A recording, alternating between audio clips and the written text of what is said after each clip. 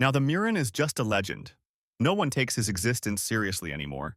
The driver says, "Isn't that for the best?" That there are people with unusual powers lurking around is a disturbing fact.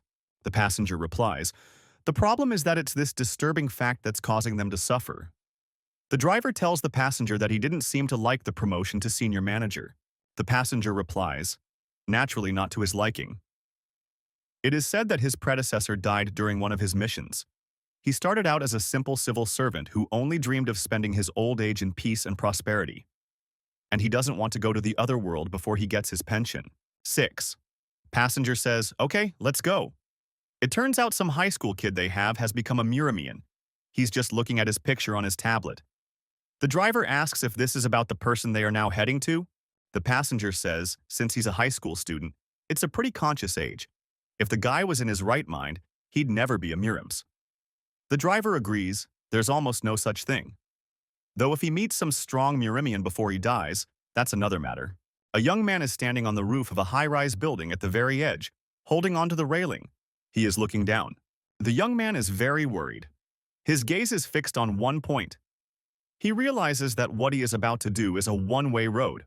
The guy's standing in flip-flops, which makes his position unstable. He could slip at any moment. His right foot almost slipped off the parapet.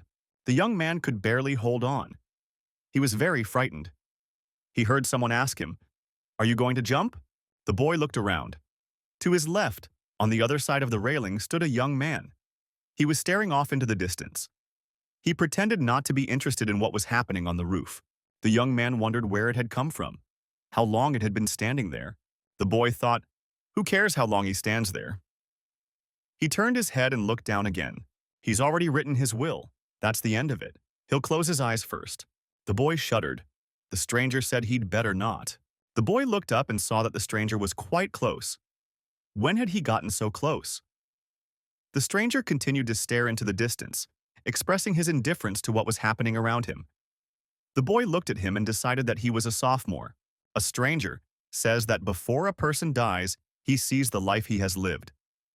Happy and bitter moments surface in the memory at the same time, flying by in an instant. Those who want to commit suicide have the most regrets.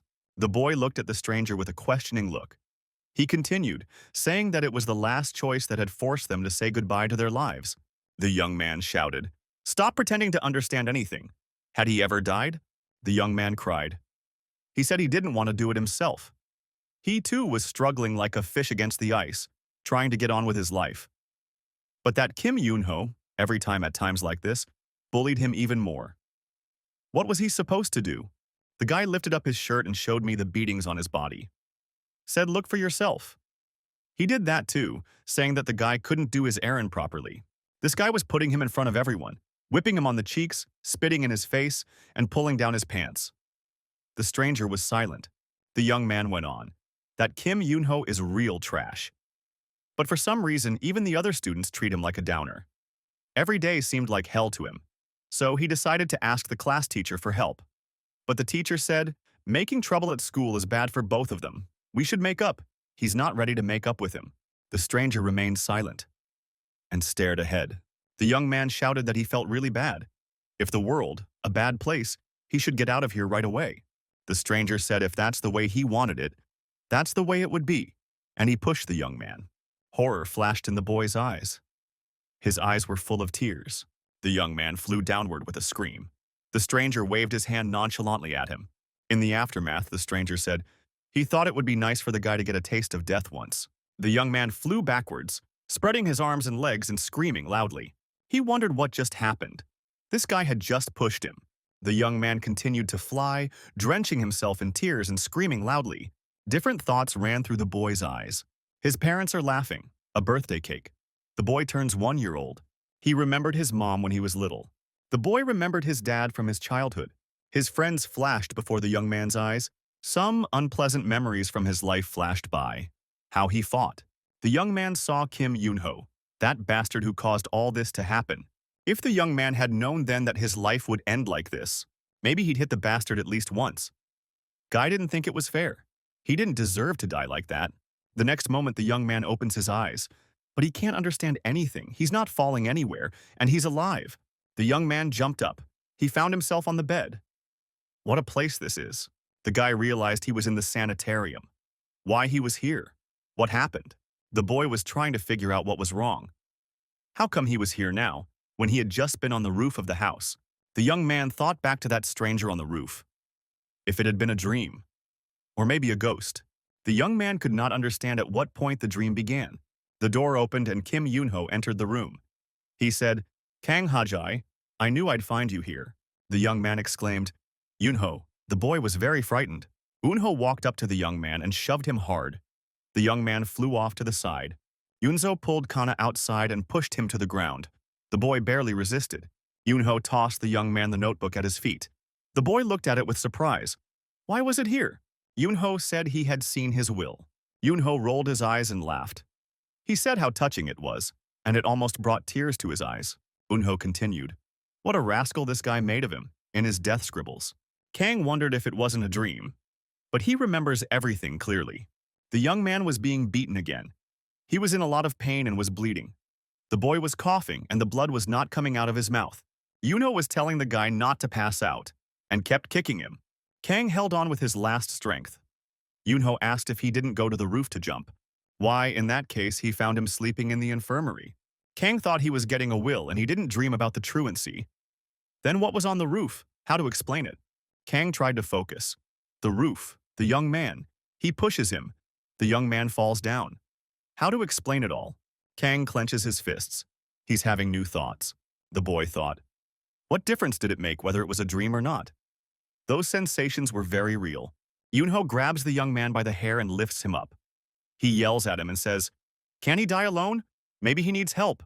The young man continues to clench his fist. His hand is shaking. He regretted his choice then. Kant thinks he's not going to let himself be humiliated in peace anymore. The young man keeps getting punched in the face. He thinks his body is not moving because he wants to. The abuser continues to whip Kana in the face with his hand. The young man was convincing himself that he should do it. He was saying, "Come on." He lacked determination. The boy shouted to himself, "Kang Haji, do something, even if he's going to die now." No regrets, the young man thought, and punched his assailant in the nose with his fist. The blow was so hesitant that Yunho had time to deflect, and the arm flew past. The young man fell forward. Yunho shouted that the loser had now decided to fight back. Everyone who saw this laughed. Khan was getting punched again by his abuser. He told the guy to give it up. It's not going to work. Yunho wondered how this malice even dared to do such a thing. Kang gathered his willpower into a fist, stood up, put his hands out in front of him. The young man said he would not live like that again, only letting himself be beaten. Yunho smiled wryly. "Look at him," he said. The bully began to knead his fists. He said, "Well, let's give it a try." Kang thought, if he was going to die, he'd rather die trying to give a rebuff to this rascal. The guy had a determined look and tightly clenched fists. Khan heard what someone said, "And you're braver than I thought." Khan looked to the side and saw that stranger from the roof sitting on the fence. Khan shouted to the stranger. "He is the ghost." The stranger said he didn't seem like he needed to worry. Kang thought. So it wasn't a dream. And he was frightened. How could this be? The young men who were nearby thought about where this sophomore came from, looking at the guy sitting on the fence. Yunho said, "Could he please stay out of the way of the younger ones having fun and got the hell out of here?" Yunho added that he can call out Jinho Hyun. He's the coolest amongst the sophomores. The stranger remained silent in response. He just watched. The stranger jumped off the fence. He said, since it was already fate. The guy went up to Khan and said he would help once. The young man didn't understand anything. The stranger showed Khan how to make a proper stance, how to clench his fists, and how to strike properly. Everyone else watched them. The stranger liked what Kang was doing. He praised him and said that now he could try it. Yunho and the others silently watched what was happening. Then everyone laughed. Yunho asked what he was going to do. The stranger told Kang to relax. One punch would be enough on these types. Yunho flinched. Yunho got angry, swung around, and wanted to hit Kana with his fist. Kang stepped back and threw his fist forward. The young man was doing this for the first time in his life. Yunho ran up to Kang and was about to hit him hard. Kang flew forward with his fist in front of him. The young man lightly touched the young man's elbow. Kang's hand gained great speed and slammed into Yunho's jaw. The offender immediately flew backward. Everyone who saw it was surprised by what happened. Yunho spread his arms and flew backwards. The bully fell on his back and somersaulted several times. It was a very hard blow. Kang was frightened. He couldn't believe what had happened. His abuser was lying on the ground. The young man continued to clench his fist. The young men approached Yunho. They tugged on his shoulder and told him to wake up. Kang shouted in surprise at how it all happened. The young man couldn't understand how he was able to punish his abuser. The guys who were watching it all from the sidelines asked how Kang Haji was able to pull it all off. The young man got scared and said it wasn't him. He didn't mean it. He had nothing to do with it. The boy was very scared of what he had done. Kang saw the two move towards him and said that he was already dead. The young man thrust two fists forward sharply. They hit the target. The young man saw the two young men abruptly fly backwards and plummet to the ground with their backs to the ground. Kang was even more frightened. He screamed. He was afraid of everything. Afraid of what he had done. Afraid of what he might be slapped. Kang looked at the aftermath of his activities. The three offenders lay unconscious on the ground, and it had all been his doing. Kang couldn't understand what had just happened. How could he have achieved such a result? A stranger approached. He took a closer look. He said that Kang was really strong, knocked them all out with one punch. The stranger looked at the young man and said, "That's fine. With these skills, he won't have to be a punching bag anymore." Kang asked who he was. The boy looked at the young man and didn't answer. Kang continued, "He was the one who pushed him off the roof and carried him to the infirmary. He beat up those scoundrels too." The stranger said it like this. It was Kang who did them all. Kang was angry. He yelled that the stranger was holding him for an idiot. Swung around and went to hit the guy. The young man easily pushed Khan aside and asked what he was doing. Kang fell down. Khan asked who he was. A ghost? An alien? An esper? The stranger said it didn't matter. He helped Kang. After all, that's the most important thing. Kang thought it wasn't help. Now it's even worse. Kang was afraid that these people wouldn't leave him alone when they woke up.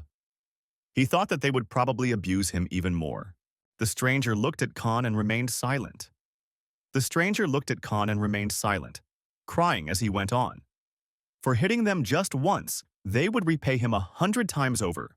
The stranger looked at the frightened Khan and said, "The one who calmly runs with his fists at the ghost, the alien, and the esper was scared of some brat," the young man said. He was far more ridiculous in his eyes than they were. Kang began to calm down a little. He shuddered and looked at the young man. He had spoken convincingly. The young man asked then what he should do. The stranger said to bring them to their senses, get on your knees and apologize. Is that what he wants? Khan stood on all fours and thought. The stranger was right. The boy had to decide what he wanted. Kang thanked the stranger for saving him. The young man began to think. The guy said he didn't care if the stranger was a ghost or an alien. It doesn't make any difference, Kang continued. He just can't believe someone came to his rescue. He will never forget his kindness. The stranger said Khan was bipolar. The young man crying continued, since the stranger had saved him, let him take the responsibility. The stranger was frightened. What kind of responsibility are we talking about? Kang said he asked to be taught to be as strong as the stranger. The stranger said if Kang knows him, how can he say that to a stranger? Kang said the young man's name is Li Xiong, and he's a sophomore. The stranger wondered how Kang knew his name. Then he realized that his name was on the shirt. Kang continued to beg. He said he would do anything he wanted for the young man. Kang looked into the young man's eyes and asked for him to help him become stronger. It's not much for a meeting place. The car pulled up in front of the school. The passenger got out of the car and said, "Anyway, it was already time to go." To meet Li Xiong, who was a simple man who had become a big shot in the Murim world. Li Xiong stared at Kang intently. He said that once upon a time he had begged someone to do that too, and all he ended up with was despair and disappointment. The young man was silent, memories flooding back to him. He was very serious. Li continued and said, he also got an enemy he must destroy. Li Xiong turned his back and walked away. Kang stayed beside the three defeated young men. The young man who arrived in the vehicle introduced himself. He said his name was Li Chanub. He is a senior manager in the Murim Special Operations Department. The manager held out his business card to Li Xiong. The manager said it was a bit unexpected, but he is happy to meet a young man even in a place like this. The young man asked what the purpose of his visit was. The driver said that the young man should not be afraid of them. They just wanted to welcome him. The driver asked if the young man knew a man named Ku Moon Ryung. The young men who had come to meet Li Xiong were carrying on insignificant conversations amongst themselves. The young man, watching these people thought their teacher. This is the biggest disaster in the history of Murim. The manager said that the young man had heard news about Ku Mongryong. He has become the leader of a dangerous terrorist group called Shadow Warriors. Since he took office, the group's moves have become more and more unimpeded. Now they're building power beyond the state and the system. At this rate, they could take over the world, the manager continued. Lately, the Shadow Warriors have been spreading their influence in Murima as well. Li Xiong asked what the young people were getting at. The manager said that they asked for caution and offered cooperation. The manager said that Murim and the government cannot interfere in each other's affairs, but they would not allow an international terrorist organization to quietly conduct activities inside the country. So if the young man suddenly had any information regarding Ku Mong Ryong, he didn't have time to finish. The manager saw the business card he was offering to Li Xiong fly into his drink can. The young man said that Ku Mmoonryung, his enemy. The guy asked that they not pester him with such questions anymore. At this point, the young man ended the conversation. He simply turned around and without saying goodbye, left. The managers were talking amongst themselves. This guy turned out to be a real piece of work, although they initially thought he was just an ordinary kid. The manager went on and said the guy knows how to show character. He pulled a business card out of his drink can, and he got the urge to watch this guy get off. There was a crumpled notebook on the desk. There were various other things that were spoiled, wrinkled, and in disrepair. On top of all that, there was a roll of toilet paper. Kang stared indifferently at all of this. The young man found himself in a classroom. All of this was his reality. It was Kana's desk. The young man noted that the gazes of his classmates seemed much more intense than before. Kang thought maybe it was all because he almost died. He used to think that absolutely everyone was taking Yunha's side and making fun of him, but now it turned out that quite a few students were worried about Kana, especially the girls. The young man thought perhaps everyone was turning a blind eye to what was happening because they were afraid of becoming Yunho's next victim. The young man wondered why Yunho was pestering him. What's wrong with him? The door swung open and Yunho flew into the classroom. He shouted, "Kang Haji!" Everyone fell silent. The young man was frightened and pressed himself against the desk. Yunho was walking across the classroom straight to Kan. He was walking and cursing, and called the young man names. The guy started to calm himself down. Don't be nervous, Kang Haji. He decided he wouldn't let himself get beaten up again. The young man thought if Yunho hit, he would hit back. The boy clenched his fists and wondered if he could hit him even once. Yunho walked over and hit Kana with all his might. The boy fell to the floor. Kang sat on the floor with a bloody face. He had a headache. Yunho stood over the young man and shouted what the impertinent man had done recently. Yunho grabbed Kang by the scruff of his neck and pulled him toward him. The young man was very frightened. Yunho pronounced what kind of nonsense the guy had pulled recently. The boy mumbled something inaudible. He was afraid to utter a word. Yunho continued to beat the young man and berated him the whole time. The whole class watched the massacre in silence. No one said a word. Everyone was afraid.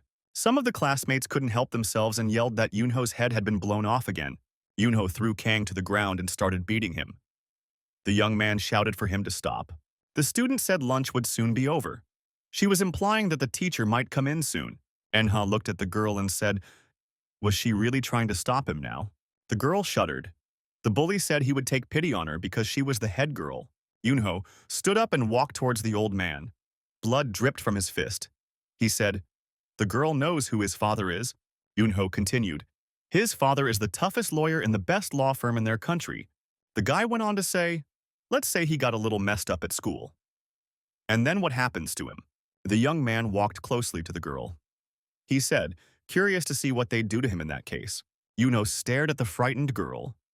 Suddenly, someone called out to him. Everyone turned around and saw that it was Kang. The young man, bleeding profusely, asked what Yunho was doing. After all, his opponent, him. Kang, all bloody, got to his feet and said, go ahead and attack, you rascal. The young man took a boxing stance.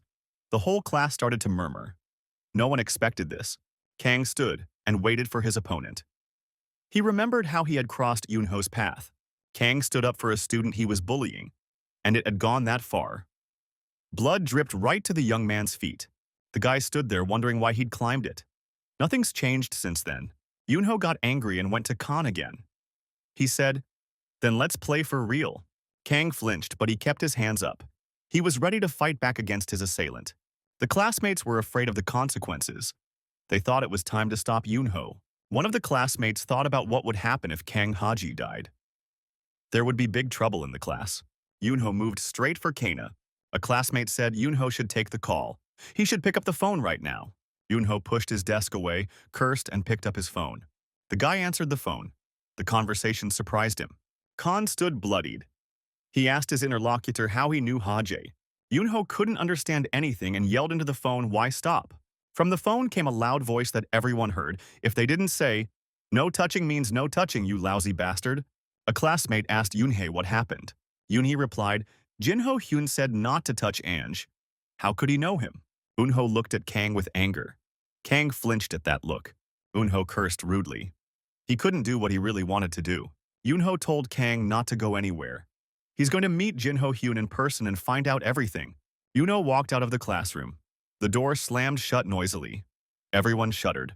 Khan stood in the middle of the classroom, beaten and bloodied, and wondered what had happened, really. Jinho Hyun, he's a sophomore bully. Why did he stand up for him? Kang remembered Yunho suggesting that Lee Xiong invite Jinho Hyun. Kang began to suspect if Lee Shun Mo to talk to Jinho Hyun. Kang was approached by a classmate, the head teacher. She brought the young man a napkin. She said he was bleeding a lot. The boy was indeed very bloody. Kang took the napkin from the headman and thanked the girl. He said he wanted to know something. At school at recess, all the students were socializing with each other and talking on the phone. Suddenly, someone called out to one of the students from the second class. The boys looked back. Kant asked if Li Xiong was here by any chance. The young man looked terrible. His face was battered, with cotton bloody swabs sticking out of his nose. The school children were frightened. What happened to the young man's face? Kang only chuckled. The guys said that Li Xiong is from this class. Kang asked how he could see him for a while. We should talk. The boys said he hadn't been to school for a long time. Even the class teacher didn't know what had happened to him. Kang was very surprised. One of his classmates said that maybe he had already died. Kang couldn't understand what kind of nonsense they were talking about. How could he find this Li Xiong? Kang stood beside the schoolboy and couldn't realize who he had seen recently. Could that guy really be a ghost? The students couldn't understand what had happened to this Kang. The beaten guy stood there without moving.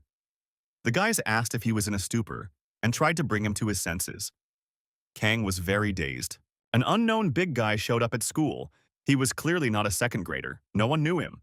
Kang was walking down the school hallway and couldn't believe if that guy, the ghost.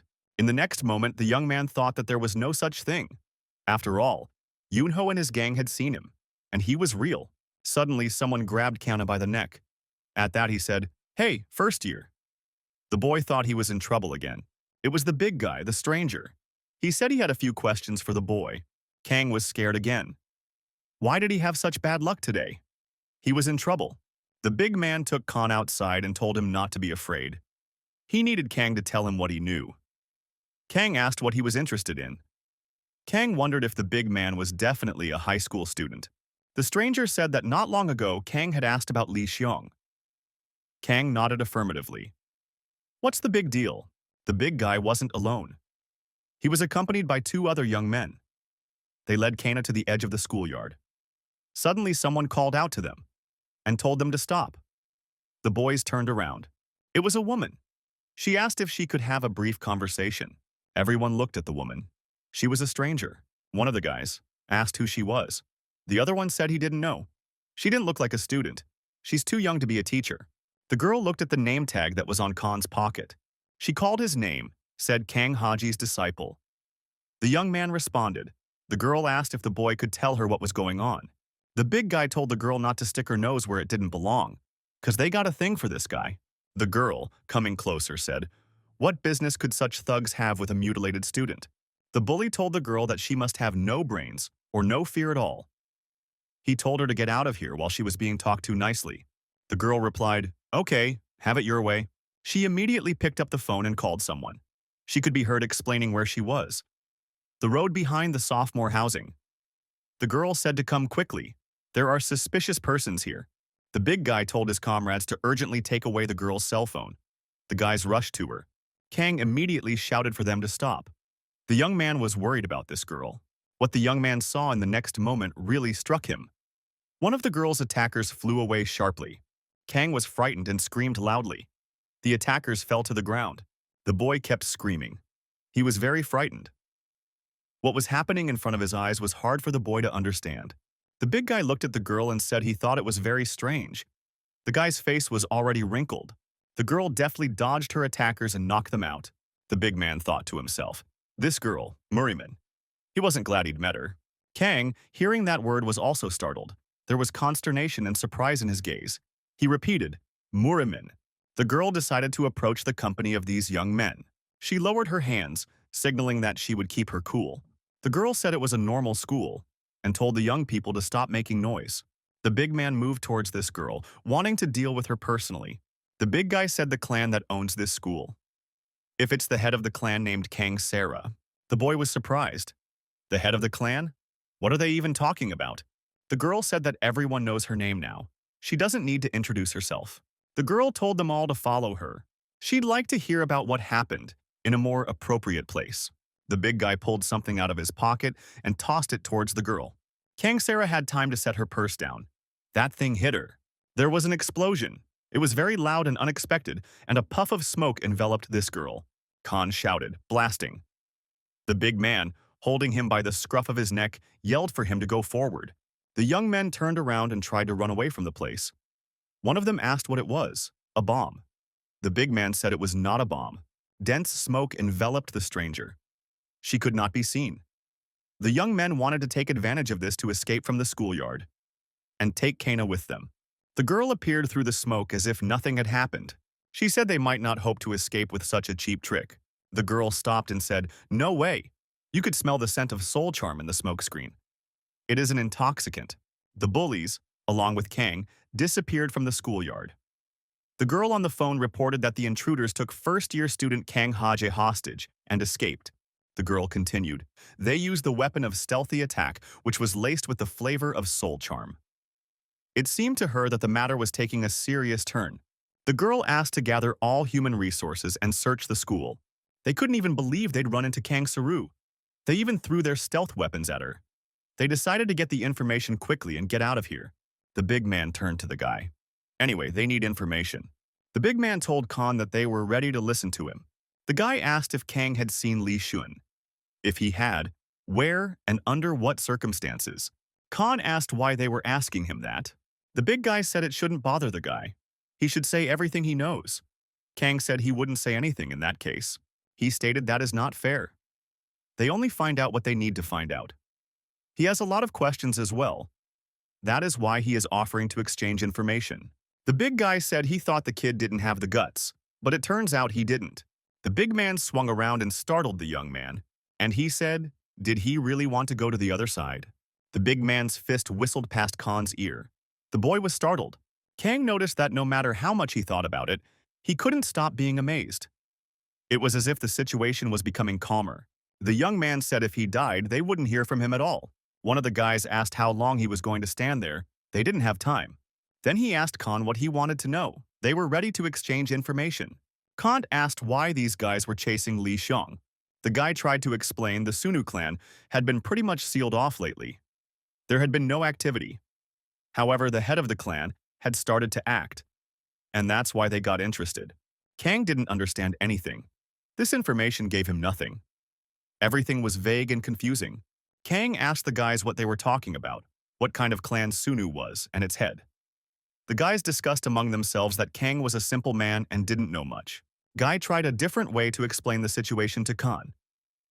Li Xiong is a very important figure in Murima. That's why they're looking for him. That didn't help Kanu much. He asked what other Murim were. The big guy decided to intervene and said that they weren't in class right now, and they weren't going to lecture him. The guy with the glasses continued, Murim, it's a society with different values than ordinary people. Khan continued to question what values we are talking about. The bully's patience ran out. He pushed his comrade away and said, enough talking here. The big man took Kana by the shoulder and told him it was his turn to spill everything. The young man was frightened. The bulky man, looking into Kanu's eyes, absent-mindedly asked where Li Xiong was now. Kang didn't know what to answer. He really didn't know where Li Xiong was right now. Unexpectedly, Li Xiong appeared. He asked what was the purpose of them wondering where he was now. Kang flinched in surprise. The young man was scared where this guy could have come from. He hadn't even sensed him in his presence. The big man was also terribly surprised. Li Xiong calmly asked who they were and what they wanted. Kang thought that Li Xiong was definitely not a ghost. The young man walked towards the big man and asked why they were looking for him. The bully and his company faltered and began to back away. They could not say anything intelligible. It was obvious that they were frightened. Li Xiong looked at these guys from under his brow and said that he was warning them, that they shouldn't even think of trying to escape from here. The thug and his crew were very frightened. They realized that the young man wasn't joking. They were going to have a hard time now. Kang saw something that really struck him. All these guys were pushing off the ground and jumping up and down. Kang looked at them and couldn't believe it. He even opened his mouth in surprise. The guy couldn't believe his eyes. All these young men took off.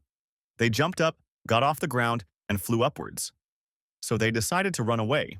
Kang told Lee Seun that those guys had flown away and pointed his finger at them. He turned his head, but Li Xiong wasn't around. The young man had disappeared. Kang refused to believe his eyes. How could this be possible? Suddenly he heard a sound from above. The young man saw the escaped boys falling back down. Up above, Li Xiong was also spotted in the air. He was taking out those young men. He did it with ease and ease. The big guy and his team fell back to the ground. They were beaten and moaned in pain. Some of them fell down and lay unconscious. Haji screamed with fear. He didn't understand what was going on. Maybe it was a problem with his head. This can't be real. Kang saw Li Xiong. The young man was completely calm. Kang decided that he was really a ghost. The guys shouted to Li Xiong, "What is he doing? Why is he doing this to them? Does he really want to kill them? It's not like it's their fault."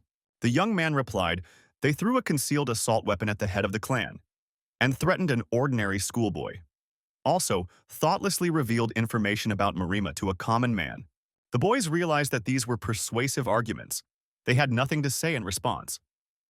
Li Xiong added why they were following him. They would tell him later. The guys said they're not far from the inventory warehouse. They thanked Li Xiong for keeping them alive. Li Xiong told Khan to follow him. The young man asked why he wanted to do that.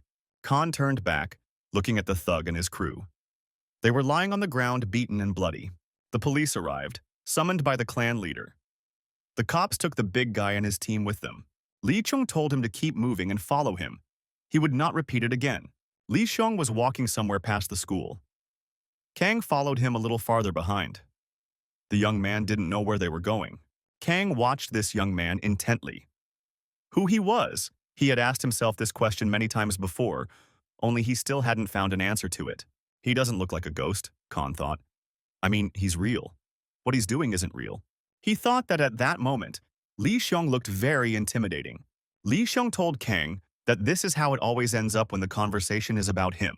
The young man continued and advised Kanu not to contact him again, for that very reason. Kang didn't know what to say to the guy. He didn't know anything about this guy at all. Although Li Xiong had already helped him a few times. 82. Kang said, he now realized that Li Xiong is a good person. Kang continued, the guy says that because he's worried about him. Kang asked, what about Jinho Hyung? Li Xiun figured it out with him too. He was curious, so he went to Li Xiun's class. Everyone there said that he hadn't shown up at school for a long time. Kang asked if maybe Li Xiong has some supernatural ability like he does. Maybe he too is a so-called Murimi? Li Xiong said to the guy to shut up right now. Stop asking him questions. Li Xiong repeated his warning. This was no joke. If Kang made a mistake, he might die. Kang said he didn't care. Li Xiong asked why. The young man replied that he wanted to say goodbye to his life today. But he had survived thanks to his savior. Now he would consider the remaining days as a kind of bonus. Li Xiong looked at the young man. Khan continued, he was too unhappy. He thought that people mocked him and hated him. These thoughts made him despair all the time. That's why he went to the roof. Kang continued. After he woke up in the infirmary, the world felt very different to him. Khan saw that not everyone here was his enemy. Moreover, the headman had gone against Yunho today and stood up for him. Then he realized that their vision had been distorted by Yunho's constant bullying. Kang is grateful to Li Xiun because he helped him realize a lot of things. The guy thought, if he died without finding out the truth, it would be very unfair. Li Xiong silently listened to the young man and stared at him intently. Lee Yong said for Kang to go back to school immediately. The class must have already started. Kang bowed to the young man and said he was leaving. Lee Xiong didn't turn around and asked why the guy was still here. He was about to leave. Kang modestly asked if Lee Xiong could give him his phone number. Lee Xiong angrily replied that he wouldn't give out a phone number. Lee Xiong was very angry and left in silence. Khan shouted after him that what had happened today he would take with him to his grave. The young man was called out. He stopped and turned around. A girl, the clan head, was standing next to him. She said despite Kang Haji's situation, he seemed quite energetic. Li Xiong asked the girl how Sarah Nuna was feeling. The girl said she was fine, just paralyzed for a while. The guy said he believes the intruders were on an errand for the Murim Special Forces unit. And he apologized to the girl, saying he thought it was all because of him. Sarah Nuna said the boy shouldn't apologize. She made the mistake of allowing suspicious individuals to enter the school grounds. The girl added, however, she didn't think the guy had any need to get involved. The young man asked, does it bother her that he helped that guy? The girl said she understood the young man's feeling well. Sarah Nuna added that something else was bothering her. A big black car pulled up in front of the school. The girl said that today was the day of the secret meeting with the elder, the ghost doctor. The elder asked how the head of the Sunnu clan was doing, if she was doing well. The girl said he seems to be having complications. He doesn't show it. The elder said, of course, he's been through so much. The girl said that she was worried whether the refinement process could be carried out when it was in such a state. The old man asked, is she worried about the Chukvema? He's been wandering back and forth for a long time. Given this condition, he thinks that if he were a normal person, he would have broken down long ago. The old man added that he was a monster even before he rose to his current level. The girl said that in terms of common sense, the old man interrupted the girl and told her to better trust him, the head doctor of Honan Clinic, not common sense. As it is, things have already gone beyond common sense in Murim. The girl and the elder approached the doors, which swung open in front of them. The door was opened by Li Xiong. He bowed politely and said, welcome, elder, the old man said, awestruck, and patted the young man on the shoulder. How much he had grown in the time they had not seen each other. The old man, walking into the room, jokingly said, well, let's make a mess of things today. School's in session. The bell rings for recess. The students are talking among themselves. Kang sits in his seat and doesn't turn his head. Yunho is watching him from his desk. The guys tell Yunho that he was packing up and leaving with them. Yunho gets up and silently walks away. The head of the class follows them. Kang discreetly followed Yunho's gaze. He was lucky today. They're just leaving. The boy cautiously walked out of the classroom. He thought that Yunho had been quiet since his meeting with Jinho Hyun. Then something must have happened. It's understandable. Sung Hyun will say one word and anyone will shit their pants. The guy took out his cell phone. I wondered who Murin was. If you search on the internet, all that comes up are movies and books. There's no interesting information. The young man thought that Sung Hyun had something to do with this nonsense. Kang wondered if he would ever be able to meet Li Xiong again. The young man thought, it would be nice to meet this young man. The thought seems intimidating, but he's so cool. The young man looked at his phone and saw the sneakers of the man standing in front of him. It was Yunho's shoes. Kang raised his head. The bully was standing in front of him. Yunho said, did the man really think he would just leave like that? Kang shrank back in fear. Sarah Nuna listened to the elder with her mouth open. He said there was nothing to be surprised about. The old man continued. He agrees that there are a lot of needles, but it'll be all right. The girl said if she didn't know he was the best doctor in Murim, she would never have considered it as a treatment. The old man, wiping his hands, said, he thinks she's right. The old man continued. He could tell with certainty if the people in the Murim knew what was happening here. The elder looked at the needles that were in Li Xiong's body. The expression on these people's faces would be worse than the girl's now. Li Xiong sat in the lotus posture, all stabbed with needles. Yunho wondered what kind of trick Kang had just pulled off in secret. The young man lay unconscious in front of him. Yunho had given him a good beating. One of Yunho's comrades said that Jinho Hyun warned this guy not to be touched. Yunho snapped angrily. He didn't like being told what to do. Yunho punched the guy and said, let that Jinho Hyun get the hell out of here. The guys yelled that Yunho is wrong. Jinho Hyun is fine with him. Yunho said he doesn't need to be told what to do. The other boys started to calm Yunho down and said that they could solve everything with words, and that there was no need to make a fist. Kang came to his senses. He thought he was unlucky again. He was bleeding from his nose. The young men tried to calm Yunho down and held his hands. Kang thought, so nothing has changed. Anger overwhelmed him. He watched the three young men figure things out amongst themselves. Kang thought in that case he himself must change. Kant walked up to Yunho and punched him in the jaw. It was very unexpected for everyone. Yunho looked at Kana with anger. The boys let go of Yunho's hands. They hadn't expected this turn of events either. Kang said that Yunho could attack him. The young man thought to himself that he had started a new life, having almost died recently. The guy said that from now on, he would no longer grovel to the likes of Yunho. Yunho laughed and thought the guy was out of his mind. The girl told the elder that the head of the Sunnu clan only wanted to report on the actions of the Murim Special Forces Division. The elder said that he was being a bit hasty again. It's all because of Ku Mong Ryong. Whenever it comes to him, he gets nervous. The elder said he understood their motives.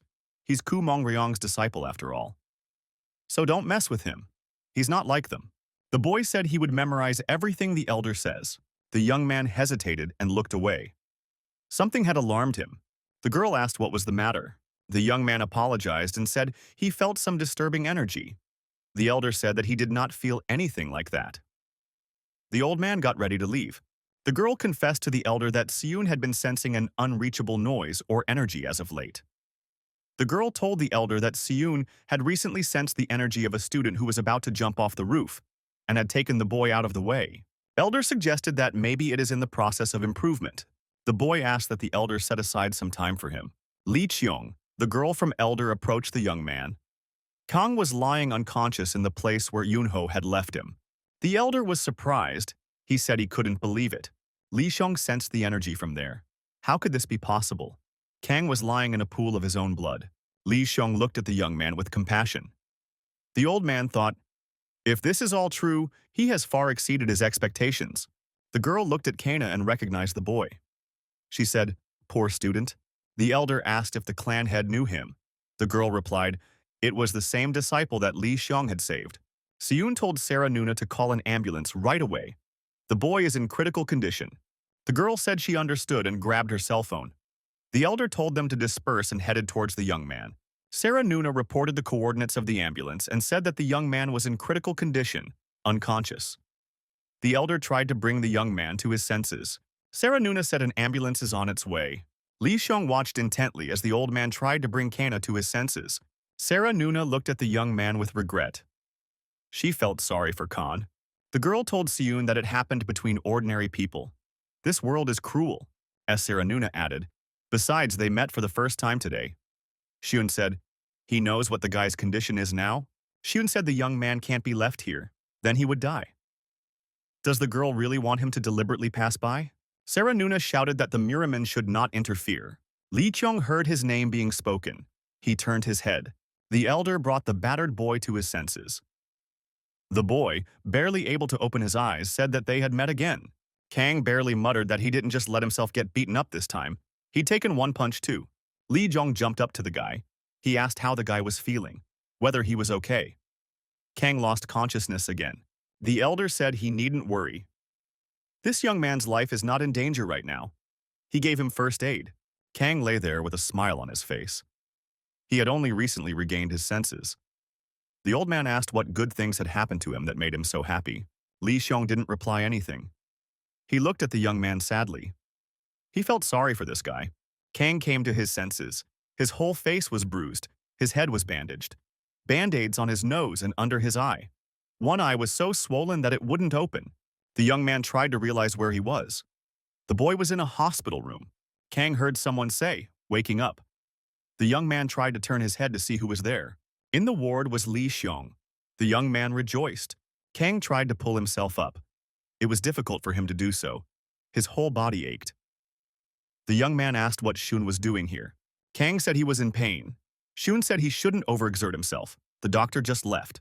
Shun looked at Khan, who was crying quietly. He was in a lot of pain. It was painful for Shun to watch. Kang said he was very excited, and he was very worried when he first opened his eyes. Kang said that it turns out he didn't dream their meeting. The guy asked Seun why he keeps showing up and saving him. Is he really stalking him? Xiong traditionally remained silent in response. He didn't know what to say to the young man. He wouldn't understand anyway. Li Xiong asked Kang if he still wanted to become stronger. That question caught the boy off guard. He wasn't thinking about it right now. His body was bruised and bruised. He was worried about feeling better. Kang wondered if Xiun could help him. The young man didn't believe that anything could change in his life. Xiun added, but he had to keep it a secret. Xiun wanted to say what would happen otherwise. Kang interrupted him half-heartedly and said that he would keep it a secret. Kang said, he said he was willing to do anything to become as strong as Xiun. Sehyun threw a cell phone on Kanu's bed. He said he would use it to contact him from now on. Seong said that the phone has basic exercises written on it that he has to do every day, starting tomorrow. Kang asked, starting tomorrow, in that condition. Saloon replied, the young man had said he would do anything after all. Khan confirmed that's exactly what he said. Xiun said in parting that if Kang does as he says, he will become stronger. Seong told Kang to remember to call home. His family must be worried, so don't say he's in the hospital. Kang, smiling with joy, said it would be fine. The young man said he lives alone with his mom. She comes home from work late at night, so she often doesn't know if he's in the room or not. Seong said to call him anyway, so there would be no trouble. The door to the ward slammed shut. Kang was left alone. He looked at the door behind which Lee Xiong had disappeared for a long time. The young man looked at his phone and thought, he really will become stronger if he just does as Lee Xiong says. Khan wanted to, without waiting until tomorrow to see what the basic exercises were right away. The young man looked at his phone and even got scared. The guy thought he would never make it. Kang shouted, are these really basic exercises for one day? Kang decided that it was an exercise he couldn't handle. It must be a joke. The young man realized that he wouldn't be able to do it.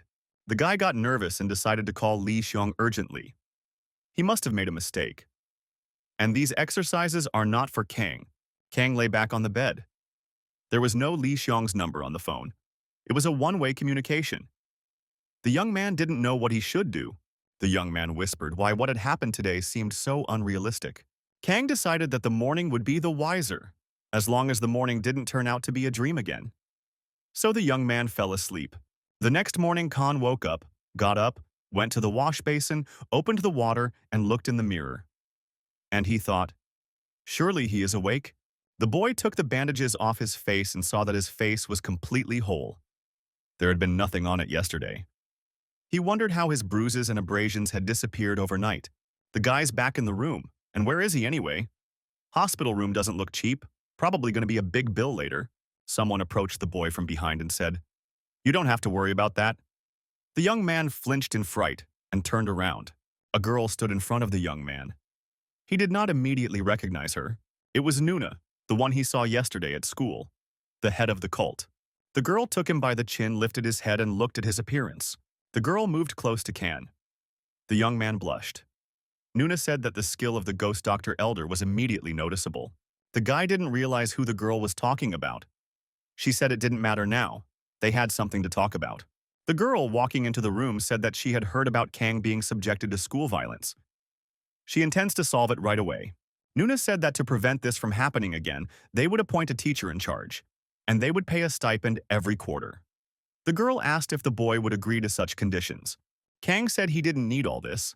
The girl looked at him in surprise. Kang explained, Nuna would probably demand in return that he no longer cross paths with Lee Xiong. The young man asked, is the girl also a Muriman like Lee Xiong? He continued, he doesn't know what the reason is, but he is sure that the girl wants Kang to leave Lee Xiong alone. She doesn't like the fact that they are dating. The girl said Kang, a savvy young man. The girl suddenly grabbed Kana and used a fighting move on him. The boy flew upside down. Nuna threw him on the bed and gave him a chokehold. He began to choke. Nuna looked him in the eye and said, then how's he like that? The girl wouldn't let go of the guy. It was hard for him to breathe. She told him to think hard and answer. This could be his last chance. Kang replied to the girl. Considering the method she was using, he felt less and less like agreeing with her. The girl squeezed the young man's throat even more. The boy began to wheeze. She said she wasn't kidding. Nuna declared that the boy would be dead in 30 seconds. Kanu was getting worse. The guy stated, she can do whatever she wants. Kang continued, still, if it wasn't for Lee Xiong, he would be dead by now. The guy squeezed out that he would no longer live under the pressure of other people. Nuna let go of the young man. The young man began to cough. Kang pulled himself up on the bed. Nuna said she was clear. The girl took her bag and got ready to leave. She said that now she understood why Xiong was worried. Nuna finished the package and handed it to the young man. He asked what it was. The girl said it was supplements and a fitness center pass, the closest one to his house. The young man thanked her. The guy asked how the girl knew where he lived. The girl tried to explain and said, Kanu Haje, that Li Xiong is an important person in their world. That's why she's helping the young man. Khan asked, does Nuna mean Murim by our world? The girl said that if Xiong got into danger because of Kang, he wouldn't get away with mere threats. Kang got ready for school. He thought that Nuna was certainly beautiful, but too creepy. The young man pushed these thoughts aside and decided to get down to business. He stared at the phone that Li Xiong had given him. At that moment, the phone rang. The guy answered it. Li Xiong called. He asked if Kang was already out of the hospital. Li Xiong said, in that case, Kang should now do the exercises he prescribed, and when he's done, he should send a message. How much did he manage to do? Kang shouted that he wouldn't be able to do it. This exercise is not for him. He said he can barely do one pull-up, and he should do it 100 times. Sion replied, then let him do it 100 times. Kang asked what to do with push-ups and other exercises. Shun replied that he should repeat them also 100 times until he had done the specified number.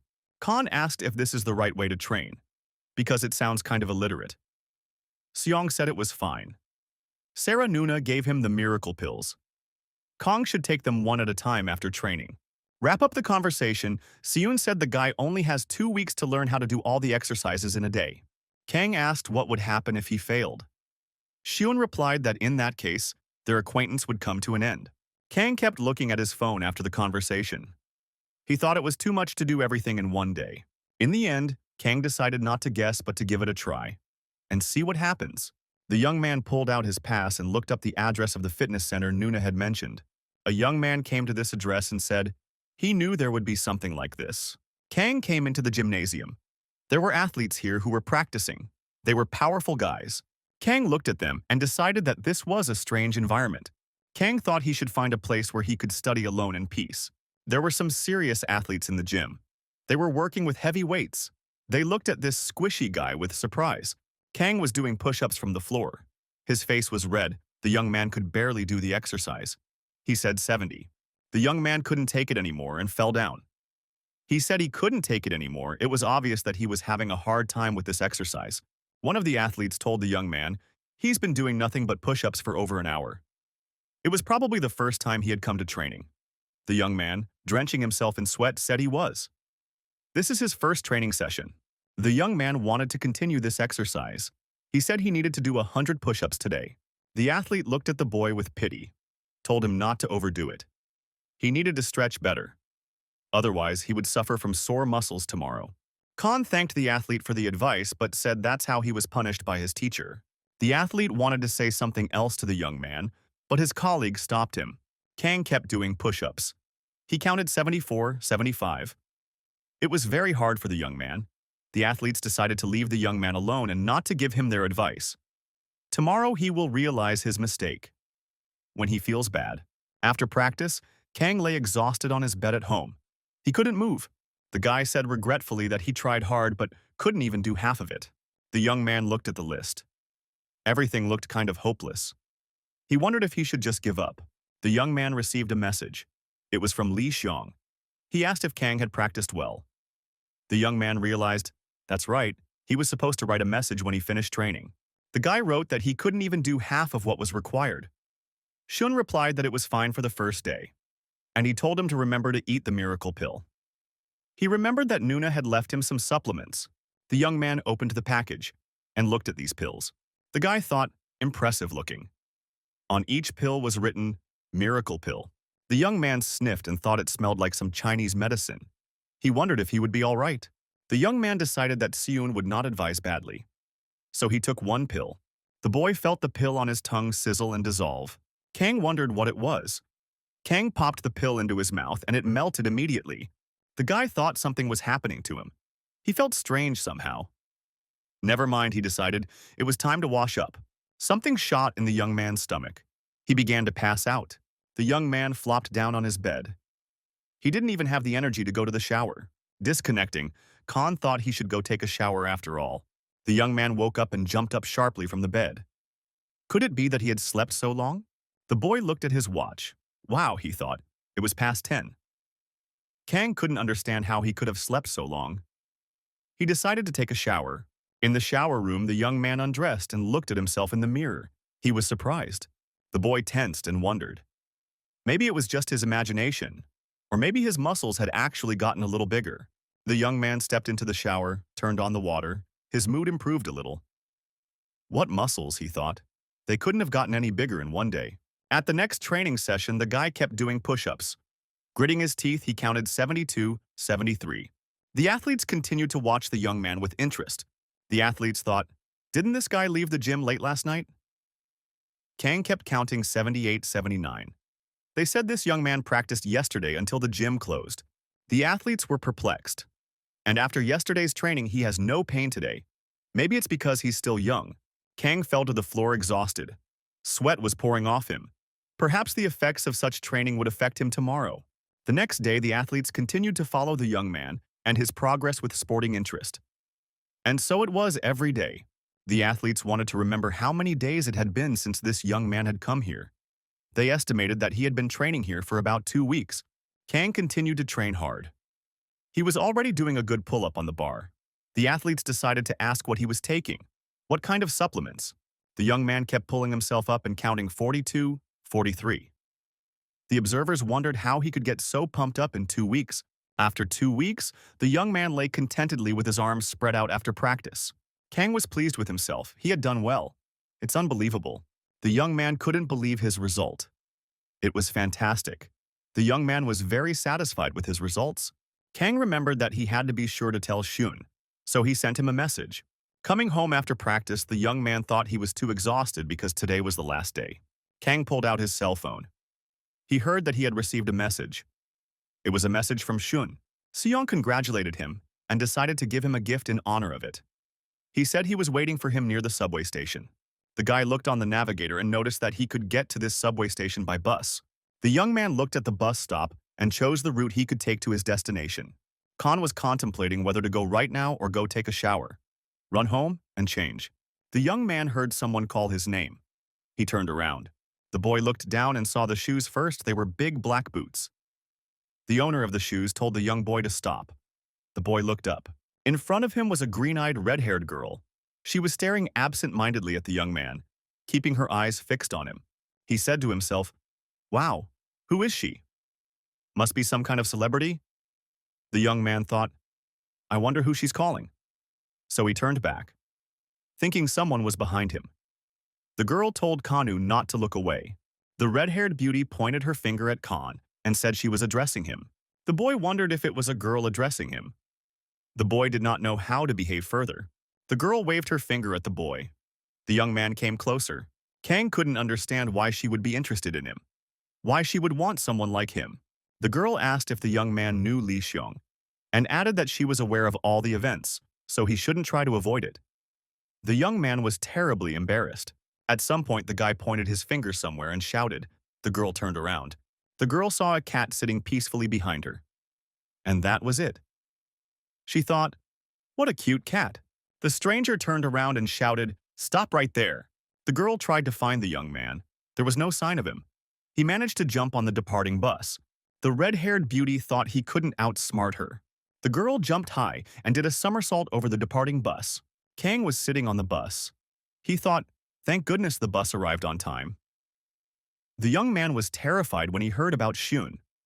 On the other hand, the boy decided there was no need to run away. At the next stop, a girl entered the bus. The boy pondered further.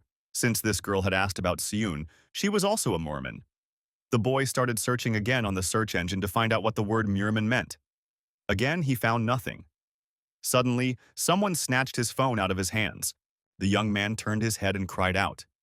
It was the red-haired beauty he had just escaped from. The guy asked in surprise how she got here.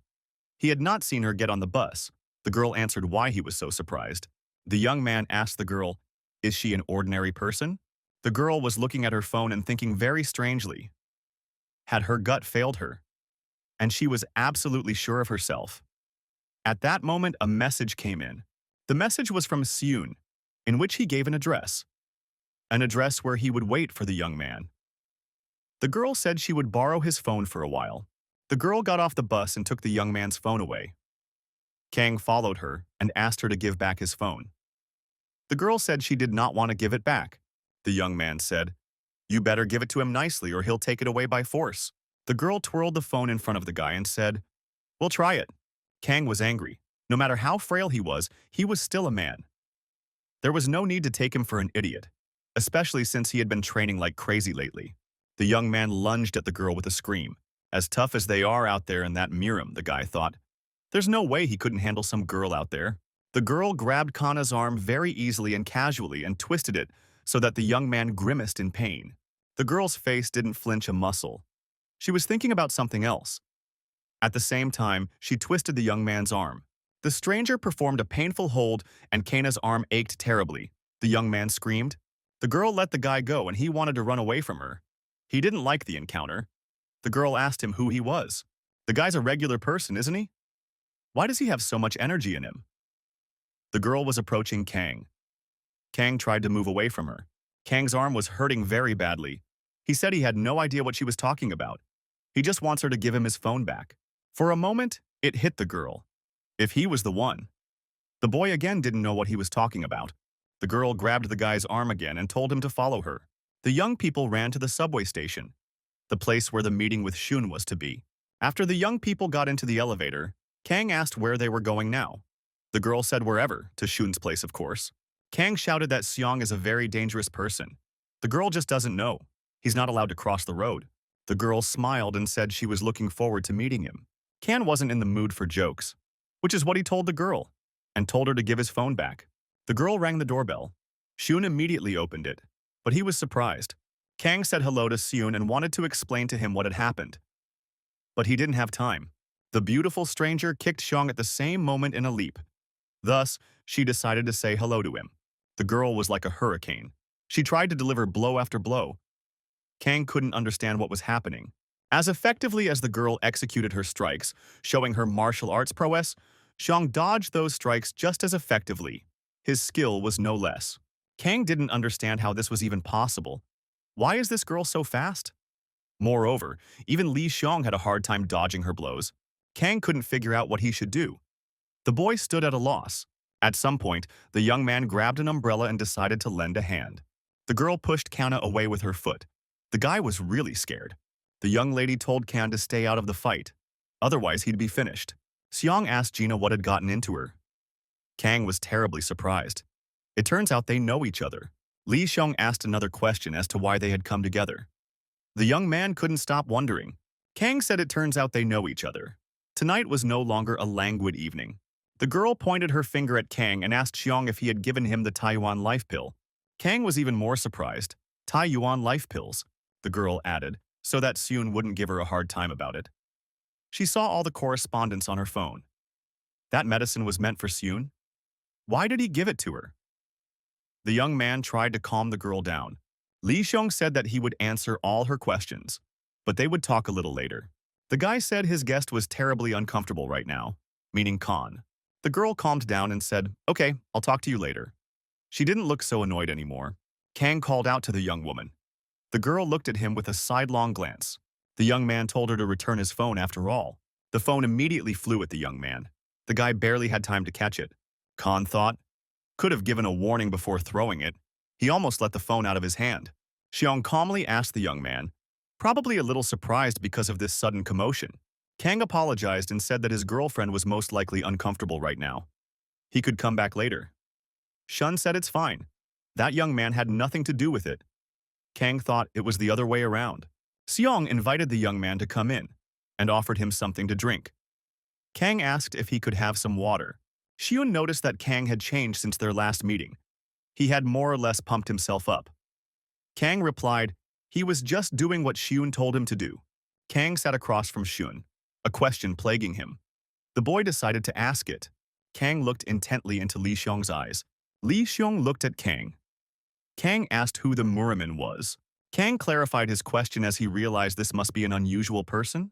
Zhong poured water into a glass, apologized to the young man, and said that it was forbidden to reveal information about Murin to ordinary people. Kang asked again, Then why is he helping him? If there is such a ban, then Xion can't help him. Kang continued. He already owed Xiong a lot already. The girl waited for the conclusion of this conversation. The girl heard Kang say, why would Xion fight with his girlfriend because of him? Because he's helping him. Kang said he didn't want to put the young man in a difficult position. The young man added, if this help is going to harm Xion, then let him stop helping him. Kang pulled the phone toward its true owner. Xiong put the glass on the table and said that Murim is a world of people with different values. Xion continued, in Murima, the reality is that everyone has to hide their true colors and follow all the rules without fail. Kang asked why they needed to hide. Because ordinary people won't accept the Murim rules. How can a young man understand a society that justifies murder and violence? Sion finished, that's what Murim is all about. It doesn't condemn murder and violence. Therefore, it is better for ordinary people to never be interested in Murim in their lives. Kang, bringing the glass of drink to his mouth, thought about what just happened. At some point, Li Xiong became very creepy. Xiong said he was done with the talking now. They would now start the treatment. Kang wondered what kind of treatment they were talking about. The young man added that he was not sick with anything. Xiong said that from the point of view of modern medicine, he is, and there is no threat to his life. However, after the treatment, Kang discovers the body he has lived in all his life. The young man is intrigued by this.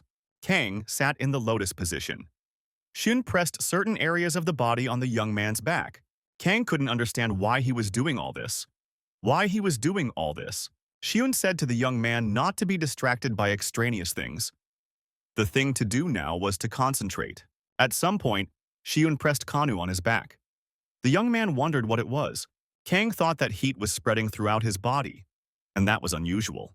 And the young man also noted that it felt as if he was gaining calmness. For a moment, Kang came to his senses. Did he really manage to fall asleep in such a state? Suddenly, there was the clinking of a chain, and someone threw that chain around Kanu's neck. Someone shouted that they would kill him. The stranger used a chain to strangle the young man. Sion's friend appeared. She disabled one of the attackers at the same moment. There were several of them in the room. The girl told them all to back away from the entrance. Kang, panting, asked the girl who these people were.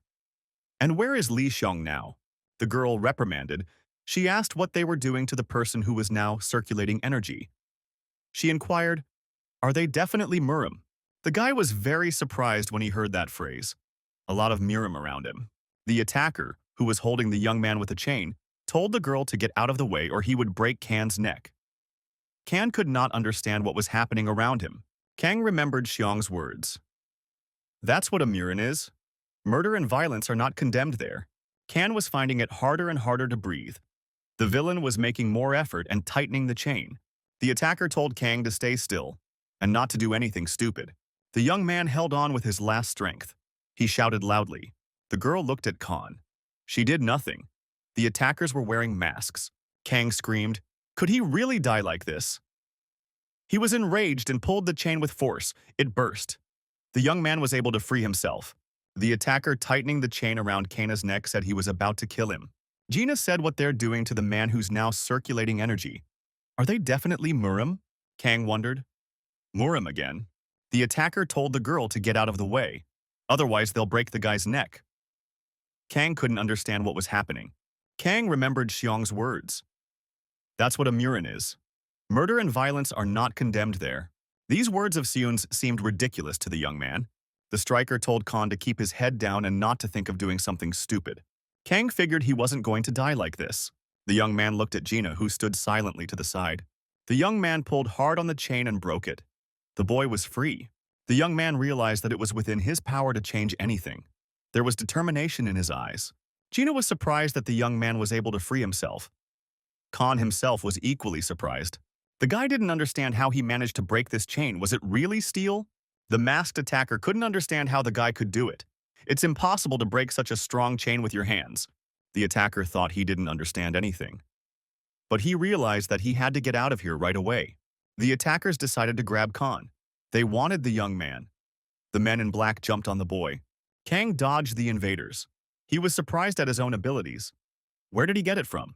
The young man moved very nimbly around the room, dodging his pursuers. He was elusive. The boy could feel the criminals coming from all sides. Without even turning around, he realized who was standing behind him. The young man asked himself the question, "What is going on?" Gina joined the young man. She began to neutralize the enemies with quick movements. The guy, marveling at the girl's skill, told her thanks. It was very entertaining. The girl was protecting the young man, while at the same time performing complex hand-to-hand combat techniques. The boy was well protected. Gina was ruthless to her enemies. She smashed their faces and broke their limbs. She was a hurricane girl. The girl scattered her opponents around the room as if on unnecessary things. They were flying around the room like in a big storm.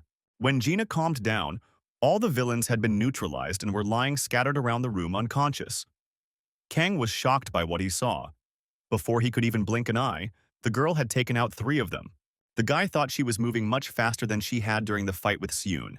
The girl approached one of the attackers who was still showing signs of life.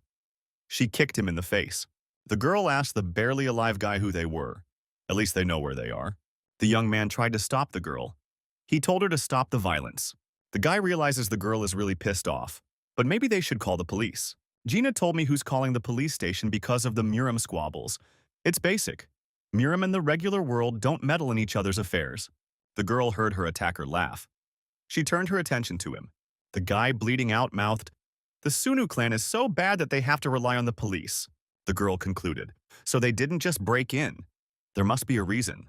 The attacker replied that they wanted to make sure that the head of the Sunnu clan was not here. They didn't realize that there might be someone else here. Kang thought they were interested in the head of the Sunnu clan. It must be about Li Xiong. The girl said, "What is the last time she asked who they are, what they want?" The villain replied that he could share something interesting with her. The head of the Sunnu clan, soon to die. The girl and the young man looked at the villain with astonishment. The girl said the poor man was talking nonsense. He couldn't think of anything smarter. Kang wondered if Xiong might die. The young man listened. He thought he heard some sounds. The boy looked toward the entrance. The sounds were coming from there. It was the stomping of feet. Someone was running down the stairs quickly. The sound grew louder and louder. Kang ran up to the girl and said someone was coming up the stairs. Gina asked who was coming up the stairs. He replied that he didn't know himself. Khan said he could feel a lot of people running up the stairs. And there were actually a lot of people on the stairs intending to storm this room. The girl thought that this guy's recognition skills weren't bad. He could be a good one. The girl put her foot on the villain's throat. He said they just wanted to scout the situation. But there was a problem. That's why they have several dozen reinforcements on their way now. The villain suggested that the girl and the young man surrender if they didn't want to be badly maimed. Gina didn't finish listening to him and disconnected. Kang asked why she had acted so abruptly with him. The girl replied, "There's nothing more to listen to here. She will check everything herself." The young men grabbed their cell phones, but there was no connection between the two of them. Gina told the guy to get dressed quickly, gather his things. They had to leave right away. The girl gave Khan a motorcycle helmet and told him to follow her, and headed for the exit not at all. The guy asked if they weren't going to take the elevator down. Gina said there was an ambush waiting for them there, and told him to follow her. Outside, there were a lot of people crowded around the door.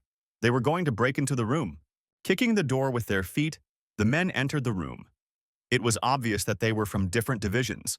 That is, they were specialists of different levels. One of the men who entered, apparently the boss, looked at the people lying unconscious and asked what was wrong with them. These men were examined and reported to him that all were now unconscious. The boss ordered a search for the fugitives. If the Sunnu clan is their enemy, they must be prevented from leaving the building. One of the newcomers shouted for everyone to come over to him. He found something. The boss noticed that the emergency exit was open, and the stairs are down. Apparently, the fugitives had left the room through this exit. Gina and Khan walked down the steps through the emergency exit.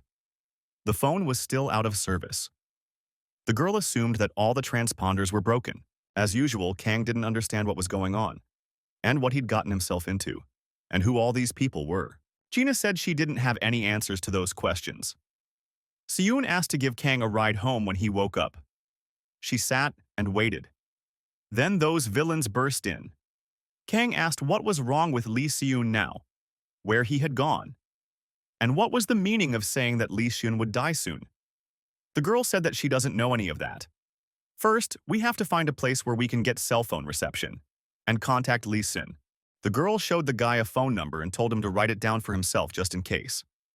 Kang asked whose number it was. Gina replied that it was the number of a member of the Sunnu clan, in case he could reach him faster than she could.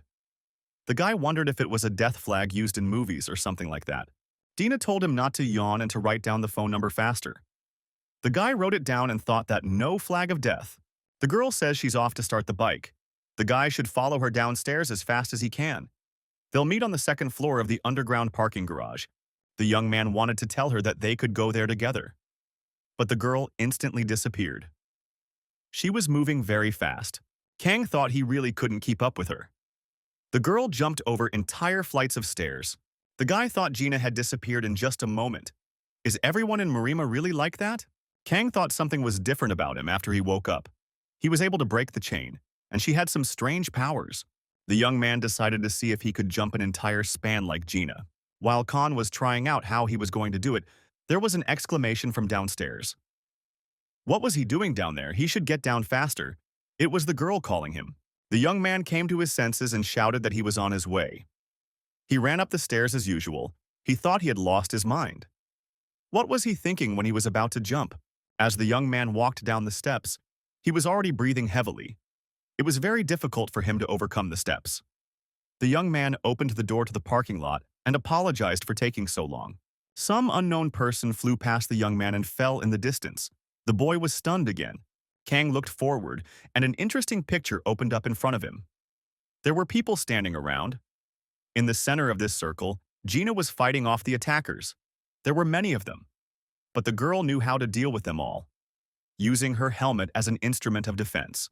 The young man thought, ambush again. They've got Gina surrounded. We should help her. The next moment, the guy calmed down. It's all right. She's handling it all by herself. She was. The standing fighters around the girl became fewer and fewer. The unconscious ones were getting more and more. Gina was unsparing, sending all the mercenaries into a knockout. The circle of the unconscious was everywhere. The remaining villains parted to the sides and didn't want to deal with this aggressive girl anymore. Everyone lowered their gazes and were afraid to look directly at this girl. They hoped she would leave them alone. Gina said if they didn't stop attacking her, they would all die. The people were pulling back. The unsuspecting girl flinched. She noticed something unpleasant to herself. Gina noticed someone being behind her put a sword to her throat. It was quite unexpected. It was a strange personality. He stated that Gina would now deal with him. This man was near Gina, on the roof of the car. He looked unusual. He had a chain attached to his ear and nose. It was his distinguishing mark. Kang was terrified. He thought it was really a death flag. The mercenary who threatened the girl was very confident. Kang was hiding behind the door. No one could see him. He wondered what to do now. He must do something to help the girl. The young man closed the door. What does it mean to help? He thought. Who's supposed to help who here? They're all Murim. If he interfered, they would tear him to pieces. Kang decided to run away from here, but he heard sounds on the stairs. Someone was coming down here. The young man realized he couldn't stay here. We have to go even lower. The boy went down to the floor below and froze, just as long as they didn't hear him. He thought. The young man noticed that there was a fire hydrant nearby. There was a group coming down the stairs looking around the room. There were many of them. Suddenly the fire alarm bell rang. The elder shouted where the fire was, where the alarm bell is coming from. The villain with the sword who threatened Gina said to check what was wrong. The girl thought this might be her chance for salvation. The villain leaned his sword against Gina's very throat and told her not to twitch. The girl flinched. The girl thought she was also acting against her will, so she needs a little help. Kang hid behind a car, hoping that the people running by wouldn't notice him. The young man couldn't understand what he was even doing. He must be out of his mind. He certainly wouldn't help anyone if he died here. Why didn't he just run away? Kang remembered how skillful Gina was in dealing with her opponents. Her skills are impressive, he thought. Khan decided that he might as well try to help the girl in some way. If he can distract this guy with a sword in his hand for a while, like throwing a helmet at him, that might work. The young man did so. The villain turned around and asked who he was. Everyone else noticed the guy and asked how he got there and who he was. Kang thought it was the end. The guy thought, I didn't. We gotta do something. So he yelled for the girl to run away. The guy threw something at the bad guy. The villain thought that it would not be difficult for him to dodge this thing that was flying at him. Suddenly there was an explosion. The young man managed to hide behind a car. Everyone ducked down, looking at the young man in bewilderment.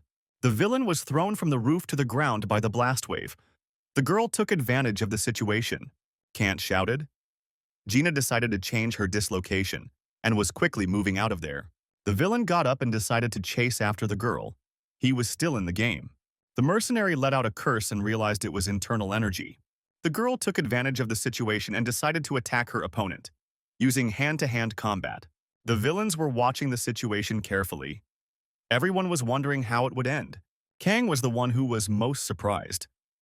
What did he do? The young man thought then that it was the same in the apartment with the chain.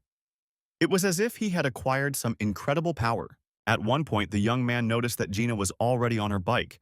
She yelled out what he was doing and told the boy to hop on and get on with her. The young man jumped up on his bike, looked at the pretty girl in front of him and wondered what he should hold on to. The girl yelled out what he froze for and told him to grab his belt.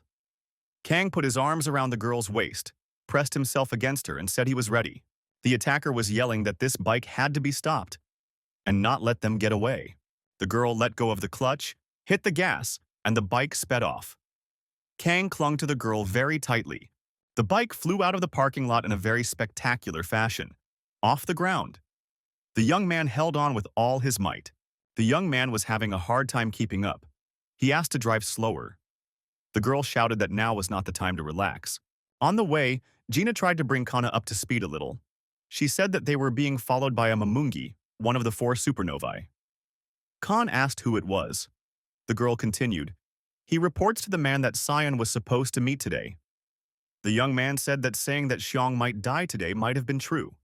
The girl replied that that was why they needed to hurry. Kang said, "In that case, we should go faster." The girl stopped suddenly. The boy asked why she suddenly decided to slow down. Gina said that they wouldn't be able to track them down anymore. The girl said 5 seconds was enough for her. She has to call Xiong right away and find out where he is. Li Xiong in a black jacket sat in anticipation. He saw Gina calling to him. The guy didn't answer. A man approached Seun and asked if he was the head of the Sunnu clan. He offered to escort the young man to the elder. The man told the boy to follow him. Li Xiong was asked to leave his cell phone before entering. The young man looked at his phone. Gina was still trying to reach him. The girl said she couldn't reach him. Kang suggested that it might be something serious. Maybe they should ask the Sunnu clan where Xiun is. The girl said they didn't know. Xiun kept it a secret from the Sunnu clan and decided to act alone. The young man thought, then Li Xiong is in serious danger. Gina told the young man to stay out of it, take a cab, and go home. It would be better for him. Kang refused. He wondered why she was sending him home. After all, he could help. Gina said it was a Murim squabble. Xiun ordered him not to get involved under any circumstances. The girl told the young man that she was grateful for the help, grateful that he saved her in the parking lot. He looked cooler than most of the Murimen. Gina concluded that the young man had been lucky today. But from now on, he must not meddle in the affairs of the Murim. Kang shouted for her not to leave him. He could do what he could to help, and try to change the course of events. The girl naturally didn't listen to the guy and sped off on her bike on her Murim business. Kang didn't calm down. He thought that the girl had made the wrong decision. The guy pondered and decided he didn't even know what he could do to help. The young man was attracted by a loud noise. He looked at the road and saw many bikes coming towards him. The bikers rushed past the guy with a huge noise. There were, as always in such cases, a lot of them. Leading the column was the Mamungi Gina had told him about. Apparently, they were looking for the girl. Kang was afraid. These ruthless people again. The young man further on was not at all clear. Why the convoy had turned around and was returning. The young man wondered if it was all because of him. How I decided to change my dislocation and get away from this place. The bikers stopped, and Mamungi got off the bike and told them to wait here. Mamungi got off the bike and told them to wait here. Mamungi sensed something, but he wasn't too sure about it. The villain stopped and decided to look around. He thought he saw that guy out of the corner of his eye. Kang was sitting in the distance at the time. He hid behind a dumpster and tried not to breathe. Mamungi approached the young man. He scrutinized every inch of him. Kang was scared. He clasped his hands over his mouth and thought, let him not see him. Mamungi looked down from above in the direction where the young man was. The boy was ready to die of fear. The boy looked at the villain and thought he was finished. The villains asked the captain if he had found anyone. Mamungi replied that there was no one here. Apparently, it seemed so. The captain walked up to his crew and said, "Looks like they missed them. They will waste no more time and leave." The captain was told to keep looking, in case they find someone else. Captain said it's okay. The Sunnu clan doesn't just act like that. Kang, eavesdropping on their conversation, learned that the clan head was in a high-rise neon building. When the danger had passed, the young man wondered what it was. Why this guy had pretended as if he hadn't noticed him, and gave away Seun's location. Whose side he was on. The young man memorized the address, the neon high-rise. He decided to call the number Gina had given him. At the last moment, the young man stopped. Something is not right here. Maybe it's a trap, he thought. It can't be that simple. The boy looked at the map and saw that the building was not far from him. Kang found this address very quickly. This is the building in front of him. The young man decided that maybe he was getting into more trouble. Kang knew that this matter involved Li Xiong, so he decided not to back down and check it out properly. The young man couldn't get into the building. The door was locked. Suddenly, the young man was illuminated by someone. It turned out to be a guard who pointed a flashlight at the young man. He asked who was there. The guard asked what the young man was doing here. The young man replied that he was looking for an acquaintance. The guard asked, and who exactly? Kang said he was looking for a high school student. He's a little taller than him and has a short haircut. He heard this guy was here, so he came here. The guard asked Kang, "Isn't he talking about Li Xiong by any chance?" Kang confirmed it. I wondered how he knew that. The guard said he would escort the young man out and showed him the way. The next moment, the man grabbed the young man by the neck and menacingly asked who he was, and from whom he had heard that Li Xiong was here. The young man asked hoarsely why the man was doing it. The guard replied that the young man himself knew why he was doing it. The man repeated the question of how the guy knew about this place. Khan motioned for the guard to let him go and grabbed the man's arm. The arm crunched. The man screamed. The young man was terrified of what he had done. The guard held up his hand and yelled loudly. He was in pain. The young man asked if he was okay, and said he didn't mean to be. The guard called the guy names and said he was an unusual person. Why didn't he just say? Kang was frightened. What's really going on here? It turns out he's a Murim too. The young man was frightened, turned around and rushed out of here, leaving the guard alone. The young man snuck onto the property and ran away from the guard. The young man was sure that Li Xiong was here. We just need to find him. The guy grabbed his phone and thought, we need to report everything to the Sunnu clan now. In the next moment, the young man's cell phone flew apart. The young man was frightened. What happened? The guy didn't understand what had happened. Why his phone exploded. It was a nightmare. He noticed that a man in a strict business suit was approaching him. Who is this man? Khan thought. The man said if the guy didn't stop, the next knife would fly at his head. The boy was startled and asked who he was and what he wanted from Khan. The man, turning to Khan, asked who he was and what he wanted here. At the next moment, the man used a fighting move on Kanu. The young man found himself lying on the ground. As he fell, the young man took a very painful blow and smashed his face. Blood spurted onto the asphalt. The man asked why he didn't know how to fall properly. Another man in the same suit approached them, and pointing at the young man with his finger, asked if he was an ordinary man. The first man said that this young man had broken the guard's arm very skillfully. He can't be an ordinary person. Moreover, where can you see an ordinary person who didn't pass out after such a blow? Kang shouted, "Why are they even doing all this? Who they are?" The man walked over to Khan, placed his foot on his head and said if the young man wanted to pretend to be a normal person, he should at least hide his energy. Kang didn't understand what they were talking about. What kind of energy? The man said stop talking. The guy has to tell who he is, how he found this place. And he had already asked Li Xiong is here, right? The guy continued. Is Li Xiong okay? The man lifted his foot and said that the young man should answer, not ask questions. A man slammed Kana's head against the pavement and said, for the last time, how he got here. Kang shouted, if anything happened to Seun, he wouldn't leave it like that. Suddenly someone said, stop doing that. The men turned around. Standing behind them was Li Xiong. He told them to stop, and this young man with him. Kang looked at the young man with a bloody face and called his name, Li Xiong. He asked if Li Xiong was okay.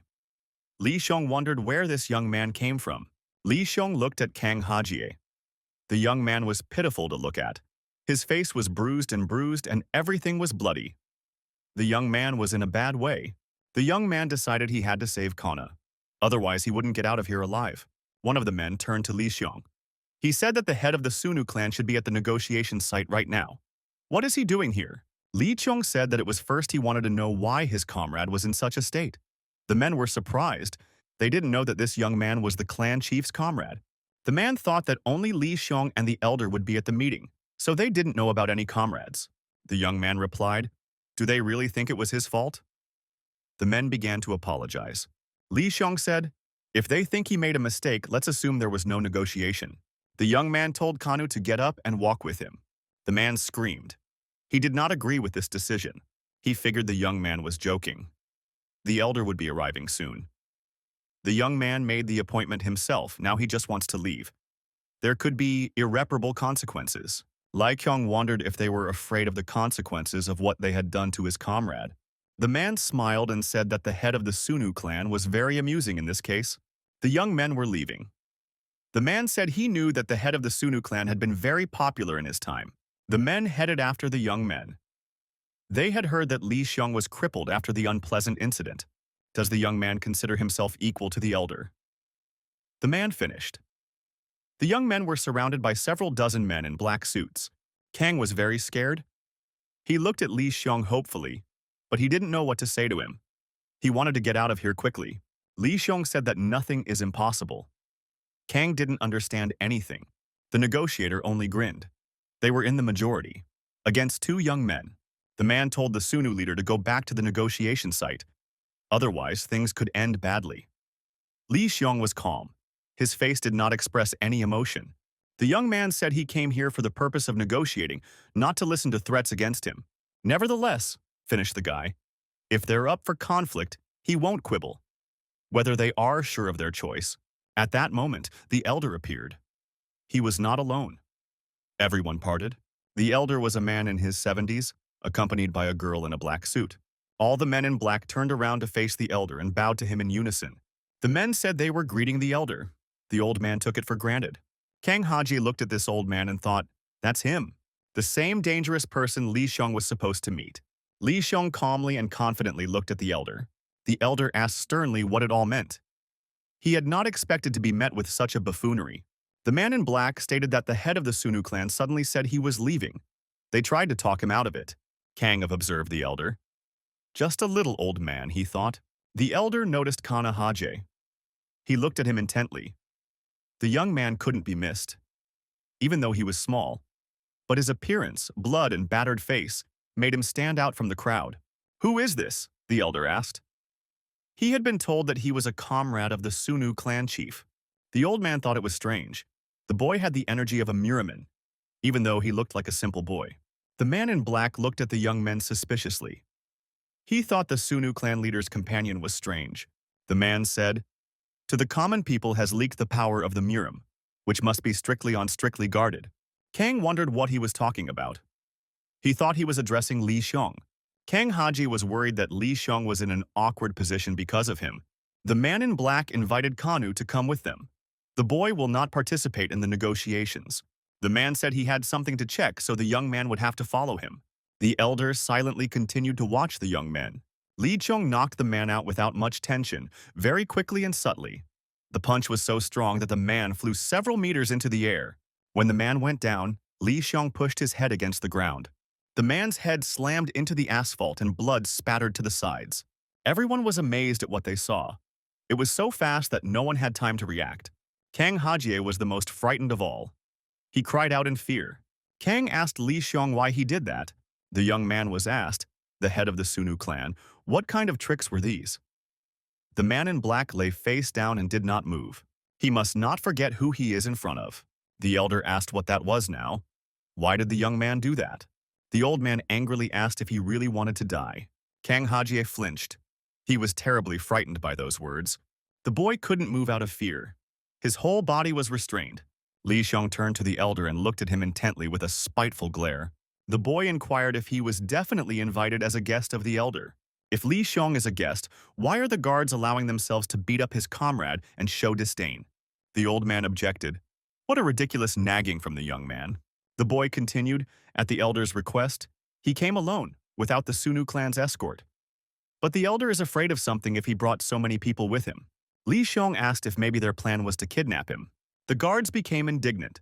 They shouted that Li Xiong was talking rudely. "This is not the way to behave in front of an elder," the boy continued. "He can see that the elder has nothing to say." The young man got ready to leave and said, "It seems his expectations were not met." Kang continued to be surprised. Li Xiong whispered to the young man, "As soon as a fight starts, for him to immediately run away." The young man continued. He would try to get their attention and Kang should get out of here in the meantime. Kang looked at Li Xiong and thought it was all his fault. The guy looked at how many people surrounded them. How would Shun handle so many people alone? The young men continued to move toward the exit. Tension was rising. The old man thought these young men had guts. He liked that. The elder said he believes there was a misunderstanding between them, and he apologizes. The elder said he would ask about what happened later. For now, everyone should disperse. The old man raised his voice and shouted, "He told everyone to leave." The guards bowed in consternation and began to disperse. There were 4 people left on the road. Li Xiong and Kang Hajie, and opposite were the elder with his bodyguard. The elder said that the young man could now follow him. The old man muttered, it was time for a frank conversation. Li Xiong said he apologizes, but he doesn't think it's today. He asked to meet another time. The elder kept moving and paid no attention to the young man's words. The bodyguard said that the elder told him to follow him. The girl looked intently at the young man. Glasses and a mask covered her face. The girl added for Li Xiong to follow silently. It was obvious from her posture that she had an aggressive attitude. The young man noticed the girl's foot moving on the pavement, trying to get a better footing. Li Xiong tried to signal to Khan with his hand that he should be more careful. The young man asked what would happen if he refused. The boy was determined. The girl said she would make him do it. The bodyguard stamped the asphalt with her heel. The girl jumped up and tried to attack Li Xiong. Kang was frightened and excited. In this whirlpool, he didn't notice what was happening. There was dust and noise all around. Kang Haji was terribly frightened. He was screaming with fear. Li Xiong and the girl were showing off their hand-to-hand combat skills. They had no equal here. The young men attacked and defended each other in the same professional manner. Their professional qualities were top-notch. Kang Haji couldn't tell if they were really fighting. It looked very unrealistic. But the young man caught himself that he couldn't take his eyes off them. Kang noticed that her heart was jumping out of her chest. Her breathing was very rapid. Elder said, so adept at dealing with a peak-level master. So it could be considered that he had fully recovered from the complications. Kang remembered that Li Xiong had told him to run while he diverted attention to himself, but he had glared at himself. Thinking back on it, the guy decided that he needed to leave immediately. The young man turned away when he heard the elder say to him, "Palm." Kanth shuddered fearfully. The old man extended his hand towards the guy and told him to hold out his palm to him. Kang asked why that was. The old man said because something was bothering him. The boy held out his hand to the old man with fear. He asked which clan the boy was from. The young man said he didn't have any clan. He was scared. The elder replied that he knew it. The old man touched his palm to Kanahaja's chest, and the boy felt something incredible. The old man said that he would then destroy that energy. The old man stepped forward and pressed down on the young man. The young man lifted himself off the ground. The boy screamed in pain. Everything inside him was burning. He felt the heat all over his body. Li Xiong continued to fight with the elder's bodyguard. He noticed that there was something wrong with Kang Hajie. Li Xiong thought that the guy urgently needed help. The young man shoved his rival aside and moved to help Khan. The old man continued to destroy the boy's inner energy. The young man was getting worse and worse. Li Xiong wanted to wrestle the young man away from the old man, but he dodged, and the boy flew past him. The old man grabbed the boy by his satchel and wanted to go elsewhere with him. Li Xiong shouted, "What are you doing, elder?" At the same instant, the elder's bodyguard flew up from behind and decided to attack Li Xiong.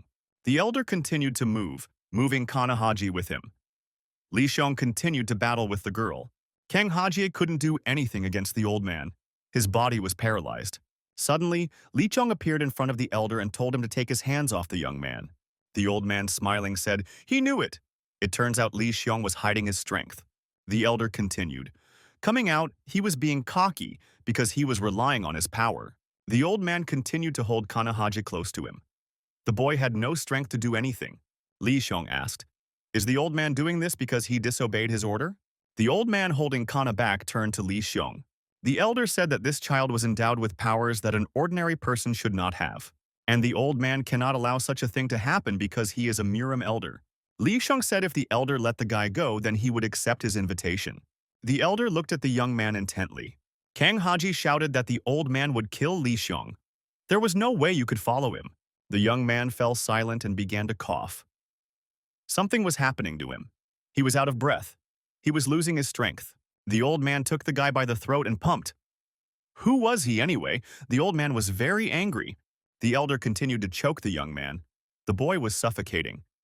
The old man said, first he dared to illegally possess the power of the Murim, and then she started to talk nonsense.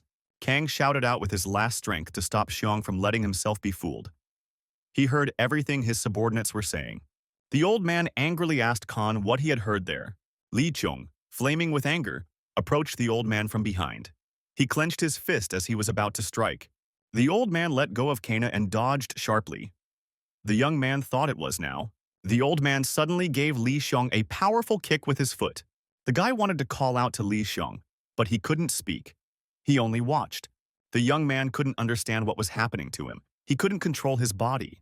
Kang Haji stood in one place in confusion. He could only watch. The old man told Li Xiong that the man had failed to catch him off guard. Li Xiong asked what the elder had done to Kang Haji. The old man said there was nothing to worry about. He just pressed the appropriate points to calm the guy down a bit. These are points that paralyze the body and take away the ability to speak. The young man tried to figure out what points the elder was talking about now. The young man, approaching the old man, asked why he gagged the guy. What was he not satisfied with? The old man replied that Li Xiong was going too far. The old man continued, does Xiong really believe the boy's words? Does he think he's going to be killed? Li Xiong said that he trusted the young man more than the elder. The old man said that Li Xiong's confidence had swelled. After his energy was boosted, the old man said well, he had another plan. The elder said that he would give Li Xiong one chance. The old man left Kanahaje and went to Li Xiong and said that the young man could attack him. The old man said they would now see if the young man could break him and open a point back at Kanahaje's. The young man couldn't understand what this old man was talking about. Was he really going to fight Li Xiong? Chang Haji thought that Li Xiong had been inimitable in the last battle in the past. Could it be that the elder could be even stronger? The young man headed in the direction of the elder. Apparently, he accepted the offer. Chang Haji watched this while holding his breath. In any case, there was nothing else he could do. The old man attacked the young man, directing a stream of his energy at him. The young man was able to dodge. The elder praised him for it and said that the guy had a pretty good ability to sense energy. Soon he decided to attack the elder. The guy moved like lightning. He was very fast. The old man said, this is the Sunnu clan's wall-beating downpour. The old man and the young man fought in the best tradition of martial artists. The young man bounced back and assumed a fighting stance. It was a confrontation of experience and strength. The old man asked if the young man really thought such an attack would work. The fighters again fought to the death. They did not spare each other, striking deadly blows. It was hard to keep track of who was winning in the maelstrom of this fight. The rivals were twisting around each other like a ball of nerves. Kang Hodge thought, he can't see what's going on at all. During this battle, Kang was confident that Xiong was skillfully attacking. On the other hand, the young man noted that the elder looked very carefree. It was as if the fight was a joke. The old man delivered a powerful blow to his opponent's chest. The young man flew up several meters. The guy got to his feet, took hold of his chest. He was in pain, but he wasn't going to back down. Suddenly, the old man's bodyguard appeared. She immediately attacked Li Xiong. It was already an unequal fight. The elder stood aside and watched quietly. The boy and the girl approached each other in anticipation of another fight. The young man looked to see that something was wrong with his hand. The old man said, he really wants to die. The girl looked at her opponent through her broken glasses. Kang Haji recognized her. It was the same girl who had recently fought with Li Xiong. Kang thought that the elder was already a difficult opponent. If this girl interfered, Li Xiong wouldn't even be able to move. The elder urged Li Xiong to calm down and try to pull himself together. The old man thought that he still had to learn, and he would teach him everything gradually. The elder asked the young man what he was worth. Does he not want to continue? The old man slowly approached the young man. He kept saying something to him. The girl stared intently through her broken glasses at her opponent. The old man swung and punched the boy in the face. His fist stopped short of the target, at arm's length. They stood looking into each other's eyes. the old man with his arm outstretched. And across from him, a young man. A motionless Kang Haje was watching all of this. The old man asked if the young man was frightened. The boy watched as everyone froze. The old man, the young man, and the girl bodyguard. The young man wondered what could have happened. How he had been able to move such a distance in an instant. The boy thought it must be the footsteps of a ghost. If one were to see such an elder's technique for the first time, one would think that it was magic of some sort. The old man continued to hold his fist near Li Xiong's nose. The boy calmly observed the elder. The old man was also calm and looked into the young man's eyes. The old man lowered his hand and said that he finally realized that the young man's strength was a mirage. The elder noticed that judging from his previous fight, he was only using Sunnu clan techniques. She really is unbelievable. The swiftness that is inherent in the Sunnu clan has reached its limit with the arrival of Quan Jegyu. The old man continued.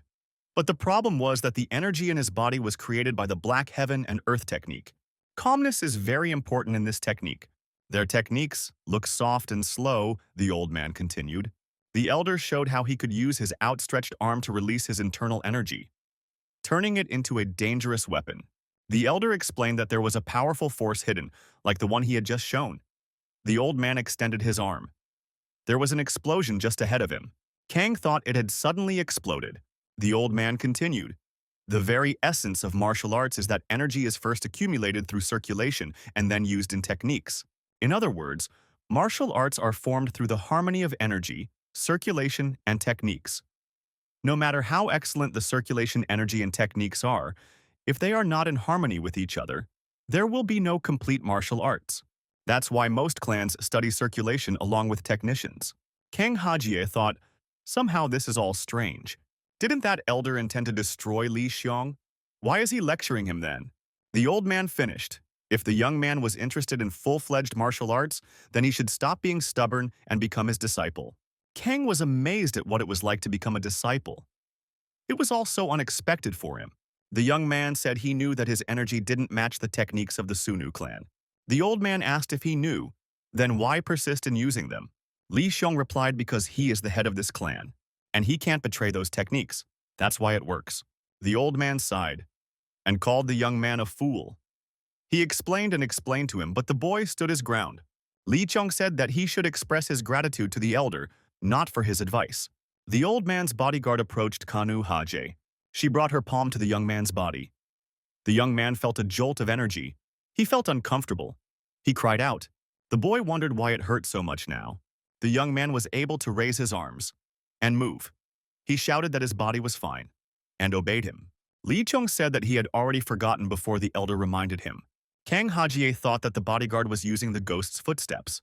Kang Hajie asked Li Xun how he was feeling, whether he was okay. Li Xiong said for Kang to tell him what he wanted to tell him before. Kang said that while Li Xiong was away, his subordinates broke into his house and tried to kill the guy. Xiong asked how the guy knew those people were subordinates of the elder. Kang said that Gina had told him about it. Li Xiong asked the elder if he knew a man called Mamungi. The man presented a machete to Gina's throat. The old man remained silent in response. Li Xiong said, demanding an explanation from the elder. The old man remained silent. Li Xiong asked if his friend was telling the truth. The old man laughed. Not only did a mere child possess the power of a Murim, but he was also throwing around some ridiculous accusations. The guy yelled that he wasn't cheating on anything. He's telling the whole truth. The young man remembered that according to the laws of the Murim, one cannot reveal one's identity. This statute is enclosed by the radius of existence of the ordinary world and the Murim, and for violating it, you can lose your life.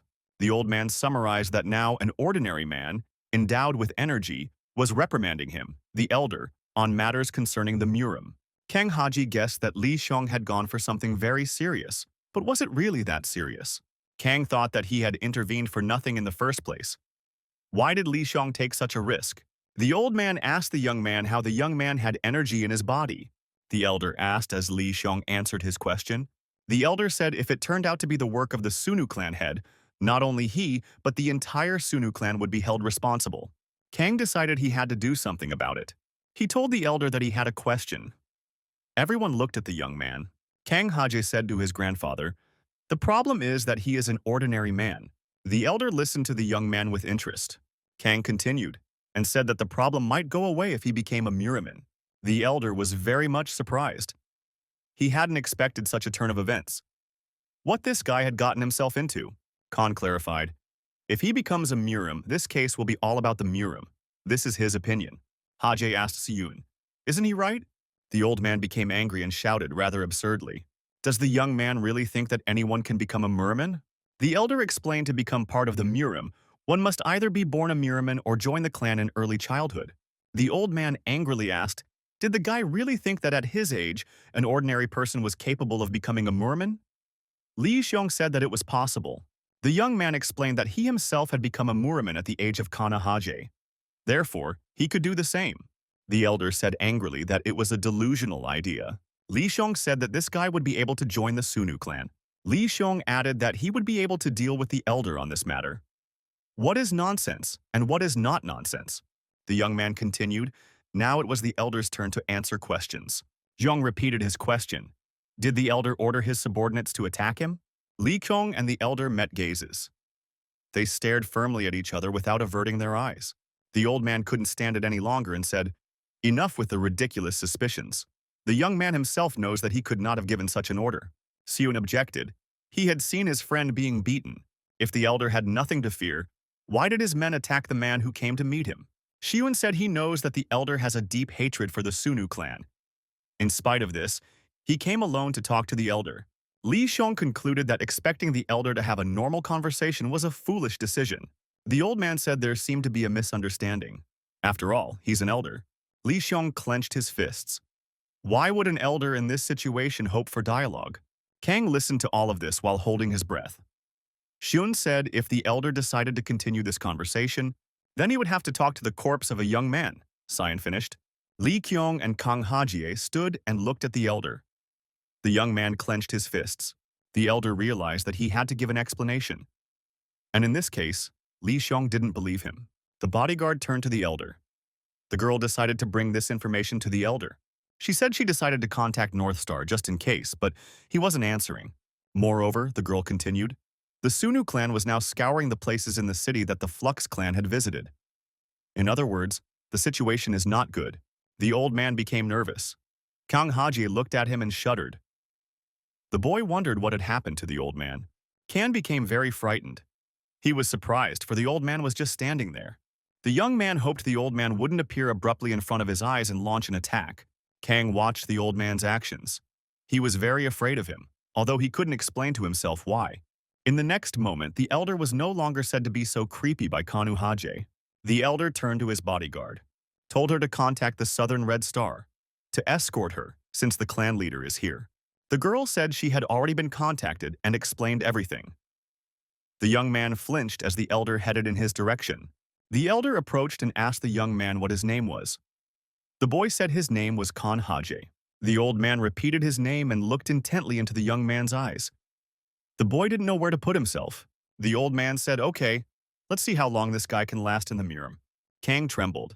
He realized that he was screwed. From today, his life would change drastically. The young man wondered what eternal energy meant. Li Xiong replied to the guy, this is what Kumun Ryong hunt for, the old man asked. Hadn't he come here to find out despite the predicament? Surely after hearing the recent news about Kumun Ryong, he was curious as to why the latter had started acting out. Li Xiong shouted, did the elder have something to do with the special division people visiting him? The elder said that the large Murima clans, which can be counted on their fingers, had not moved for months, especially since rumors began to circulate that the head of the Sunnu clan had become a cripple. That would make anyone's interest piqued. The old man made sure that the young man was unharmed, and that was enough for him. He didn't say what he wanted to say, though. Li Xiong asked what else eternal energy was. He wanted to know that too. The old man remembered that the young man himself had refused to talk. Why was he asking the question now? The old man ended the conversation and told the young man to give up. Chasing after Kumun Ryong with his current skills was tantamount to suicide. The old man and his bodyguard were off in the night city in the distance. That was the end of the conversation and the meeting, Kang thought as they disappeared again. The young man thought it was like they were half demons of some kind. Kang asked Li Xiong if he's okay now and what's going on at all. Xiong turned around, grabbing the young man's chest. The boy was very angry. Li Xiong shouted, how did he even end up here? Who told him to come here in the first place? Kang said he broke up with Gina and then heard about this place from the Manga. Lee Shanun said, little did he hear. Why did he thoughtlessly come here? Kang apologized. Kang said Seun took care of him all the time. Why couldn't he? He could care less in return. Xiong was angry. He said he mostly helped the guy out of a fleeting sense of compassion. Lee Xiong said that his physical features used to be like Kang's. He's been like this since he was born. No amount of exercise helps. On the contrary, because of physical exertion, there is a chance of dying sooner. Modern medicine will not correct these physical peculiarities, but it is possible to heal with Murim medicine and energy circulation. Xiun said he was foolish. He didn't think the young man would have so much energy after the treatment. Kang wanted to justify himself to Li Xiong. He didn't know what to say to him. The young man had a poor understanding of what Shun was telling him. Maybe he meant that he had recovered thanks to the young man. After all, that's a good thing. Xiong said that there was nothing good about it. Kang had recently started shouting at the top of his voice that he would become a Muriman. Even more so, he did it in front of the elder himself. Shun explained that Kang would no longer be able to escape. Now there was only one thing left for him to do: become a Muriman. Seun said he just wanted to fix the physicality of the screen, but ended up drawing him into this world of Murim. Xiun looked at Khan and felt guilty. Kang asked if it bothers Seun to become a Muriman. What's the big deal? Kang asked why he was angry. After all, it's his decision. If something goes wrong, he will be held responsible himself. Xiun said, it's just that the guy doesn't know anything about Muriman. It's a dangerous place. Kang recalled that he was only still alive today because of Li Seun, so Khan doesn't really care what it's called. He wants to be in the same world as Shun. The young man listened to the boy in silence. He realized that he cared about him now. Kang asked why Li Xiong called Murim a dangerous place. Maybe he was the only one who thought so. Kang believed if Murim was a bad place, it would have fallen apart long ago. But apparently it's still blooming and smelling, Khan continued. There are many in this world who like Murim. Li Xiong listened to Kang Hajie carefully. The boy agreed with him on many things. A man and a young boy are standing on the edge of the roof of a building and talking.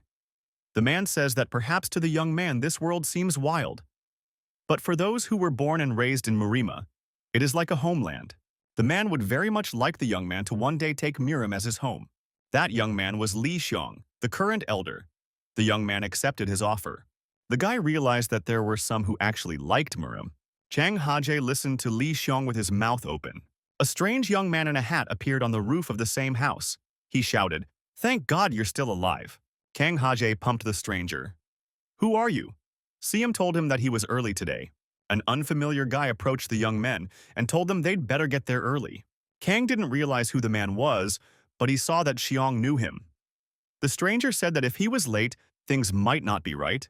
The stranger and Shun were about the same age. Haje guessed that they had known each other for a long time. And perhaps this meeting was not a coincidence. The young man asked Xiong how the clan leader was feeling. He added that it had been a long time since they had seen each other. Li Xiong also said hello to the stranger and said that he was doing fine. Kang asked Seun, "Is this man also from the Sunnu clan?" The stranger inquired who the little guy was. Kang Haje said that he was a willing new member of the Sunnu clan. The stranger was surprised. Suddenly, a lot of cars suddenly pulled up. He and Krip stopped abruptly. Haje was once again frightened. The doors swung open and many men came running out of them, and they rushed the young men. Kang Haji shouted that the matter might end badly again. "Who are these people?" The stranger said calmly. They had already made it. And why did he have to hurry? Li Chong said that this would be the first greeting. Kang Hajie didn't understand anything as usual. The men in black ran up to the young men, stopped and bowed in respect. From the side, one could see everyone greeting the head of the Sunnu clan and standing with their heads down. Li Chong told Kang Hajie that he could meet the members of their clan. The boy stood there with his mouth hanging open.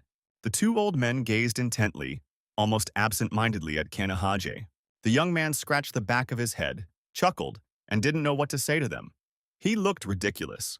The strangers asked, "Turns out Li Xiong wants to accept this young man into the clan?" Kang asked Xiong who these people were. "Why are they here?" Li Xiong said that it's elders Min and Kim. And they wondered why Li Xiong recommended that Kang be accepted into the clan. There were two other men who were also scrutinizing the young man. Standing nearby was Gina, who watched the encounter in silence. Elder Min motioned for the clan head to go inside and not stand outside so as not to attract attention. Kang, for some reason, decided this didn't seem like a friendly environment. He regretted coming here. Seon asked Gina to take the boy to the library and heal him. The girl snapped and said she didn't have to do that. Kang once again regretted coming here. He could see that he was not welcome here. Lee Xiong once again asked the girl for a favor. The guy told the girl that you can't leave a guest alone. Gina said she would do it, and Kanu told him to follow her. Gina was treating Kanu's facial wounds and abrasions. The young man was writhing in pain. The girl told him not to make a fool of himself. His wounds are minor. Kang, looking around the library, said he didn't think he'd see Gina here. Does she live here too? The young man asked. Guy noticed that Xiong must be from a rich family.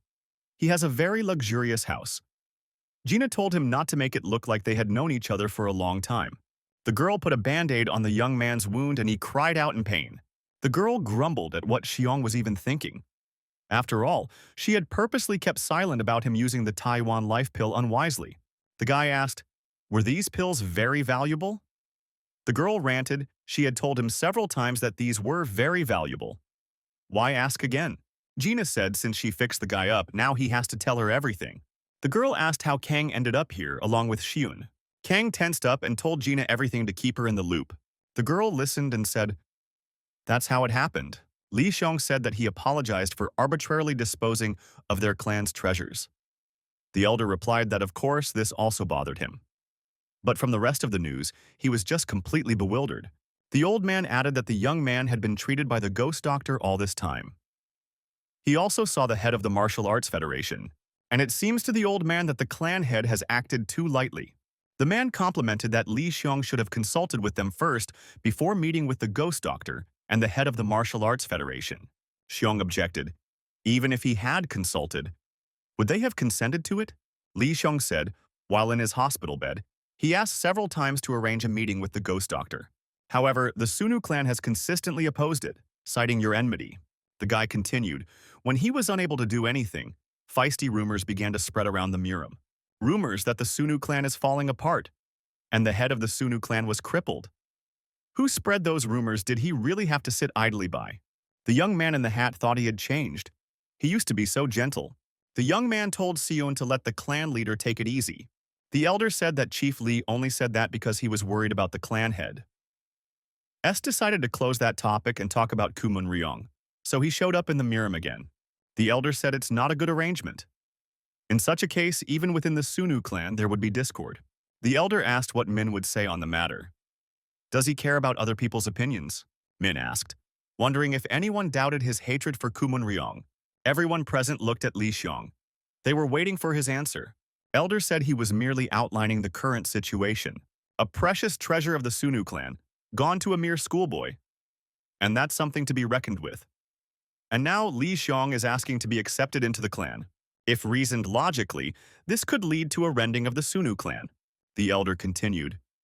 He understands why the head wants to help that guy. But would the head be able to fight Kumun Ryong in that condition? Li Xiong listened and continued to remain silent. It seemed to him that the rebuke was not justified. He had already expressed his point of view before. The clan head said that he wanted to help his friend by all means. However, this is his personal wish. He knows very well that he has a responsibility as the head of the Sunnu clan. That's why Li Xiong wanted everyone's opinion, and if they were strongly opposed, he would destroy his key center and take the power back. The clan leader finished, and everyone thought for a moment. They had to make a decision and give an answer now. Li Gabam thought, how could the clan head talk about it so easily? He himself had a similar experience, and he understands what it is like. Seon said, in that case, the matter would be closed. The elder asked, is that why the clan leader told the young man to wait in the library? Gina dropped into a chair and said, she knew it. Haje looked at the girl in surprise. She clarified that she meant Mamungi. She and Shun know each other. Khan thought, that's why it was so easy.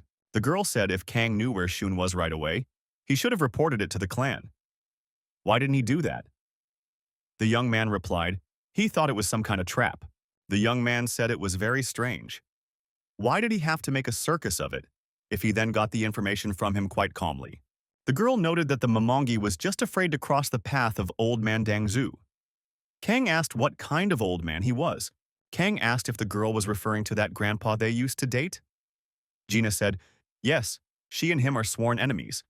And Momongi, that's his servant. The young man wanted to ask Gina something more about the elder. But the bell rang. The girl said that they had finished negotiating there and they could go. Gina and Kang walked out of the library to where the meeting was. Kang Haji walked into the room. Everyone turned and looked in his direction in silence. The young man was wary. He thought there was some kind of tense atmosphere. The elder asked, is the young man's name Kang Hajie? The boy confirmed. The elder walked almost right up to the young man. The young man tensed. He guessed that the conversation was about him too. The elder extended his hand to Kanu Hajie and said, welcome to the Sunnu clan. The old man introduced himself and said he was Min Sok. He was the elder of the Sunnu clan. The boy respectfully shook the old man's hand and said that he was very pleased to meet him. The young man looked up respectfully at the huge old man. He looked good-natured. Their acquaintance was interrupted by one of the meeting participants. He drew attention to himself and everyone looked at him. The man said that we can call it a day. The time was late and it was time for the chapter to rest. Everyone walked the elders to the car. They said that they were leaving. Li Xiong wished the elders a good journey. The elders left in their car from Li Xiong's house. They had a lot to discuss on the way. Elder Kim asked if Min thought the head of the Sunnu clan had changed. Min agreed, but said he had changed for the better. Kim said for the better, of course. They were worried he might go to extreme measures. That's why they gave him the Taiyuan life pill. They wanted to help him get better. Still, it was a shame that the head had given the pills to someone else while he was being treated by a ghost doctor. Kim asked how the guy was. Min asked what he meant. Didn't the mines measure the young man's pulse during the handshake? They say that after treating an interrupted pulse, you can start learning martial arts. Ming replied, the more interrupted energy pathways are, the harder it is to treat. However, if one were to cure such a disease, one would be able to perform much better. The clan head has the 3 yin crossing disease. Min said that guy had a single yin disease. There was nothing to expect there. He wouldn't be able to reach the level of Im Dok Ta Tun. Kim wondered why the elder suddenly mentioned about Im Dok Ta Tun. Min replied that that guy was the real jackpot.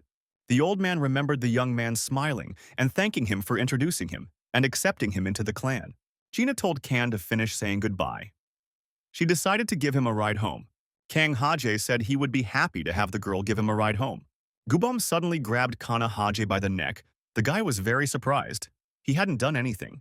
Gubom whispered in the young man's ear that if he stuck to Gina, he would rip his head off. The boy could take it in his stride. Kim asked if Dok Ta Tun, isn't this the same level that Murim can only reach after 10 years of training?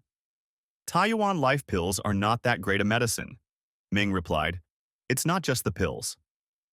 This was also possible because the head pushed through the energy of the pills with his immense inner strength. Kim was amazed from the disease of single yin at a time to bring to Im Dok Ta Tun. What is the level of the head's internal energy? It's astounding. Min replied that his energy was not bad before. Mim continued, after the ghostly doctor's hand touched the young man. It was as if the head had transformed into another creature. Li Xiong said that the men could go rest. Li Xiong wanted to talk to Li Qubong, so he asked the man to stay. Li Qubom said at his service. Li Qubom let go of the others and said they could go. He would stay for the time being. The young man thought there was still something left, and some questions would be asked. It seemed very suspicious to the guy, so he decided to think about it. Li Xiong stated that he once had the experience of destroying a key center, and he knows how scary and painful it is. However, he is also well aware of how dangerous uncontrolled force can be. The clan head continued, if his friend could not find a place in the Murim, the right thing to do would be to destroy his power. Elder Min remarked that it was by no means easy for an ordinary person to become a Muriman, much less a member of the clan. Therefore, Elder Min continued, if that guy becomes a hindrance, then the clan head himself should take that power away. Min finished, if Li Saiwan promised to do so, he wouldn't mind the young men joining them. Kim added that there wouldn't be much of a problem in that case. There are a lot of people in their clan after all. No one would notice if there was one more member. Elder Kim asked if anyone had an objection. Everyone decided that if it was the will of the elders, no one would interfere.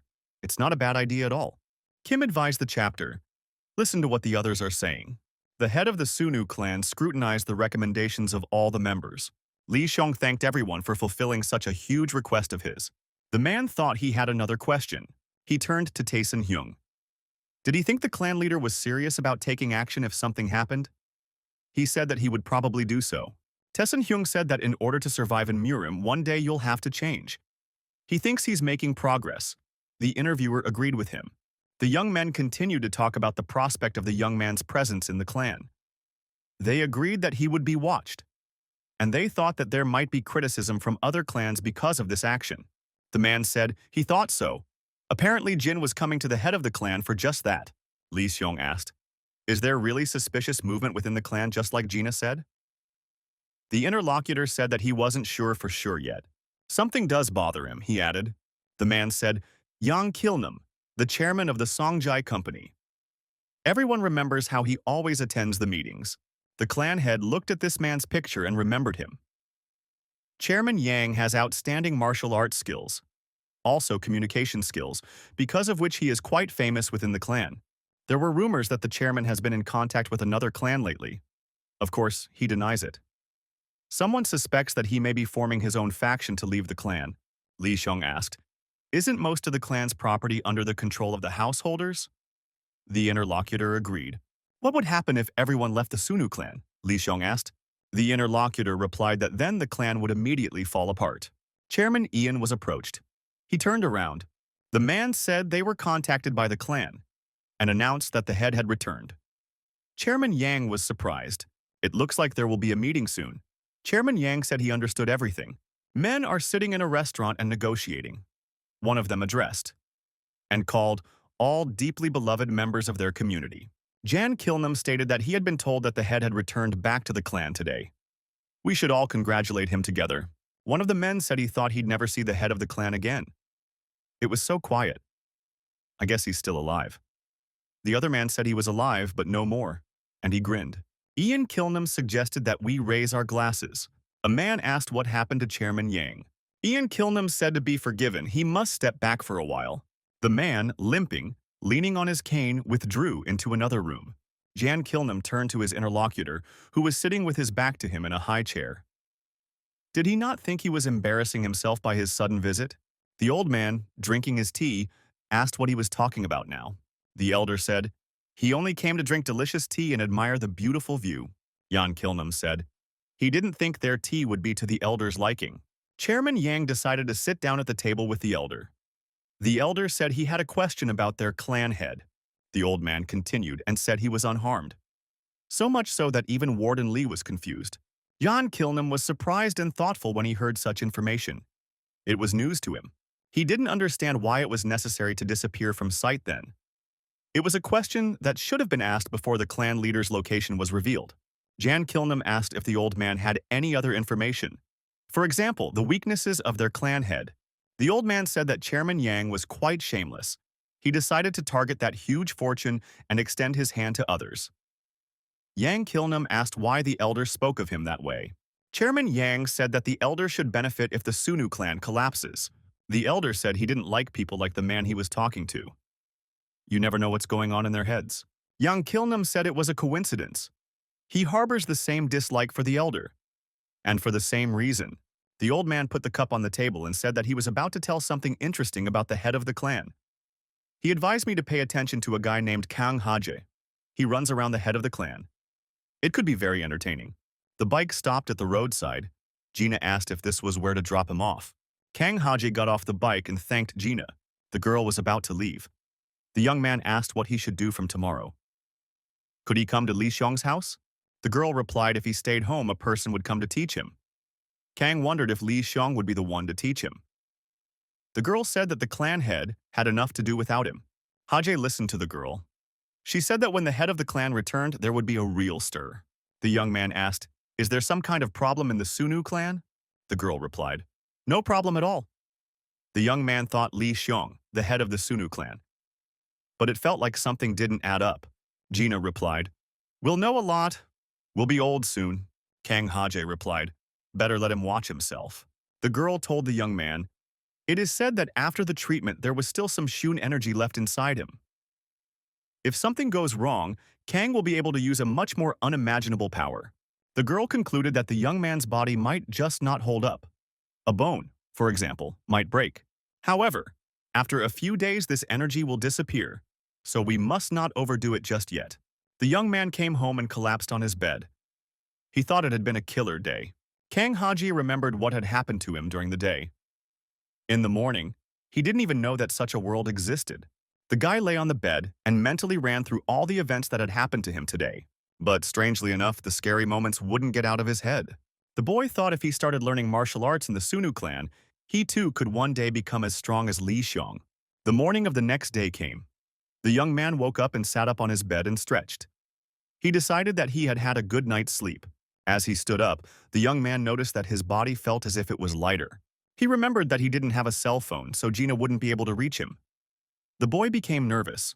At the same moment the bell rang, the guy turned around. The young man opened the door and there were two young men standing on the threshold. One of them asked, "Does a man named Kang Haji live here?" Kant asked where they were from. From the Sunnu clan? He added that they emanated Murim energy. The young man was glad they had come to pick him up. He said that he would quickly pack up and go out. Kang Haji packed up, went out. They put him in a car and took him away. The young man was glad that they had come for him. He thought he was being taken to the Sunnu clan, and they'd take care of his training. The men who took the young man wondered what was wrong with him. It was as if he'd been waiting for them, and even enjoyed them. A young man was brought to some warehouse. The boy asked if he was going to study here. The man asked what he wanted to study. The young man said that he didn't know yet. The man said the young man was talking nonsense. He was brought here for questioning. The boy was very surprised. It's not what he thought it was. The young man was frightened. He thought he had been kidnapped, and he didn't know what to do now. The man said the guy wasn't kidnapped, he was invited. And there's a conversation to be had. Ian Kilnam suggested that Kanu Haje should have a little chat. Kang asked in consternation who he was talking to. The man, shuffling from foot to foot and limping, said he was the one who had invited the young man to talk. The man sat down on a chair pulled up to him and held out his hand to the young man. The boy didn't react. The man shook his head. "Doesn't the guy want to?" Kang said the man wanted to know something about him. He realized it right away. The man said the young man was far more interesting than he thought. Then Yan Kilnam, and it was he, said that there was no point in wasting time, and he was ready to get straight to the point. The man pulled a wad of money out of his pocket and offered it to the young man. The boy was surprised. He had never seen so much money at once. The young man took the money and asked what it was. The man said it was his pocket money. Kong was even more surprised. The man asked how he felt about it. It's a pretty decent amount of money for a student.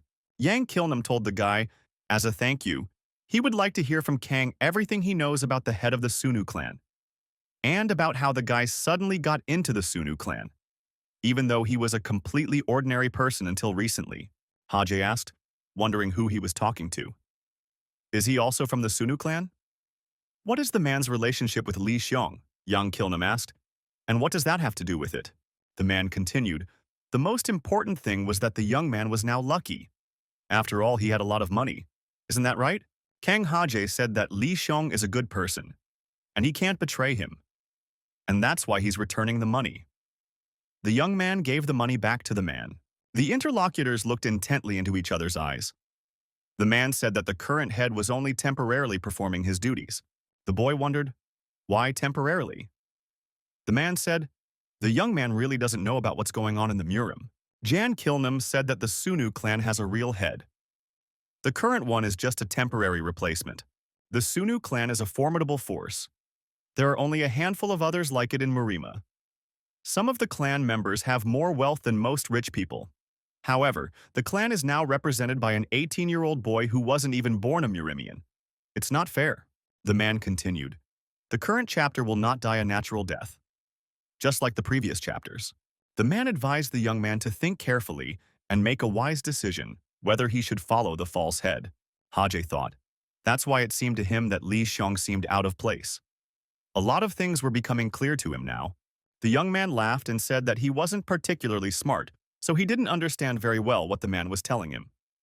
And for that, he apologized. The guy told the man to just take the money back and let him go home. It was like the meeting never happened. The man laughed. He didn't want to give up his goal, so he decided to talk in a different way. Jan Kilnam said he would put the question in such a way that even a fool would understand, and snapped his fingers. The boy kept looking at the man, not understanding what he meant. He realized that they wouldn't just let him go. The man's assistant, standing behind him, opened the suitcase and showed him the contents. It was filled entirely with money. The man asked, "Does the young man understand now?" "After all," he explained lucidly. The boy's eyes widened. "Does it really happen to have so much money together at once?" The man told the boy to take it all. "I bet his mom will be very happy too," the man continued. "He knows his mom drives a truck, and she's trying to raise a young man like that on her own. With that kind of money, there shouldn't be any problems. Or rather, all problems would disappear." Kang Haji continued to stare at the money with wide eyes. The man continued, "This money would be enough to buy a new truck. Or his mom could do something else instead of such a dangerous job." The boy, looking straight into the man's eyes, asked, "Had he ever been on the brink of life and death?" The young man continued, "It was thanks to Seun that he lingered in this world. Therefore, he owed him his life." Khan concluded that no amount of money could cover such a debt. And that's his answer. The young man turned around, signaling that the conversation was over, and told the man to drop the idea of getting him on his side. John Kilnam didn't stop. He said that in that case, he would have to change his method of conversation once again. In the same second, the young man was knocked down. He flew up and tumbled. There was no ground beneath his feet. The boy fell on his back with a crash. It hurt a lot, and he cried out. It all happened very suddenly. The young man was lying on his back and coughing, and choking. He realized that things had not gone according to plan. The man stood over the young man and rested his crutch on his throat. He asked, "How did the young man do it?" The guy had his hands on the crutch and was trying to pull it away. And he thought, "This is the second time this has happened to him. Why do they have this behavior in Murima? Threaten you after you're an adult." The man smiled and looked at the boy. Said he was surprisingly brave. Jan Kilnam said, then he would test how much courage the young man had. He pressed his crutch harder on his throat. The young man turned red and began to choke. The guy was trying to get the crutch away from his throat. He was doing his best, but he couldn't do it. It was getting harder and harder to breathe. At last the boy succeeded, and he shifted the crutch, resting it on the ground. Air immediately entered his lungs. The young man took a deep breath. And after that, he felt better. The boy caught his throat, turned on his side and began coughing intensely. He needed to come to his senses. Looking at the man said that he had a pretty good internal energy. It helped the boy out in this case. The man said that in that case he should use his energy, and he swung his crutch at the young man. The boy flinched. The young man looked up at the man from below. His eyes were burning. His face became angry and furious. The young man thought that he had abruptly become somehow different. He didn't even hit him with his cane, but the young man was already beginning to feel as if he were suffocating. The man says he's asking one last time if the guy would accept his offer. Hajj shouted that he wasn't accepting the offer. He'd already said that, and he explained why. So stop torturing him and let him go home. The man looked at the boy calmly and said, "Okay, as he pleased." Kang couldn't believe his eyes. It can't be that simple. He would be allowed to go home now. The man told his assistant to take the young man home. The assistant said he would do it now. Kang Haje asked what that meant. Is it that he is now being released to go home? The man said he wanted to give the young man some advice. Not to get too close to the head of the Sunnu clan. Unless, of course, the boy wants to die a natural death. The young man was brought in and dropped off outside the house. They said he understood everything. No need to explain anything to him. The deputy told the kid to watch his mouth. If word gets out, they'll kill him. Even if the chairman is against it. A wad of money flew from the car to the guy. He caught it. The assistant said it was from the chairman for pocket money. The car immediately sped off. The young man wanted to return the money and ran after the car, shouting, "Wait, the car didn't stop." The guy wanted to throw the money away, and he said if he asked for it. Then the young man changed his mind and decided the money wasn't worth anything. Why throw it away? The next moment, the young man wondered what it was at all. And he looked somewhere in the distance. Kang Hajie suggested that Li Xiong might have some problems. Otherwise, he wouldn't have had this morning's conversation. Li Xiong was negotiating and asked what his interlocutor meant. The clan head's interlocutor was Chairman Yang. He looked at Li Xiong indifferently. Yang Kilnam said, "Don't pretend that the young man doesn't understand him." Before coming here, he had met with Kang Hajie. Chairman Yang continued.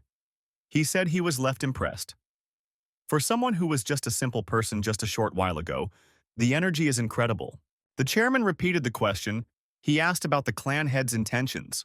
Li Xiong said, It was true that he used the clan treasure on an ordinary person and let the boy join the clan. The young man asked the chairman.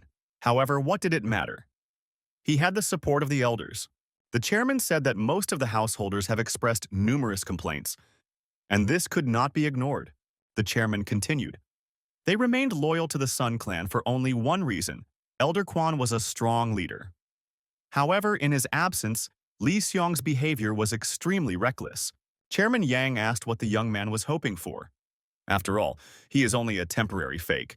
The man shouted that Chairman Yang is forgetting himself. He is taking a lot on himself. His words are offensive. Li Xiong said that Chairman Yang had said everything correctly. Even he thought so at first. He thought that this was a place he wouldn't stay for long. He would sit quietly, and when the time came, he would step aside. Later on, however, it seemed to the young man that the two elders thought otherwise. To them, he was the true head of the Sunnu clan, so he stopped taking his position lightly and redefined his place in the Sunnu clan. It is as meaningful as the lives of the elders who protected him. Whatever Chairman Yang's intentions, his will is unshakable, and the young man will never shirk his responsibility. Even if he ends up in pieces, Chairman Yang asked, does Li Xiong have the ability to do so? Li Xiong replied, if Chairman Yang is willing, they can check. Kang Haji was walking along the road and wanted to find a familiar place. He thought it must be somewhere close by. The guy was sure it was worth getting involved, but he felt uneasy somehow. At last, the young man saw a familiar car. He decided to get closer. As he got closer, the guy realized it was the car he was looking for. The driver got out of the car and said that the young man was obviously not smart enough. He'd been warned a short time ago. How could he forget? Two men got out of the car and headed towards Kanu Haja. The boy heard a motorcycle roaring behind him. The boy turned around and saw Gina. The young man rushed to the girl and shouted. The men grabbed him and covered his mouth with his hand to stop him from screaming. The guy twisted his attacker's arm with force and twisted it. The man screamed in pain. The boy broke free. The attacker realized that apparently his arm was broken. And he's not exactly incapacitated. The boy rushed to the motorcycle and shouted the girl's name. He hoped she would save him. The girl sat quietly on her motorcycle waiting for the young man. The boy stepped closer. Gina said the young man had been warned not to hang around here for a while. Kang Haji told the girl to look over there, pointing toward the car. The guy turned around, but the car was gone. She'd driven off. The young man wondered where they had gone. He told the girl that they were the ones who had kidnapped him. Guy asked Gina if everything was okay with Li Xiong. How long had she seen him? The girl asked why Kang was so nervous today, and what happened to him. The young man said that he had an unpleasant experience. Suddenly, the young men heard the sound of breaking glass. They looked around. Kang and Gina saw Li Xiong flying backwards through the window into the street. The young people were frightened. The guy landed on his feet and didn't fall. He was still moving backwards by inertia for some time. The young man wondered if this was all happening too slowly. The boy was focused. In the next moment, Li Xiong found himself upside down. It was very sudden. Chairman Yang was next to the young man and knocked the head of the clan down with his cane. The man acted in cold blood. Li Xiong instantly stood up and got to his feet. The young men realized that there was a fight going on between them. Chairman Yang performed an attacking technique. Li Xiong flew aside again. The guy thought that it was still slow. Chairman Yang was very confident and thought, looking at the clan head, that this was the end. Li Yong held his ground with dignity, but he was getting more trouble from the opponent who kept attacking. Chairman Yang attacked with his cane. The young man was putting up blocks. His hands were battered by this cane, but he didn't miss the blows. The guy thought that he had mastered the double dragon chain dance technique. It's a very dangerous technique. The young man thought it was no accident. The chairman heard the head of the clan calling out. I had to stop the fight. Gina and Haje ran to Li Xiong. They asked what happened and how the young man was feeling. Chairman Yang stood quietly to the side. Kang Haje recognized the man and wondered what he was doing here. Gina called the visitor Uncle Kilnum and asked what he was doing here. Chairman Yang asked what Gina was doing here. The girl asked how to make sense of it all. She heard about her uncle coming here. Li Xiong said for Gina not to interfere. He had asked Chairman Yang to do so himself. The girl was very surprised. The girl looked at her uncle. He said that was right. It was consensual. The clan head's aide said that Chairman Yang had agreed to compete with the head. The girl said she'd lost all interest. Why did you have to do it now? Chairman Yang said goodbye. and said that he would hear the rest of the answer from the clan head at the meeting. Chairman Yang and Kang Hajia met each other's gazes. The young man was numb with fear. As the man passed by, he told the young man to remember his advice well. The boy looked at the departing Chairman Yang for a long time. He was still afraid of him. Li Xiong said, "Still, the Sunnu clan's martial arts are truly incredible." Gina asked how Li Xiong was feeling. The guy said he was fine, and thanked the girl for worrying about him. Hajie asked Li Xiong who it was. He was very interested in the young man's answer. Kang has not met with Chairman Yang. Kang said he met with him for the first time this morning. The girl was very surprised. How come Kang was meeting her uncle Kilnum this morning? The young man said that he didn't know when he met who he was. Li Xiong said that Chairman Yang was responsible for one very important job in the Sunnu clan. Gina asked, "How come the secret got out in less than one day?" Zhang replied that there was nothing surprising when you think about Chairman Yang's influence within the clan. Kang thought that this Chairman Yang, some big shot in the Sunnu clan. The girl asked the departing Li Xiong, "Why did Uncle Kilnum come here?" The young man said it was nothing. Shiyun added, "He just wanted to be given the place of the clan head." Gina and Kang were surprised by what they heard. Chairman Yang in the car told his traveling companions the same version of the purpose of the visit to the clan head. His traveling companions asked if it was too hasty. Besides, the two elders of the clan are still in good health. Chairman Yang said if he wasn't sure, he wouldn't have met with the chapter. Even though the head has learned inherited techniques, he is still a teenager who is unable to control his emotions. That's why he's already caused trouble with his unauthorized actions. If his pride is hurt, he'll immediately boil up inside. Even the elders won't be able to cover for him forever. The girl was terribly upset. Uncle Kilnum now ignored her calls too. Hajie asked Gina if she knew the man well. The girl said she knew him well, because his grandfather raised him. The girl went on to say that after the death of her grandfather, Uncle Kilnum changed for all 360. That's why they say you shouldn't let strangers into the house. The young man thought that Gina was acting like an old grandmother. Li Xun said that he was leaving for training, and he trusts Kang with the girl. Gina said she has a lot of things to do too. Li Xiong said for the girl to help him and didn't refuse. It's not like he asked her often. Gina replied that she would help, but this was the last time. The young man thanked her. Kang Hajie said that the girl couldn't refuse Li Xiong. The girl got angry with him. Li Xiong looked at the young men as they walked away. He knew that Kang Hajie was in good hands. The aide asked if there was a need to report to the elders on what happened today. The head of the clan said he thought it wasn't worth it. Nothing extraordinary had happened. The young man assumed that Chairman Yang was interested in him. If he didn't act, nothing would change even after the elders were involved. The guy said not to worry. He'll think about the decision. He still has time. The aide escorted the chairman of the Sunnu clan with his gaze. He asked if he was sure everything was going to be okay. The young man closed the door behind him and started practicing. He assumed the lotus pose and began to meditate. The boy concentrated and disconnected himself from outside influences. The boy pictured himself standing in front of the fight. He decided to start the fight properly.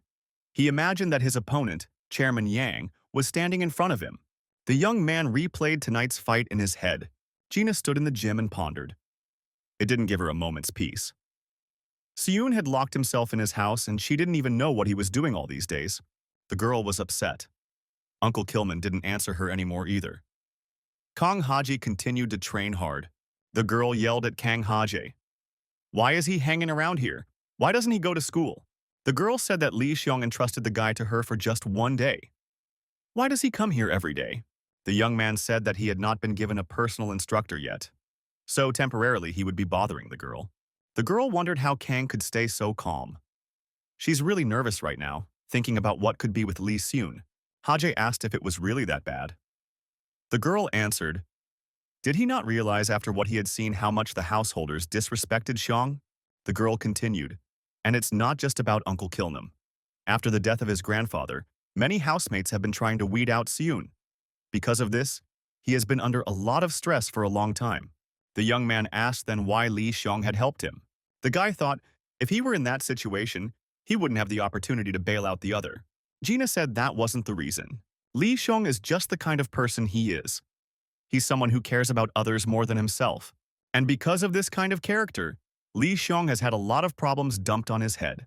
Kang Hajie asked Gina, is that why she likes Li Xiong? The girl blushed in embarrassment.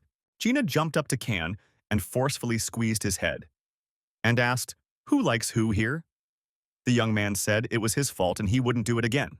The girl told the young man that if he was going to train, he should do it well. And just repeating the same movements is not training. The young man remembered the words to focus not on movements but on energy management. The girl, warming up on the simulator, said that martial arts training is when energy is accumulated for a long time and then applied a little at a time in movements. No matter how much energy there is, if you don't give it to the movements, you can't learn any martial arts. It is necessary to harmonize the form with the energy with such light movements. The girl continued. This is when energy is accumulated through circulation and then released as a form of some technique. The guy said he learned all this from his grandfather, who Li Xiong fought with. The young man said he was watching him. It was a cool grandfather. He would stretch out his arm and something would explode in there. The girl squeezed the young man's head again and reminded him that that grandfather was their enemy, and there was nothing to praise him. The boy screamed for the girl to take pity on him, but the grandfather was really cool. Someone from the Sunnu clan could have handled him once upon a time. The girl said there was one once, one of the top 10 masters, which also includes that old man. Gina said she could show his abilities.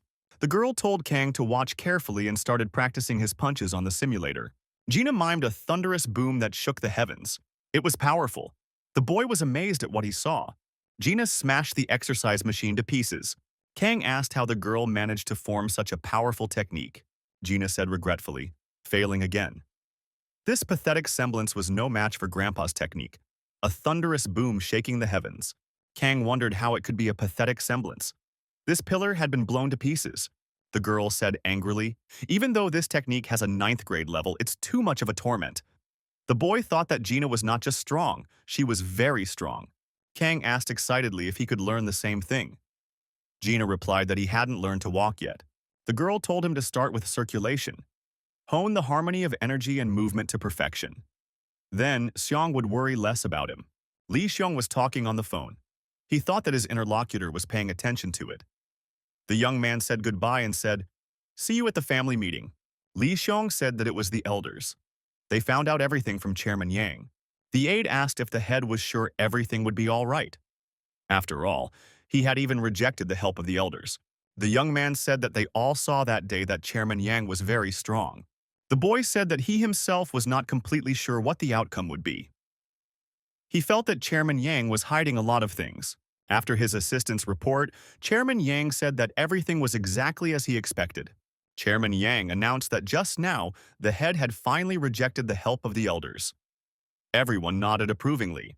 Everyone began to congratulate Chairman John. There were, of course, assumptions, but the chairman had guessed very well. They didn't realize that the chairman was so unreasonable. He had taken the only way to salvation and pushed it away. The guests drank the wine and thought everything was going according to plan. Chairman Yang stated, he thinks at this rate they can put a stop to the upcoming family meeting. Kang Haje was lying on the gym floor after a workout, arms spread out, in utter exhaustion. The girl offered the young man some water to make him feel better and asked him how he was feeling. The boy said he was fine. Gina said that after a few days of training, the guy was starting to get into the swing of things. And that's progress. The girl said it was getting late and that the young man should go home. The boy said goodbye and said, "See you tomorrow." Gina said he could do whatever he wanted. He still doesn't listen to her. Kang asked her if she could start teaching him the thunderclap technique that would shake the heavens from tomorrow. The girl squeezed the guy's head once again and told him he wasn't allowed to do that. The boy walked home, barely able to move his legs. He was absolutely exhausted after the training. Someone asked the young man where he was going. The boy turned around. Chairman Yang looked out of the car. The young man was surprised. Where did he come from, he thought. Chairman Yang said that the guy has been practicing with Jin lately. The young man asked how he knew. The man said he was in the neighborhood and met some friends who were involved in Jin's business. They told him everything. They also talked about Kang Haj. The chairman asked what the boy's progress was. Can he already show what he has learned? The young man said that according to Jin, he is doing quite well. Chairman Yang asked if the boy had thought about his proposal. Kang said the man was very persistent. After all, he's already said it several times. His answer didn't change. Chairman Yang said, "All right, let it be as the young man wants it to be." The chairman asked if the boy knew that the Sunnu clan was having a meeting today. The young man said he had heard about it. Chairman Yang offered the young man a ride to the meeting place. The boy agreed. It was announced to everyone that the head had arrived. The visitors rose. The head of the Sunnu clan entered the hall, accompanied by his advisors. He looked around at everyone. Everyone present bowed politely and greeted the clan head. The young man thanked everyone and said that he was very happy about the meeting. The boy was extremely polite. One of the chapter's advisors was scrutinizing the visitors. The visitors all smiled politely. The counselor thought that some of the atmosphere there was strange, and she looked at the people in the corner. The aide motioned for the head to come to his desk. The young man looked away. Chairman Ian was there and apologized for being a little late. Li Xiong and Yan Kilnam looked into each other's eyes. Gina attended this evening. She saw Kana Haja, who came here with Chairman Yang. The girl asked why he had come along with that man. He shouldn't be on that team. The guy said there was a family meeting here, so he came too. The girl replied, a family gathering is not an evening of entertainment. Gina explained that only very important members gather at the Sunnu clan meeting. Gina turned to her uncle what it all meant. Why this young man had come with him. Chairman Yang announced to everyone that he wanted to introduce a new member of their clan. This young man's name is Kang Haje. The chairman continued. Until a few weeks ago, this guy was just a simple man who didn't even know Murim existed. However, he had joined the Sunnu clan, the main object of envy of everyone in the Murim. Kang Haje realized it was a setup, and the meeting with the chairman was for a reason. How is it possible? Chairman Yang asked the clan head to give everyone a comprehensive answer. Kang Haje told Chairman Yang what he was doing. Did the chairman kidnap him again? The chairman said it's nothing like that. Kang Haje came to this event at Chairman Yang's invitation. It's official. The young man became very nervous and shouted for Chairman Yang to keep his hands off him. The boys shouted who they thought he was. The young man clenched his fist in anger and pretended to be ready to fight. The same young man was grabbed by Assistant Chairman Yang and squeezed him by the throat. The deputy told the young man to shut up immediately. Otherwise, he would snap his neck in retaliation for his broken wrist. Gina yelled out what they were doing there. They must release the young man immediately. Chairman Yang stated that the Sunnu clan head gave the clan treasure to an ordinary person and accepted the boy into the family.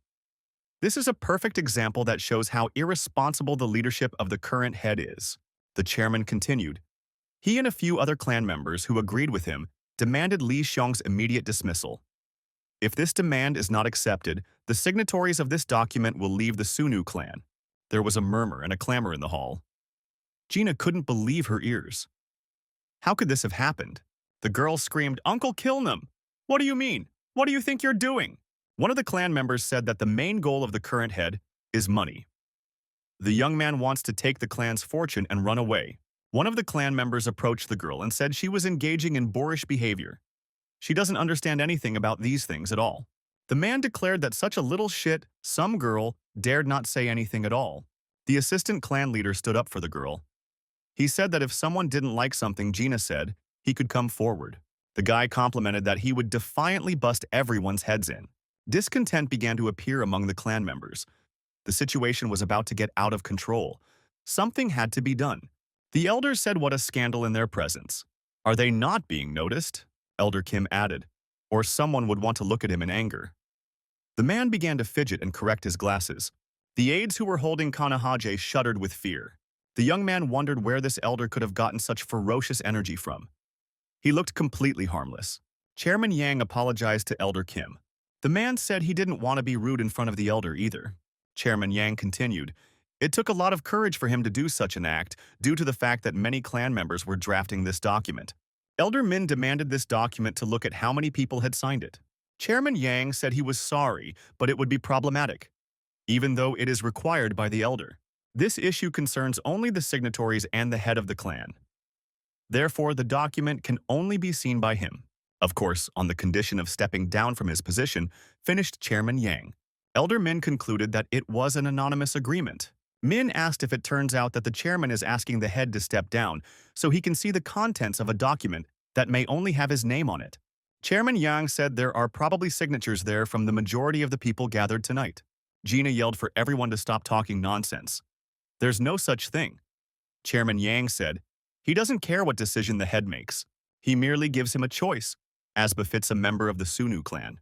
Chairman Yang said that the clan head has to make a choice. Ian Kilnam said he must accept their demand, or he would be left alone in a clan that everyone would abandon. Chairman Yang waited for the clan head to reply.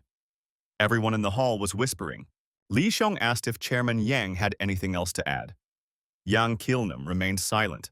The clan head said, then he was ready to get to the heart of the matter. Chairman Yang didn't understand what Li Xiong meant. Everyone looked at the young man with fear. He was ready to throw up and throw down. Yet he remained perfectly calm. He was throwing objects around him, exuding powerful energy. The elders thought it was a double dragon chain dance. They didn't expect such a thing from the young man. The young man said whether it was not proper for the Muraminim to decide matters as they should. A murmur was heard in the hall. Many people were wondering when the clan head had mastered the double dragon chain dance. There were almost no people left in the clan who knew this technique. Chairman Yang asked if the young man was challenging him to a duel. The man grinned wryly. Li Xiong turned to the elders. The young man asked them to act as eyewitnesses to the fight. Everyone in the hall made way for the bout to take place. The young man said if he won, he would deal with Chairman Yang and the document in his own way. Elder Kim asked Elder Min if the chapter should be stopped. After all, his opponent is Kilnam himself. Elder Min said that it was already too late. How would they be able to dissuade the head when he had already made his decision and announced the battle in front of everyone? In any case, one would have to go through this someday. Elder Min said that this is the verdict of the chapter. Elder Min asked Chairman Yang what he would say to that. Chairman Yang handed the envelope to his assistant. Yang Kilnam said that with the elders' permission, he would agree to the duel. However, they would soon regret it. Hajie thought that Li Xiong was going to fight this man, so he would be able to see such a fight once more. The clan members chuckled. The young man had fallen for it after all. Just like Chairman Yang said. He jumped into the fire himself. How could this impudent young man challenge the chairman himself to a duel? Kang Hajie heard someone placing bets on how many minutes the clan head would last. Kang wondered what kind of people they were. They talk as if Li Xiong had already lost. The duel began, and the opponents began to smash each other. They came closer and closer to each other and flew away from each other. Li Xiong believed that he knew how his opponent would move. The guy realized that Chairman Yang, just like last time, was moving too slowly for him. The chairman noticed that the young man was dodging his punches more this time. Moreover, the youngster has more productive attacks. Chairman Yang felt that the feeling of his attack had changed. It was as if his skill had increased. Li Qiong said that Chairman Yang should keep his eyes open. The young man, all blazing with anger, said that he would fight now in earnest. Jan Kilnam said it was a very good idea. Then he'll get a serious workout for once. And it's going to be a very interesting fight today. The opponents stood against each other. All the others were placed around the perimeter of the hall. Everyone realized that the fight would not be for life, but for death. Everyone present was watching this fight with bated breath. Everyone had their own favorite. Both opponents were quite strong. The opponents glared at each other. Kang Haji thought that Chairman Yang had become like a different person. The young man thought that at last their fight was beginning. The aide reported to Li Xiong, Chairman Yang was expected to surpass Elder Quan in his younger years. However, after the incident of losing his leg, his activities had been redirected mainly towards business. However, this person wields the techniques of the Iron Thunder leg and Eagle head staff. The young man asked, "The leg of Iron Thunder? Is that referring to his prosthesis?" The aide said, "It is. The chairman has very fast movements. However, he rarely really uses his prosthesis." The fight started, and everyone was watching this fight with attention. Chairman Yang activated his prosthesis and became several times faster. His jumping ability increased instantly. The aide said that the head of the clan should remember to be wary of the cane, which could fly out in the most unexpected situation, rather than the chairman's dexterous movements. This is the strike called the eagle-headed staff strike. It's a particularly dangerous blow. Each fighter, after learning his opponent's weaknesses, utilized that in the fight. Chairman Yang is very skillful with his cane. It is a deadly weapon. A staff can be at one moment like a mace, at another moment like a hook, and sometimes like a sword altogether.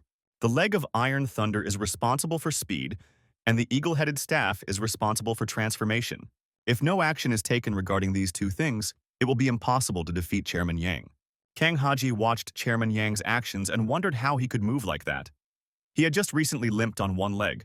The young man thought that Chairman Yang had decided not to hesitate.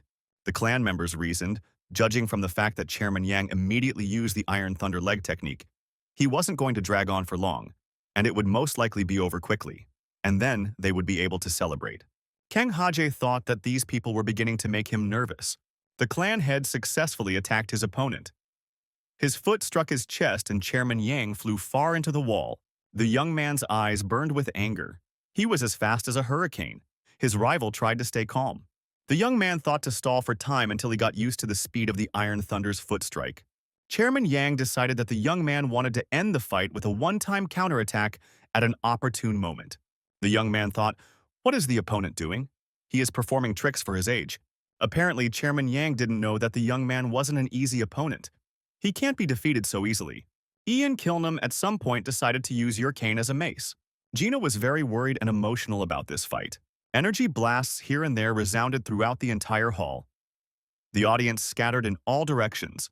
The clan members who were rooting for Chairman Yang rejoiced at his success. They thought he would win. The young man tried to evade his opponent's attacks, especially when he used his cane. Yan Kilnam used all his techniques to strike the young man unexpectedly. This was a very unique fight. Chairman Yang flew around the hall, chasing after the clan head. The young man deftly evaded his attacks. Those watching from below wondered whether the young man would be able to escape from the experienced fighter. Yan Kilnam was aided by his cane. At some point, Li Xiong dodged and grabbed his opponent's cane. Chairman Yang didn't expect this to happen. This was the first time it had happened to him. Everyone who saw it exclaimed in amazement. How could this be? The head of the clan had obviously been preparing for such a moment. Ian Kilnam was more vulnerable in this situation. His opponent took advantage of this and kicked him. The clan head holding his cane said, Chairman Yang has let his guard down this time. If it goes on like this, his luck might turn away from him. The young man with great effort thrust the cane into the floor. It rattled to the hilt. Those watching, sympathetic to Chairman Jan, exclaimed in horror. This was a huge blow to Yan Kilnam. Li Chong said that his opponent wouldn't be able to use his precious weapon now. The guy was extremely calm. The guests were surprised. Didn't Chairman Yang take his cane? How could he let it out of his hand? The head was now clearly provoking Chairman Yang. The young man's opponent told him. Apparently the latter was trying to trap him, taking away his precious weapon in the air where there are restrictions on stride technique. The young man indifferently asked if Chairman Yang wished to continue this confrontation. Chairman Yang wished to continue and immediately delivered a powerful fist strike to his opponent's chest. The clan head was thrown high up. Ian Kilnam said he thought the young man had made a mistake, and he had capitalized on it, damaging his opponent. This blow was so strong that the clan leader flew several meters away and hit the wall with his back. The wall cracked and splinters fell. The young man coughed. The blow was extremely strong and well executed. In the same instant, Chairman Yang was near his opponent and attempted an equally powerful knee strike to the chest. The young man miraculously managed to dodge the blow. The guy jumped back a fair distance, looked back and saw that the wall was starting to collapse. He realized he was lucky. The clan head's advisors watched the fight emotionally. They too thought that the young man had dodged the blow. Gina couldn't believe that her uncle Kilnam was so aggressive against the head of the Sunnu clan. The elders watching the fight decided that Chairman Yang was serious and wanted to destroy Li Xiong. The young man thought that the eagle-headed staff wasn't some sort of weapon. It was a kind of restrictor for the Iron Thunder leg technique. And now Chairman Yang has lost that limiter, and his leg kicks are simply devastating. Everyone present noticed what Chairman Yang's right leg was. It was a powerful weapon. Ian Kilnam said he has always tried to hold back using the cane, and now it will be different. Kang Haje watched this fight with great interest and decided that the clan head was dealing with a cyborg. Chairman Yang said that it might become more dangerous from now on, whether his opponent still wants to continue. Gina couldn't believe her eyes. Could her uncle Kilnam really be capable of such a thing? She didn't know anything about that leg. The head of the Sunnu clan calmly said that he couldn't wait. And most likely now the most interesting part would begin. The fight continued. After a short pause, the opponents stood against each other again. They were ready to rush into battle with renewed vigor. Li Qiong looked at his opponent's leg. It was a terrifying weapon, one that, if used skillfully, could inflict maximum damage. The clan head was showing what he was capable of. Even in this situation, he managed to evade his opponent's attacks. Those who observed in Li Xiong's actions saw the powerful speed technique of the Sunnu clan. The illusion of a residual image. It was very unexpected. How could the clan head be able to master this technique at such a young age? Chairman Yang was very confident. He even allowed him to turn his back to his opponent. The young man decided that he should take advantage of this if the occasion arose. The opponent's movements were very lightning fast. Explosions were heard in various places in the room. The explosions were the result of the internal energy released. Kang Haje thought that in many cases, he couldn't even get a good look at the fighter's movements. The high-ranking member of the Sunnu clan thought that he was becoming somehow uncomfortable.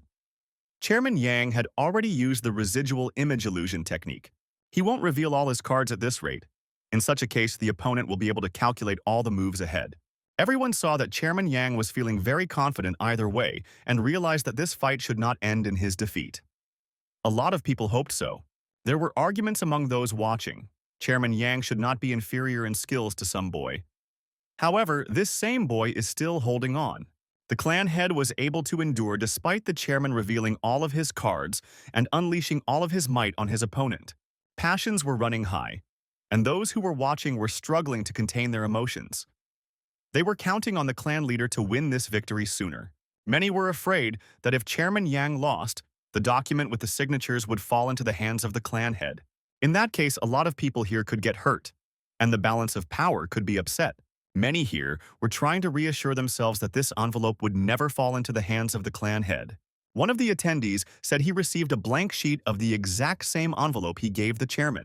He said that right now, while everyone was absorbed in the fight, it might make sense to switch envelopes before anyone noticed anything.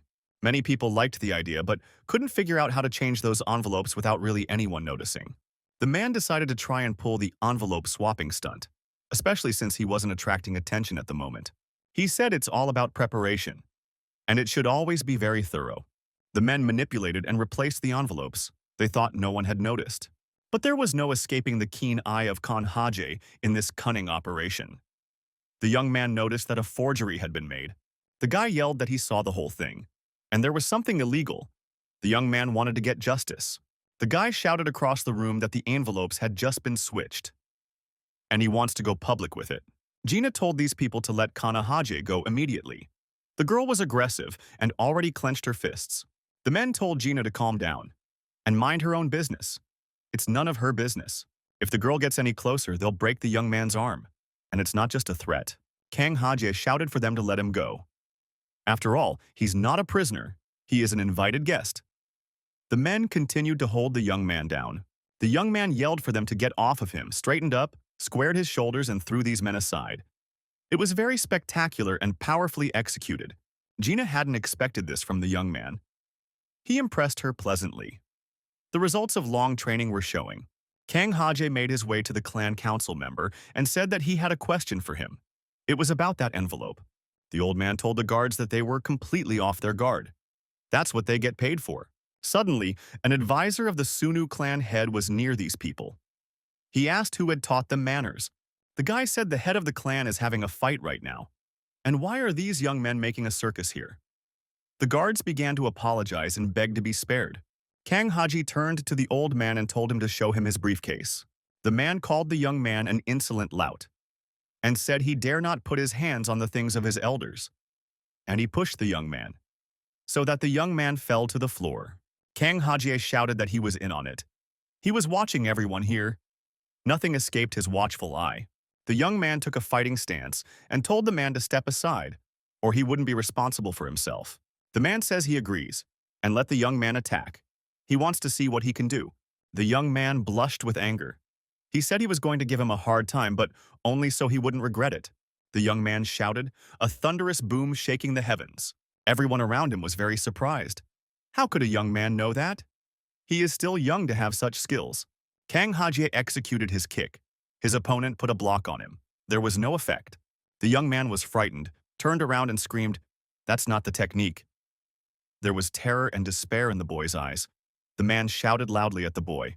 At the same instant, Gina rushed to the young man's aid. She decided to perform a real thunderclap that shook the heavens. Everyone around them was terrified.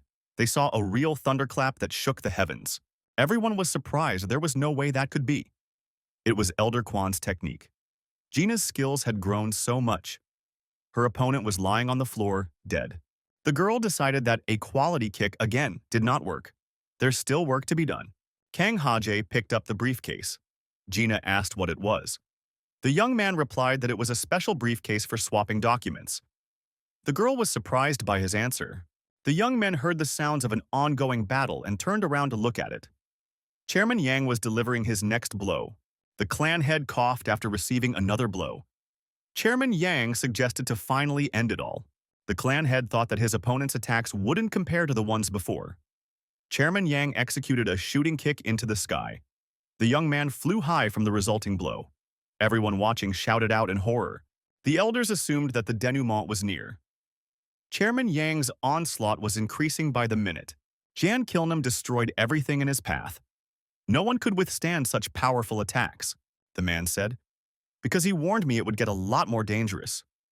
You shouldn't have gone to that event with him. At some point, the clan head began to glow like a source of flame. His fist turned into a thunderous punch. The guy was ready to pounce on his opponent. His eyes were burning with hatred. The young man said that now he too would inspire fear. He decided to use his thunderous fist and lunged at his opponent with terrifying force. Chairman Yang realized that he could not dodge this blow. Then he realized that all he had to do was to take the blow. The man tensed up and swung around to counterattack. The rivals rushed towards each other with a shout. Their fists were about to touch. The next moment, there was a huge explosion.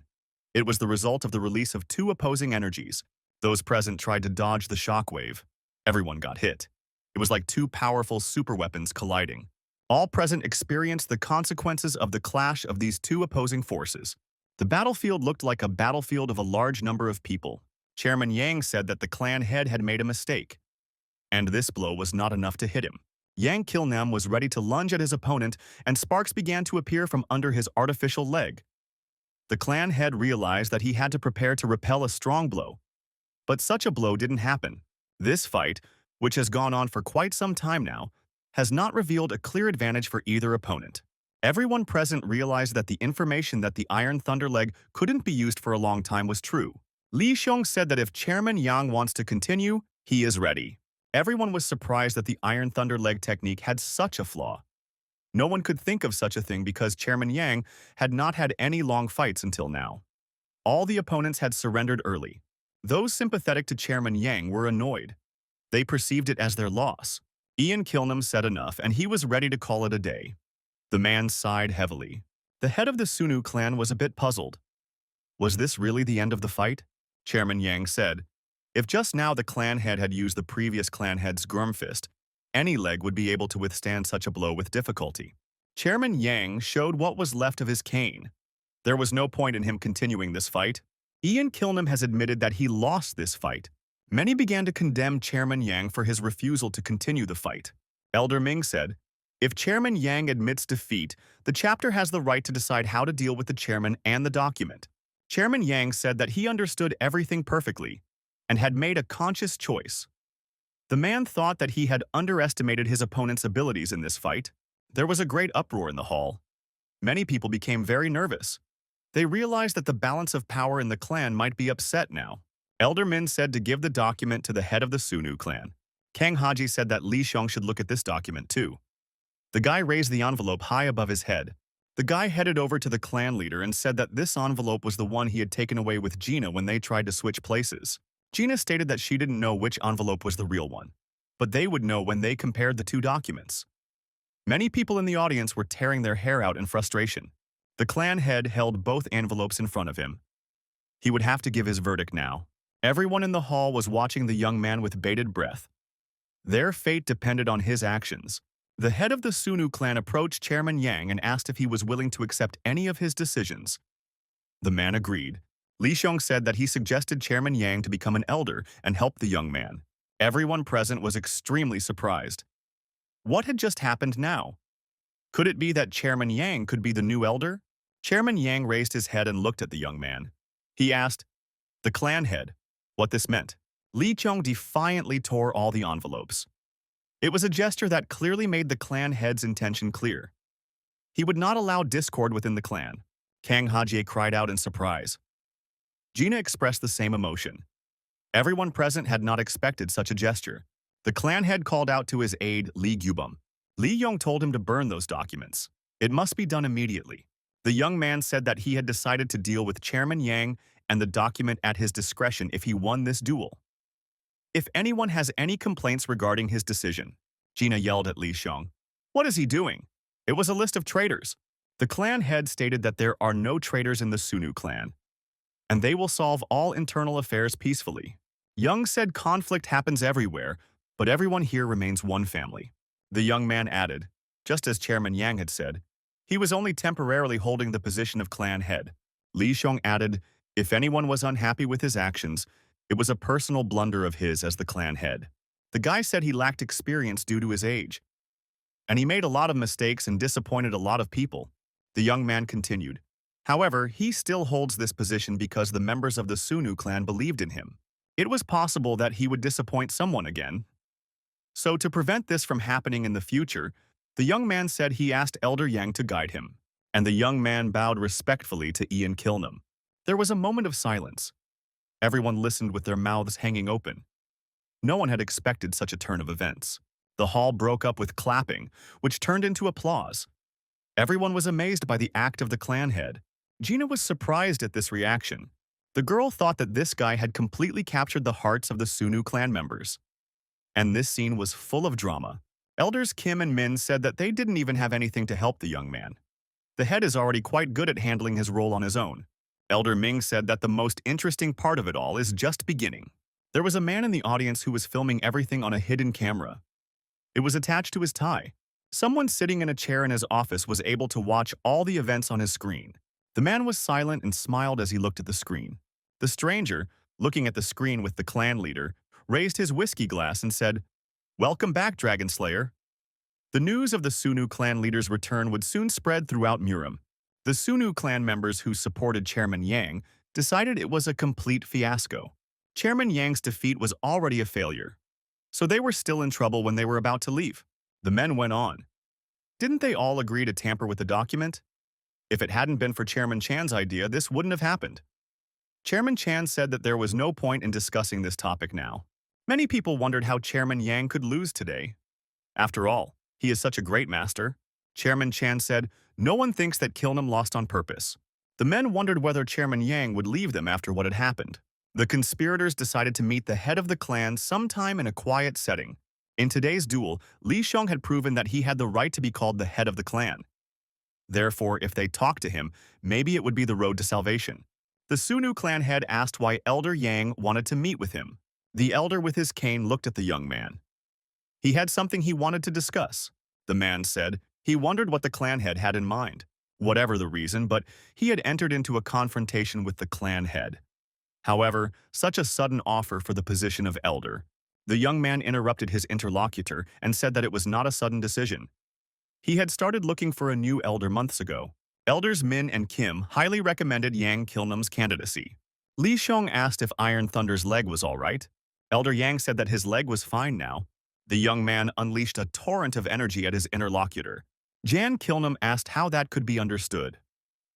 What the young man allows himself? The clan head said that Yang Kilnam had lied when he announced that his prosthesis had broken. Kang Hajie asked Gina where Li Xiong had gone. He wanted to say goodbye to him before he left. The girl said he had gone to meet Uncle Kilnam. The guy asked why they were meeting again unless there was something left unsaid. The girl suggested that they might have some private conversation.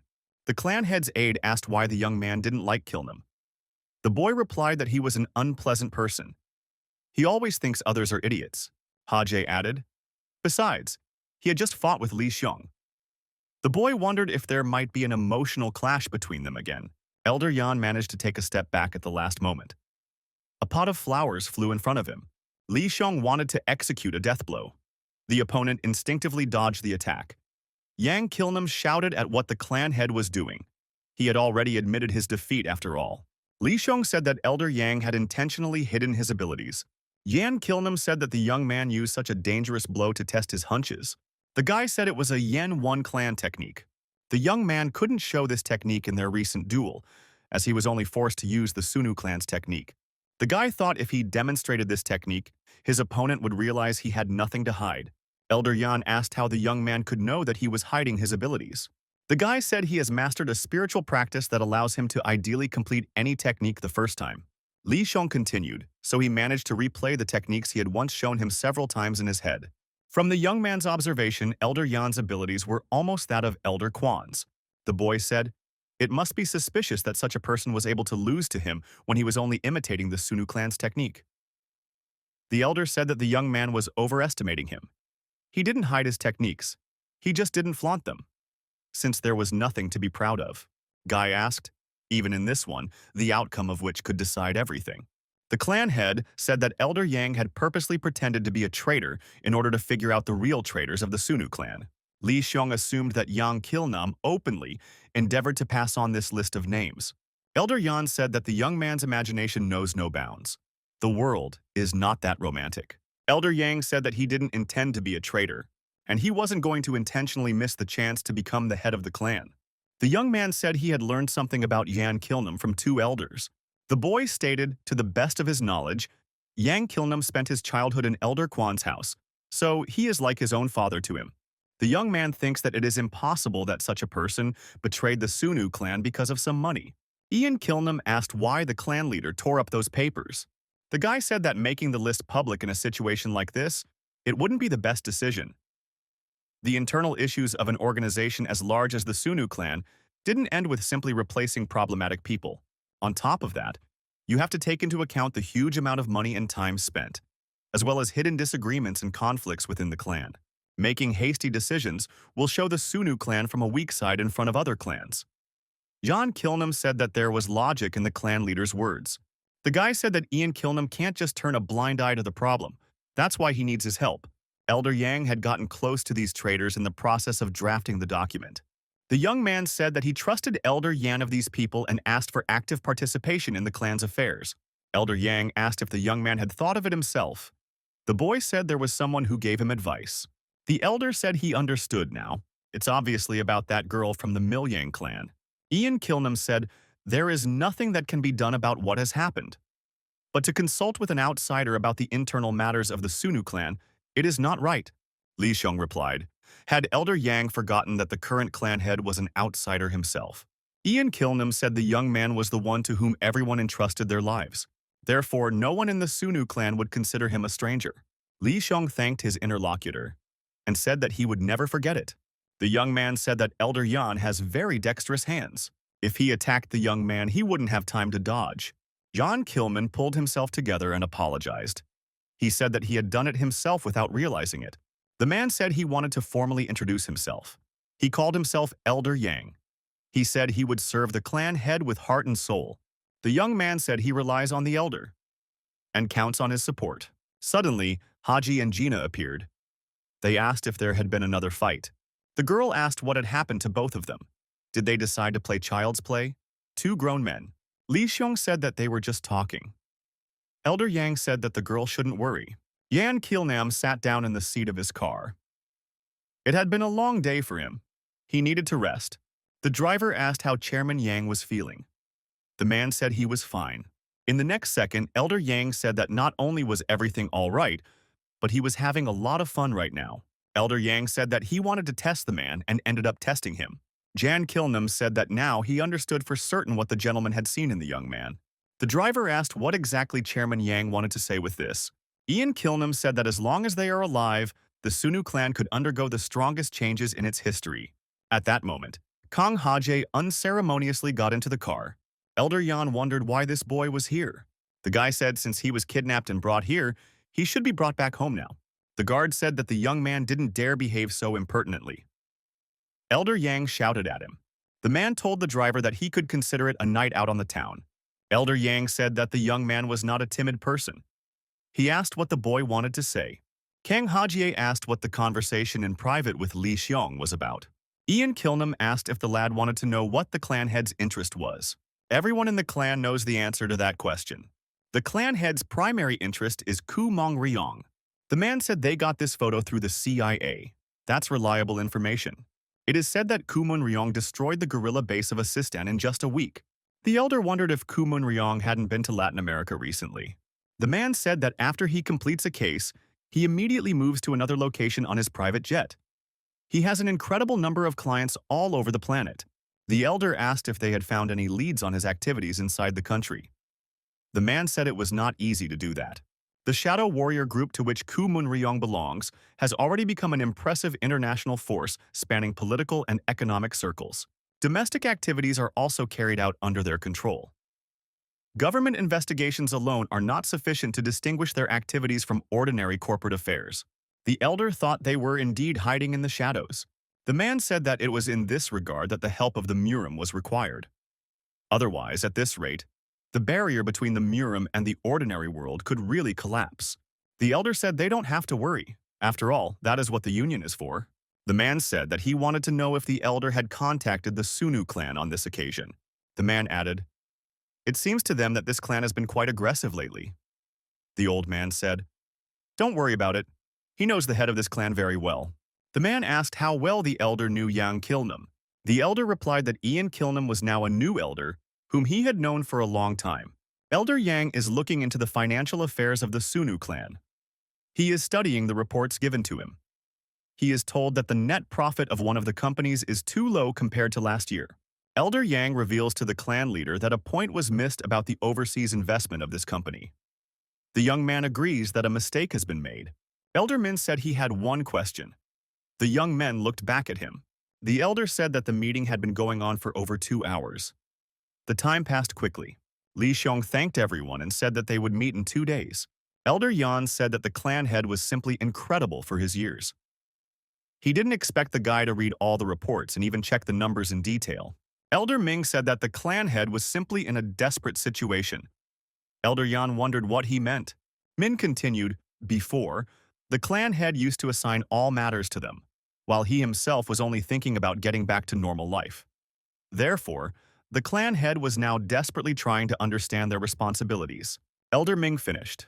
"The young man studies every day until late at night." Elder Yang said, something he thought was strange that such a young lad could understand such documents. After studying, the chapter devotes itself to practicing martial arts and endurance training until dawn. Elder Yang asked when the young man had time to sleep. Elder Ming said that, according to the chief of the clan leader didn't sleep at all nowadays. Elder Ming has already spoken to the young man several times about this matter, but he doesn't want to listen at all. Elder Ming added, wondering if the young man's burden was too heavy. Kang Haji was lying on the floor resting after practicing. He said, "I wish he were Ku Munryong." Gina said she thought she could spare him a little since his skills had gotten better. But apparently it was for nothing. Kang clarified. He just meant that he wanted to see Li Shun. After all, he's only interested in Ku Munryong. The girl slapped the guy on the back, said there were some things he shouldn't say. Gina explained. Ku Munryong, the enemy of Seun and the entire Sunnu clan. So the young man should hold his tongue. Kang started to make excuses. They both hadn't seen Li Xiong for a very long time. Wouldn't the girl be interested to know how he was doing? The girl said that she was curious too. Jan Kilnum appeared on the doorstep of the gym. The man said that the young people were practicing hard even after the family meeting. This is very commendable. Kang Haje suspiciously asked why the elder had come here. The man said he wanted to reward them for their efforts. The aide told the clan head that Elder Yang had come to see him. The young man was surprised. Elder Yan greeted the clan head and revealed that he had brought the young men with him. Li Xiong asked what the matter was, why they were here.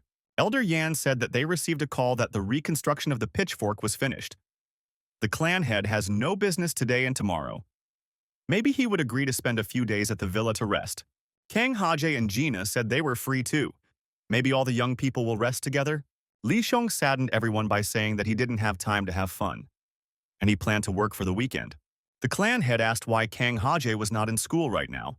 Doesn't he want to be educated? Gina said that Li Xiong was creating conflict out of nowhere. The guy just wanted to see him. Li Xiong said that Jinu was also concerned. The clan head asked when the girl planned to master all of Grandpa Kwan's techniques with such an attitude. The guy said if they had time to pester him, they'd better let them spend it studying with training. Gina said that she wouldn't visit that ungrateful Li Xiong again. The girl took offense to the fact that this young man is admonishing her. Grandpa's techniques, and it doesn't concern him at all. Kang Haje asked how Gina was feeling. Is she all right? The girl said there would be hell-level training today. She grabbed the young man by the throat. The boy screamed at her not to kill him today. Elder Yan thought that the clan head was really overreacting. Elder Yan asked, was it true that the young man hadn't gone to school for a long time? Yang Kilnam added that there is no need to hide anything. He knows about what happened to the young man and Li Seun. Elder Yan asked Kang Haji if he was still afraid of the guy named Yunho. Kang Haji thought for a moment and said that he probably wasn't anymore. Elder Yang suggested that he go back to school. Ian Kilnam said it was time for revenge. Elder Yang said that a benefactor is paid twice as much and enemies are paid 10 times as much. The young man said it was the first time he had heard such a phrase. The man replied, the phrase now welling up in the young man's mind. Especially after he became part of the Sunnu clan. Li Xiong was practicing his athletic skills near huge car tires. The young man worked his fist to the fullest, hitting this makeshift punching bag. The guy was hitting a pear and reminiscing about his childhood, back when he was a kid. The young man hugs the old man and says, thank goodness he wasn't hurt. The young man says he had the strength not to get sick and not to get upset without him again, or he won't recognize him as his apprentice even when he returns. The guy said that instead of teaching somehow, it's better to teach properly. After all, Li Xiong is his student. The young man was beating on car tires with rage and thought it was all lies and lies. Li Xiong destroyed this impromptu pair and thought everything back then was a lie and a lie. The next day, Kang Haji went to school. He was wearing a new uniform. The young man wasn't particularly eager to see Yunho and the others just yet. The class was as lively as ever at recess. The children were noisy, doing their own things. Kang Haji cautiously entered his classroom. The young man had not been here for a long time. They didn't recognize the guy right away. They thought it was a newcomer to the class. Hage recognized the elder and called him by his first name. The others noticed him too, thought he had changed a lot. The young man said hello to the head woman. The boy waved at her. The bullies looked at Haji and decided that he had grown up. Their look was as threatening as ever. Yunho walked over to the young man and looked at him point blank. Haji tried not to look away. Almost immediately, Haji received a fist punch to the jaw from Yunho. The students flinched as usual and opened their mouths in horror. Yunho thought it was the same Kang Haji. Haji, with his face reddened from the blow, asked Yunho what he was doing. Yunho asked cheekily, wondering what you think? He took another swing at the young man. Yunho said he really missed Kanu Haji. The young man's face turned even redder.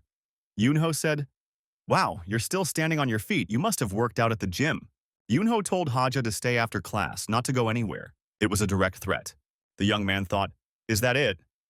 Because of this, he dreaded going to school day after day. Haji said Yunho, a real lowlife.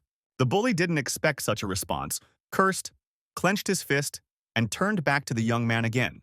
Yunho raised his chair in rage and shouted that he was about to destroy this Haji. The unbelievable happened. Haji fought back hard against the bully. Yunho and his chair flew to the far corner of the classroom. All the students in that class shrieked and shuddered. They had never seen anything like this before in their lives. Kang Haji said with hatred, telling this scumbag to get up immediately.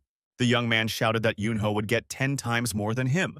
After a while, the bully Yunho's mother was at school proving to the teachers that this Kang Haji is crazy. The woman said her son now has 4 weeks to recover. How is that even possible? The teacher told the woman not to get heated. Kang Haji sat modestly and remained silent. A woman answered why there is an outrage in this school. The teacher tried to calm her down. Haji thought that this was the way it was going to be. The young man recalled how Jan Kilnam had offered him a fight from the heart. The boy didn't believe it. Kang said they can't hit ordinary people, right? Gina warned him about that.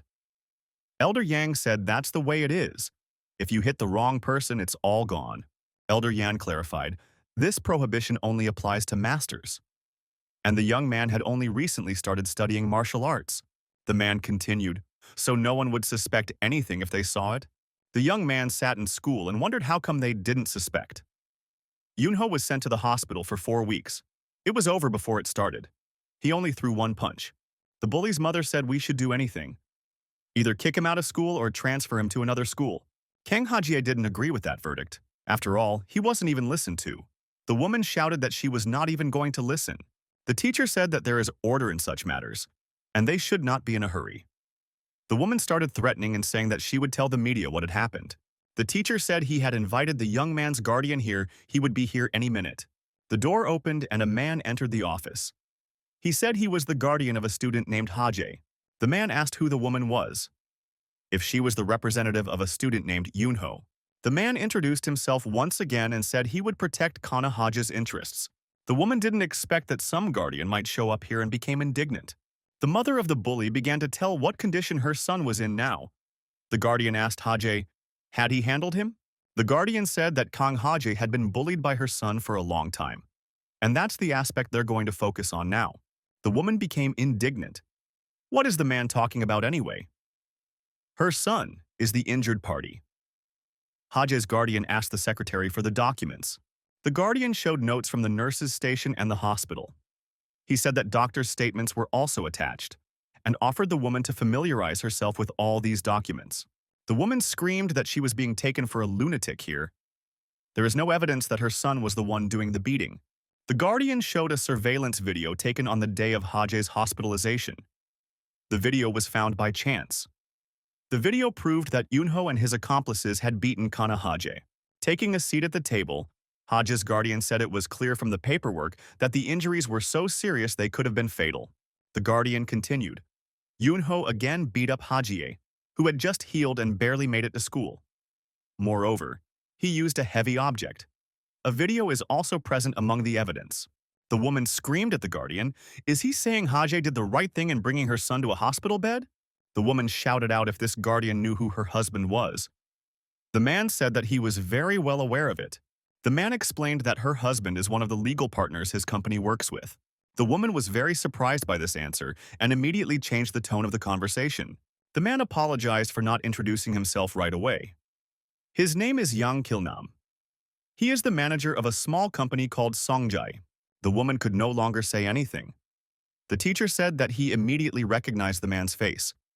After all, he is the chairman of the Seongjai group. Kang Hajie listened attentively to this dialogue. Yang Kilnam asked if the school knew him. The teacher said of course they do. His picture often appears in articles about economics. Haje thought, he's actually a businessman. The teacher asked what kind of relationship Yang Kilnam had with the young man. The man said that they are one family. Yang Kilnam said that rumors had reached him that Haje had faced injustice many times in this school. So he decided to come here personally. The man continued. First, they would like to hear an apology from Yunho personally. Then, the man would insist that Hajie be transferred to another school, because it would be unpleasant for the boy to see that bully from now on. The bully's mother tried to object to something about the apology. John Kilnam didn't want to talk to her for long and said if she still didn't understand the whole situation, she could discuss it at home with her husband, and then she would have an answer. The man finished. He expressed his confidence that her husband wouldn't want to take a hit to his business because of what had happened. Already outside the school, Haje told Uncle Kilnam that it was as if he was in a dream. The guy said he didn't think the problem with Yunho would be solved so easily. The young man thanked Uncle Kilnam for such invaluable help. Haje and Kilnam were talking about their business when Chairman Jan was called out by someone. They turned around. The man said the CEO wished to meet regarding the student Haje's issue. The young man tensed up. Why would the CEO be interested in him? It's not for nothing. The girl greeted Elder Yan. Kang Haje, upon seeing the girl, was very surprised. Was Nona really the principal of their school?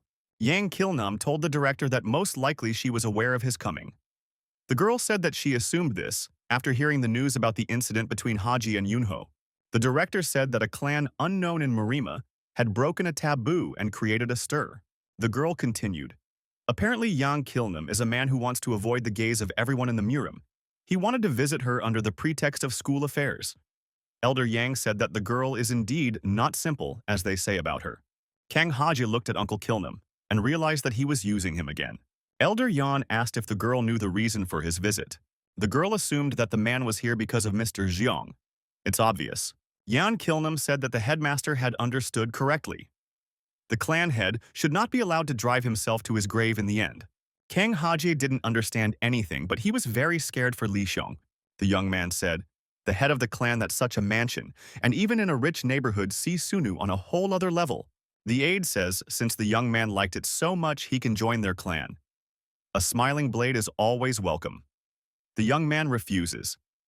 He says he's more comfortable alone, and he can't live in the same house with the Southern Red Star either. An aide says the chapter practices in this building. Li Xiong is warming up in the training hall. He is doing martial arts training as usual at this time. The guest said hello to Li Xiong and said that it had been a long time since they had seen each other. The clan head said hello to Jigong and said he was happy to see him. The guest scrutinized Li Xiong. He noticed that the young man had changed a lot since their last meeting. Jigong thanked the clan head for the invitation and said that it was rare to have the opportunity to spend time in a castle like this. The young man wondered why Li Xiong had invited him here. Surely it wasn't to spar. Li Xiong replied to that, saying that the uniform and sword are in the next room, and the guest has some time to prepare. Jigong was surprised. He thought that it would just be an opportunity for the three of us to have a good time. Him, Li Xiong, and the red-haired girl. Xiong replied that Gina was busy too. Foxy said he needed Jigong's help. He had practiced one technique, but hadn't tried it in real combat yet. Jigong agreed and said he would fulfill the young man's request. All the more so because he owed him a debt. But he warned him that he would not be spared and would not give in. Kang Haje was startled by what he heard from Yan Kilnam. The boy cried out in surprise. Yang Kilnam pulled him back and said that he was now talking to the head of the Mil Yan clan. The young man should behave with more restraint. Elder Yang told him to be careful. In Murima, even the slightest rudeness can cause great anger. Haje thought that Elder Yan was starting to intimidate him. The boy didn't like it very much. The girl said that she was also very curious about what Yang Kilnam meant. What danger could Li Xiong be in? Elder Yang asked the girl if she had crossed paths with him recently. The girl said that she had talked on the phone recently. It seemed to her that Li Xiong was very busy. Jan Kilnam said that the head of his clan doesn't sleep much. He exhausts himself and his body with training and paperwork. Elder Yan clarified that he had once heard that the young man was mostly practicing techniques, the sole source of the Yuan Academy. The man added that such meditation consumes a lot of energy. The girl herself should know this, because she herself studied at this academy. Li Xiong felt much better after being treated by the ghost doctor. But what kind of body can endure when one tortures oneself with training and hasn't slept in days? Elder Yan was certain that the young man was not fine. The clan head should not continue to overexert himself practicing the soul source technique. Haji listened to Uncle Kilnam with astonishment. If this continues, the clan head will either die, driving himself to a complete frenzy, or become an invalid. Kang Haji was very frightened. He became afraid of Li Xiong's condition. Yan Kilnam finished and said that the clan head refused to listen to anyone. Therefore, he decided to turn to the girl, hoping that she had some influence on Li Xiong. The man said he knew that the girl had contributed to learning the techniques of the Yevon Academy and being treated by the ghost doctor. Yang Kilnam asked the girl to try to change the mind of their clan head. The girl replied that she too would be happy if Si Xiong listened to her. The girl wished she could see before her not the stranger Mr. Xiong had become, but the bright young man he used to be. Jigun and Xiun are sparring intensely. Jigun is holding a sword. Jigun thought the words about not being spared were partly a joke. The young man didn't think that Li Xiong would take it so seriously. Indeed, the clan head was very serious. Jan Kilnam was disappointed. So his interlocutor didn't know what to do either. The school principal said she had questions. Soul Source, this spiritual technique that was invented to master martial arts through meditation with limited body movements. But is there a reason to exhaust yourself like this? Yang Kilnam said that the girl was right. To master the form of a certain technique, you don't have to abuse yourself like this. The headmaster said that, however, Mr. Xiong was exclusively attached to the Soul Source technique. During sparring, Jigen was indomitable. He and his sword were as one. In this case, it was the perfect sparring partner for Shun. Li Xiong, using his martial skills and mastered techniques through his internal energy, successfully repelled the attack of the sparring partner, who was with sword in hand. Li Xiong was so strong during the fight that Jigong asked him to be a little lighter. Jigen decided to build up his power during this fight and finally stop giving in. The girl said that perhaps Mr. Xiong was probably not obsessed with the soul source so much to master someone else's skill. Perhaps the young man had decided to be the one to use the technique, though that's just her personal speculation. Elder Yan asked what the girl meant. The headmistress replied, "She means the strongest and most significant creature Mr. Xiong remembers." Jan Kilnam realized who the headmaster was referring to. He said, "No way." Li Qiong was so aggressive in this sparring that he shattered his opponent's sword to pieces. He was unstoppable. The head of the Sunnu clan was very aggressive. not towards his sparring partner, but towards this fight. Elder Yang assumed that Li Xiong wanted to become a Kumun Ryong.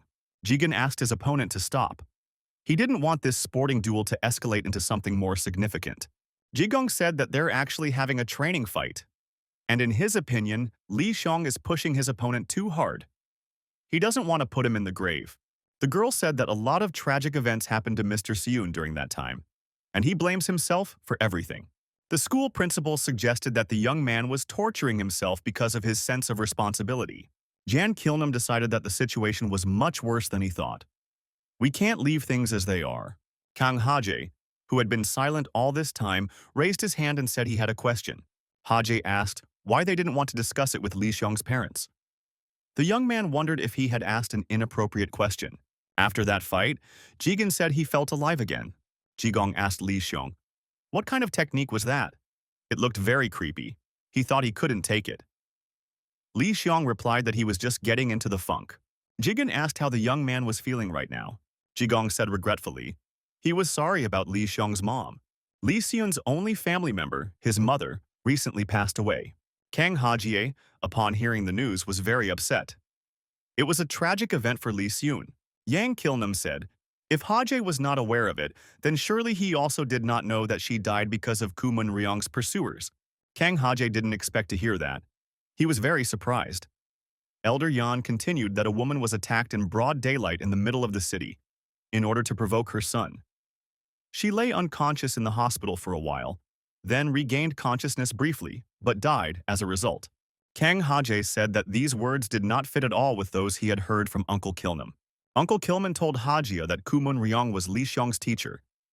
He said this the day he gave the young man a ride home.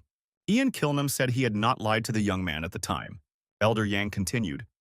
At the same time, Kumun Ryong is considered the strongest enemy of the clan. He is simply a dangerous person who is capable of bringing Murim to collapse. He also killed Jinny's grandfather, Elder Quan Jagyu. The young man thought that he had gotten too much negative news today. The boy remembered how he had said, in Jinny's presence, that he wished he were a Kumun Ryong. Now he regretted those words very much. Elder Yang said, it seemed to him that the young man followed the head in everything. But he didn't know anything even about his enemies. Kang Haje didn't know what to say to those words. They took him by surprise. The man asked, did the young man really think that without any effort he could understand everything from a few words heard from another person? Haje pondered. Uncle Kilnum is right. He had never seriously considered what happened at Li Xiong's place. He just felt grateful to him. Jan Kilnam, said the young man, was interrupting their conversation a little by standing like that. If he feels guilty, let him think about his behavior while standing in the hallway. Kang Haje stood still. Yang Kilnam asked if the young man had anything else to say. The young man said he understood everything, and he's speechless. The girl said, it is clear to her that Elder Yan is greatly worried about Hajia. Ian Kilnam stated that he had high hopes for the head of the Sunnu clan. Kang Haji was the first person head Li Xiong brought into the Sunnu clan, and he cares about it. Haja became ashamed. He was not aware of such circumstances. Haja decided that he would think about these matters later. He was more interested in how Li Xiong was feeling right now. Li Xiong asked where Jigong worked. Jigong replied that thanks to the clan, he was overseas. In order to be able to leave on good terms, he asked a favor of the company where Seihi's father, a close childhood friend of Li Xiong's, worked. Jigun asked if Seun was afraid something would happen to the girl. Jigun asked if Seun knew where Seihi was now. Seun replied that he hadn't called her in a long time. Her number and mail are different now. Jigong asked if Li Xiun wasn't going to meet Seihi for the rest of his life. Xiong replied that he would definitely meet. Li Chong added that their meeting will definitely take place after he destroys Kumun Ryong. Jigen wondered if his interlocutor really wanted to destroy Kumun Ryong. The young man didn't want to continue this topic and said, bygones. He asked if Jigen recognized what he had asked. Ian Kilnam said that in general he understood everything. The girl asked what condition he was in now. The man said he had a question as to why the headmaster was helping the head of the Sunnu clan. Elder Yan wasn't sure if such a smart girl would provide her help without any calculation. Or there is another interest here, the girl is in love with the young man. The girl said that Yan Kilnam likes crude jokes, but they have the same aspirations. The girl said they wanted world peace to come. Elder Yan smiled and said that he was surprised at such an unexpected answer. The girl continued. After Kumun Ryong's last strike, The allied forces of shadow warriors in Murima began to grow steadily. And it's not just about martial arts here, but also financial support. She believes that a significant number of small-scale clans are already under their influence. Elder Yan asked if the girl had any justification for this information. The girl said that there is a group called Shinhyop. It is made up of young Murim masters who exchange news among themselves. The girl said that there was a group called Shinhyop that consisted of young Murim masters who exchanged news among themselves. Elder Yang said that in that case, it should be reported to the Federation. The girl said she had already done it. After the leader of the Federation resigned for personal reasons, he went missing. The new leader of the Federation does not want to hear anything. On the contrary, he said that he would severely punish those who spread unfounded rumors, thus causing a stir. Elder Yan said that he had the impression as if the current leader had chased away the previous leader, relying on the strength of the Shadow Warriors. The girl said she didn't know where the truth was. But if the Murim are already enslaved by the Shadow Wars, then the boundaries between the Murim and the world of ordinary people will soon break down. In that case, tragedies like the one in which Mr. Seong's mother died would happen all the time. The girl concluded that both she and Mr. Seong wanted to prevent such an outcome. Yang Kilnam said that everything would become clear after talking to the previous Federation leader. Does the girl know where the previous Federation leader Kang Seon is now? Lee Xiong interjected, "A hell of uninterrupted torment?" Jigun confirmed, and said a man had seen him there. Lee Xiong asked where this hell was located. Jigong said that he himself would like to know about it. The hell of uninterrupted torment was built by the Sunnu clan at the behest of the Federation. Jan Kilnam said that he was grateful for the invitation. He hopes to see you again at the next opportunity. The school principal wished the man a safe journey. The girl glanced at the departing car with Jan Kilnam. The headmistress breathed a sigh of relief. This conversation had made her a little tired. The assistant said that the director seemed to be very tired. The girl replied that this person was very difficult to deal with. The girl thought that the elder's intentions were clearly impossible to understand. All she could do was not to reveal her intentions. The girl thought, since Elder Yan is protecting the Sunnu clan, one can at least exhale a little. Uncle Kilnam told Haje that he is a brave lad, but with a simple character. His thoughts are easy to read by the expression on his face. The man assumed that the young man wouldn't have been able to communicate so calmly with the clan head if he had heard the story about Kumun Ryong that day. Haji replied that he understood now why Uncle Kilnam had not said anything to him then. Elder Yang explained that the clan leader had rather mixed feelings about the young man. The relationship between Seun and Haje reminded the clan leader of his relationship with Kumun Ryong. Based on this whole situation, it is better for Kanu Haje to have less information, so as not to draw the wrong conclusions. The young man became nervous, whether Uncle Kilnam was trying to confuse him again. Elder Yan asked why the young man was thinking like that again. After all, there was no premise. Ian Kilnam explained that the young man had a big advantage. If a Murim causes problems, it is immediately reported to the Federation. This was not the case with Khan Haje. In other words, until he was caught by the Murim. Ian Kilnam said he had one request for the young man. The man said that in return he would train the boy in martial arts. Elder Yang said that the young man has a hidden talent, and he knows a way to bring it to life in the shortest possible time. The man asked if Kang Haje wanted to learn the techniques of the Sunnu clan. Kang Haje clarified, so Elder Yang is willing to be his teacher. The man explained that the relationship between student and teacher in Murim is not established so easily. Elder Yan explained that he would rather be something like a tutor. Kang Haje asked, in that case, what business would Elder Yang have with him? Yang Kilnam said he needed to find someone very important to the head of the Sunnu clan. Kang Haji was amazed at how one could find a person from just one photo. The young man wondered who this girl was. If she was called an important person to Li Xiong. The young man decided that there was something wrong with the head of the clan, judging from yesterday's conversation. Kang Haji heard someone call out to him. The young man looked from the phone to the person. It turned out to be the teacher. He said that the young man came earlier than usual today. He asked how Chairman Yang was doing. The teacher asked the young man for a favor. He would like to get Chairman Yang's autograph. A teacher happened to see a picture of a girl on a young man's phone. He asked if it was a school nurse by any chance. Kang Haje asked if he really knew her. The man said it was Li Shiho. The instructor inquired as to where Haje got her picture. The young man asked if the teacher knew the girl's phone number. The guy asked for a man to contact her as she had to meet someone. Li Chung sat with his eyes closed. He was replaying the previous fight with Jigong in his mind. Jigong told Li Xiong that such a request is too big a burden for the Sunnu clan, because they want to stay out of the Federation as much as possible. Jigen said that the Hell of Unbroken Torment is considered a place where even the most dangerous Murim criminals go. Perhaps Master Kang Soon is located there. Li Xiong asked if it was true that Kang Song had been seen in a hell of uninterrupted torment. Jigun said he didn't believe it at first either. But judging by what's been happening lately, maybe it's true. Master Kang Song promoted various reforms in the Federation. It all culminated in the announcement of the resumption of the martial arts tournament. Apparently because of this, the Murim elders began to hate him. They opposed the behavior of the tournament, believing that it would only dishonor the authority of the clans. Just at this time, Master Kang Soon suddenly left his position as Tanju and disappeared.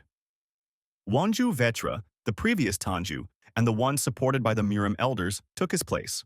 Jigun added that then the topic of opening the tournament did stick. Jigun said that he and Shinyop want to see this tournament, but it's imperative to have a Master Kan Sun for that. Li Qiong suggested that Kumun Ryong might be in the country, and the tournament may still take place, and it's possible that Kumun Ryong may appear at this tournament. Liu Gabam saw Li Xiong coming down the stairs. He asked if the young man had been up all night again. Li Xiong asked if he knew where the hell of continuous torment was. Gubam was very surprised by this question. The man asked why the clan head was suddenly interested in this. The guy replied that he wanted to look for a Kan Sun master there. Kang Hajie was on the phone with Yang Kilnam. The man asked if the boy had found that girl. The young man said that it wasn't easy to find from one picture. Afterward, the guy confessed that he found the girl very quickly. It turned out to be a nurse from their school. Kilnam was pleasantly surprised. The boy said Uncle Kilnam knew. After all, he said to look for her at school first. Uncle Kilnam wanted the lad to go to school and there inquire about this girl. The young man continued, to ask himself, not to match Chairman Yan's reputation. Jan Kilnam said the lad was smarter than he thought. The guy said she's not in right now. We'll have to come back next time. Jan Kilnam dropped a file with an introductory course in the basics of martial arts onto the young man's phone. It's a reward for a job well done. The boy has to learn them first. Kang Hajie said this file is in an awkward format. Maybe Uncle Kilnam can find the video. Yang Kilnam said the guy was very cunning. For example, he learned martial arts from old books written in Chinese characters. The young man said that now everyone listens to video lectures. Yang Kilnam said that no video lectures the boy would not see. Elder Yang was disappointed. Today's young people need everything on a platter. Jan Kilnam went to the restaurant for the meeting. He was already expected there. The man greeted the audience and apologized to the head of the clan. He explained his lateness by the fact that the meeting had been delayed. Waiting for him at the restaurant were the Sunnu clan head, Elders Min and Kim. Elder Yan guessed from the faces of those present that something was wrong. He asked about it. Elder Min said that the clan head was interested in the hell of uninterrupted torment. The young man said he asked Uncle Gubam about it, but the latter said it was confidential information.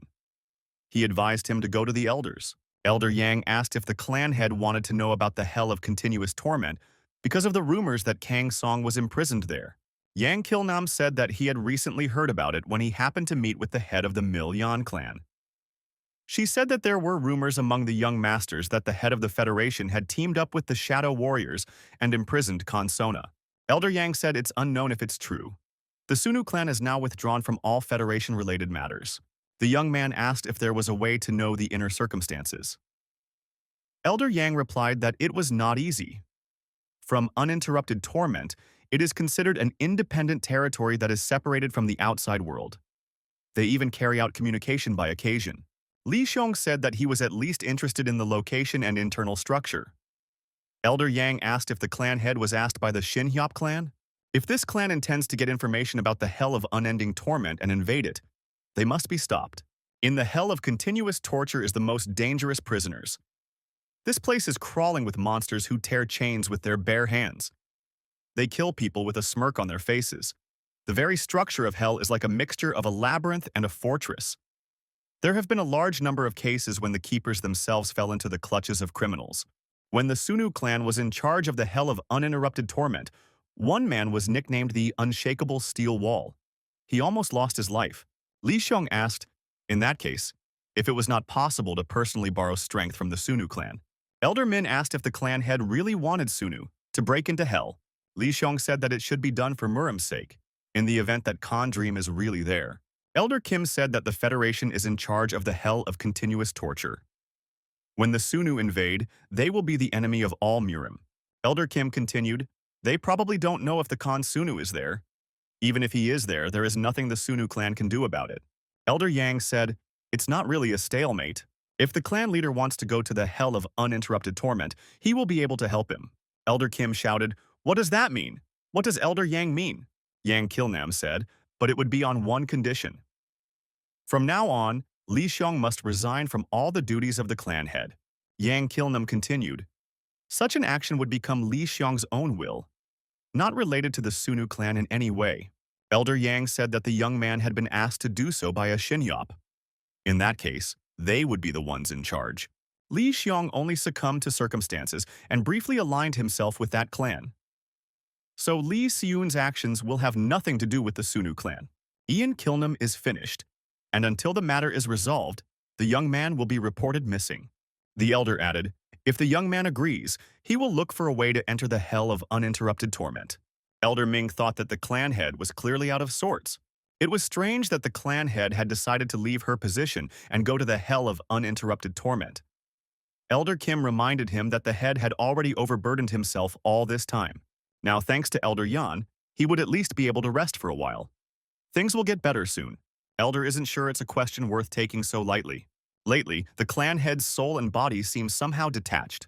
Elder Yang concluded, if left as it was, Li Xiong would drive himself to his grave. Elder Kim asked if Jan Kilnam had any ideas. He replied that they had a promise that the clan leader had made. Elder Min asked if Jan Kilnam was serious about sending the clan head there. Jan Kilnam said that he was always serious. In order to have a normal conversation with a person who is hovering in the clouds, the first thing to do is to bring them down to earth. Elder Yan remembered a person who could help them. Elder Kim said he had one suitable person in his mind as well. Jigun is on the phone. He asked if the person he's talking to is sane. Go with him to the hell of unending torment. Li Xiong says he asked because he's curious about Jigong's opinion. There's no information about the hell of continuous torture yet. As soon as he gets that information, he'll call. After the conversation, Jigun thought he really wasn't kidding. Li Xiong doubted himself. Was he doing the right thing? He wasn't sure, but that anxiety wouldn't let him go. The young man thought he was being haunted by a very strange feeling. At this time, he was either studying in the library or examining documents in the office. But suddenly, all the files suddenly disappeared. The guy suddenly jumped up. What was he thinking? Now is not the time to be lying around.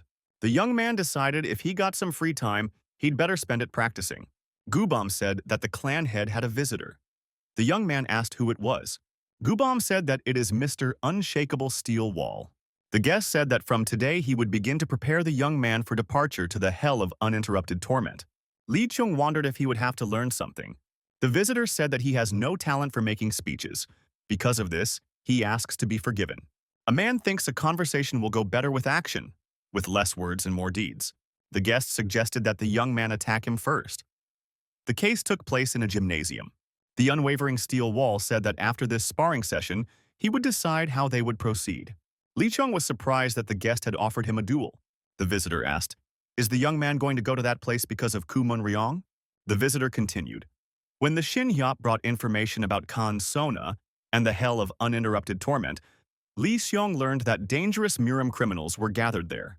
The young man thus decided that he could get information about Kumun Ryong himself. The guest said he didn't care what the young man's goal was. The man has been ordered not to release untested individuals into the hell of uninterrupted torment. That's the basis of the training. The man continued, if Li Xiong could defeat him here and now, the preparation would end here. Otherwise, the young man is in for a boring educational process. The clan head said he understood and prepared to attack his guest. Li Xiong tried to attack his opponent. It didn't succeed. He tried it a few more times. The result was the same. The young man thought that this man had fended off all of his blows, and he hadn't even dodged once. The clan head thought, is he really that impenetrable?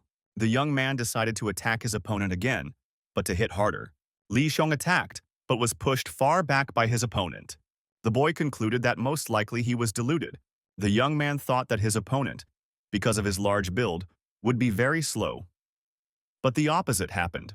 Mr. Unwavering Steel Wall said that the young man fights very lightly and is not serious about the matter. In that case, he wouldn't be able to defeat even the weakest prisoner of the hell of uninterrupted torment. Not to mention Kumun Ryong. Li Xiong realized that he wasn't good enough in this sparring session, and he would have to take more initiative. The young man said that now he will try to be more serious, and that the opponent should be ready. Mr. Unshakable Steel Wall was ready to repel the young man's attacks in any condition. Elder Yang was on the phone. He was told that right after the guest arrived, Li Xiong had been challenged to a duel, which was expected from an unshakable steel wall. Elder Yan said to Gyubum he regretted that he would not be able to watch this fight because of an important meeting. Gyubum replied that it was a very serious fight. Gyubum says the sounds of punches coming from the gym are getting stronger and louder. The man continued. The head had become dangerously sharp in his blows of late. Do not underestimate him. Elder Yan said that Gyubum should know very well how the legend of the unshakable steel wall was created. Elder Yan reassured Gyubum and told him not to worry because the clan head would not lose. Li Xiong attacking his opponent thought that the stronger the attack, the sharper the desperation. The clan head was really desperate. He couldn't believe his eyes. None of his attacks were working. The guy thought that his opponent was indeed the truest wall of steel. The young man noticed that, most interestingly, his opponent hadn't moved a single step since the fight began. The man said that the young man wouldn't be able to defeat even the weakest prisoner of the hell of uninterrupted torment, let alone Kumun Ryong. The guy figured that this result would keep repeating itself, unless he changed something in his approach to this issue. The guy thought he'd change his tactics because of this. He's attacking his opponent in a different way. The young man changed his approach and altered his attack techniques by tapping into his inner energy. Xiong decided to end this fight with the most powerful attack he was capable of. The opponent thought it would be slightly dangerous. The clan head decided to attack his opponent with a completely new attack technique. The guy applied a devastating strike of Raging Heavens. The opponent still remained standing still. The young man put all his possible internal energy into that punch and moved his opponent far back. The boy wondered, had he really been able to block that punch? The young man attacked. His opponent blocked his every blow, and the attack was not successful. Li Xiong thought, how could this be possible? The young man's every punch was blocked. All he managed to do was to move his opponent out of his seat, because the blows were incredibly powerful. After another attack, the clan head's opponent exhaled. The man said the young man had a pretty good fist. The man added, this fist, however, falls far short of his standards. The young man was told by his rival that he had better forget about the hell of uninterrupted torment for a while. Li Xiong asked what technique his opponent had just used. The man replied that it was a modified technique of the Sunnu clan. The boy replied that it was impossible. The young man knew that the specialty of Sunnu martial arts was quickness and lightness, and his opponent hardly moved at all, and his technique itself was slow and weighty. The man looked at the young man with disbelief. Why was he being so judgmental about it? The guest said that he could teach this technique to the young man. The boy objected that there was nothing special about the technique. What is there to learn? All martial arts of the Sunnu clan belong to the head of the clan. Therefore, a young man can learn them at any time. Li Xiong said, in that case, he wants to start right now. The opponent said he didn't mind, but the young man needed to wash and sleep first. The man said even though they are in training now, the young man looks very restless and anxious. The guest continued and said that in the condition the young man was in, no training was possible. The first thing a guy should do is shower and get a good night's rest. In one breath, the energy is transferred from the lower tanjon to the central tanjon. It passes through the acupuncture point of Kokchi and follows to the point of Nakchim. Kang Haje studied the file that Uncle Kilnam had sent him. He didn't understand anything about it. The young man was spotted by Sarah Nunu. She asked him what he was doing here at this hour. The guy looked at the girl and said that the principal was back. He already thought he wouldn't wait for her today. The girl told the young man to go home. It was getting late. They will talk tomorrow. The boy said it would only take 1 minute. The young man showed the director the cell phone with the picture and said that it was a very dear person to Li Xiong. The principal asked who this girl was since she was so important to Mr. Xiong. Haji said he didn't know himself. This girl worked briefly as a nurse at this school last year. The school principal assumed that the young man had gotten this information from Elder Yang. Sarah Nuna congratulated the young man on becoming the puppet of an elder of the esteemed Sunnu clan. Haji started making excuses and saying that it wasn't true. He had just received a small commission from his uncle. In return, He had to teach him martial arts. Hajie said that he wanted to become strong quickly and help Li Xiong. Uncle Kilnam said he knew a way to do that. Haji wondered very much. Why is he even trying to make excuses now? If the principal knows, just let him tell him where that girl is, and he won't be annoying anymore, Sarah Nuna said, in a way the young man still couldn't understand. This assignment in finding that girl is not for the young man, but for her. Hajie was once again surprised. The principal explained that Elder Yan had given her a clue to the information she was missing. His methods are not particularly pleasant, but she'll still have to deal with the matter since the girl in the picture is very dear to Mr. Xiong. The principal said she had answered the young man's question and he was now free to go. Hajie didn't relent and said he had one more question. The director stated that Kang Hajie doesn't understand something. They are not close enough to exchange all sorts of questions and answers. The young man said he wouldn't take much time and showed the file that Uncle Kilnam had sent him. The boy said he had no idea what it said. The headmaster froze when she saw this file. She said that the martial arts book was a treasure and the ultimate secret of the clan. The principal said if an outsider looks into someone else's book, he could become an enemy to the whole clan. Would Haji really want her to cross Sunnu's path? The young man said he didn't know that. The lad decided that he would in that case ask only the most obscure thing. The boy read out a phrase that was particularly unclear to him. He asked the principal to explain it to him. The principal looked at Haji silently and said nothing to him. The young man thought he had done something wrong again. The director asked if the boy didn't know the location of the acupuncture points. The young man said he didn't understand the question. Sarah Nona told the young man to follow her in that case. The director gave the young man books and told him that these were basic literature on the subject. These are books about the history of Murim, written in simple language. It also has basic information about energy circulation. The principal gave the young man a week and told him to learn everything, and then she would test his knowledge. The young man was puzzled. After all, he only wanted to ask one question. The principal said that these books are the basics that any junior high school student in Marima knows. The principal asked if Haji really wants to help Mr. Xiong. In such a case, the young man must prove how sincere his help can be. Kang Haji shyly asked if this information was available in audio format. The young man thought he had asked the question for nothing. It was just more waste paper. The young man thought that despite being unemotional, Sarah Nuna still helped him. Or she was helping him for some other reason. The clan head was taking a shower.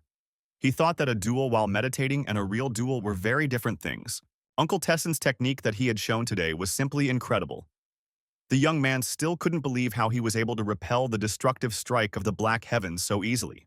The boy wondered if he would be able to use Uncle Tessen's technique in a fight with Ku Mun Ryong. The boy decided that now was not the time to stand still. We should do some meditation. Li Xiong thought that after mastering Uncle Tessen's technique, he would try it out in a mental battle with Ku Mong Ryong. Elder Yan told his interlocutor that he would be able to persuade the clan head quite well. Tessen said he couldn't. He seems to have failed. The head of the Sunnu clan went to practice meditation again. Elder Yang agreed that it was hard to change in one go. Ian Kilnam told his interlocutor to try further to achieve the goal. Tessen asked, wondering if something was bothering Gyubam. Gyubam recalled what had happened during Elder Yan's last visit. That time, the head had repeated the elder's technique after seeing it only once. Gyubam said maybe he's worrying for nothing, but if the chapter repeats Thiessen technique this time, in that case, even Tessen wouldn't be able to stop the young man. Tesson stated that perhaps his interlocutor was right. The man showed his flushed palm and said he was at his limit today. The elder, drinking his tea, said, "This is quite unexpected." The elder had expected that Yang Kilnam would come to welcome him as the new elder of the Sunnu clan. Now it appears that he is here to create conflict. Yang Kilnam said that there had been rumors among the youth recently, so he decided to inquire for the sake of interest. The elder said, "What is the logic and his interest in imprisoning the Khan's son in a hell of uninterrupted torment?" The elder continued. He had heard about the young ones following the Kang song, but he would never have thought that they would make such an untruth. Yang Kilnam asked if the elder knew where Khan slept now. The elder said that he was resting because of health problems. For personal reasons, he kept the location of his stay a secret. Yang Kilnam said that such an answer would do little to convince the youth of today. The elder, finishing his hot drink, said, "Is there any time for some infantile young men nowadays?" The old man added, "There's the threat from the shadow warriors and the sudden instability of order in the Murim because of Ku Mun Ryong. The Alliance had plenty of other problems without that. Ian Kilnam said he was concerned about the fate of the Murim if things continued like this. This is not the time to be distracted by some absurd rumors that the children are spreading. But they will lead the Murim in the future, so ignoring them now is wrong. An elder asked what suggestions are there from young Kilnam. How to convince the youth? Kilnam replied, why not invite a few of these boys to the hell of uninterrupted torment?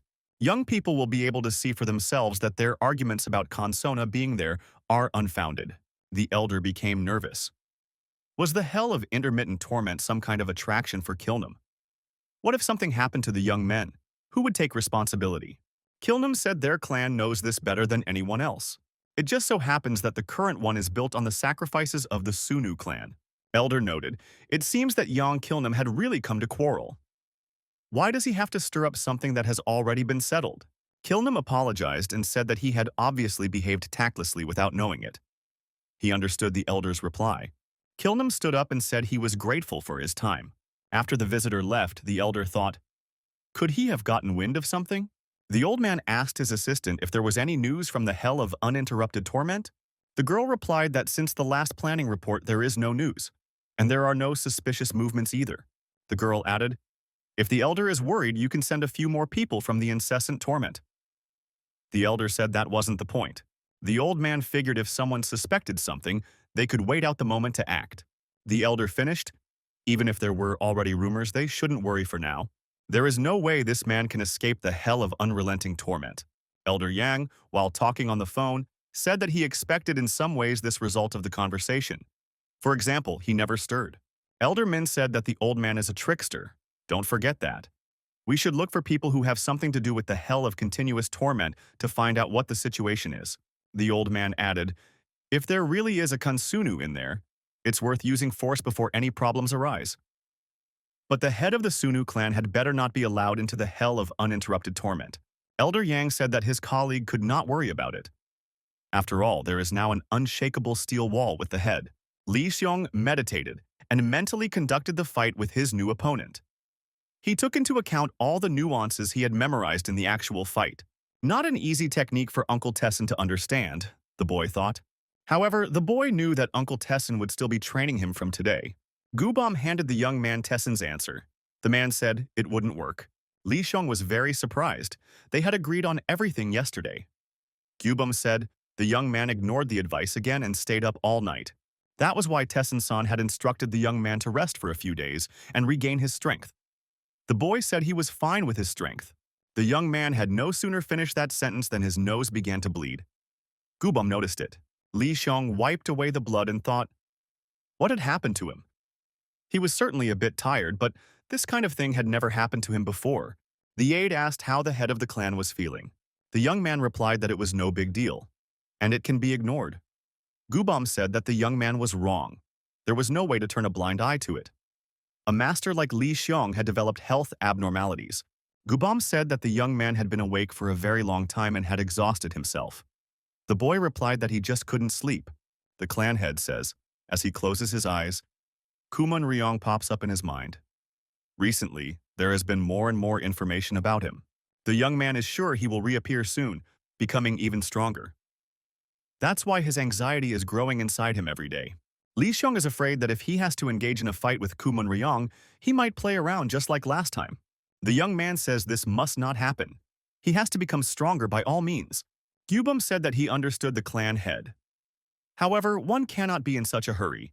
Even his body was signaling the young man to rest. Impatience in learning martial arts can cost your sanity. The man continued. Li Xiong should force himself to rest. You should also think about the people around you who are worried about the clan head. Li Xiong replied that he himself was aware of crossing a dangerous line. Li Xiong has received many phone messages from Kang Haje, telling him how he started learning Murim. Haje sent Li Xiong a picture with his image on it. The man tells his colleagues that this device is 200% more efficient than the previous one. Thanks to it, it will be possible to perform much more delicate operations. The two men were discussing the girl and decided that she was as beautiful as ever. One of the men said their director is young, beautiful, and wealthy.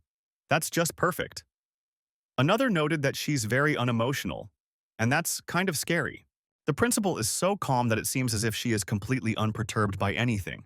The girl suggested taking a short break. At this moment, Li Xiong called to her phone. The men noted that the principal just smiled. She must have been pleased with whoever called. Li Xiong called the girl over, said hello, and asked if he was distracting her. The principal said she just had a moment to spare. The young man said he was interested in one question. Is Khan Haja training with them now? The young man asked how he knew about it. The interlocutor explained that Haje sent him a picture of him sitting with books. There he saw the textbook that the girl had used to teach Li Xiong. The guy explained that he remembered listening to stories about Murim, and so he decided to call. The girl concluded that Kana Haje seemed to be useful. Sarah Nuna wondered how the young man was doing. Had he been busy lately? The director advised the young man not to neglect himself, and to think about Haj or other people who were concerned about him. Li Xiong thanked the girl for always helping him. The principal said that she always enjoys talking to the young man. The girl said that she needed to meet Li Xiong when it was convenient for him. She had something to tell him. The young man said he was ready to meet right away. He just had some free time on his hands. Sarah Nuna blushed upon hearing this. Such an answer took him by surprise. Li Xiong said hello to the girl. He came exactly at the appointed time. The girl rejoiced and said the young man had indeed come. The boy replied that he had promised to come. The principal said that she was very pleased, but after all, the young man has so much to do. Li Xiong replied that he had some free time, so it was fine. The young man said he was also worried about ripping the principal off. Sarah Nuna blushed with embarrassment, turned away and said she was just getting free. The assistant told the principal that she had a meeting scheduled soon. The girl said to reschedule the meeting. She was still embarrassed, and the blush on her cheeks gave it away. The aide said he would wait for the principal in the car. She had about 2 hours of free time. Li Xiong said that the girl has a very capable assistant. Sarah Nuna agreed, but said he lacked wit. The young men went into the cafe to continue their conversation there. The boy asked, did Sarah Nuna have something she wanted to tell him? The girl said that just recently, they had received information regarding the immortality energy that Kuman Ryong was looking for. Li Xiong wondered, why didn't the girl contact him right away? After all, this information was very important to him. The principal said that it didn't take her long to relay this information to the young man. It just wasn't the kind of information that was worth rushing to pass on to a young man when he was already busy. The girl asked if the young man remembered the nickname Immortal Demon Lord. The boy replied that it was some kind of villain. He had heard about it from her when she was teaching him Murim knowledge. Sarah Nuna said, that's the way it is. A little over 60 years ago, he drove the entire Murim into fear with his fierce strength. At that time, people all over the Murim tried to catch him, but all were unsuccessful. Due to his near-immortal regeneration and destructive power, his insane followers nicknamed him the Immortal Demon Lord. Li Xiong said that he remembered everything now. However, how could this all be related to eternal energy? The principal said, when she heard about her from the young man, the Immortal Demon Lord immediately came to her mind. That was why the director trusted her gut and flipped through the Federation's book depository. Among the records, she found this passage. The Immortal Demon Lord said, the power of a demon lord is eternal energy. The lord is eternal and immortal.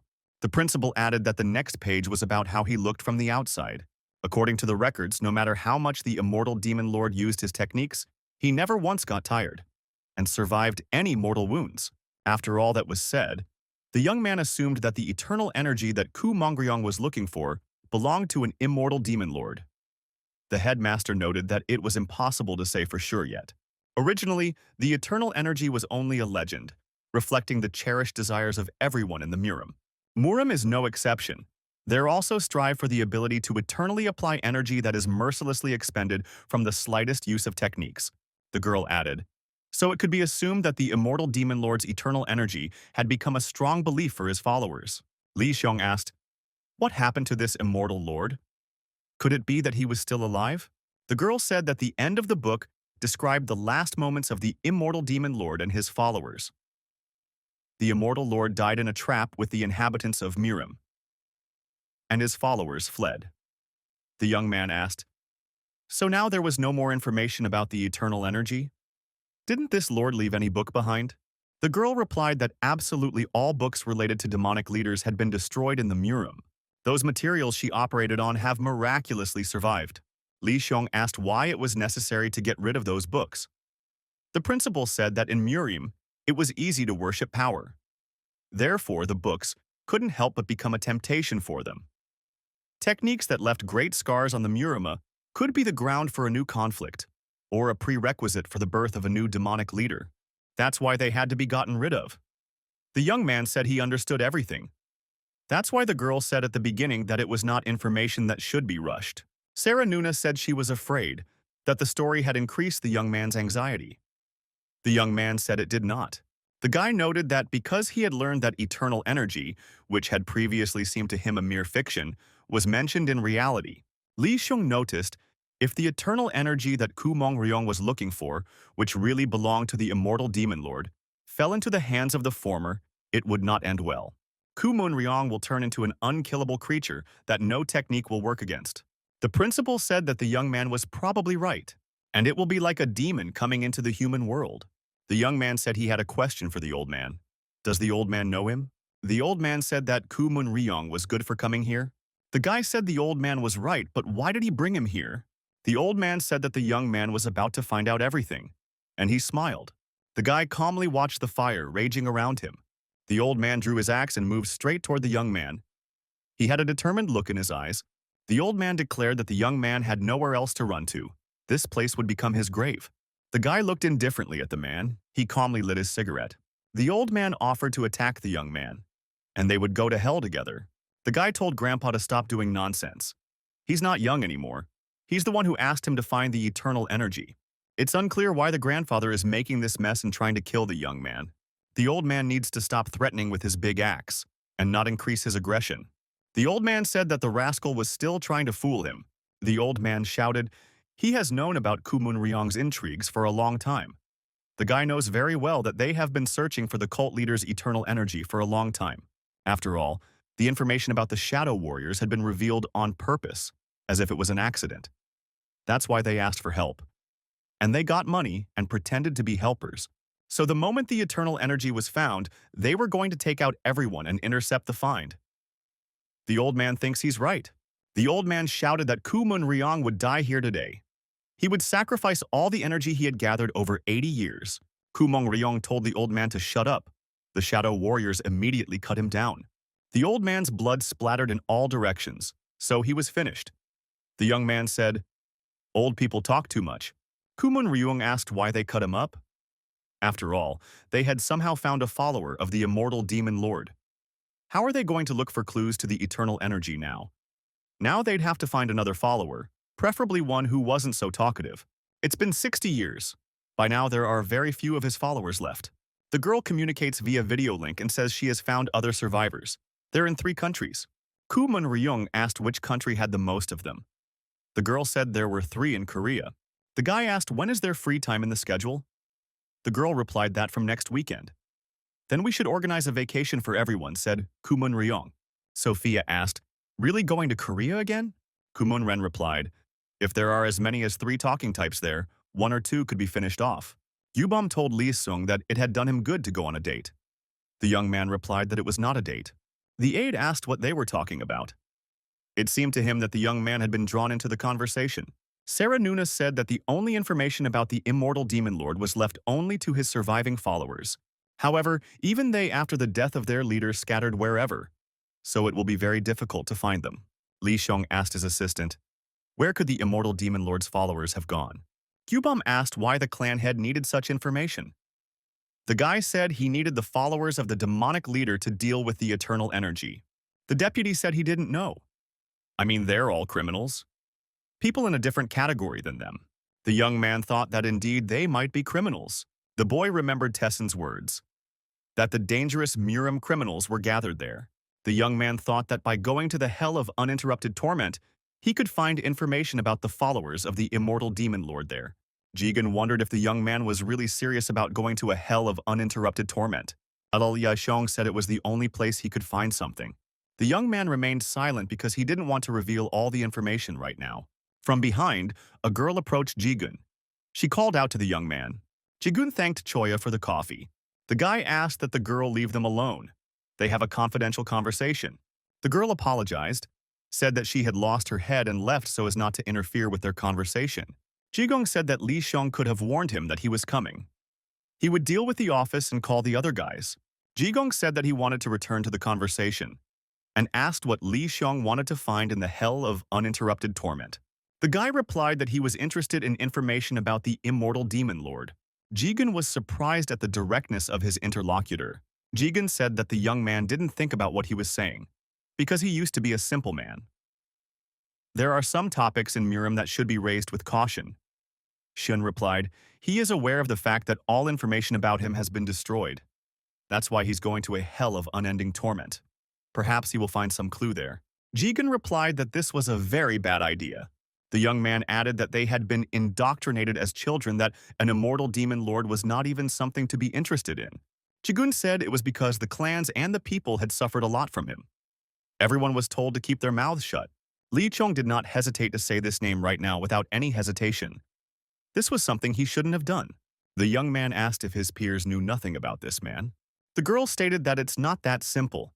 There are people in the world who see charm in all kinds of taboos. Jigen asked. What did the girl mean?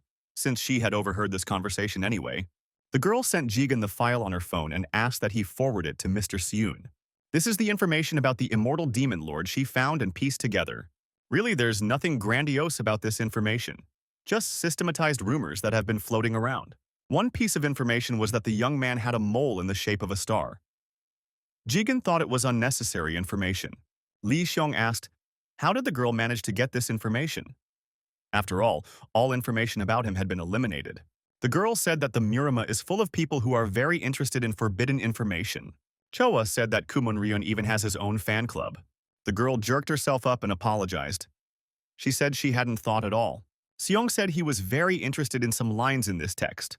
The guy read, in combat, apply techniques opposite to those of the opponent. What does that mean? Probably something like water versus fire and earth versus water. Jigen said that's not true. To do that, you have to learn how to circulate energy in a different way. But even if you spend your whole life practicing, it's still impossible to use the element in this way. The girl said you shouldn't take what you've written too seriously. It's just people's stories. Some of it might be false. Someone claimed that the immortal demon lord could use energy of different kinds at the same time. It's more like an excuse for the losers. They are not weak, but the opponent is too strong. Jigun thanked Seun for stopping by to see him and apologized for Choa's words. Her fervor got ahead of her thoughts. Xiong said he was grateful to the girl for her materials. He would find them useful. Jigun asked if it was true that the Sunnu clan would help the young man with a trip to the hell of uninterrupted torment. Is the Sunnu clan ready for a clash with the Federation if it does happen? Xiun said the clan promised to help him. But first he has to pass Uncle Tessen's test. That's not easy. Jigong laughed and said that passing the unshakable steel wall test was very difficult. When Jigen knew who the young man was now dealing with, laughed hard. The guy said he'd probably dash Seun's hopes, but he'd probably have to drop the idea of going to hell of uninterrupted torment. Because of his passive nature, the unwavering steel wall is not as popular as the Southern Red Star. But among young Sunnu masters, he is the best. Jigong added that taking Uncle Tessen's test was the same as simply saying, don't go to the hell of uninterrupted torment. Elder Yan was surprised, talking on the phone, to have his interlocutor answer him like that.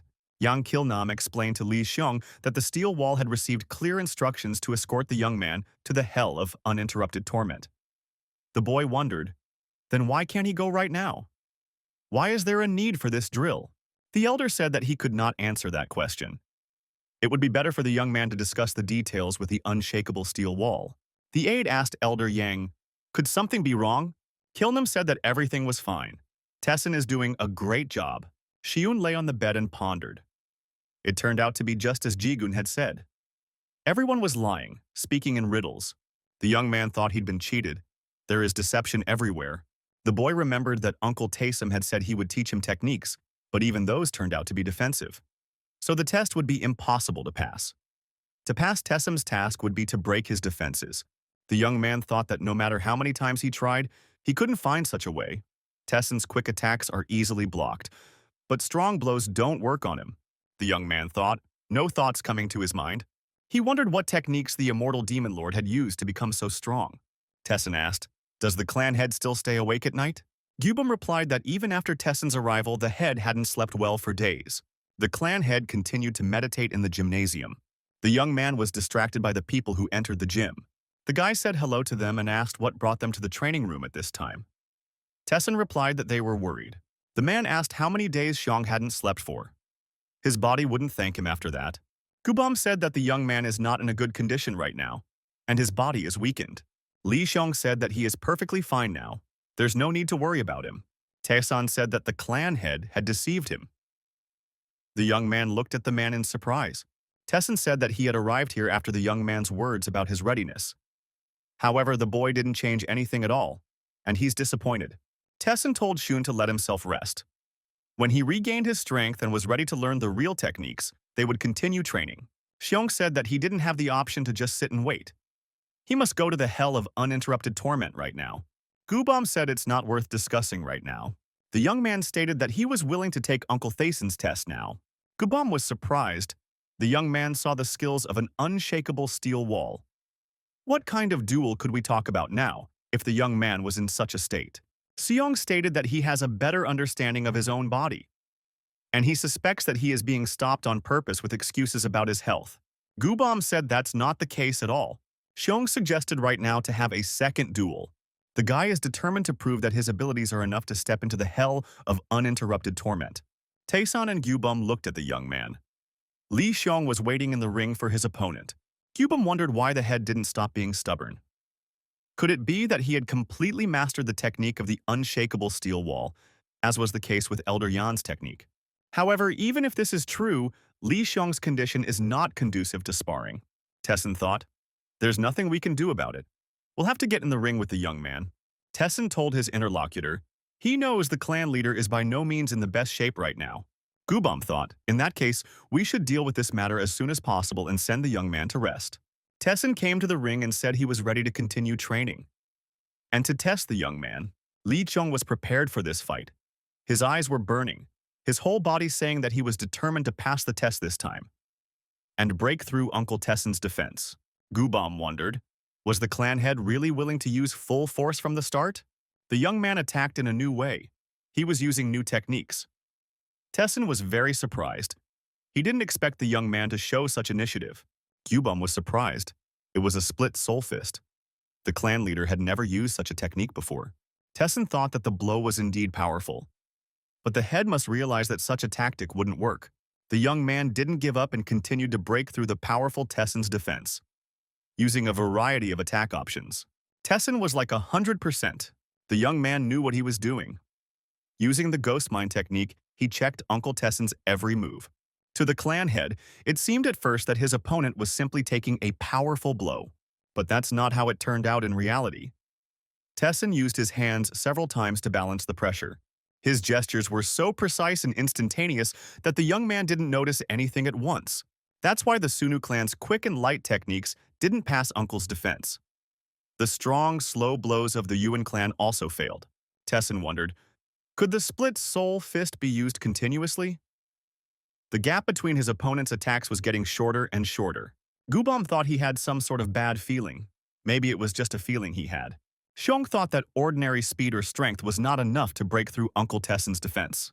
The clan head thought it was worth combining the former with the latter. The split soul fist and the double dragon chain dance. Gubam saw what the young man was doing and shouted. He was amazed at the clan leader's techniques. Tessin's defenses were cracking at the seams. He couldn't understand how this was possible. Gubam shouted for the head to stop now. This time, Tessin didn't hold back, and his defenses were breached. Li Xiong thought that it would take a little more, and everything would work out. The guy didn't stop and continued to break through his opponent's defense.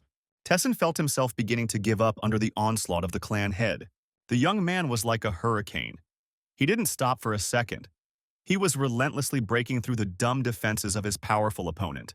Li Xiong clearly realized that he could win now, and finally passed this test.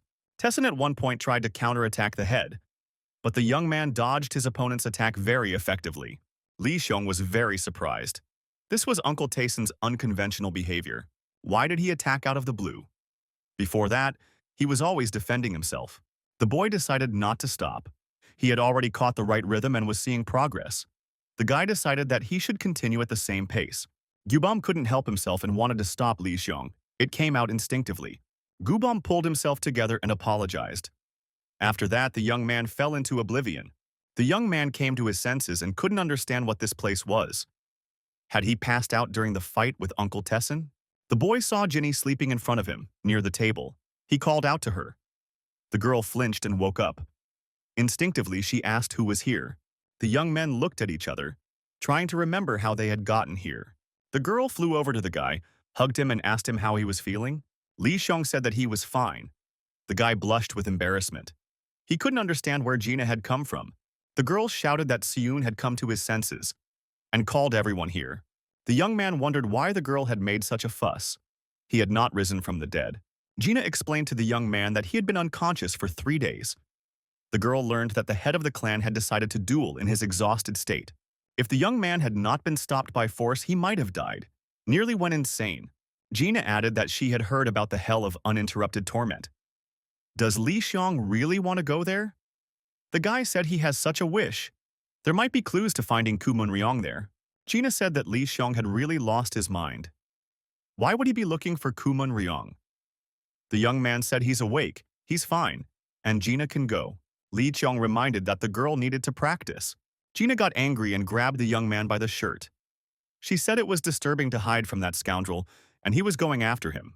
The girl reminded him that Kumun Ryong is the strongest Murim master. Li Xiong was a small child in comparison. If they met now, things wouldn't end well. Li Xiong said he imagines fighting Kumun Ryong several dozen times a day. The guy said regretfully that he loses every time in these battles, so he knows very well how much he doesn't realize his body, and how reckless an act he's about to commit. The girl asked, if he knows, why does he keep making himself a stubborn superhero? The boy said he wasn't scared. The girl looked at the young man with eyes full of tears. Gina was afraid that Li Xiong might die like her grandfather, right in front of her eyes. Li Xiong said that's why he piles on the training. He doesn't want to see something like this in his life anymore. He wants to become stronger and protect the girl.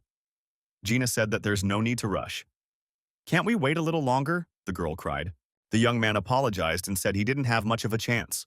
The guy said he's confident that Kumun Ryong will be back very soon. The young man added that when the enemy started to act for real, even the Sunnu clan would no longer be able to side with him. Gina asked, wondering if Siyun was referring to So Sul. The guy confirmed that it's true. She's now being helped by Kumun Ryong with treatment.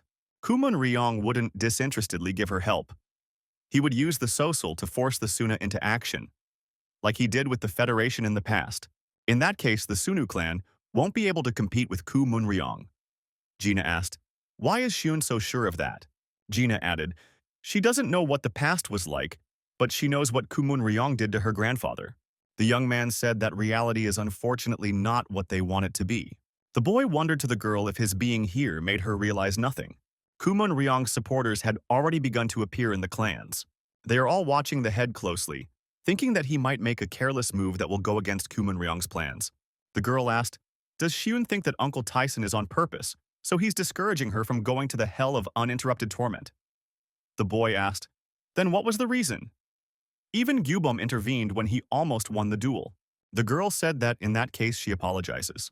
Tessin entered the room and asked how the clan leader was feeling. Li Xiong said he's fine, and he doesn't know why he fainted, Tessin said, as he overheard the clan head's words completely by accident outside the door. Tessin said that the young man understood everything correctly. Gyubum purposely prevented the fight just to save the young man. Siyun said that just a little more, and he would have been able to pass the test. Tyson said the young man was mixing Sunnu and Yuan techniques. Gina was very indignant when she heard that. Wasn't the young man aware that using techniques with completely different properties could send one to the grave? Xiong said that he had succeeded, and it was fine. The boy interjected, did she mean meditation? Tessin explained that meditation is not reality. This should definitely be taken into account when conducting a real battle. The fusion of these two techniques in life is not possible. That is why he and Gyubum tried to stop the young man. The young man thought, why did Uncle Tessin only defend himself the entire fight, and then suddenly strike sharply? Gina said that she absolutely agreed with Uncle Tessin. Under no circumstances should incompatible techniques be mixed. Zhong stated, he had heard that an immortal demon lord did that. Gina admonished him not to believe in fairy tales. It was not befitting of a clan leader. Tassan video that there is childish figuring out of relationships going on here, said he was leaving. Tessin said, He hoped the young man would reveal the plan to go to the hell of uninterrupted torment once he regained his strength. The girl heard this and was greatly surprised. The young man shouted out, "And what happens to the dough?" Tessin left the room and said that the young man had passed the test. To pass, they had to make him go on the offense. The man added, "Despite the whole situation, he did throw a punch, so the young man's victory counts." Tessin looked intently at the clan head. Gubam asked, "Is this really the right decision?" "The current state of the clan head is not suitable." Taisan asked Gubam, "If Lady Sosol orders to help Kumun Ryong, as if worried about the head, what will he do?"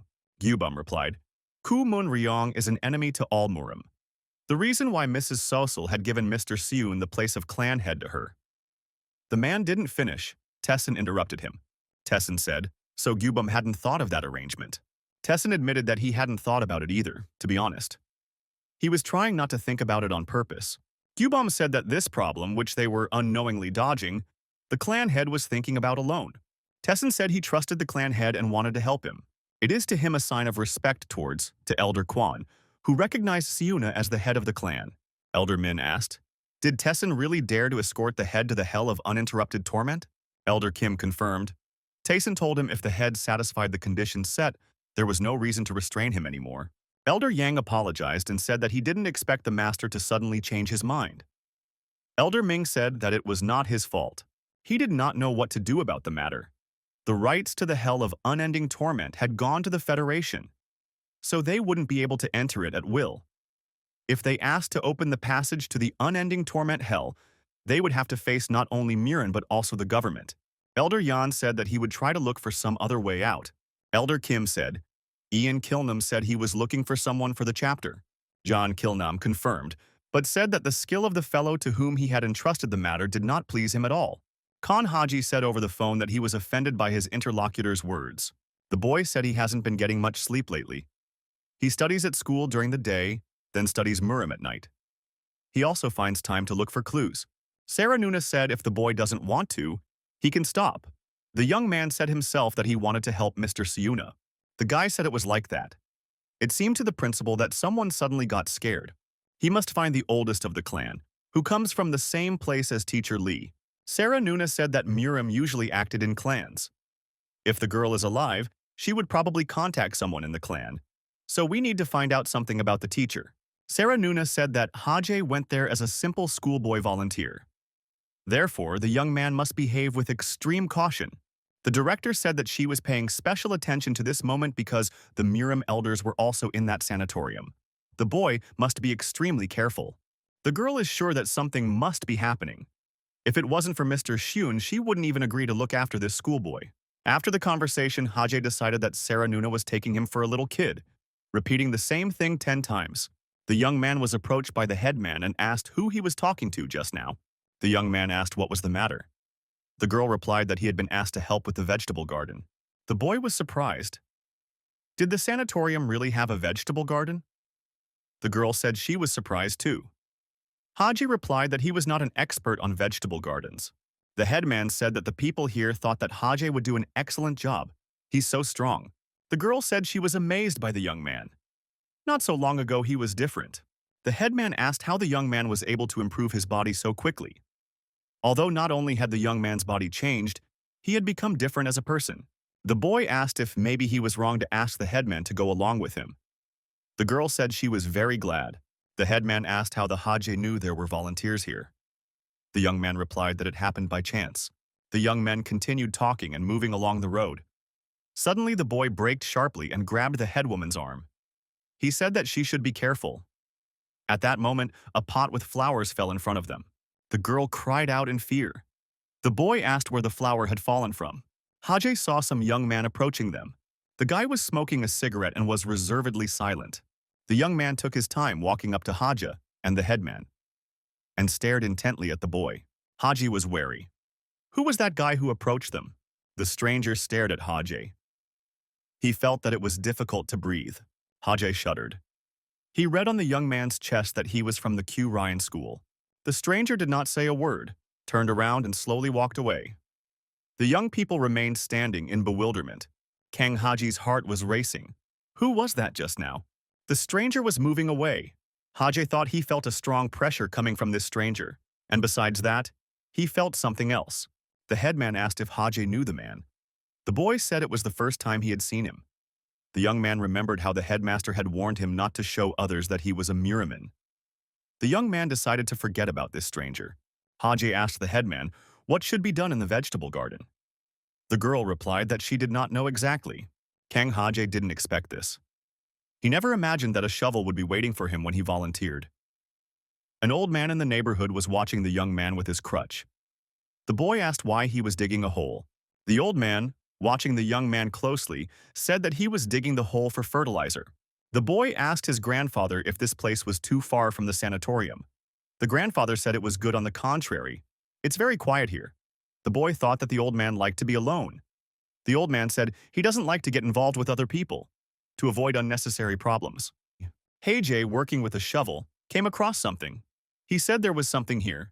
The old man asked him to check it out. The old man asked the boy where he had come from. The young man said he was from the Kuryong school. The old man suddenly pounced on Haji. The boy didn't understand what was the matter.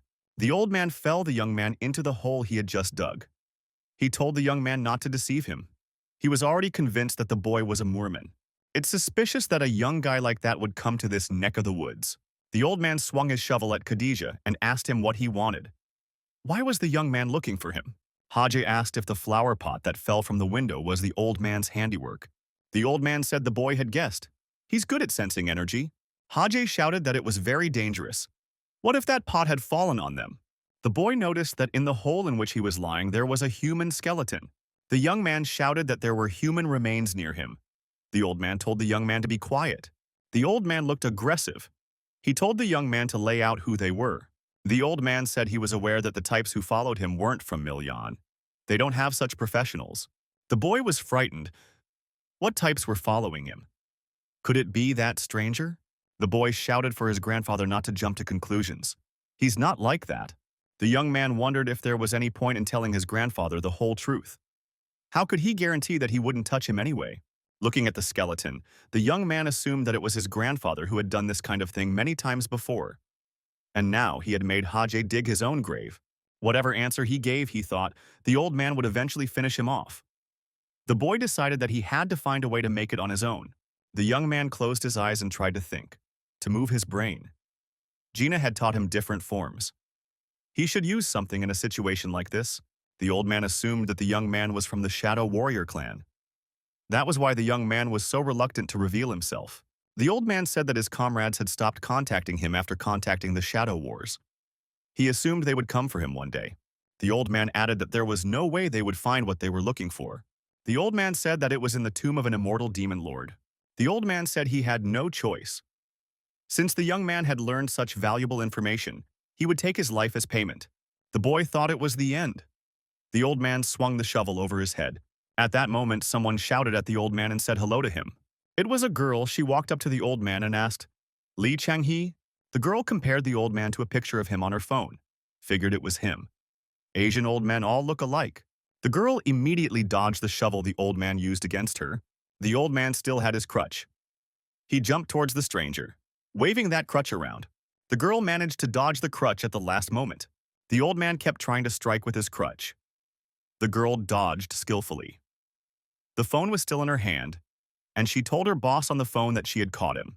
The fight between the old man and the girl continued. The old man had a tricky crutch. Inside it was a sharp sword, which the old man was now wielding. Looking out of the hole, Haji wondered what was going on here. The girl continuously repelled this old man's attacks and thought that he was no ordinary grandpa. The old man and the girl prepared for another attack and to repel the attack. Suddenly, more warriors appeared, apparently the stranger's companions, and they all began to attack the old man together. The young man told the girl it looked like she was in danger. The girl replied that she was just distracted. The old man, seeing the numerical superiority of his opponents, redeployed closer to the forest. The girl told the old man to stop running, in case his heart couldn't take the exercise. They don't want to take the corpse with them. The young man thought he had glared again and jumped out of the hole. An old man flew up to the guy at the same moment, grabbed him by the throat and held his deadly sword in front of his face. The old man shouted for everyone to move away. The old man threatened that otherwise he would destroy the young man. Kang Haji thought that he had once again gotten himself into some kind of story. The young man remembered the lessons Gina had given him. In such a situation, he should tilt his head slightly. The old man repeated his threat. Are they deaf? Now he's going to kill this young man. The boy remembered that Gina had advised in the next stage to strike the back of the opponent's head. That's exactly what the young man did. He smashed his grandfather's nose with his head and intercepted his hand that was clutching the sword. The next moment, the young man performed a combative operation and threw the old man over his shoulder, dropping him to the ground. Hajj shouted loudly that he would not allow himself to be beaten. One of his grandfather's attackers thought about where this young man came out of. No one present knew where the young man had come from. The girl declared that we should catch the old man first and then deal with this young man. The girl looked intently at the old man. He said he had been playing hide-and-seek perfectly all this time. The old man continued. Apparently, it was time to get out of here too. One of the attackers suggested that we finish quickly before it gets worse. The old man asked if they had seen what they were looking for. The grandfather's teeth were knocked out and his nose was broken. The young people did not understand what he was saying. The girl said that she did not understand Korean well. The old man said that since the opportunity had arisen, he would show something interesting. He suggested that they watch carefully so that they would be proud of it later. Haji, looking at the old man, thought, what a strange energy. The old man declared that the demon lord's power was eternal, and he himself was immortal. Haj and the attackers were horrified. What had happened to this old man? The young men wondered what this old man had just done to himself. The girl said, there is nothing more to stand for. She doesn't know what happened to him, but he must be tied up. Before he does anything else, the old man, transformed into a terrifying demon with incredible strength, began to attack his opponents, striking them with his internal energy. The old man became like a monster, with glowing eyes. One of the attackers managed to hit the old man powerfully in the face with his fist. The old man stopped, turned around and decided to deal with his rival. The man was terrified. The old man was so strong that he had already destroyed 2 opponents. The girl gave the command that they should all scatter. Because the old man had suddenly become dangerous, one of the attackers decided to use chains with hooks against the old man. The monster old man calmly grabbed the chains with his bare hands. The next moment, the old man decided to attack the girl. His blows were incredibly strong. The old man grabbed the girl and lifted her up by her leg. The old man stated that there would now be a 3rd victim. And he laughed. Kang Habjae, who was watching the whole event, wondered what had suddenly happened to this grandfather. The boy thought, how is this possible? The old man recited some spell and reincarnated.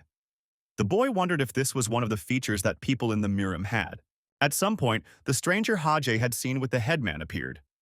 The man said that the place was a mess. The stranger said he just asked the old man to catch. Even that couldn't be done quietly. The attackers rejoiced and said that the boss had come. Hajj saw him and thought it was the same type he had seen with his classmate in town. The old man said it right. If someone came to see him, there must be someone more important. The old man threw the girl far away from him and said, this should be more interesting now. The stranger caught the girl and held her in his arms. The old man put his fist forward and rushed towards the guy, hoping to give him a devastating blow. The stranger, holding the girl in his arms, repelled the old man's attack very powerfully and kicked him to send him far away from himself. The blow was very powerful. The old man, rising to his feet, said it was not bad. The stranger told the grandfather to follow them. He would not repeat himself twice. The guy lowered the girl to her feet and said that if the old man didn't follow him, he would die here. They won't leave him alive. The old man called the stranger a fool and thought that he had become conceited. After hitting him once, the grandfather said, if he fought at full strength, the stranger wouldn't stand a chance. The grandfather's eyes showed that he had the power of hell. From the stranger's appearance, one could sense that he was participating in this fight without much exertion. Once again, he repulsed the old man's attack. In response, the guy hit his grandfather with a right hook, and the old man was stretched out on the ground. The blow was strong and spectacular. The grandfather had no chance to hold on. The old man jumped to his feet and said that he was anticipating all the movements of his opponent. The grandfather did not stop, his eyes glowing with hatred. He said it was time to show his true power. It seemed that the old man's rival was fighting him without much effort, and without making much effort. He once again repulsed the grandfather's attack, knocked him down and stepped on the old man who was lying there. The boy, without taking his hands out of his pockets, pressed the old man's head to the ground with his foot. The grandfather swore and cursed his rival. The guy said that even here old people's mouths don't close. The grandfather stopped resisting and was amazed. The man told his partners to pick him up. That was the end of their mission. Chang Hajie, who was watching this battle, was astonished. How could this stranger handle his grandfather so easily? The attackers pulled the grandfather out of the pit and cleaned themselves up. Hajie thought, after meeting Li Xiong, that he had more or less learned about Murim and martial arts. But this man's level was beyond all his perceptions.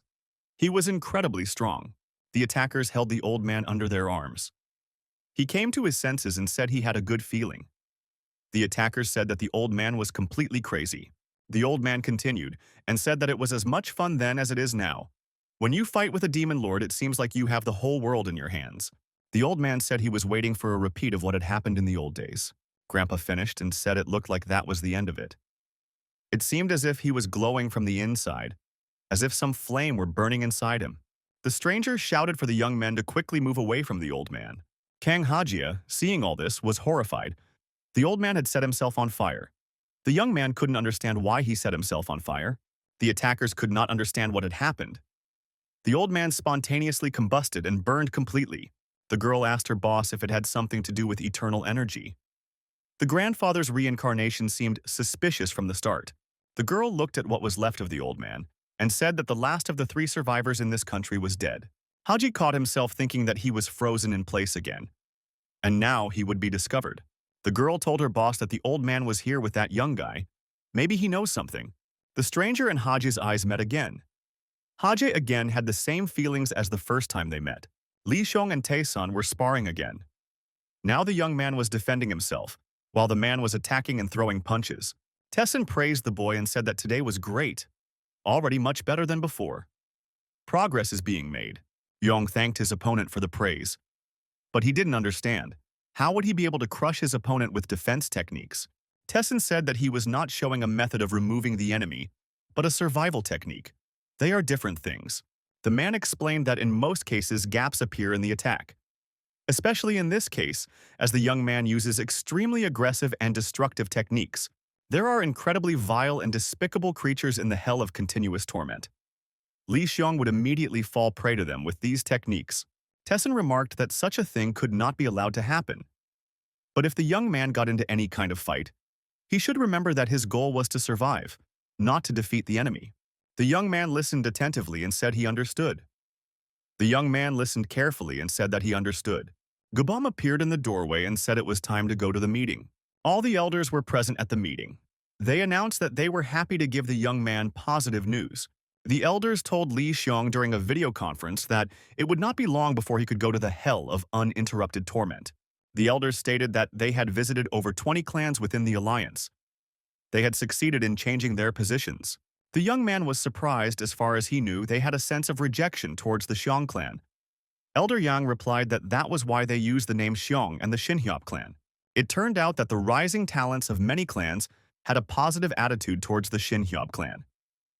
This made it much easier to bring up the topic of Khan Sound and the hell of uninterrupted torment. Xion noticed that the Federation was aware of the Sunnu clan's backstabbing. Wouldn't certain problems arise? The elder said he had just visited the Baumel clan.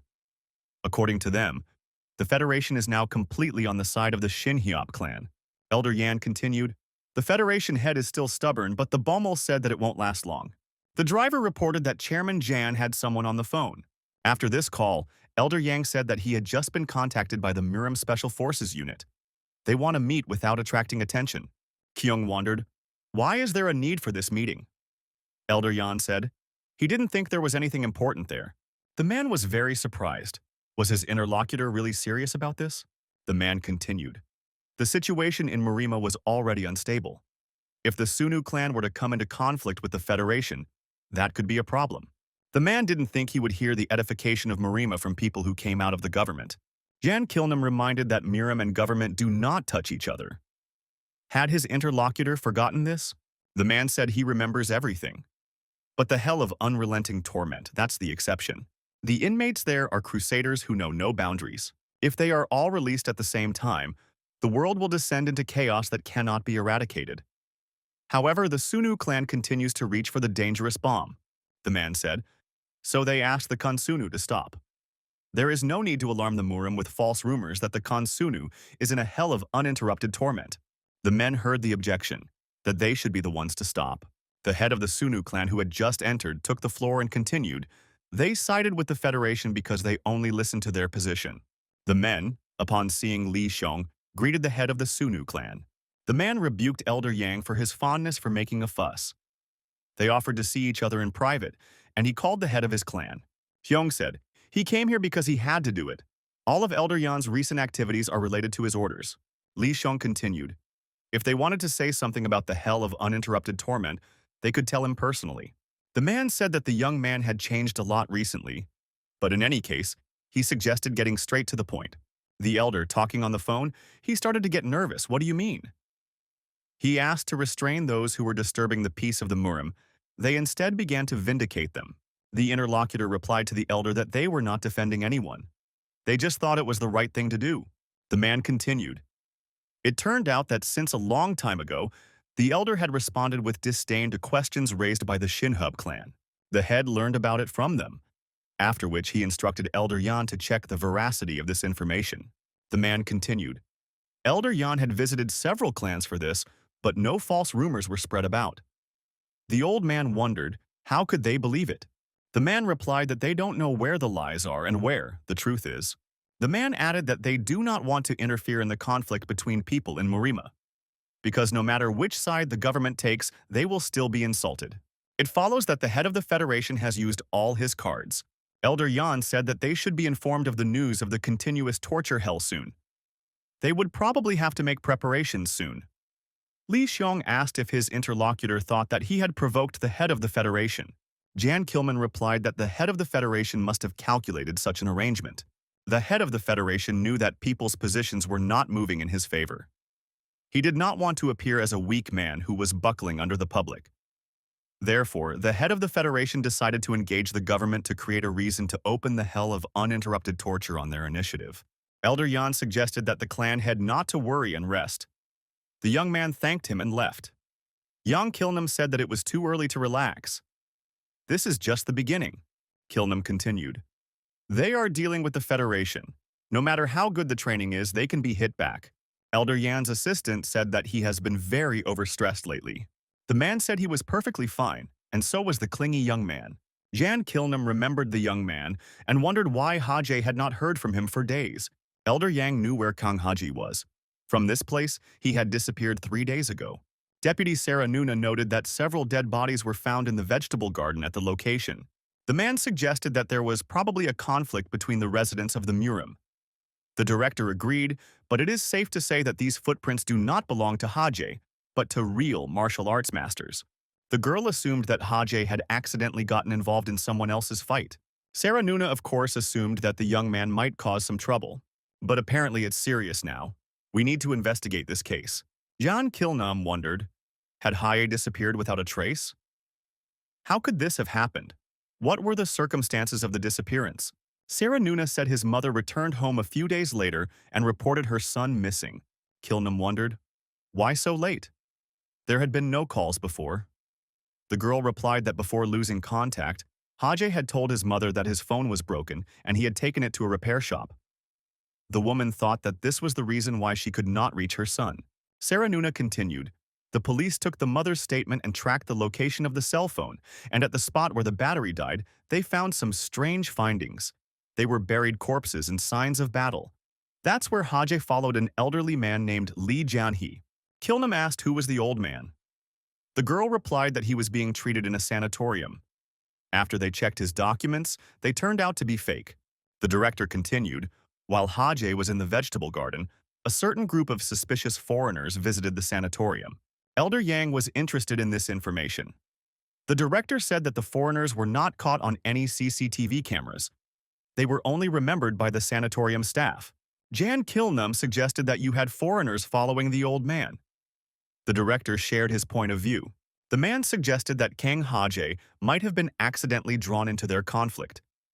This is the most logical explanation for the young man's disappearance. Kilnam and Sarah Nuna suggested that if this theory holds true, it is possible that the young man may have already died. The stranger asked Haji if he had had enough of life. The guy was startled, and asked what his interlocutor meant. The stranger was explaining to the young man the differences of using breathing practices. He suggested that he feel the rhythm with the tempo. Haji said that he did not understand well what he was being told. The stranger explained that the young man was required to gather energy in his hand, and tried to explain how to do it. The man explained that it was done for the purpose of attacking the enemy. The young man is now just gulping air without understanding the basis. There's no benefit to it. In this way, he could dry up all his energy and die. The guy should feel the energy pouring out of the vessels in his body. He should feel the flow of energy coming out. The young man rejoiced. He said he had succeeded, and he felt energized. The man replied that the young man was exaggerating. It's all small things. The guy was energized. Now he feels this energy. Those books didn't tell him anything. Turns out it can be very easy. Looking at the man, Haji thought he had followed him for a reason. Then in the vegetable garden, the stranger asked Haji if the old man had told him anything. Kang Haji was confused, as if he had water in his mouth. You could tell from his look that he didn't know anything. The man said the young man could relax. He probably just happened to be here by accident. The girl suggested that he not let him go. He'd seen them all. The boss said he didn't care. There's nothing more for them to do in this country. Haji, seeing the company leave, exhaled. He felt much better. The boy decided it was time for him to get out of here too. He can't stay here any longer. The young man was frightened. He could not move. The boy wondered why he couldn't move. The young man couldn't understand what was wrong. Why couldn't he get those scenes out of his head? It's like an obsession. Heiji didn't hold back and shouted for the company to wait for him. The men stopped and turned around. The boy rushed to catch up with the company and said that he had something to say to them. Something irresistibly drew him to these people. One of the company asked what was wrong with this guy. They let him go, didn't they? Why did he follow them? The boss stared intently at the boy once again. The young man said he knew. Haji shouted, "He knows where what they are looking for is located." The boy couldn't understand why he was saying that. The stranger asked if the young man knew what he was looking for. The boy said that the grandfather had told him everything himself. The stranger told the young man to spill everything. Haji said he would tell everything, but on one condition: if they trained him in martial arts. The company surrounded Haji and stared at him intently. The young man was serious. He wanted to become strong like them. The stranger asked if the guy knew who he was. Haji said he knew they were from a group of shadow warriors. The stranger came close to the young man. The man asked, "Is the young man a Murim?" Haji confirmed this and asked, "What's the matter?" The man stated that there was not a single person who thought they could stay alive after meeting him. The boy tensed. Fear appeared in his eyes. He couldn't understand what this feeling was. The man only looked at him. Haji noticed that when he did so, his body felt paralyzed, and he begins to suffocate. The guy was already really regretting going after them. He shouldn't have done it. The young man, blushing and swallowing saliva, said that in that case they wouldn't know where their target was. The man called his interlocutor brave and offered to start by telling what he knew. If his information proved useful, he would teach the boy lessons for a few days. Haji asked, "Not a couple of days, but at least 10. The stranger looked intently at the young man again. The man said he agreed and was waiting for the boy's information. The young man said what they are looking for is in the tomb of the immortal Lord. The man asked how he could be sure the boy wasn't lying. The young man said that the old man was going to kill him after he told him about it. The man turned to Julia and said there would be an assignment for her. The stranger gave the girl a task and told her how she should proceed. The man told the guy that he would stay by their side until his information was confirmed. Haji asked, "In that case, would he be trained in martial arts all this time?" The man agreed. Now he had a reason to stay in this country for a while. The stranger said he was confiscating the guy's cell phone because he's not allowed to communicate with anyone. The guy asked for 1 second. He would quickly text his mom and the friend he came here with that he would be out of touch. The young man asked how he should address the man. The guy said calling him uncle, teacher, or mentor didn't sound right. The stranger told the guy to call him boss. Haji figured he would. He had no other options. He didn't recognize the stranger's name either. Kang Haji pondered over the situation he was in. This company was quite strange, but his desire to learn martial arts was great. The young man thought the boss sounded slightly amused, though it didn't really matter. The young men looked out the window and thought that the boss was still teaching that guy martial arts. Julia confirmed. They've been standing there since this morning, and the young man seems to be enjoying it very much. Julia noted that the boss was getting a little weird. Why was he running around with this guy? The girl understood that the boss had made a promise, but it would be easier to just kill the boy. Her interlocutor disagreed. It's not that simple. The girl noticed that the boss hadn't been this energetic in a long time. He probably enjoys messing around with this guy. The girl went up to her boss and said that she had made inquiries about people who had something to do with what he had told her. Hajj was practicing the elements of breathing at this time. The boss, after reviewing the information, decided that the guy was probably telling the truth. He was amused at how they'd gotten the information they'd worked so hard for. The boss asked, "By the way, who are they?" The girl replied that she didn't know. Perhaps it's just an accident. The man pointed out that there are probably forces out there that are interested in the same goal as theirs. Elder Yang said that the Alliance allowed a maximum of 10 people to be sent to the hell of uninterrupted torment. This trip would be for 2 days and 1 night. Li Xiong said that he would tell the Xinhiops to allocate 9 people. The 10th would be him. Gina said, 8? Everyone present looked at the girl. The girl continued, "The clan head shouldn't be going there without an escort. It would be fundamentally wrong." Seun said that was not necessary. The Union had already promised to give him protection. Gina said that she would be his escort, so Xinhyop should be told to allocate 8 people. The girl turned to Uncle Kilnum. He wouldn't mind, right? Elder Yang said that the first thing the girl should do is not to convince him. It's someone else. The young man shouted, "The girl has completely lost her mind. Does she even know what this place is?" Gina asked if he was suggesting letting the head go into the Union territory alone. The guy said that's not what he means, and asked Kilnum to stop this crazy person. Kilnum said he tried, but Gina is very stubborn. Ian Kilnum added, "The Union said that security takes care of itself. Therefore, it is okay if the girl joins." The boy calmed down. So Kilnum wanted him to go too. Then he agrees and has no questions. Gubam said only people under 30 can go there by invitation. Kale said he disagreed and grabbed his head, then the girl wouldn't go. Gina continued this weird negotiation, and she said she was done making a big deal out of it. The girl added that she wasn't going where no one could go.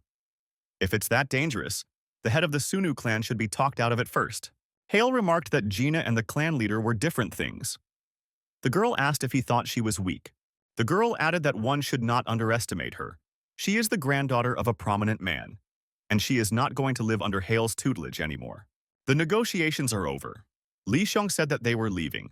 The girl was going up to the bus. Everyone said goodbye to the head of the clan. They wished them a safe journey and told them to be careful. After the bus left, Jan Kilnum told Hale not to worry. Everything will be all right. Hale said he wasn't worried at all, although he probably was worried. The man was sad that the one he had raised had grown up so drastically. The bus was informed that the phones would be returned on the way back, and they had to hand them all in. The attendant said it would take about 3 hours to reach the place.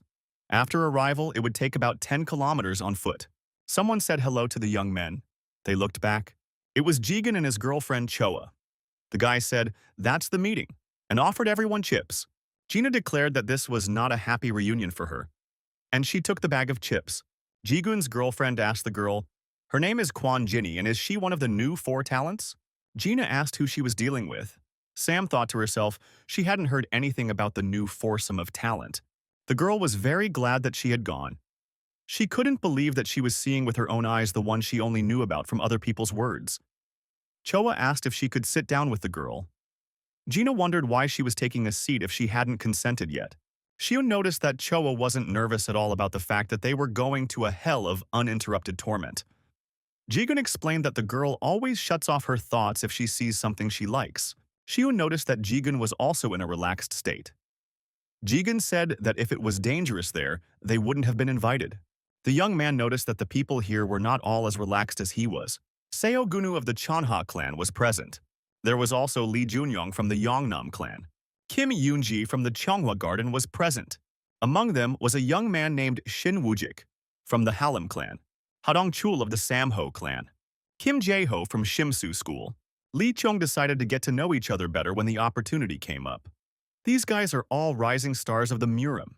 One of the young men noticed a drone circling in the air above the bus. The assistant reported to the elder that they had gone. She had gotten this information over the phone. The old man said he felt uneasy. The girl reassured the elder and told him not to worry. Once they knew the truth, they would quiet down immediately.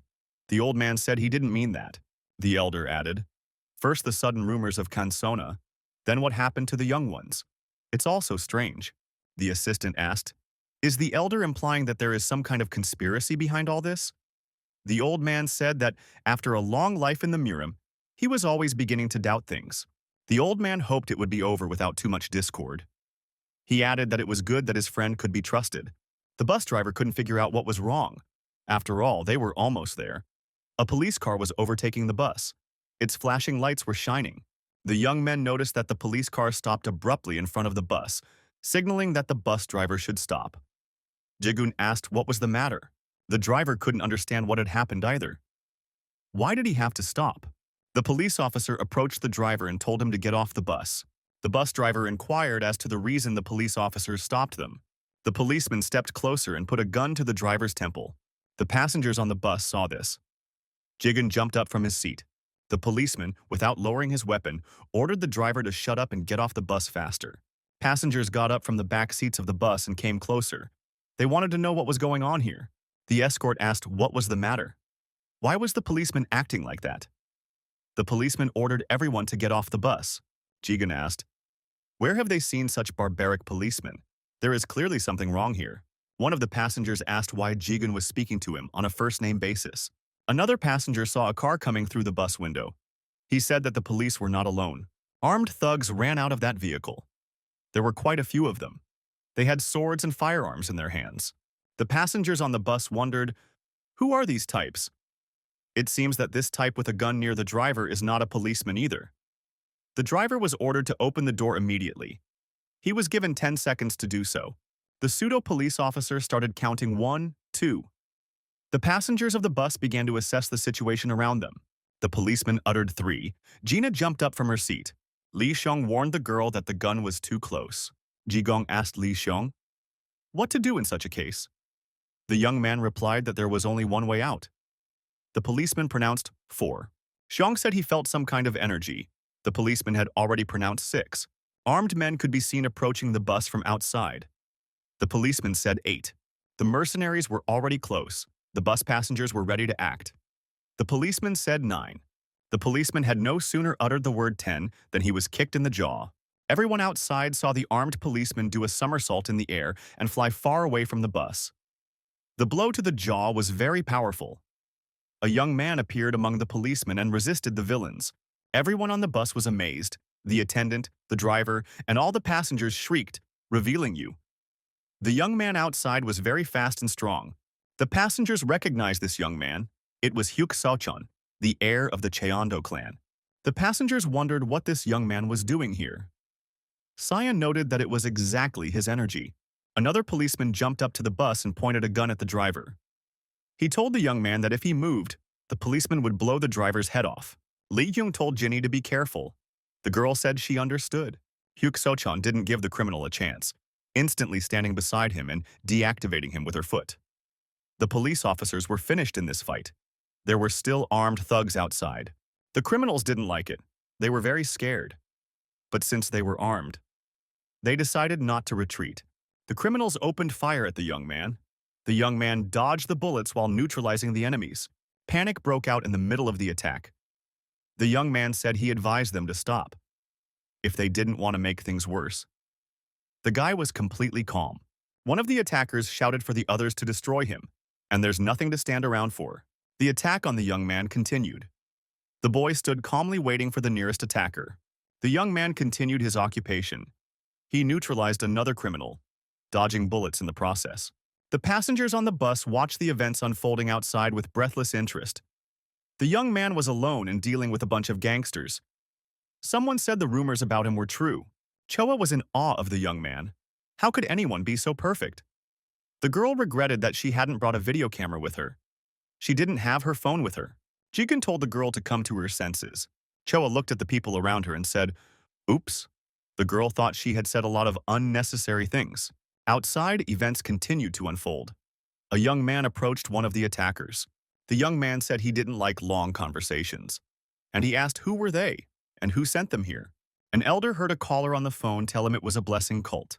The elder said that he had heard about this criminal group. He asked if their leader was also in a hell of uninterrupted torment right now. The old man's interlocutor was Hyuk Seochon. He replied that the bandits confirmed the information that their leader was in a hell of uninterrupted torment. The old man thought it was a gang of brainless assholes. They stole guns and a police car to get their leader out. What were they hoping for? The young man asked the elder how the information about this trip had reached them. The boy said, for the elder had told him that today's event was being kept secret. The passengers on the bus wondered what the heir to the Kondo clan had forgotten here. This clan withdrew and secluded after a certain incident. Sochan said a team from the union responsible for the crime would be here soon. The guy told his assistant to hand over the attackers and catch up with him faster. He's going with the others. The aide asked if Sochan was sure of what he was doing. After all, there is a Sunnu clan among the passengers, the young man said. He knew he would have to meet someday.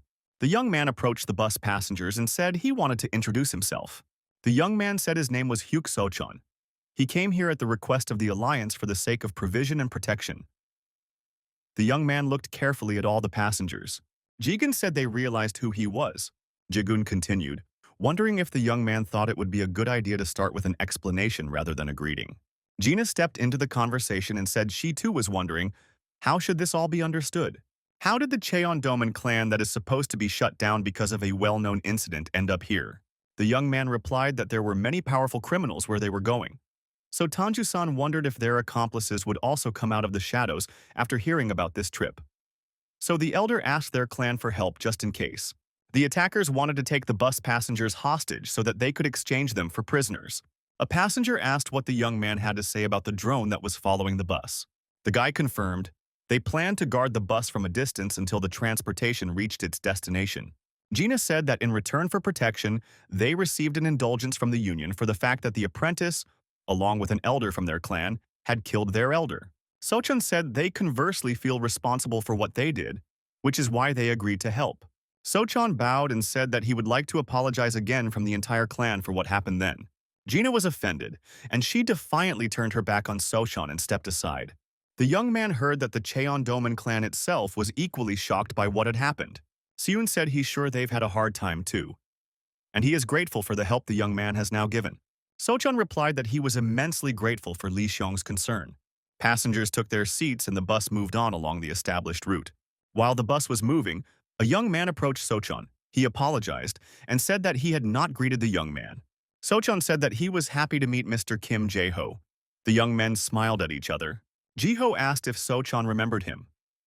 The young man said he did, for they had met when he had visited their clan. Ji-ho said he wanted to have a conversation while they rode on the bus. Sochan motioned for the young man to sit down. Choa excitedly stated that she too wanted to be present for this conversation. Jigun told the girl to be respectful. Jigun offered the girl a good idea. He said she could try riding in silence. The girl took offense and said that she too wanted to sit next to the heir. The escort said that the young people had traveled a long way. The bus will arrive at the destination very soon. Next, the young people will be guided by a specially dispatched team of specialists. The bus arrived at its terminus and the passengers got off. The guard greeted them unfriendly and said that the young people could turn around. There's been an emergency. There was an escape yesterday, so no more visits from now on. Jigen said it wasn't fair. Why are they only finding out now? If there was an escape yesterday, they should have been warned yesterday. The guard said their communications were cut off. They couldn't immediately notify someone. Sochan said that Mr. Tanju had ordered to show the young men the hell of uninterrupted torment anyway. Therefore, some way out of the situation must be found. The guard did not calm down and stood his ground. He announced that he would not let anyone through and that everyone had to leave. The guard continued.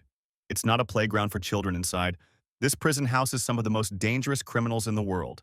It's not a place for entertainment, where young people like them can come. Jiho said that in front of the guard is the heir of the Cheondoman clan. Therefore, rudeness is not appropriate, especially since those present here are strong enough to defend themselves. So the young people want to be led into a hell of uninterrupted torment without threats. The guard's expression changed. He said that he didn't recognize the heir. If the young people insist, they will be escorted to their destination. However, the guards are not responsible if anything happens to them. This is an official warning. Sochan asked the young men if they would agree to such conditions. The guards said that in order to reach the finish line, everyone must master the easy step technique. The guard shouted for everyone to gather and keep up. Using the light step technique, all the guards began to walk off into the mountains. Gina said, with anger that the guards wanted to undermine their spirit from the start. Lee Chong said that most likely it's not just that. The girl didn't understand what the young man meant. The boy asked her how she felt behind that mountain. The girl looked at that mountain and said she could feel some powerful energy. The guards continued to climb higher and higher with easy steps. They were trained in this technique. Following the guards, the young men moved along the same route, using a light step technique. They were much better than the head of the guard had expected. In this regard, the guards decided to speed up and turned on turbo mode. The distance between the guards and the arrivals began to increase. The commander was shouted at that the distance was increasing. He shouted back that he had warned the young men. Now it was their problem. The guard commander said, "If these people are not capable of such speed, it is unclear why they appeared here." The young men were speeding up too. They caught up and even overtook the guards. They must have had the super mega turbo mode of the light step technique at their disposal. The commander of the guards wanted to increase the speed still, but apparently that was already their limit. The security commander wanted to let the young men know who was really the tough guy around here. Climbing to the top, everyone was resting. The young men looked more alert than the guards, who were falling over. The young man said that they were already at the top of the mountain. There is probably an entrance somewhere. Seun thought that no one had noticed anything but him. Li Xiong looked at So Chong and thought that he too could feel this energy. The boy looked down from the mountain and felt a fierce energy flow coming from the depths. A shiver ran through him. Li Xiong thought that that was the entrance to the prison. The young man was approached by Jigun and asked what he was looking at. Xiun pointed down and asked if he thought it was strange. Jigun looked in that direction. Xiun clarified. He was referring to the energy flowing through the mountains that way. Jigun replied that it was hard for him to say. Choa approached the young men and said that this landscape looked like a dragon's lair. Gina asked what the dragon's lair had to do with it. Choa answered that, according to geomancy, the energy of heaven and earth was gathered in such a place. The girl explained that geomancy was a theory of the dependence of human destiny on the terrain. Choa suggested looking down. The rib following down the highest mountain surrounds that spot. However, there is one strange point, the girl continued. The dragon's lair should be ideal for training because of the huge accumulation of energy around it. Jigun objected to the girl and said that a prison couldn't be built in a place like this. And it looked like someone had already regained their strength, judging by the carefree chatter. After a rest, the captain of the guard said it was time to follow him on his journey. After a while, the guards and the young men went downstairs. It took less effort. The young men wondered if this was the entrance to the prison. They smiled. The secret entrance door would now open on command. There was no secret door, and they had to go down into the cave. Xiong felt the energy getting denser and denser. It continued to press down on him. Sochan approached Seun and asked if the young man was worried. Xiun said that he had heard that there were some problems here. One of the members of the expedition said not to worry. According to Tanju, nothing serious should happen. Xiong inquired what exactly did the elder say, but the young man didn't want to talk. He ran up to Sochan and said they would go on together. Gina looked at him with anger. She realized that the guy was avoiding the conversation. Xiun told the girl to leave him alone. The girl wondered if the same guy was being openly confrontational. Xiun said that this was not the time to be fighting over nothing. Li Xiong added that he is not the only one who is hostile to them. The wife replied that the young man was right as always. The girl couldn't understand why everyone was so subservient to this guy. Besides, that incident was his teacher's fault. Jigun told the girl that Sochan was a true Murim idol. Compared to him, the Sunnu clan is a pale mongrel, Jigun continued. All these young men are considered very popular in their circles. Obviously to them, the head of Sunnu, a nobody, is without his status. Gina angrily asked the young man if he felt the same way.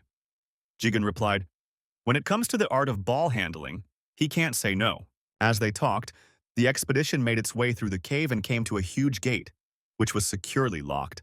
The captain of the guard reported that they had arrived on the scene, and for everyone to become as serious as possible.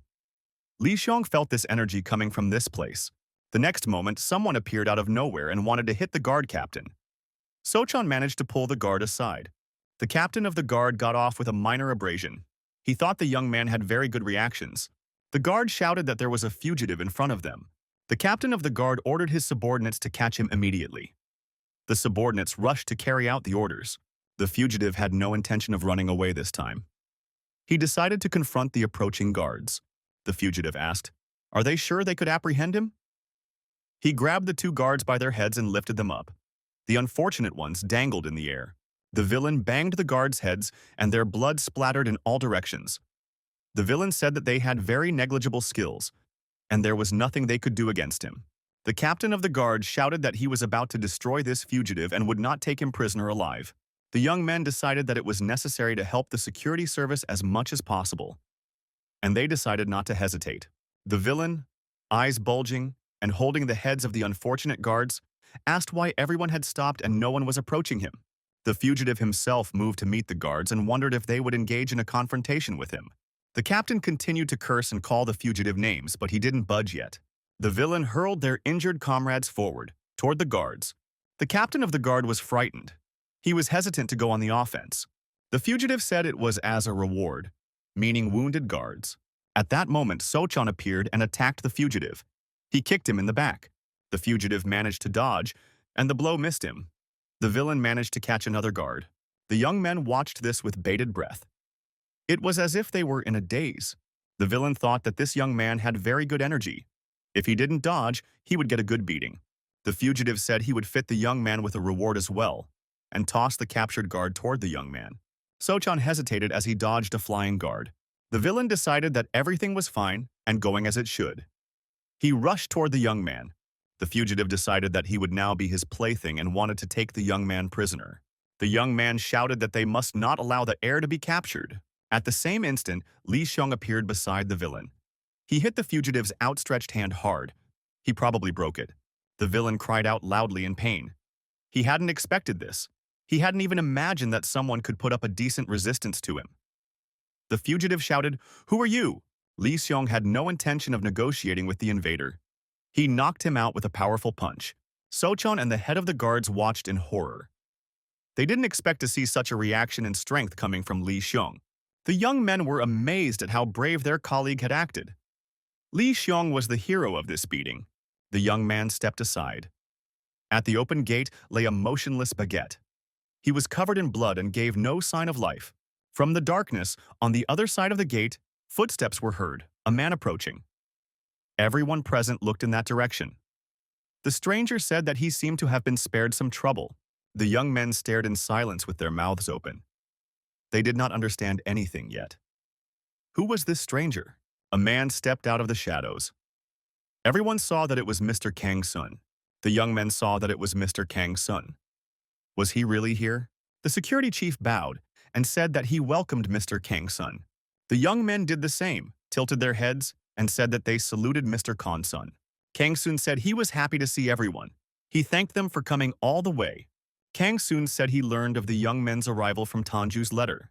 Jagun said they had information that the Khan Dream was in custody. What's going on? Kang Seong said that's not true. Kang Sleep said it was a very long story. The man did not have time to start his story. Suddenly there were some sounds and the young men looked in the direction they were coming from. Kang Sun said they were too late. Seong asked, "What are those sounds?" The guard stated that the last protective circle of the prison had activated. Apparently the warning system responded. It looks like an emergency. The guard captain tried to explain. When a fugitive breaks through the last point, the system forms a barrier around the entrance in the mountain. The girl said that the criminal was already dead. The captain of the guard said that more than one criminal had escaped.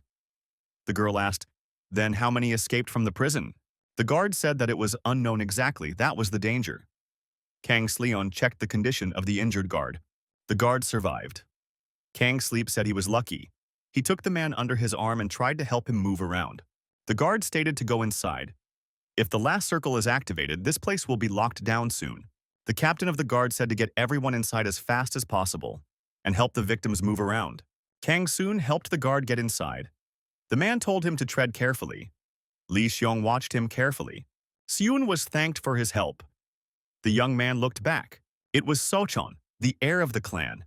He said that Shun's skills had improved greatly. The head of the Sunnu clan said that it came out extremely awkward. Sochon said that everything was fine. Anyway, the situation began to develop a little differently than expected. Seong said he agreed. It could have been much worse. The young man added that he had a feeling that what was happening had something to do with their arrival. It was reported that the last circle had been activated.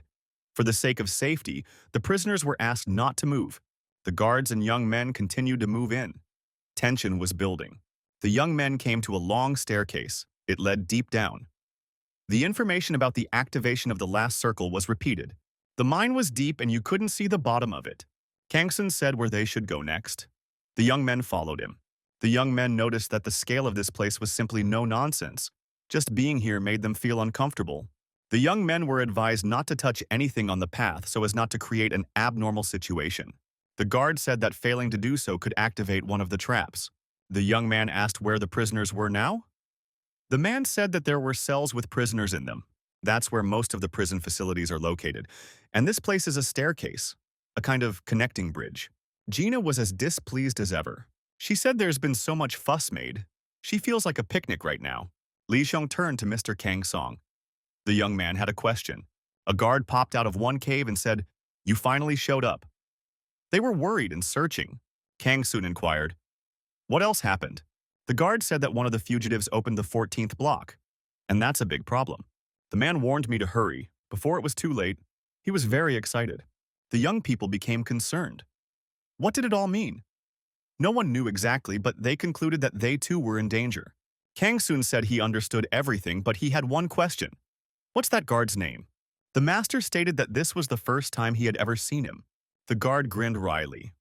The surprise attack must have been a bust, he said. A man in uniform shouted to someone in the shaft. He said they were uncovered and they could all come out. The young men heard the stomping of bare feet. People who were not guards appeared from the cave. The young men were scared. What's going on here? They didn't expect this. The man in uniform took off his headgear and said, Khan Dream himself appeared. Everyone praises his skill so much. The stranger asked how the Can Sleep now would behave in such an unconventional situation. The young men realized that they were prisoners who had escaped from their cells. The leader of the bandits ordered them to attack. The bandits were armed with sticks and they rushed at the young men, the consona, and the guards. Kang Song, without wasting a second, clashed with the criminals and gave them a proper fight back. The robbers were scattered in all directions. Kang soon stated that due to such a fervent interest in his person, it was possible to bring all the villains together. The man promised to do his best to appease their curiosity. So far, he had managed to keep his promise. Kang Soon asked them to do their best too. The villain told Khan Sleep to stop making himself a hero. No matter how tough he was, he wouldn't be able to fight them and protect all those young boys and cripples at the same time. The young men watched as Kang Soon fought off the attacking villains. Sochon also entered the battle. He was swift and fierce. The bandits were taken aback. They did not expect that the young men could fight back. The clan heir has warned that the prisoners are forbidden to approach him. Those who ignore these words will pay with their lives. One of the villains shouted that he wouldn't intimidate them, and they wouldn't respond to some juvenile's threats. In the next instant, other members of the youth team rushed after Sochon. The young men were very aggressive. The armed criminals were again taken aback. They were constantly under pressure from the young men. One of the young men asked the heirs permission to help them deal with these scoundrels. They don't even know who they're pointing their guns at. Sochon said that the young people were invited here as guests, so they should not be hurt. The young people said it was nothing, and they are willing to help the clan heir. The villain leader mocked them, calling them weaklings and claiming they were no match for young men. Kang Song walked down the stairs towards the leader of the criminals. He said that he should be more serious if he wants to fight him.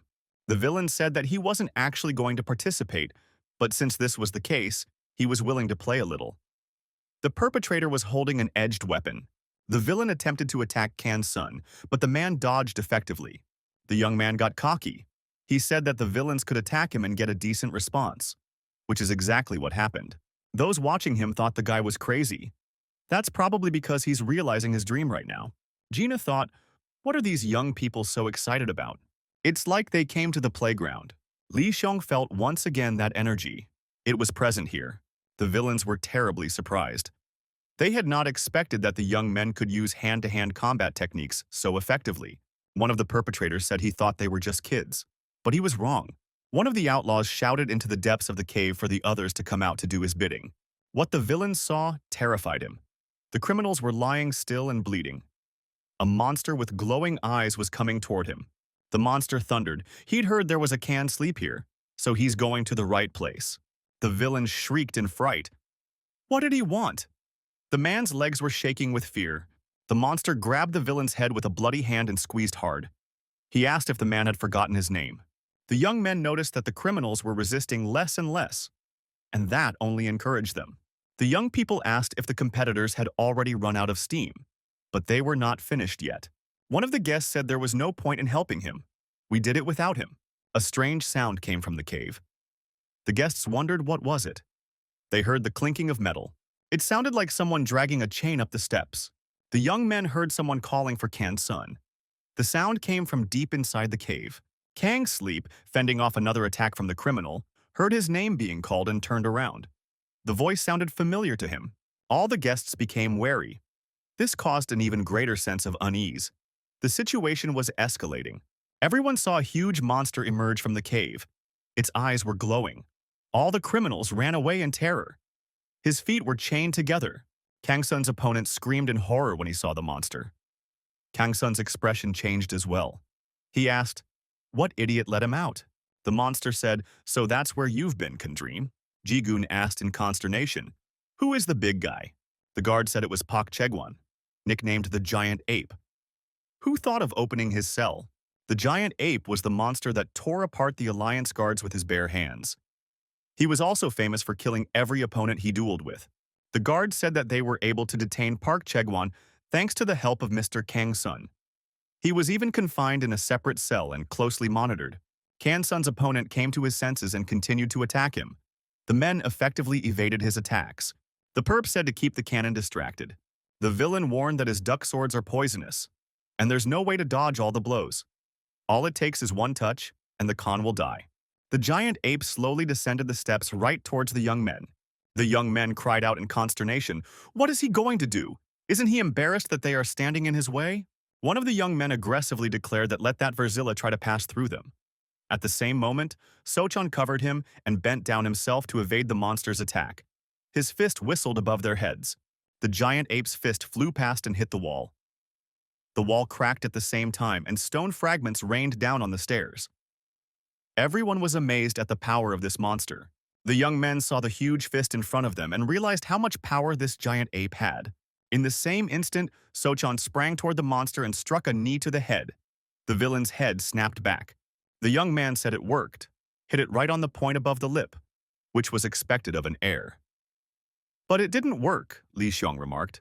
The villain tried to catch the young man and reached forward. But the young man dodged effectively, performing a flip. The boy landed on his feet and immediately rushed towards the villain with a desire to attack him. He shouted to the others to stay behind him. The giant ape looked down at the young man from above and said that he was still a child. The monster added, "How dare he pounce on him?" The young man effectively evaded the villain's attacks. Dodging the monster's attacks, the young man would approach it and strike it in the body, then retreat again. Monster said that this young man is quite effective. The villain added that the young man knew how to make a calm man angry. The boy continued to deliver his blows, which were very effective. Gina thought that none of Sochan's strikes work against this bulky guy. Just unreal power and reach attacks. The girl thought it was an impenetrable armor technique. Even level 5 strikes are of no use. Sochan thought that because of the type of opponent and the location of the fight, a simple energy boost wasn't enough. You could fly down from one of his counterattacks or shockwaves. He knew that he shouldn't think about extraneous things during a fight, but he was suddenly curious. What would Li Xiong do in this situation? The giant ape has decided that his opponent is very bold. How dare he get distracted while fighting him? The monster noticed the young man's hesitation for a moment and swung his huge fist in a desire to hit his opponent from above. The boy kept his guard up and managed to dodge that blow. The monster's blow hit the ladder they were standing on. The ladder cracked. The young men were worried about whether the whole structure would fall apart. One of the young men said that now it was his turn. It seemed to him that the air gave him a signal. Sochan shouted, sidestepped, and threw another punch at the giant ape. The guy, dodging his opponent's blows, thought his blows were just as fast. But you can't give him a head start anymore. The young activist, clutching a cold weapon in his hands, decided to attack from behind the monster. The boy thought while the air distracted the prisoner, he could attack from behind and disarm him with a single blow. That would fit in with the heir's plans. The monster figured out this attacker and reached back. He disarmed the young man and pinned him against the wall. Everyone was amazed at what they saw. If the guy wanted to get close without being seen, He should have learned how to hide his energy first. Sochan thought it was his mistake. He was distracted and missed the movement of his comrade, whom he was supposed to protect. The monster lifted the young man above his head and pronounced that this guy had no brains at all. How could he pounce on him with such skills? He was going to tear him to shreds as an example. Sochan looked straight into the monster's eyes and thought, not at this rate. In the next instant, something unexpected happened. Li Xiong jumped up and landed directly on the giant ape's shoulder. Gina and the others shrieked in surprise. They had not expected this. Li Xiong asked, "What wilds did the air get swept away into? What happened to him?" The boy added, "Was the air really that weak?" The giant ape was very surprised. "Who else is up there?" The monster let go of the injured young man and wanted to grab Li Xiong. The guy pressed down on the monster's shoulder very hard and used the seismic step technique, pressing the monster with his energy. The stairs beneath them began to collapse. Everyone screamed in terror. No one understood what was going to happen next. What happened next was even more unexpected. The ladder collapsed and Li Xiong and the giant ape began to fall into the abyss. Gina shouted for Li Xiong to get out of there quickly. The girl was terrified. The monster was descending downward. Li Xiong stood on his shoulder. Everyone was watching this picture. Gina was not confused and rushed down after the young man, hoping to save him. Jigun shouted, "Where was Gina going? Had they all decided en masse to go crazy?" Kang Sun continued to repel the armed opponent's attacks. The villain thought the rumors about his opponent were true. He dodges absolutely every punch. Kang Sun told the guards and the young men to move to a safe distance. The villain thought that his opponent was so confident that he would allow himself to be distracted. The perp thought it was a good thing. It's only good for him. So the villain decided to use a new method of attack. The villain thought that this attack would succeed. Khan's dream let him get very close. The man blocked both hands of his opponent's attacker and began pressing them into the ground. The villain's hands crackled. Kang Sun's fist was like steel. The perpetrator screamed in pain and let go of his weapon. His hands were broken. Victory was out of the question. Kang Sun was like a hurricane. He attacked his already unarmed opponent with great power. The criminals watching the fight were terrified. They thought their boss was finished. Mr. Kang Sun slammed his opponent into the wall and he was embedded in it. Mr. Kang Sun's opponent was unable to strike a single blow with his duck swords. Mr. Kang Sun asked, "Who will be next?" The criminals shuddered. There was no next one yet. The man said he didn't have time. So if everyone's okay with it, they can all pile in at once. Everything happened exactly the opposite. The villains turned around and ran deep into the cave, fleeing from the Khan Sun. The guard reported to Mr. Kang Sun that there was a victim among the young people who had come. The man said he knew. Since he had been closely monitoring the theater of battle, Kang Sun said the first thing to do is to contact headquarters and report the situation and request to open a pursuit. All the young men should be moved to another location. The young men tried to bring Li Junyong to his senses. Sochan recalled Li Xiong and thought that the young man attacked without any hesitation and flew down with him. The young man thought that Li Xiong was still giving out unexpected answers. Gina descended efficiently, skillfully using her aerodynamic abilities. During the flight, the girl thought, where could Li Xiong have fallen to? At some point in the flight, the girl heard Li Xiong say that he was here. And the girl saw a young man standing near one of the mines. That's where Gina landed. She was glad the young man was in one piece. Li Xiong said that everything was planned. He had specifically come down to study something. The girl was once again surprised as usual. Gina asked, "Aren't they here because of Mr. Kang Sun?" The guy said it was because of him. But another case had come up.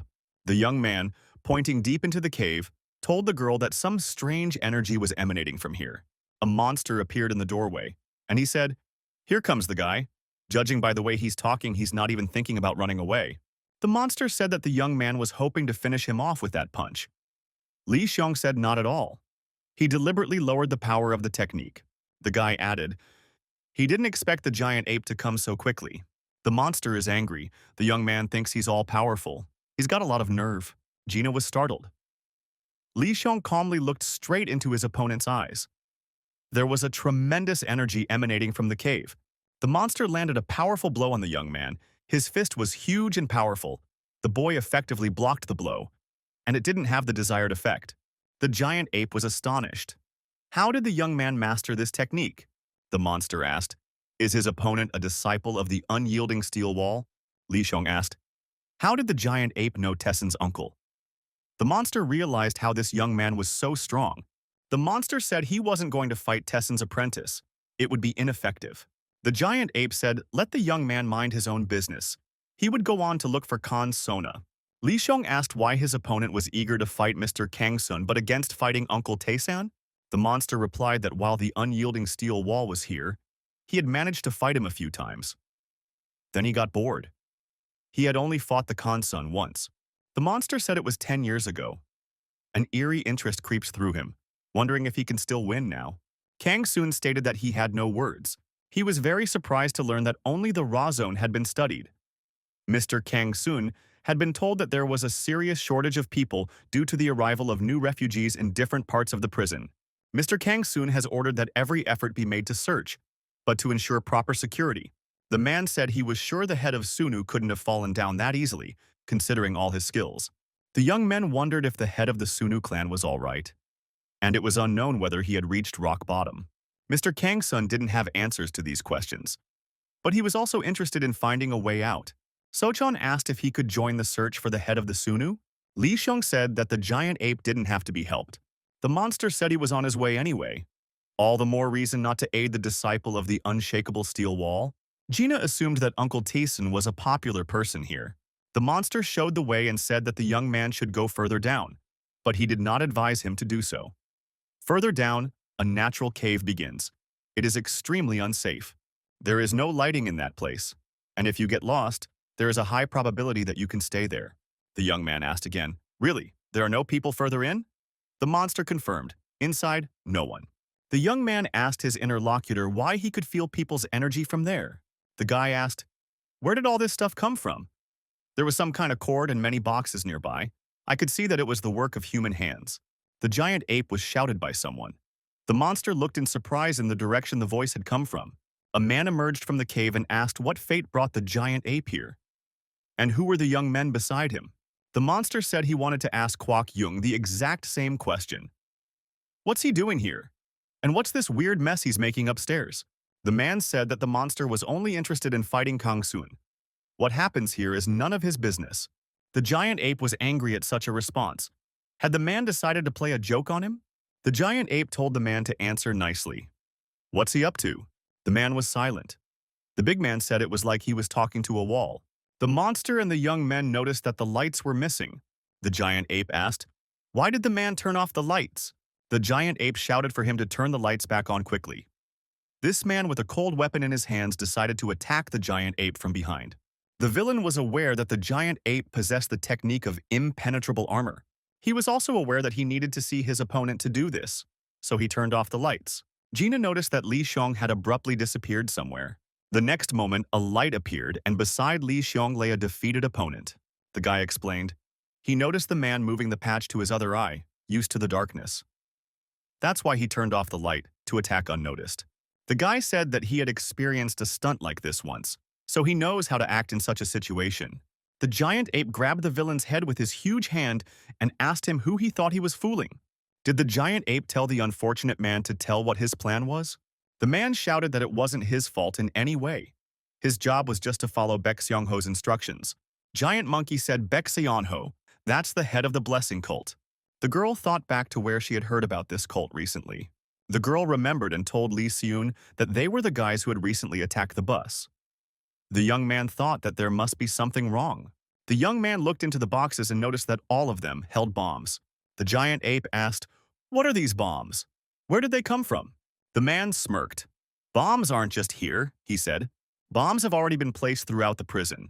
So if the giant ape wants to survive, he's got to get out of here now. The monster squeezed the saboteur's head with all his might, and the latter shouted that he had lost his mind and apologized for his behavior. The giant ape told him to clear the bombs immediately. The man said he couldn't do it because Baek Seong-ho was the one who placed the bombs. Li Xiong asked where Baek Seong-ho was right now. The villain said he has no intention of giving him up, and Li Xiong can do whatever he wants to him. He won't get an answer anyway. The giant ape, holding the terrorist by the head, lifted him high up and said that this was his last moment. The villain was scared and said he would be released. He decided to tell everything. The giant ape said if the man cheated, he would tear him to pieces. The villain cried out in pain and begged not to be tortured. and he's ready to confess where Baek Seong-ho is. The man managed to slip out of the giant ape's grasp. He activated a flash of light and ran away. The giant ape couldn't hold him back. The light attack disoriented him for a while. Seizing the moment, the villain fled deep into the cave. Lee Chong shouted for Gina to go back upstairs and report everything to Mr. Kang Song. Lee Chong followed the criminal into the depths of the cave. Gina shouted, "Where was he going alone?" The announcements kept repeating themselves. The final defense circle has been activated. For security reasons, all prisoners are asked to remain in their seats. The young man asked the heir why so many people wouldn't give them a pass. Or maybe it was just his imagination. The head of security said it doesn't seem that way. There should be no prisoners here. Sochan had no idea why the prisoners were swooping down on them in a string. The young man approached one of the injured criminals and asked if he could explain what was going on here. From the young man's observations, he was in charge if he gave out orders to the others. Therefore, he could answer this question. What are the prisoners making all this senseless noise for? The prisoner replied that he didn't know anything. The man added that he was simply obeying the head of the cult. The heir said he needed to step away for a few minutes. I need to check on something. The young man contacted Mr. Kang-sun via intercom and said that he had one question.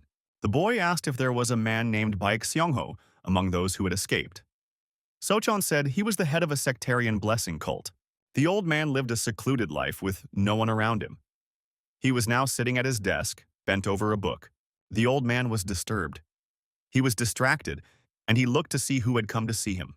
Men in protective robes approached the man, called him master, and said they had collected everything they found in the area. The old man said, "Fine." The old man, taking the book with him, said it was time to move out. Time's up. At that moment, a villain with an eye patch ran into the cave and shouted that Baek Seong-ho should hurry up. The giant ape spotted the bombs. There might be a disruption in the plans. The old man, looking at the fiend, asked who it was. The man was surprised. He said he was Kwak Yungu. The old man said he was referring to the young man who was chasing Yungu. The man looked back. Yungu saw that he was being chased by Li Xiong, and in his defense, he said that he didn't feel anyone chasing him. Li Tiong asked the old man, "Is his name Baek Seong-ho?" The man in overalls shouted that the young man dared not familiarize himself with the gentleman. The old man shouted at him. The old man said if the young man knew him, let him introduce himself. The young man said his name was Li Xiong, and he was from the Sunnu clan. Sunho said he was the head of the Sunnu clan. What a meeting. What brings such an authority figure to such a decrepit place? The boy explained that once in the prison he felt a disturbing flow of energy. It interested his inquisitive mind. The old man said he was surprised the young man had good instincts. The boy said that anyone would have noticed if it hadn't been for the commotion upstairs. The boy asked, "That's why the old man arranged the prisoner's escape, isn't it? To divert the caretaker's attention." The boy called Seong-ho to account and told him to confess what he was doing here. Seong-ho held a flask in his hand with a blue crystal inside. The old man said that since Eung-hoo had brought this young man with him, it was his responsibility. Young-gu said the boy was very strong. He can't handle him on his own. The old man turned to the young man and asked if he was really interested in knowing what he was doing here.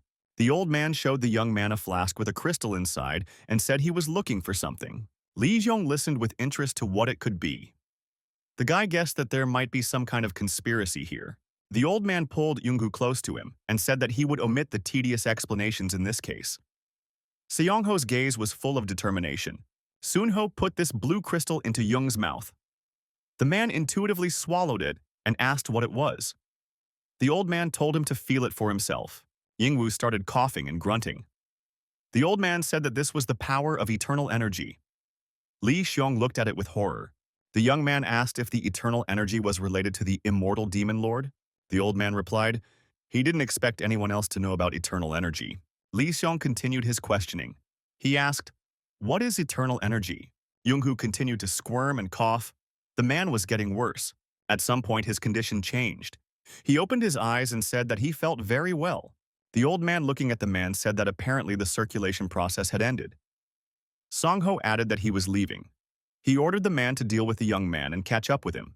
Sunho turned to Li Xiong and said if he was interested in eternal energy, then he could fight his buddy. And after that, he would figure it out for himself. The old man said that he was leaving because he had other things to do. Li Xiong shouted for the old man to stop immediately. Yungu pounced on the young man with fury and decided to defeat him in a brutal fight. In this fight, Yungu had amazing power. He declared that his power was just bursting out of him. He didn't expect to be so powerful. Li Xiong was able to cope with the onslaught of the enemy and successfully repel his attacks. The guy at the moment of battle thought he was constantly being haunted by a strange feeling. Yungu's eyes were glowing. He was like a machine that knew no fatigue.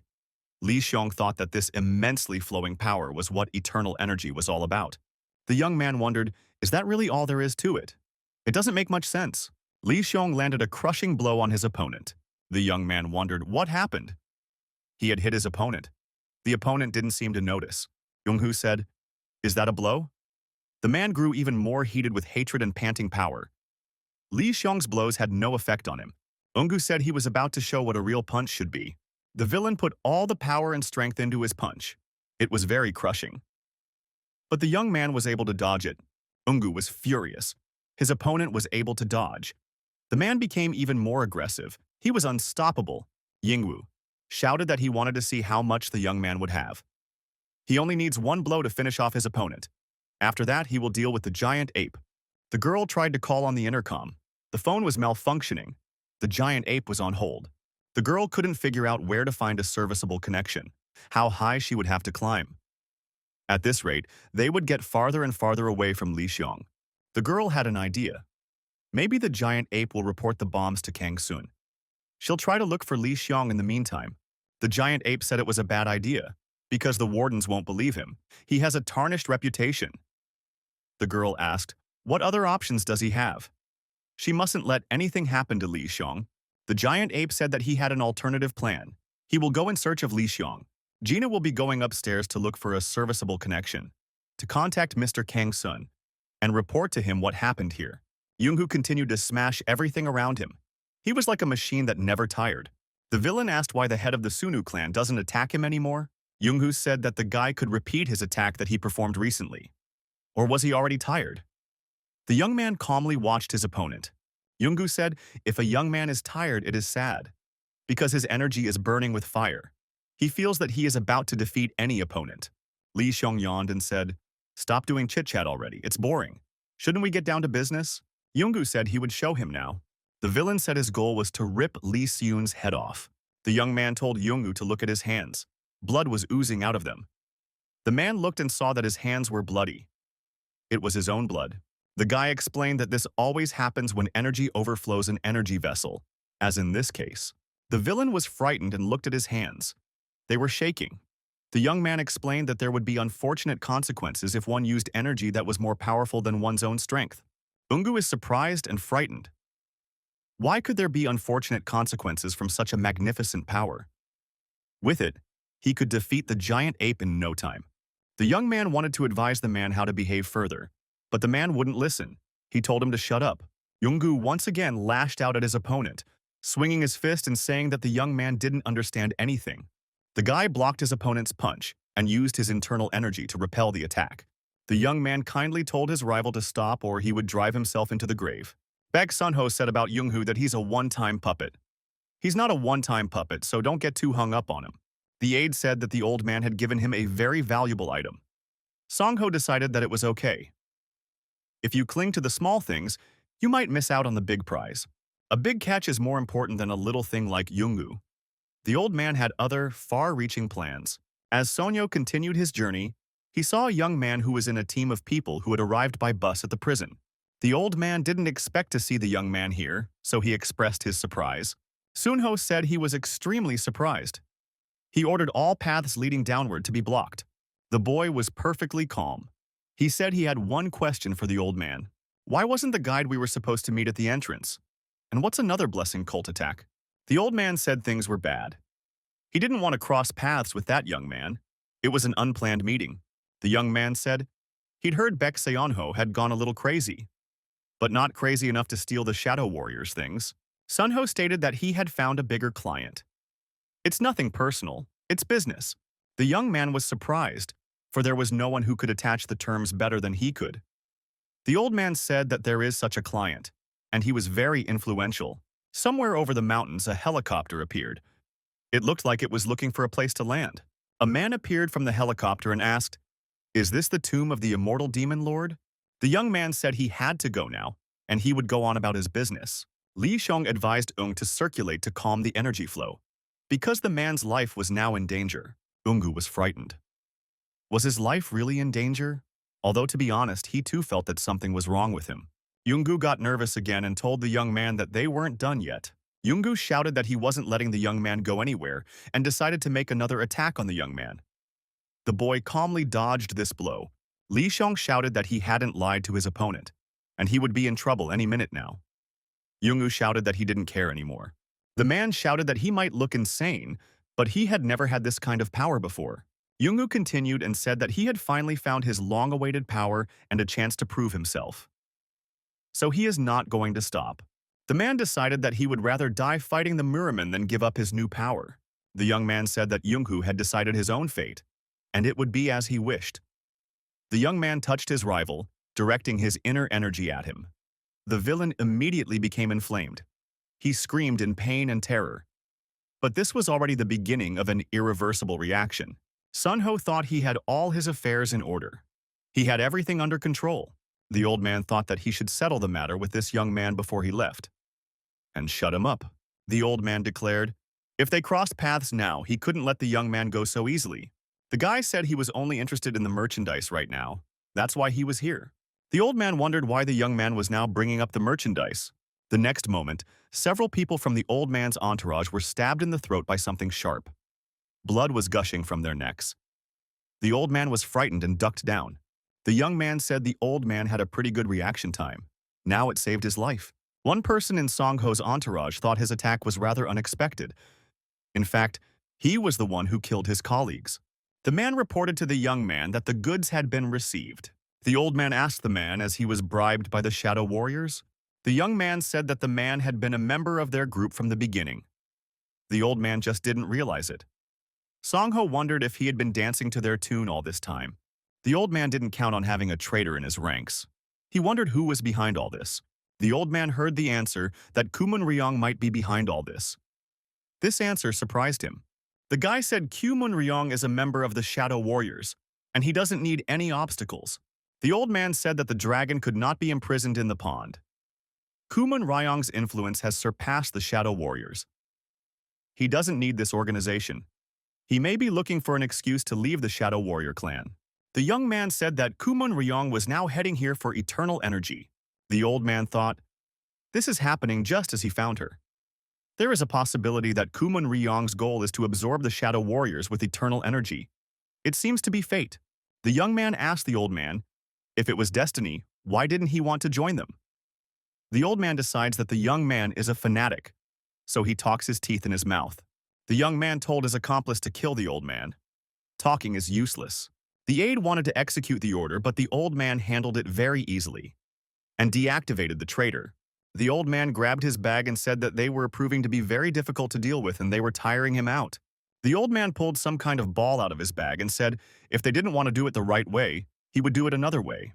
At that moment, there was some kind of explosion and everything went up in smoke. The old man said he'd have to use force, so he attacked his opponent and burned his hand. The traitor with the burnt hand tried to confront the old man. He thought he had the power to do so. The young man said he had anticipated such a move from the old man, and that's why he's prepared. Sonyo shouted that he too could give the young man time to think. The old man confronted the young man and gave him a powerful blow. The boy lost his balance. The old man noticed that some irreversible processes began to happen to the young man. Sonyo coughed and realized that he wasn't going to be able to handle this young man so easily. The old man shouted out that he unfortunately didn't have time to settle the matter now. It was not an easy opponent, and the old man headed deeper into the cave. The young man noticed that the old man used a poison made of silver dust, and the poison affected him. The man in the spacesuit asked how the young man was feeling. The boy said he was fine. He just made a little mistake. The young man unbuttoned his collar and showed his face. It was disfigured. The guy said he decided to get rid of all that camouflage and unzipped the jumpsuit even lower and got rid of the disguise. Instead of a guy, he became a spectacular blonde. The girl said she will remember Baek Seon-ho. The man in the spacesuit said if the old man is right, won't Kumun Ryung open a chase after them? The girl said that in such a case the situation might become more complicated.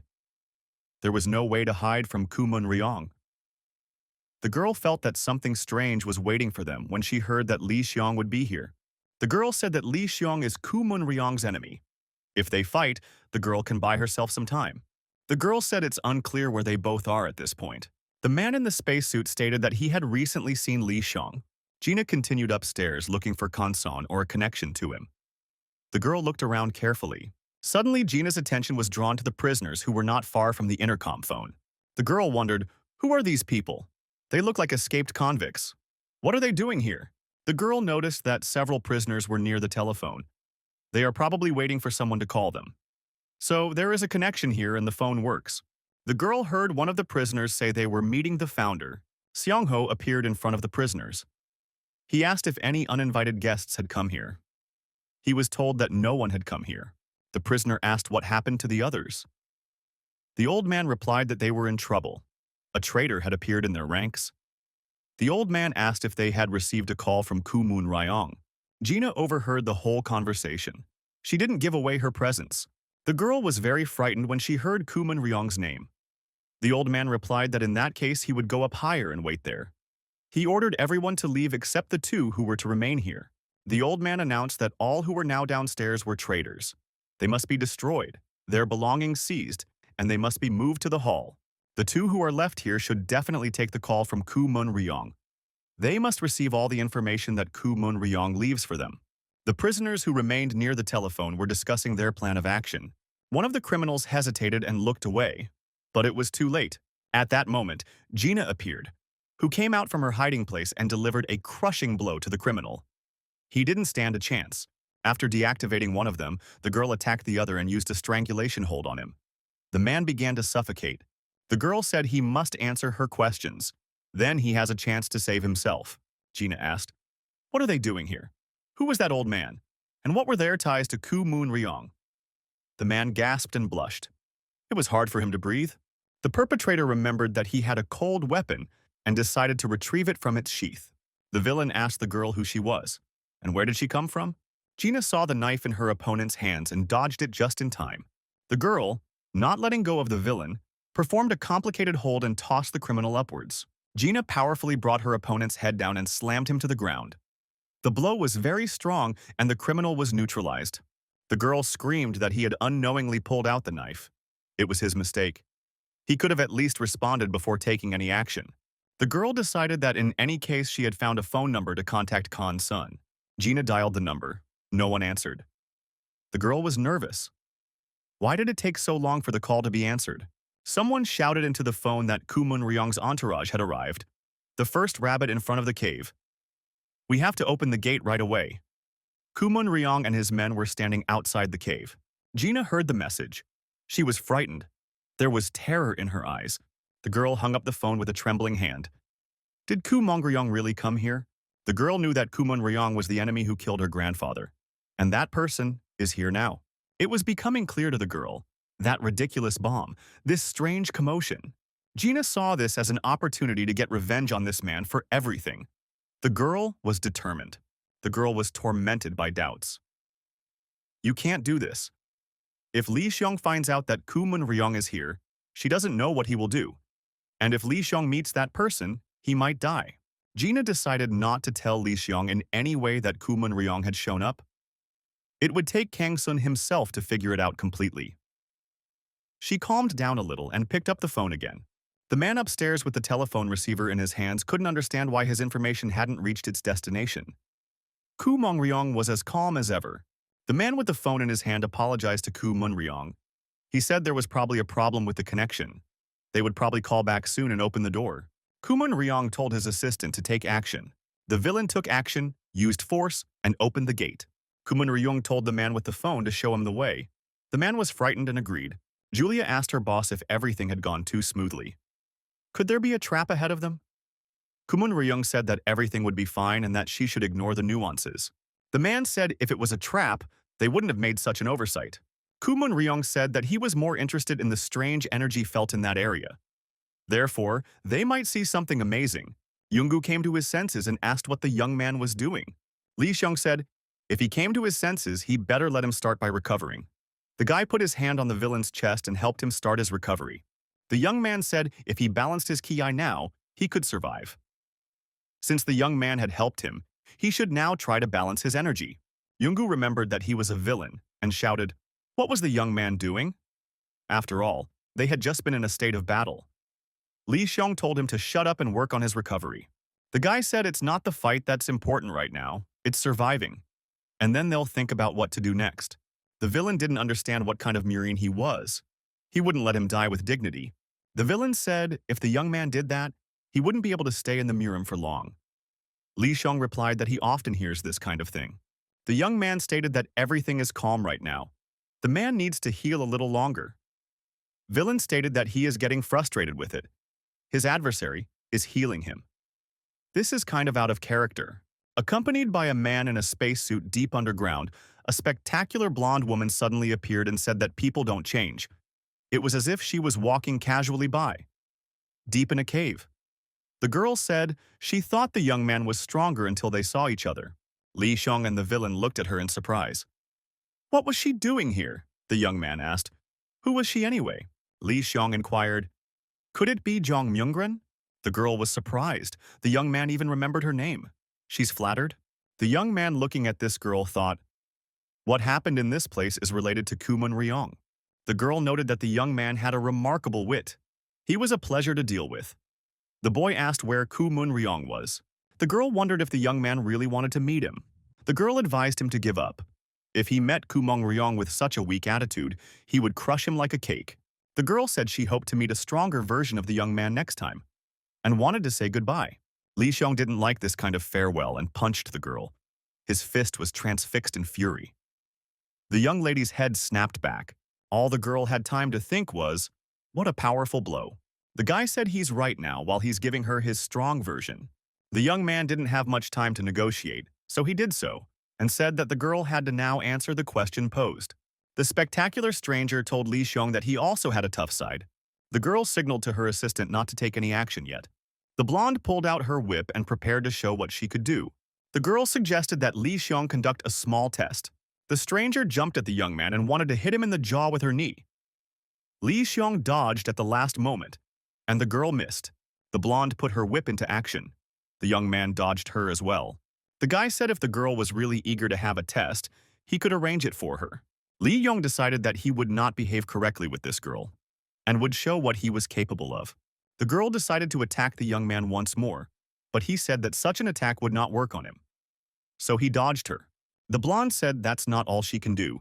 She has other methods. The girl stated that the young man could easily fall into the trap she would prepare for him. The girl gripped Li Xiong's leg with her whip, and he found himself restricted in his movements. The girl managed to get close to the young man and raised her leg to deliver a crushing kick. The young man struggled to look her in the eye, and not to be distracted. Li Xiong dodged, and the girl missed and put her foot down on the ground. The ground shuddered. The girl pulled on her whip, and the young man lost his balance. He fell, and the girl tried to control him. Li Siyun had to get free of that whip at all costs. The boy tried to tear it off. The young man said if she planned to trap him, she had chosen the wrong opponent. Unexpectedly, Young-hoo, who had been brought back to life by Li Xiong, appeared. The man was surprised to see this fight. Young-hoo thought, who is this woman? Contrary to how she looks, her skills are amazing. The assistant asked the girl if she really had to meet Kumun Ryong. The girl said she did. The man in the spacesuit asked, isn't there another way to grab Kumun Ren's hand? He is also in the Shadow Warriors right now, the girl asked. What did the man hear from Baek Seonho? This eternal guardian, the final piece of the puzzle, fulfilling an elder's long-held wishes. There is no Shadow Warrior leader who does not know this. Despite that, Kumong Ryong kept his eyes on that thing and came all the way over. The man said that a man like Kumun Ryong would not let them go quietly.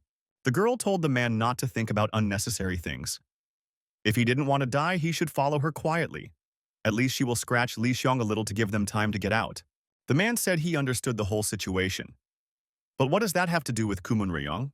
The man noticed that the girl was spending too much time just scratching Li Xiong. The girl wielded her whip.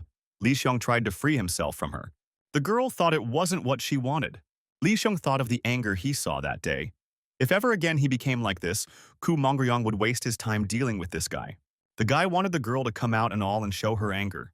The young man stood still, stalling and preventing himself from pulling his leg. The girl pulled her whip as hard as she could. Nothing was working.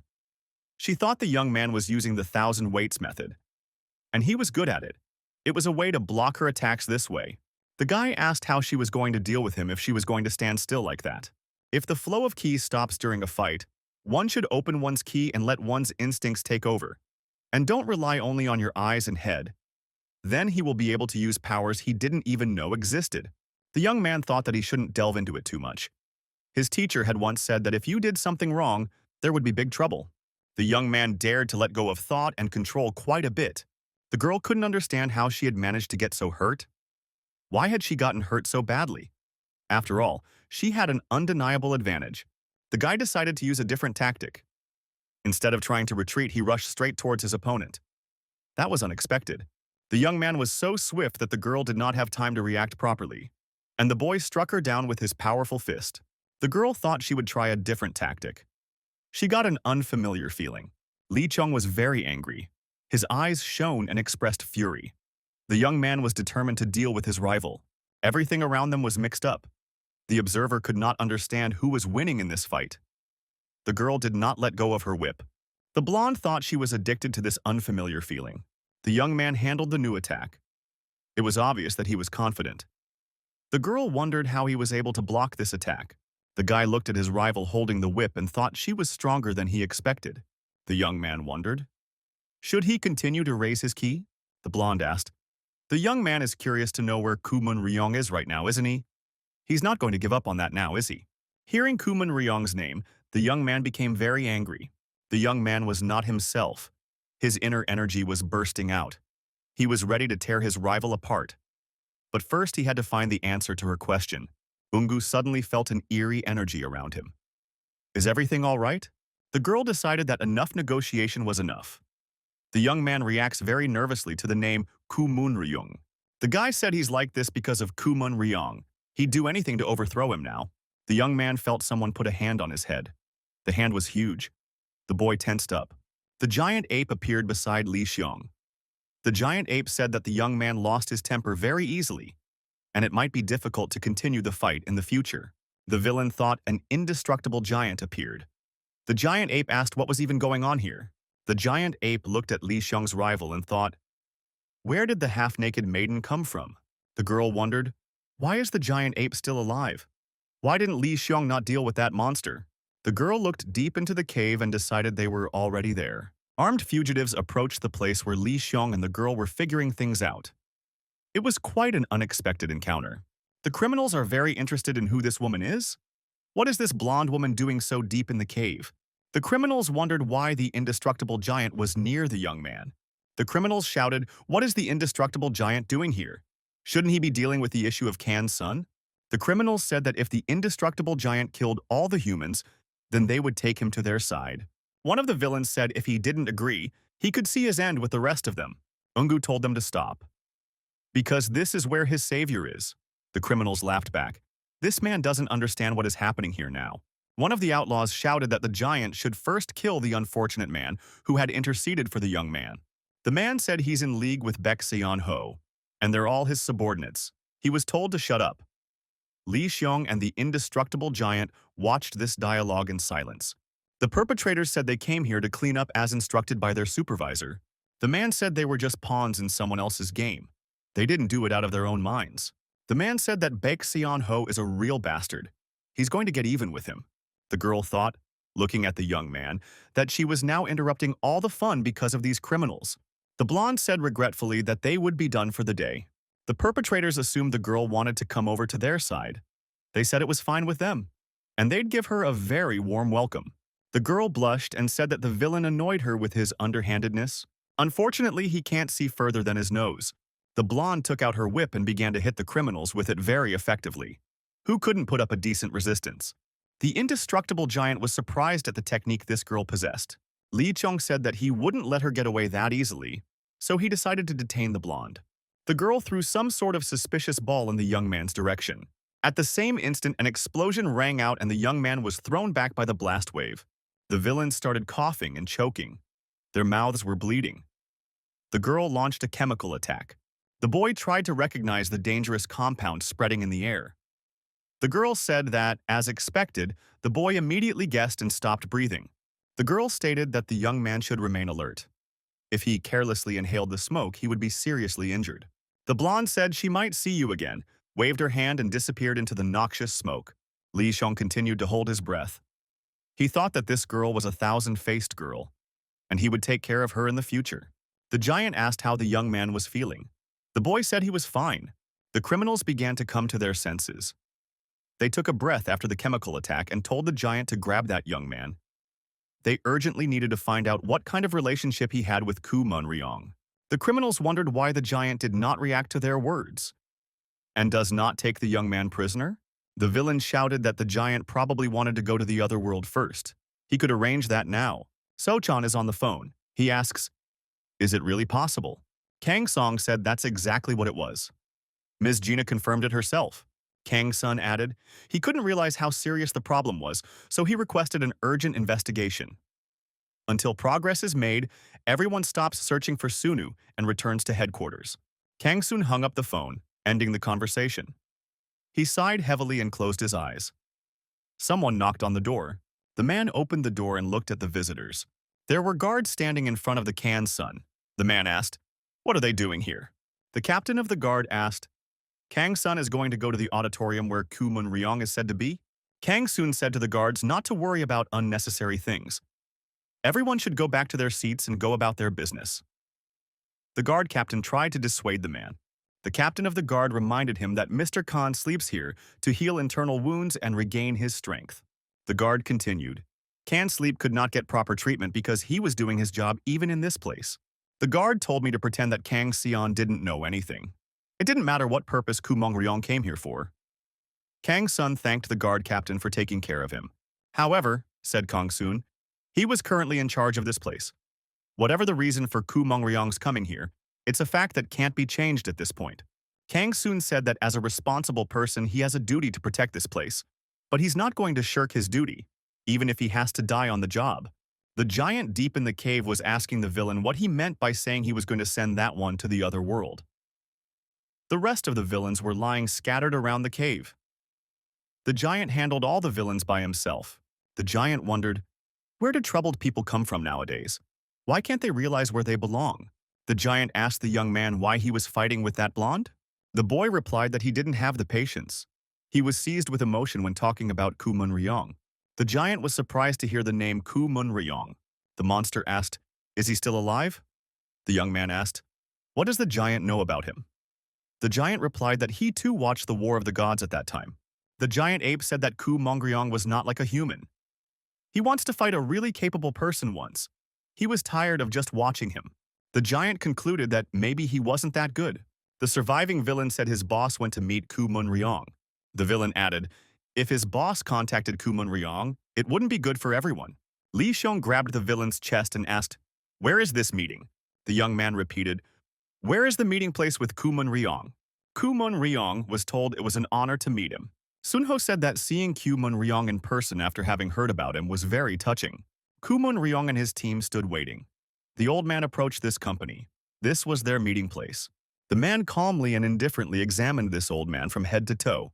Ku Mongryong asked, what made the old man call him here? Hadn't the old man summoned him to give him the requested item? The thing is, the old man said, it wasn't so easy to get rid of the previous client. The old man asked, why did Ku Munryong come here to pick up the goods by himself? Did he suspect something? The old man said that a significant amount of the eternal energy he was supposed to bring here had been taken from him. Ku Mongryong looked at the old man suspiciously. He didn't like the words he had just said. The man said, did the old man really want to pin the job of finding the lost eternal energy on him? And he called him for that purpose. The old man said that Ku Munryong was wrong. The old man said he had sent his men to track down the kidnappers. Everything should be all right. The old man stated, he wanted to meet Ku Munryong here to build a relationship of mutual trust. The old man said that Ku Munryong most likely didn't believe him at first. He too wondered the same thing, whether the person he had contacted was the real Ku Munryong. The old man said that this meeting is an example of how bypassing distrust can build a good personal relationship. The old man recalled that the Power Alliance was built on the tomb of an immortal demon lord. The man continued to listen attentively to his interlocutor. Ku Mongryong asked why the Power Alliance had imprisoned him in such a place. The old man replied that this place was originally the secret training ground of the immortal demon lord. The overlord always trained here alone when he had time. As soon as the Power Alliance received this information, they had enlisted all their best masters to defeat him. After that, people from Murim who were curious about the end of the immortal demon lord story came here. They found out that this place was a blood point, the best place for stigma research. The immortal demon lord's name began to be mentioned in the Murim again. The Power Alliance wanted to erase the traces of the immortal demon lord. Li Xiong asked, "Is that why they built the prison here?" The man replied, "It was to block access to the rest of the Murim from coming here. The purpose was to erase the traces of the immortal demon lord." The giant asked, "Why is Baek Seong-ho searching for an immortal demon lord whose tracks are already hard to find?" The man replied that they had received a request to find eternal energy. That's why he was put in this prison. It was a special classified mission. Li Xiong asked, "What kind of eternal energy is this?" The young man was constantly interested in this question. The man explained that it referred to the condensation of intangible energy into crystalline form. After turning the energy of this place into a crystalline form, the immortal demon lord called it eternal energy. The moment the eternal energy enters the body, it transforms into a straight line and instantly increases the energy of the host. Kumun Ryong asked Baek Sun-ho if this upset his internal balance. The old man replied that the imbalance would be negligible, and the body would not feel it. Kumun Ryong said to Sun-ho, "If that's the reason the old man disturbed him, then he's going back." The man was giving the flask back to the old man. The old man asked, "Does Kumun Ryong really think that this energy is insignificant?" The old man continued, "If the man thought so, would he not like to experience her effects on himself?" Sunho said that this crystal contained a concentration of energy that a first-class master would not be able to obtain even if he practiced for the rest of his life. The old man said that he certainly wondered how many people could swallow that amount of energy and still be fine. Kumun Ryong looked around. He watched the door leading to the mine intently. The girl asked, "What's wrong?" Everyone turned their attention to that door. There was a noise from the other side. The door opened and everyone felt some kind of energy coming from the other side. Kumun Ryong's men became wary and readied their weapons. They did not know what to expect. Sonyo said they were alarmed again in an unexpected place. Kumun Ryong saw the man who came through that door. He said, "Isn't that man dead yet?" Everyone saw that a can sleeper was standing in front of them. The man was calm and confident. Julia and everyone else shouted that this man was dangerous. How could he be here? Ku Mong Ryong said that they met again in an unusual place. Their relationship is stronger than he thought. Kang Soon said that they could end their uneasy relationship now. Ku Mong Ryong and Kang Soon stared intently into each other's eyes. Their faces expressed nothing. They were completely calm, and each was confident. The first to break the silence was Ku Mun Ryong. He asked, "Is Kang Soon looking for a place to die?" The man continued, "If that's the case, then Kang Sun did a good job."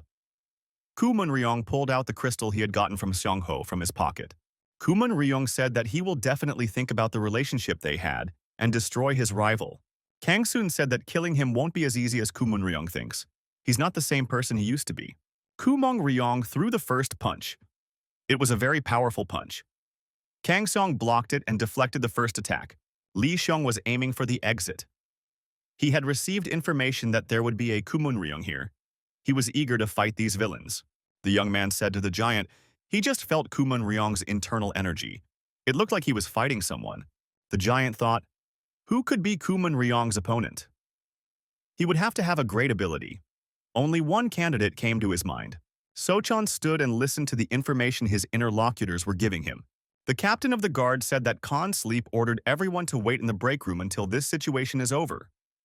Therefore, one should follow those instructions. The young men were at a loss. Jigun asked Sochon, "Didn't that seem strange to him?" Sochon said that he should hear the order directly from Mr. Kang Soon. He asked where he was now. The guard captain said it's not a request. It's an order that came from Mr. Kang Soon. It's not negotiable. The young people thought that Kang Soon was in trouble, as one would expect. This man is principled beyond belief, but he always listens to what others say. Therefore, He wouldn't give such a unilateral order. The heir said he was interested in the information the guard captain was withholding. The captain of the guard blanched and said they weren't hiding anything like that.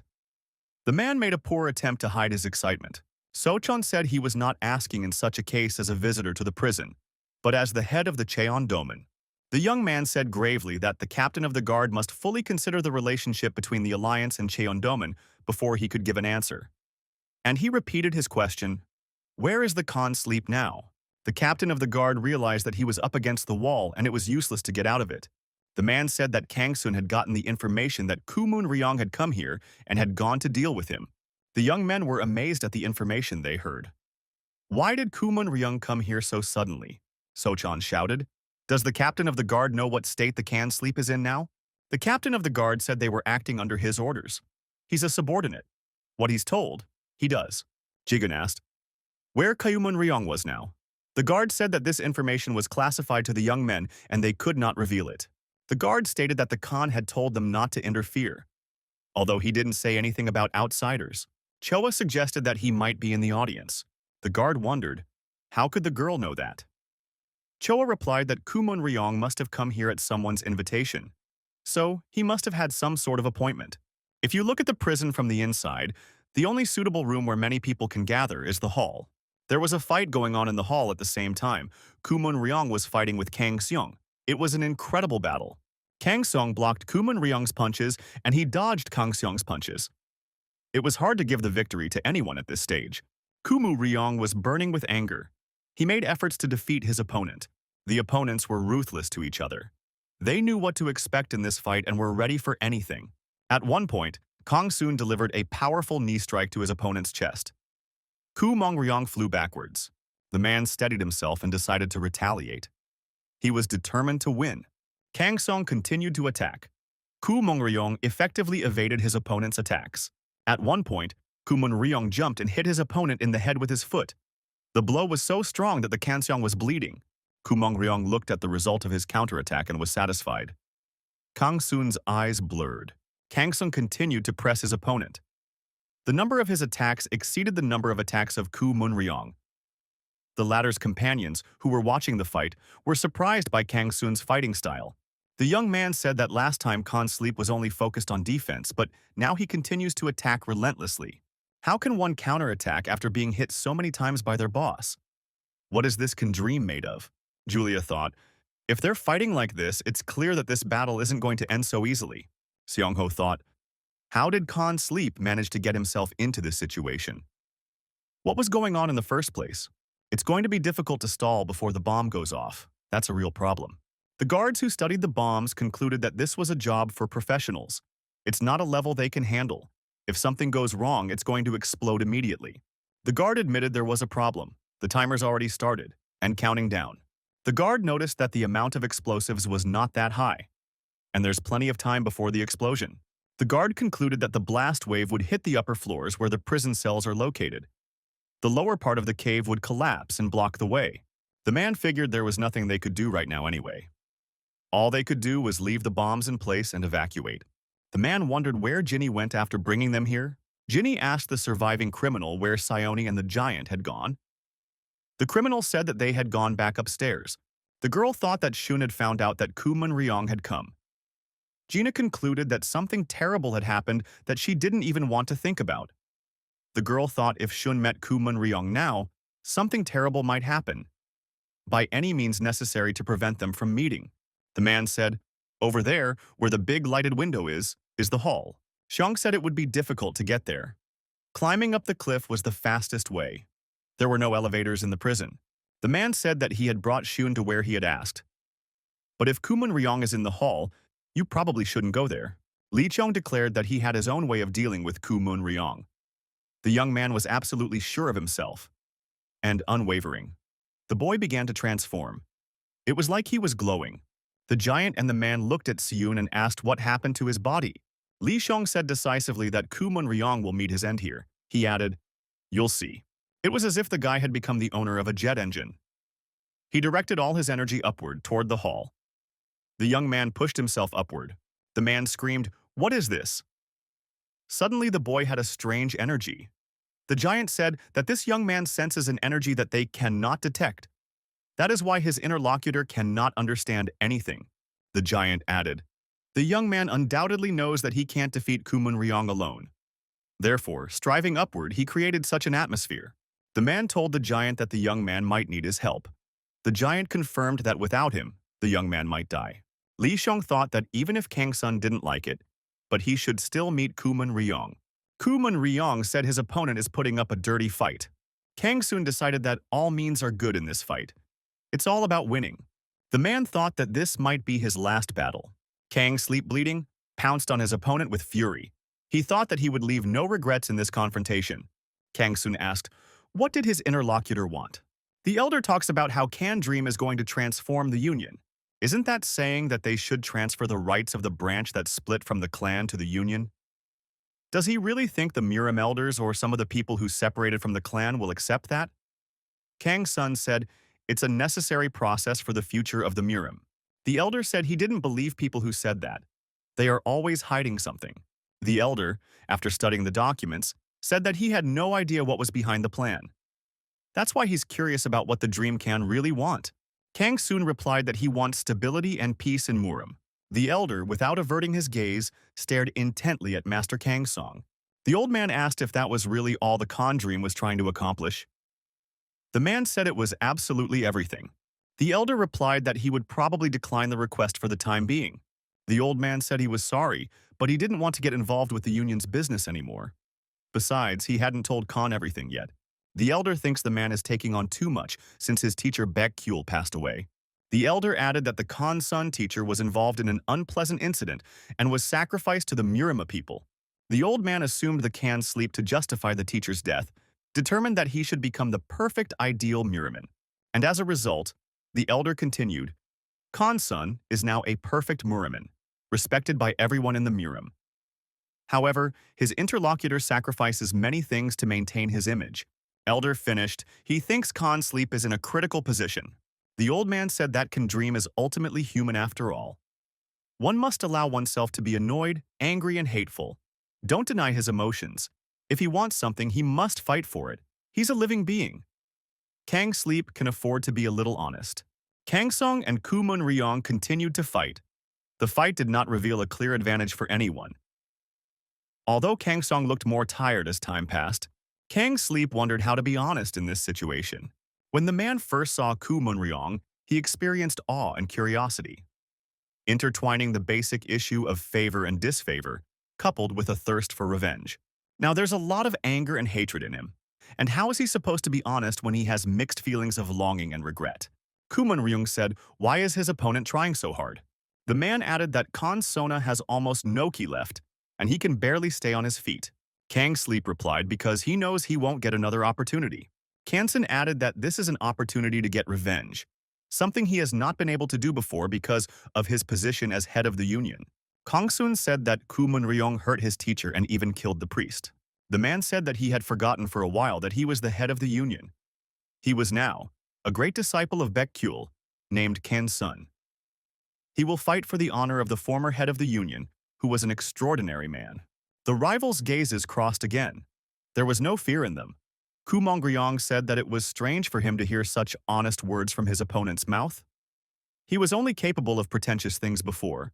Kumong Ryong said that in that case, he too would fight fair in this battle. And that would be the day when Kang Sun would die by his hand. Kumong Ryong jumped and tried to deliver a staggering blow to Kang Sun. Kumong Ryong's assistant thought his opponent was doing much better than she expected.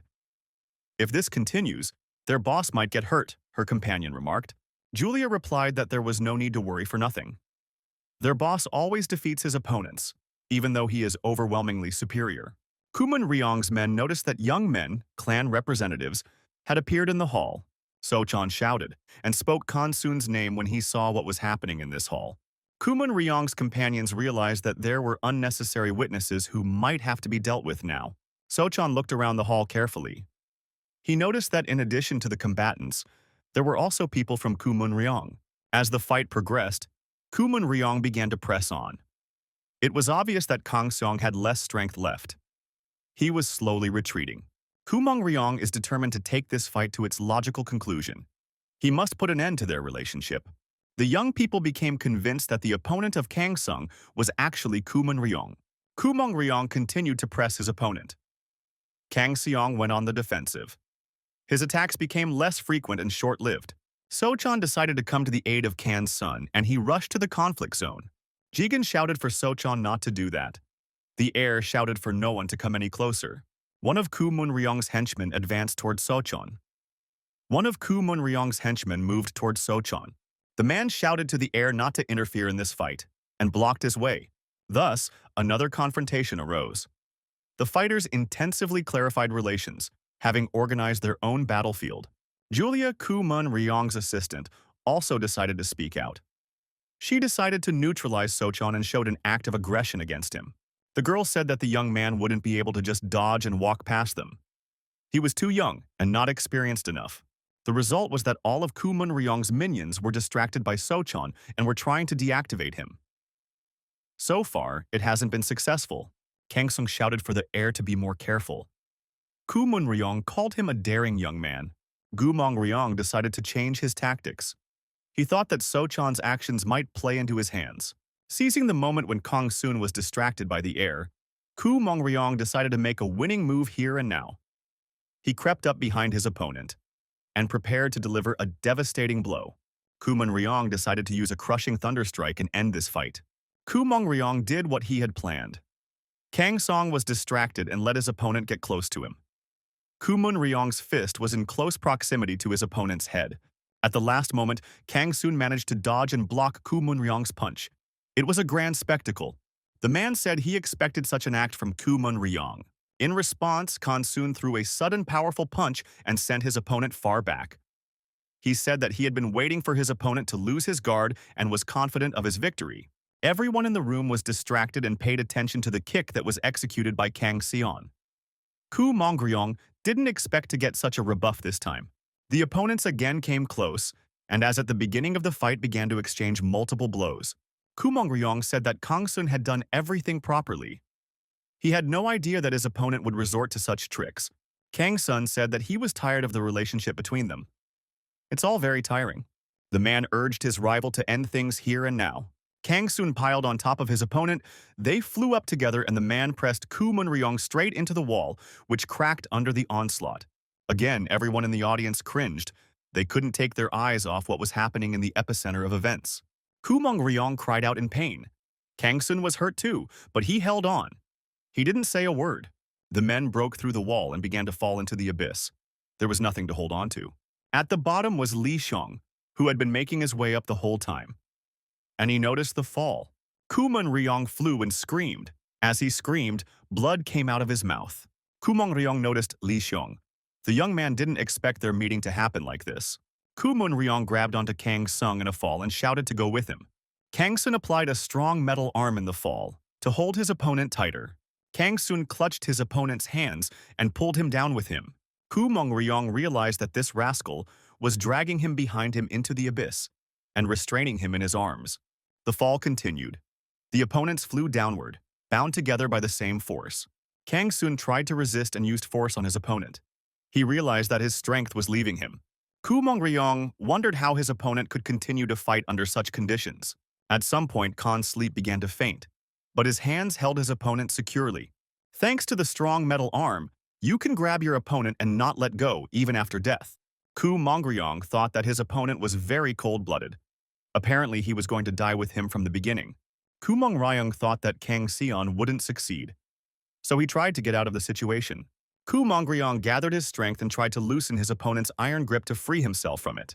The man succeeded, and he pushed the Kansun away from him and told him to go to hell alone. Li Xiong, who was below, noticed the falling Kansun. The young man tried his best to save the master. Kumon Rung was able to grab onto the ledge and stop his fall. He ended up on the ledge and was rescued. Kumon Ryong decided afterward that it was dangerous. During the battle, his strength was slowly running out. Kang Song continued to fall. Li Xiong, jumping from rock to rock, approached his comrade in arms. The young man was spotted by Ku Unryong. He saw him trying to help Kang Soon. The man thought, "What is this young man doing here? Could he really make it?" Kumon Ryong thought that Kang Soon might get lucky again, in the form of a young man named Li Xiong. Baeksiono looked out of the hall and shouted that we should get up quickly, because there's a time bomb downstairs. It's already started. Koo Mun-ryong asked, where did that bomb come from there? Baek Seong-ho said the bomb was planted at the request of his previous client. Koo Mun-ryong thought he had a little more time and rushed down. Koo Mun-ryong went lower and lower. The old man shouted to him that there was a bomb, and Koo Mun-ryong misunderstood him. At some point, Lee Xiong jumped down from the ledge towards Kang Song. He wanted to intercept the falling man. Lee Xiong succeeded. He wrapped his arms around Kang Song and pulled him tightly against him. There were already 2 men falling down. In order to stop this fall, Lee Xiong held his companion with one hand, and with the other, he hooked onto a rock protruding outward. The fall stopped, but not for long. The hand slipped, and the men began to sink lower again. At the very last moment, Lee Xiong's arm was grabbed by someone with his huge hand. It turned out to be a giant ape. He saw the fall and was able to stop it. Now all that was left to do was to pull himself up and pull the men out of the abyss. The giant ape looked at Lee Xiong with its kind eyes and asked if the young man was all right. Lee Xiong said he's feeling fine. What's more important now is the condition of Kang Sun. The giant ape saved Kang Seon and Lee Xiong. Koo Mun-ryong was watching them from above. Koo Mun-ryong saw that both of his opponents were alive and almost unharmed. The giant ape looked at Koo Mun-ryong with interest. Lee Xiong looked at him with hatred. Kang Song was lying unconscious, but he was safe. All 3 of them examined each other in silence. The giant ape glared with his gaze. The opponents were silent but determined. Koo Mun-ryong and Lee Xiong rushed towards each other. Koo Mun-ryong had a day of battles formed today. Each of them intended to put an end in their complicated relationship. Koo Mun-ryong said, he can see that the young man has recovered from his injuries. And he looks good, the man continued. If a young man wants to live a long life, he shouldn't be stuck in places like this. After talking for a while, Koo Mun-ryong said that he didn't have much time, so he was leaving. He warned Lee Xiong to be careful in the future and stay out of his sight, because he annoys him. Next time he sees him, he might destroy him. This arrangement did not suit Lee Xiong. He was eager for battle. He was as aggressive as possible. Lee Xiong said that Koo Mun-ryong was wrong if he thought he could escape. The young man was eager for battle. Xiun threw a powerful fist strike at his opponent. Koo Mun-ryong blocked it, but was forced to fly backwards. Under the directional energy, Lee Xiong rushed towards his opponent again. He was as fast as lightning. Koo Mun-ryong prepared to block the young man's attack. Koo Mun-ryong stood on a small ledge where it was difficult for more than one person to hold on. The young man, putting forward a fist that exuded energy, approached his opponent. Koo Mun-ryong counterattacked Lee Xiong, and he was forced to retreat, making an unplanned but controlled fall. Koo Mun-ryong, watching his opponent from above, said that he had improved his skills a little. But that doesn't mean anything. The man stated that, however, with such skills, the opponent wouldn't even be able to touch his ankle. Lee Xiong was still too weak and inexperienced compared to him. The young man called his opponent by name, didn't tell him not to relax. Koo Mun-ryong replied that he was nearby and always at the young man's service. Koo Mun-ryong said to the young man to try to catch up with him, and rushed upward toward the exit. This confrontation was watched from below by a giant. The giant couldn't understand what was wrong with this Koo Mun-ryong. Why did he suddenly decide to flirt with Lee Xiong? The giant wondered what he should do with the Kan's son who lay unconscious. The giant tried to bring the man feeling. He said to come to his senses by the end. It was time to wake up. The giant ape took the man's hand and realized that there was no ki left in his body at all. This meant not a simple faint. The giant didn't know what to do. He didn't know how to cure internal diseases. He only knew how to do external damage. Suddenly, the giant saw something shining. The giant saw a crystal in a test tube. He thought, why does the dreamer carry such a thing? The giant thought it was some kind of unusual energy packed into this vial. What kind of elixir is this? The big man asked Kang Soon if he would mind if they tested it on him. Since Kang Soon didn't answer, the big guy thought he wouldn't mind. Judging from his condition, it wouldn't be any worse for him anyway. The giant unsealed the vial. The young people in the audience thought, what is the state of Kan's sleep now? If he still hadn't risen, they might still be fighting. Only Sochon was on the defensive against Koo Mun-ryong's men. The others decided not to interfere. Sokern wondered, should he go through these opponents and go down to the cave for Kansun? But in that case, he would leave the others here. The young man decided that was the wrong decision. Kuman Ryong's companions wondered why their boss was still not rising. Could something have happened to him? Julia said. Instead of them thinking about the boss, it's better to let them control their opponent. The old man said he should go downstairs and check on Kuman Ryong anyway. That would be the sensible thing to do. The old man added, the thing is, there is a time bomb at the bottom of the cave. This bomb was set to get rid of any trace of the Eternal Guardian's existence, and it's only minutes away from detonating. Even though the bomb is below, Kuman Ryong's life may be in danger due to the shockwave. Julia claims her boss is immortal. He wouldn't even blink an eye in an explosion, so his life won't be affected. The girl thought about it and decided that unreasonable risk was inappropriate here. She would definitely find the boss. Everyone else should stay here. Julia jumped down looking for Kuman Ryong. She decided to check the whole area. The girl was coming down and thought it was all strange. The boss hadn't spent so much time fighting before. Soon, the girl spotted Kuman Ryong. He was going upstairs. A little lower, Lee Xiong was catching up with him. Julia thought, where did this young man come from? Where had the dream gone? The girl remembered that this young man had fought her boss in the Namsan Tower before. Kuman Ryong looked up and saw Julia. He realized that the girl was moving in search of her boss. Lee Xiong noticed the girl too. But Kuman Ryong was his priority target, so the guy didn't get distracted. Kumu Ryong stopped on the ledge and stood there waiting for his opponent who was approaching. Lee Xiong was burning with hatred. As Lee Xiong approached his opponent, they exchanged blows. In the next moment, Lee Xiong made a very powerful punch, but his opponent dodged. And the guy punched into the stone wall. After that, Kuman Ryong attacked his opponent, and the young man had to lick his wounds. Kuman Ryong told Lee Xiong he might die if he uses a martial art that he shouldn't touch. Lee Xiong said that this is something he knows very well, and he can confidently hold his own, and control the use of various kinds of martial arts. Lee Xiong said that he knows very well what the outcome of this battle will be. Therefore, he is consciously doing so. The old man scrutinized the young men. He turned to the young man and asked him why he said the name Kuman Ryong. Lee Xiong, who was in a wheelchair, stated that an elder had once told him that he would be able to handle Kuman Ryong. Sarah Nuna was standing next to him. The boy added that now he wanted to see if that was the case. The old man continued to look at the young man. Then the old man said that he wanted to ask the young man. It had been a long time since they met last time. Why had his condition worsened?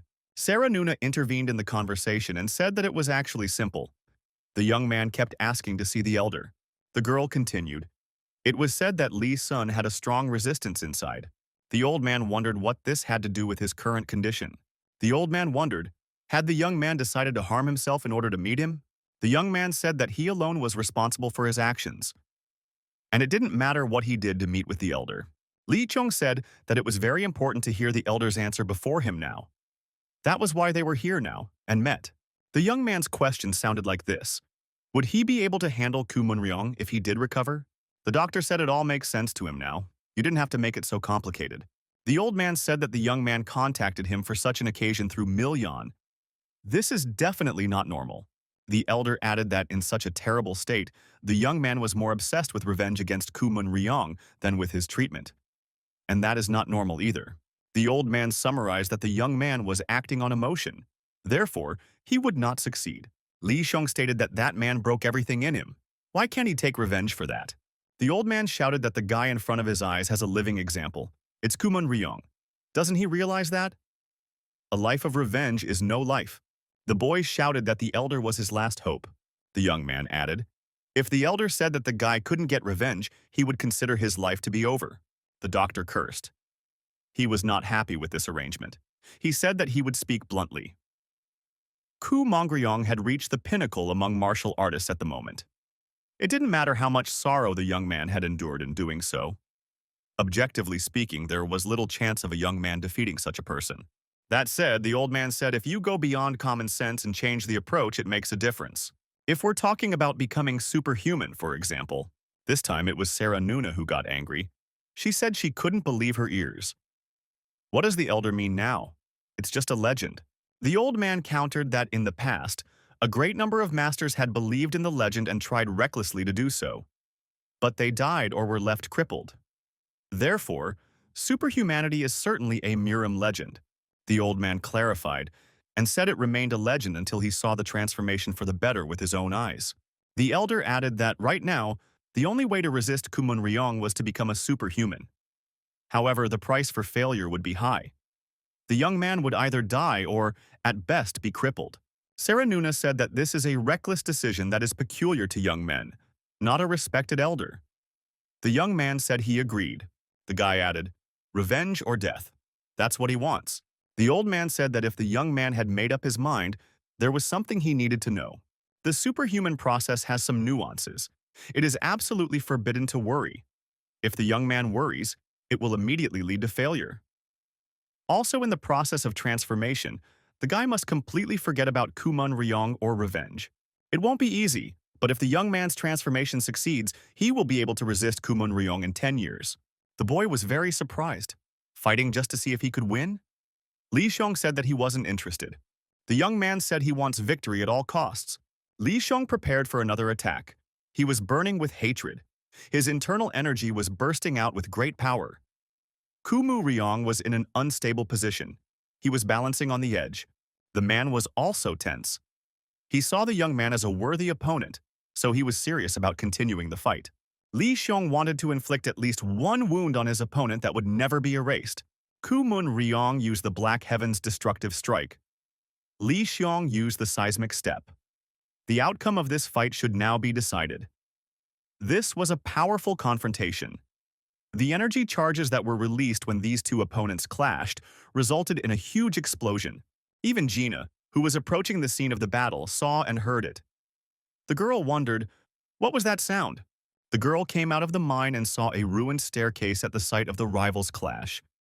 And crumbling rocks? Gina marveled. What could have happened here? The girl was interested in Li Xiong's fate. Gina saw the young men falling among the debris and smoke as they continued the confrontation. Kumong Ryong shouted, "Is his opponent in his right mind? He shouldn't waste his strength like this."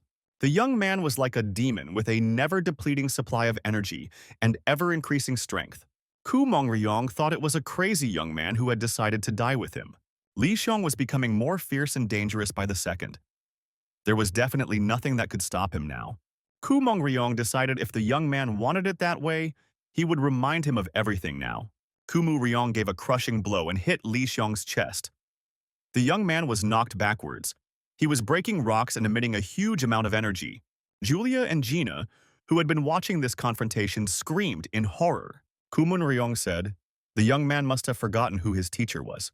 Also, the young man must have forgotten how strong his teacher was." Kumong Ryong bricked his opponent into the wall.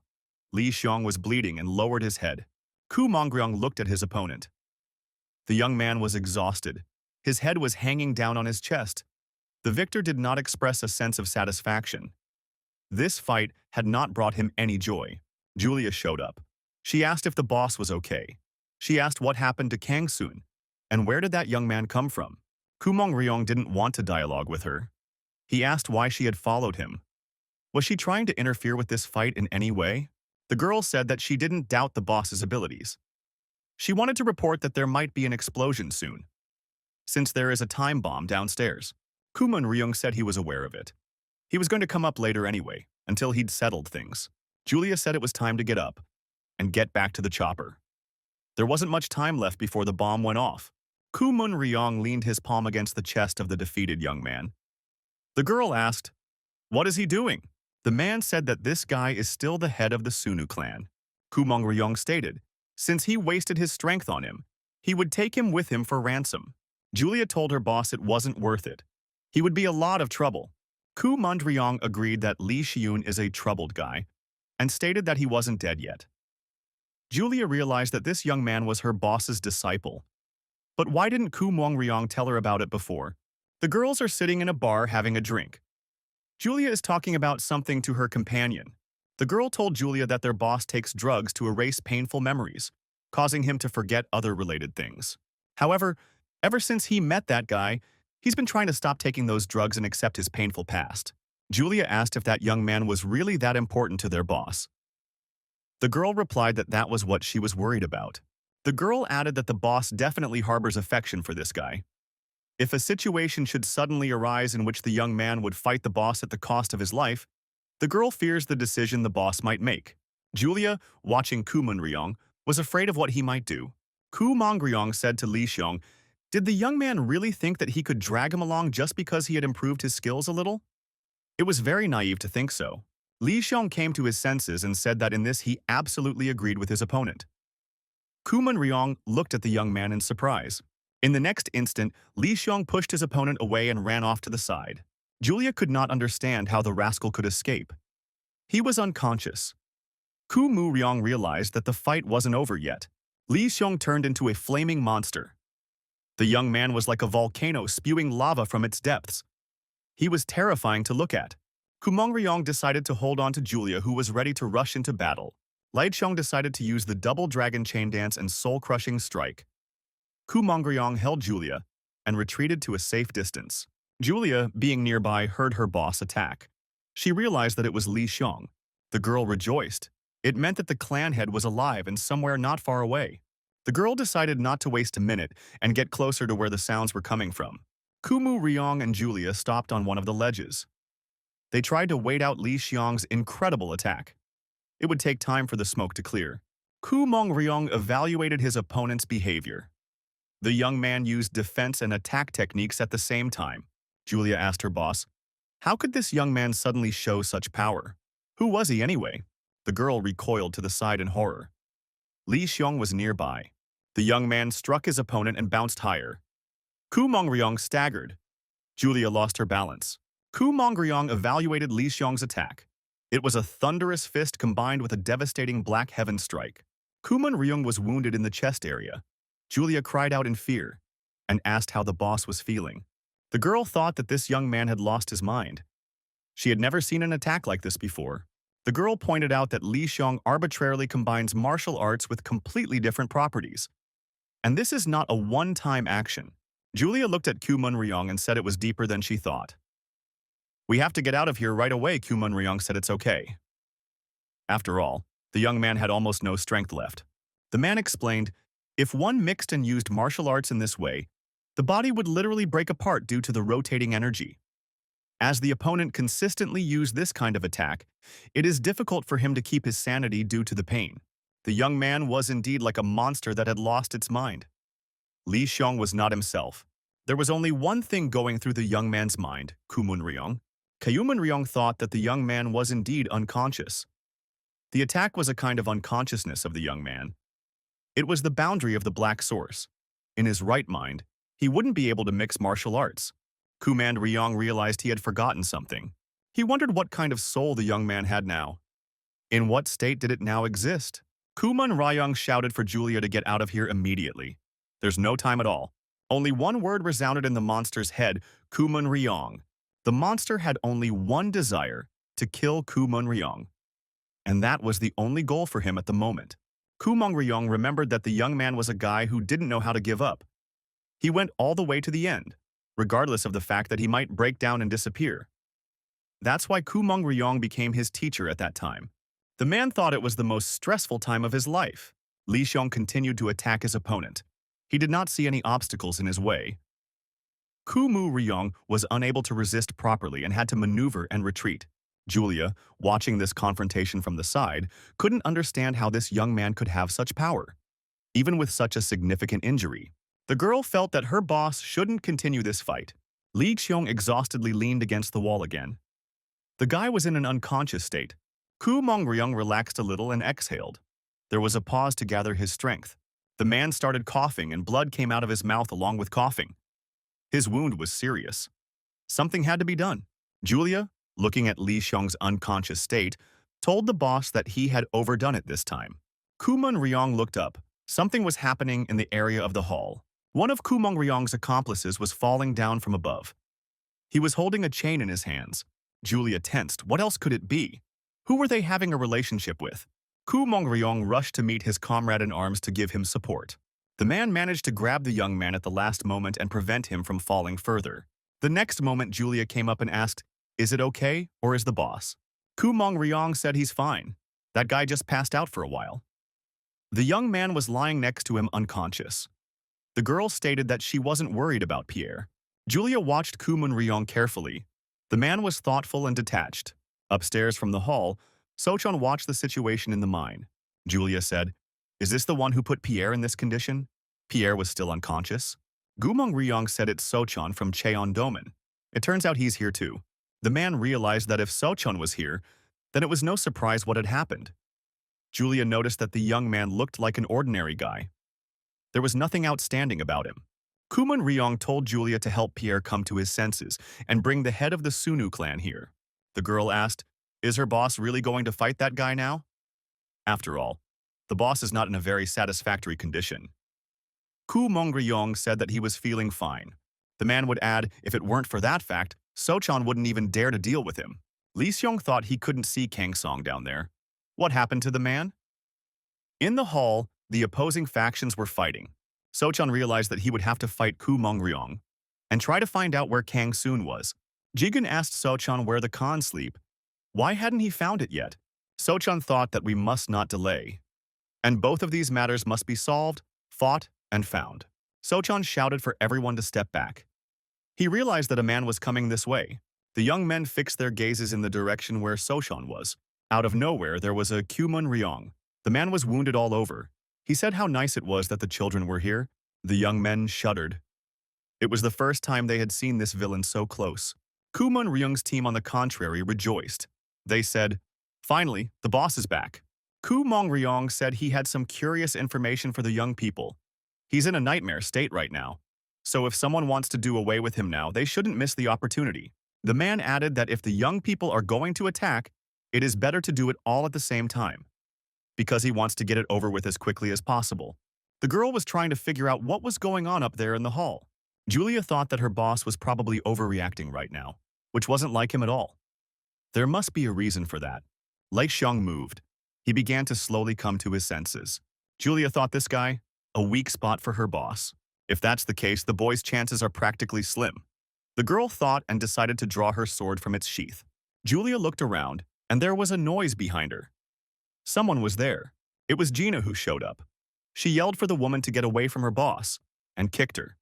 Julia flew off. Gina rushed over to Li Chong to check on his condition. She was very worried about the young man.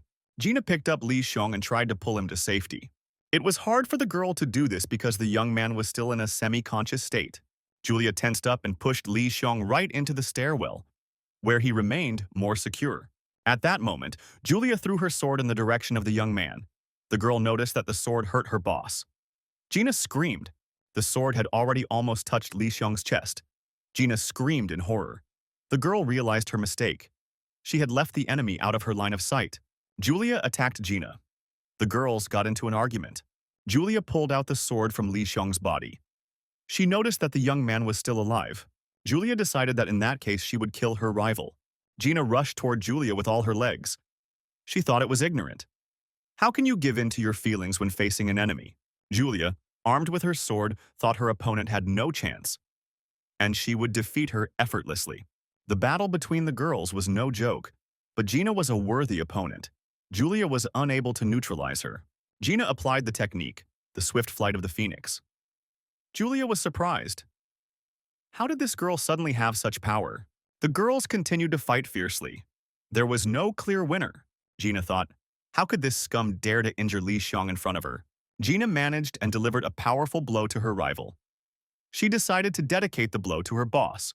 Julia lost her balance and fell. She held the sword in her hands. Gina watched her rival go down. All she had to do was watch. Julia thought with horror that she might as well die. She must do something now. The girl saw someone throwing a chain down on top of her. I'd have to try to grab it. Gina saw her rival grab hold of that chain and hold on. Her fall stopped. Above was Pierre, who threw off that chain. He asked if Julia was okay. Julia shouted that she was fine and thanked Pierre for his help. Gina jumped down in a flash to finish the showdown with Julia and do some damage. Julia dodged, holding onto the chain. Gina flew farther down. Pierre pulled on the chain and pulled Julia out. The young people found themselves up on the balcony. Gina found herself standing at the bottom. The confrontation continued. Pierre asked Julia who the girl was. Julia, taking the chain off her hand, said she didn't have time to explain. Julia shouted to Pierre that she would leave the girl to him for a while. She would go about her business.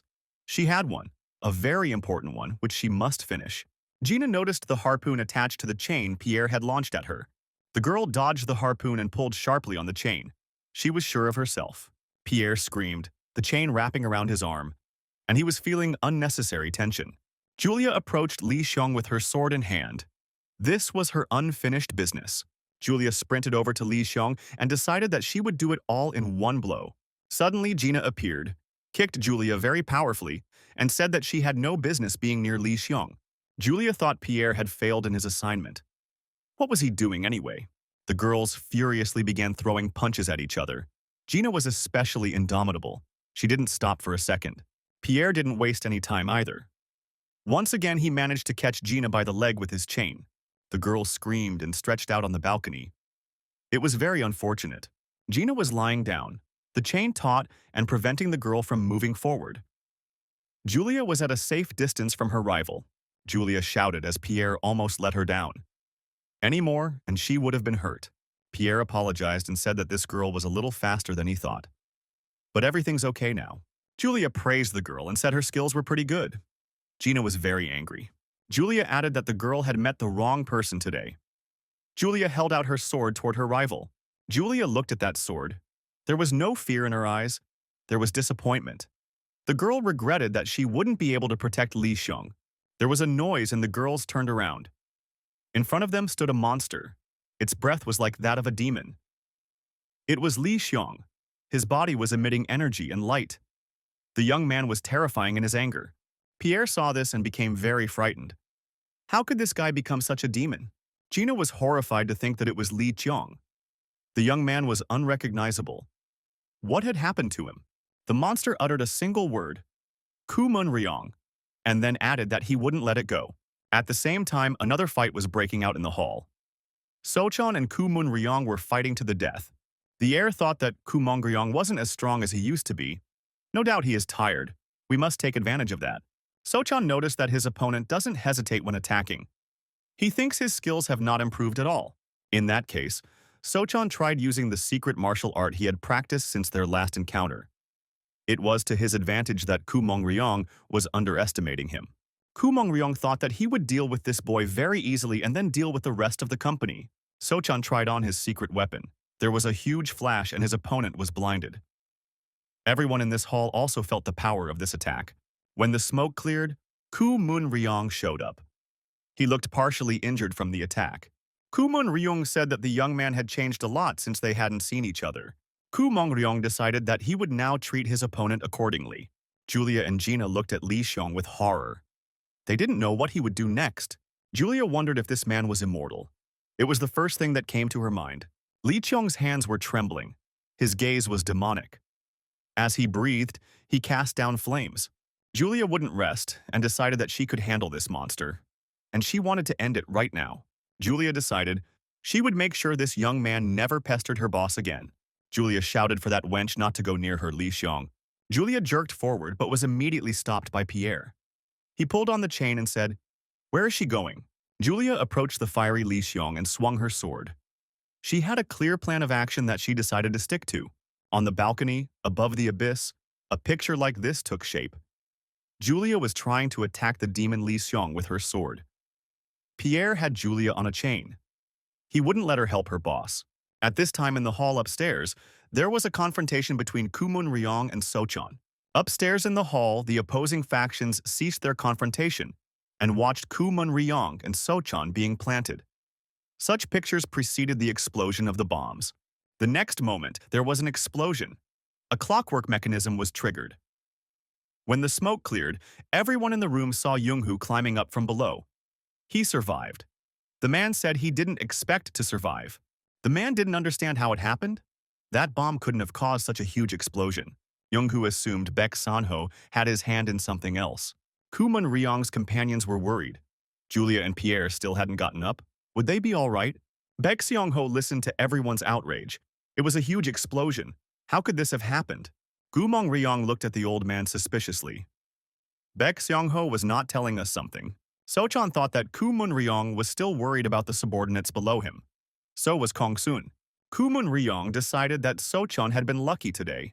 Kumong Ryong said that he had a case to attend to right now, and it's more important than resolving the issue with Sochan. Kumong Ryong said that this time he would give the young man a chance to stay alive, but only so that he wouldn't see him again.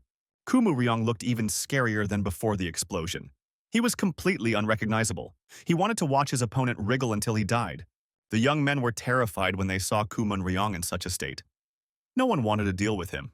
Julia came to her senses, she thought. Something seems to have exploded. She wondered what had happened to that young man. Li Xiong stood over Julia unharmed. Although he looked terrible, the guy was a direct threat to her. It was as if nothing could defeat him. Julia lay there, unable to do anything. She watched the young man's action. Jin yelled for Li Xiong to come to his senses. The girl was removing the chain from her leg. The guy couldn't hold on, lost his balance, and fell into the abyss. Jin couldn't save him. Julia decided that was the end of the young man. She made sure he was dead. The giant was holding onto the railing with one hand. In his other hand, he held Kan-sun, who was still unconscious. The giant sighed. If he had known it would be like this, he would never have gone to such an event. The giant pulled the Kan-sun out, placed him on the balcony, and decided that the man would rest here for now. The giant thought, "It looks like the explosion is over. I wonder what's left down there. I wonder if there will be another explosion." The giant decided he needed to look around and see what condition this mine was in. If there was a way to get up there? The giant looked down and saw another falling body. The giant noticed that it was Li Xiong who was falling. The big man couldn't understand why the young man kept falling. The giant regretted that he couldn't reach him. And that one would fly by. The thug saw a girl following the young man and shouting his name. It was Jin. The thug rushed to meet the girl and caught her. He held her with one hand, his other hand grasping the wall. They hung together. The girl was against it. She screamed why she was stopped. The giant told the girl to calm down. If she chased down at that speed, she would surely die. Jin was yelling that Shun was falling down right now. He must be rescued immediately. The giant ape said it was too late. Even if she goes down now, she won't save him. She'll die herself. The girl screamed that she didn't care, screaming for the monkey to let her go. The monkey held the girl tight and wouldn't let go. The young man continued to remove himself, falling downward. The girl tearfully cried out the young man's name. There was no way to save him. The young man continued to fall. There was no hope of escape. The unknown awaited him at the bottom. At the end of the fall, the young man plunged into the water. It turned out that there was a lake below. This saved his life. The young man began to regain consciousness. He opened his eyes and thought he was probably in water. The boy saw some kind of light above. He felt a strange sensation. He thought he had fallen into the water. Suddenly, the boy remembered that time. He thought it would have been better if he hadn't been rescued then. If only he had disappeared into the dark water that day. Then these sad events wouldn't have happened. It's all right, though. I mean, it's all over now. Absolutely everything. It's nice to just disappear into this warm water. The girl and the giant looked down, where the young man had disappeared. They could not believe their eyes. What was that suspicious energy appearing down there? Where were those sparks coming from? A coworker asked Julia if she was okay. Julia said she passed out for a while. The guy asked what she was doing there, and why didn't she get up right away? Julia wondered what happened to that girl. Where is she? Has anyone seen her? It was explained to Julia that the boss was worried about her. So he stopped his fight and went downstairs to find Julia. Julia thought that that girl was also finished. If she rushed downstairs after Li Xiong. Julia apologized to her boss and said that she didn't mean to interrupt him at all. Kumon Ryong inquired, "What happened to that young man?" Julia realized that she wasn't the reason her boss had stopped his fight. Julia explained to Kumon Ryong that Li Xiong was carried away by a girl who suddenly appeared. The boss asked what other girl. Julia excused herself and said that she tried to chase the young man with Pierre, but there was an explosion and everyone lost control. Then the young man fell. The old man assumed that the undetected energy of the immortal demon had increased the scale of the explosion by many times. Julia asked, "What did the old man mean by energy?" Down in the depths, everyone saw some kind of glow. And everyone decided that it was the result of the release of that very energy. Kumon Ryong asked, "Does the old man mean to say that this is the energy of the immortal demon that reacted to the explosion?" The old man said that it was now condensing and collapsing like the reaction after the explosion. It will probably disappear soon. The immortal demon was practicing all kinds of ki techniques. It turns out there is ki that reacts to the explosion of bombs. His followers believe that he is still alive after mastering the immortality ki technique. Li Xiong floated in this energy, gradually sinking to the bottom. The young man plumped himself to the very bottom. He lay in a warm environment. The boy opened his eyes and came to his senses. He tried to get up, The young man realized that he was still alive, and nothing had happened to him. The boy wondered how it was that he had gotten here in one piece. The guy saw something strange in the cave that was at the very bottom. Only now did the descendant of the immortal demon appear. The young man saw the ghost that was in this cave. The Ku Mun Ryong team received a message that the helicopter had arrived and could only wait 10 minutes. Ku Mun Ryong and his men went outside. The boss said they had 10 minutes to move and that they should arrive at the helicopter without delay. Julia asked her boss what was the purpose of their coming here. What is their benefit? The girl wondered, after all the suffering, it didn't seem like they got anything out of it. It seems as if the old man had cheated them. Baek Seongho apologized. He didn't expect the previous client to use his powers to steal the Eternal Keeper so quickly. Kumu Ryong said that they had heard enough of the old man's stories. Now they are waiting for the real truth from him. If the old man doesn't say anything, they will destroy him. Ku Mong Ryong said that he still has no intention of making an enemy of a former client of an old man who betrayed him. It's not his problem. Therefore, if the old man continued to insist on keeping this small piece of Eternity Keeper stone, he would cut off the old man's head and send it to Baek Seongho's former client. The old man replied, Ku Mong Ryong saw the Eternal Keeper energy himself. Why can't he verify it himself? Ku Mun Ryong said he didn't believe it. No matter how outstanding this piece of stone is, there is no way that a thing that will disappear if it is used up can exist forever. The man said the stone fragment the old man showed him might be a byproduct, but it wasn't the real thing. The old man asked, is he really dealing with Ku Mun Ryong? If the man was obsessed with the holy stone and didn't see its true nature, the old man would be disappointed. The old man showed the book and said that the secret of the Guardian of Eternity that Ku Mun Ryong was interested in was written by an immortal demon. And none of the followers still know about this secret creature. Ku Mong Ryong listened to the old man attentively and stared at him intently without averting his gaze. The prisoner opened his eyes. He thought that everything was going just as he had expected. He heard a massive explosion, assumed there was some serious trouble afterward. The prisoner's cell was deep downstairs and it was very heavily guarded, because this man was particularly dangerous and required extra attention. The head of the guard said that if any suspicious behavior was observed, the prisoner could be eliminated by any means necessary, as long as there was no riot. The guard who received the instruction told his partner that a large caution had been received about an arrestee who was in a cell. Despite punching through several layers of iron gates, they still get paid for firearms. My partner said that with this level of vigilance, one could not worry at all. And at that moment, there was an explosion. The guards were miraculously alive, but they suggested that the cameras might be damaged. And that carries a certain amount of danger. When the smoke cleared, the guards heard footsteps. They began to suspect that something very bad had happened. A particularly dangerous criminal who was in a secret cell appeared in front of the guards, and he said he had questions. What just happened here? The guards drew their guns and pointed them at the prisoner. One guard shouted for Ma Youngshik, a particularly dangerous prisoner, to stay where he was. If the prisoner tries to escape or resist, they will open fire immediately. They have already been authorized to do so. The prisoner smiled. He just wanted to see how the Murim were doing. Ask a couple more questions. But that gun pointed at him upset him. Ma Youngshik asked, why were the guards gathered here again?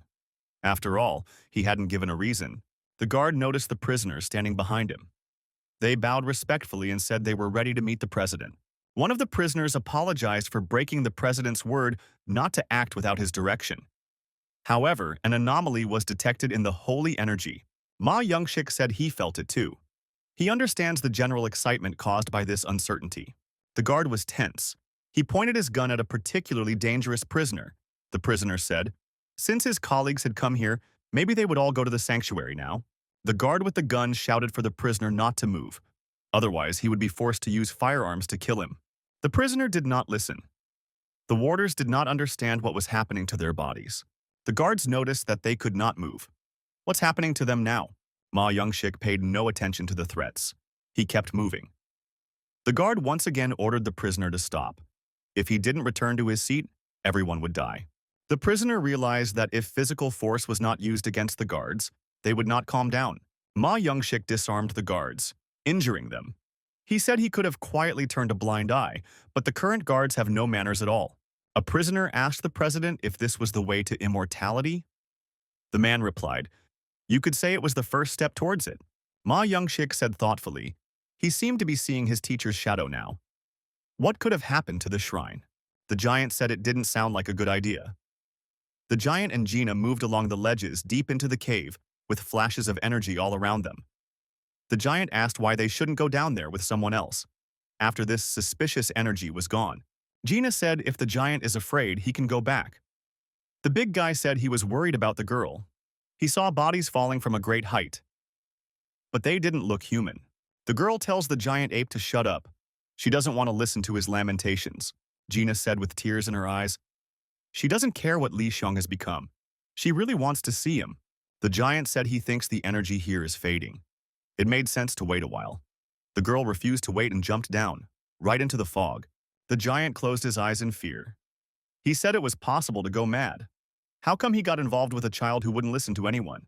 After a short fall, Ginny landed safely at the bottom of the mine. The girl felt that something was wrong with her. Gina couldn't understand why she was choking, and she felt dizzy. The girl saw a young man lying not far away from her. He did not give any signs of life. Gina recognized the man. It was Li Xiong. He was covered in blood and he looked really bad. The girl cried again. She felt very sorry for the young man. Gina was approached by a giant. He, too, had come down safely. The giant concluded that the young man had looked much better before. Gina pounced on the big man. How could he say that? The giant started to make excuses. He didn't mean it at all. It seemed to the girl that Li Xiong was still alive. She shouted his name. The giant couldn't believe his eyes. Gina flew up to the young man and asked him how he was feeling. The young man called the girl by name. He recognized her. Gina hugged Li Xiong tightly and screamed. She hoped so much that the young man would be alive. The giant asked in amazement how the young man was able to survive a fall from such a height. What was his secret? The girl answered the giant instead of the young man.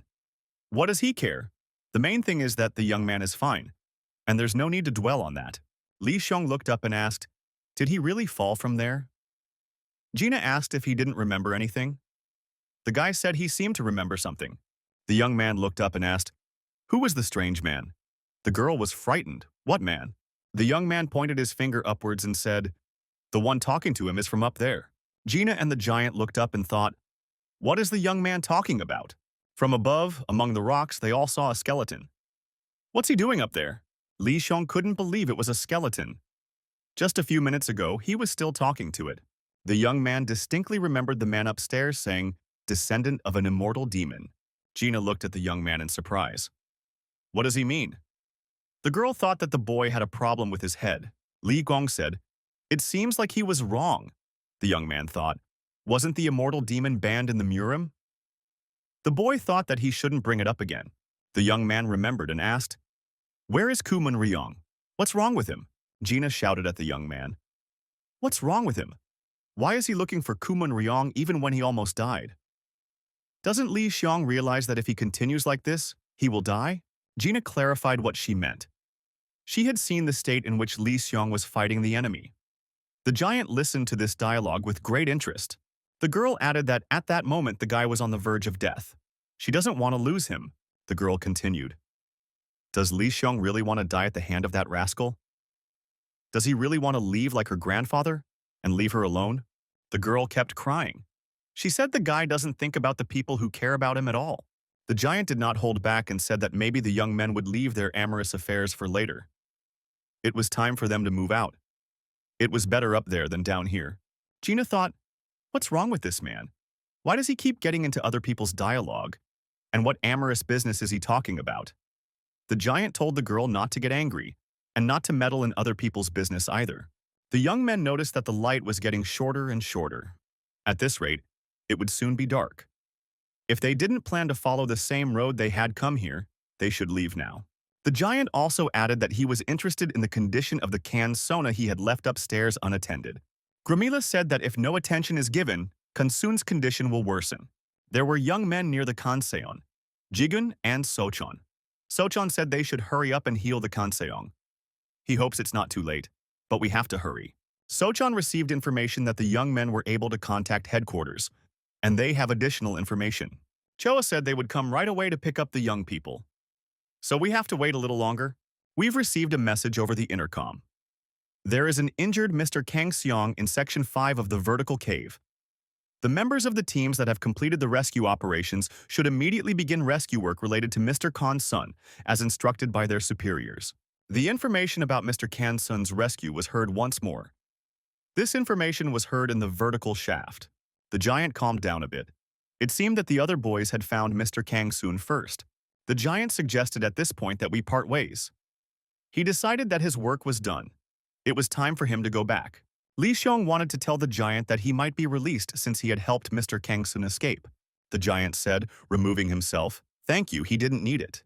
The big guy said he wanted to fight Kaon's son, not receive thanks. Li Xiong stated that the giant could get out of here quickly. The giant said that he had no intention of leaving this place.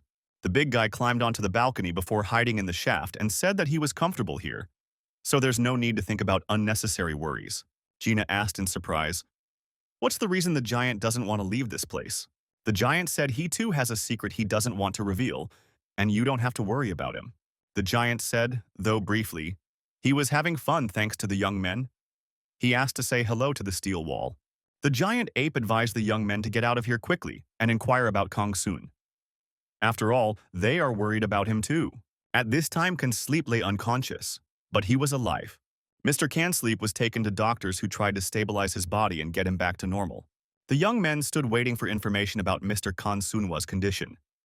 They were nervous. Jigen asked, "What's bothering the Soshan heir?" The young man looked distressed from the moment they found the Kan's son lying unconscious. The heir said, "It's because Mr. Kang's son is in a strange state. He feels a lot of energy in his body, but when checking his pulse, it seems to disappear." Sochan was worried if the Can Sleep had injured his veins. He checked.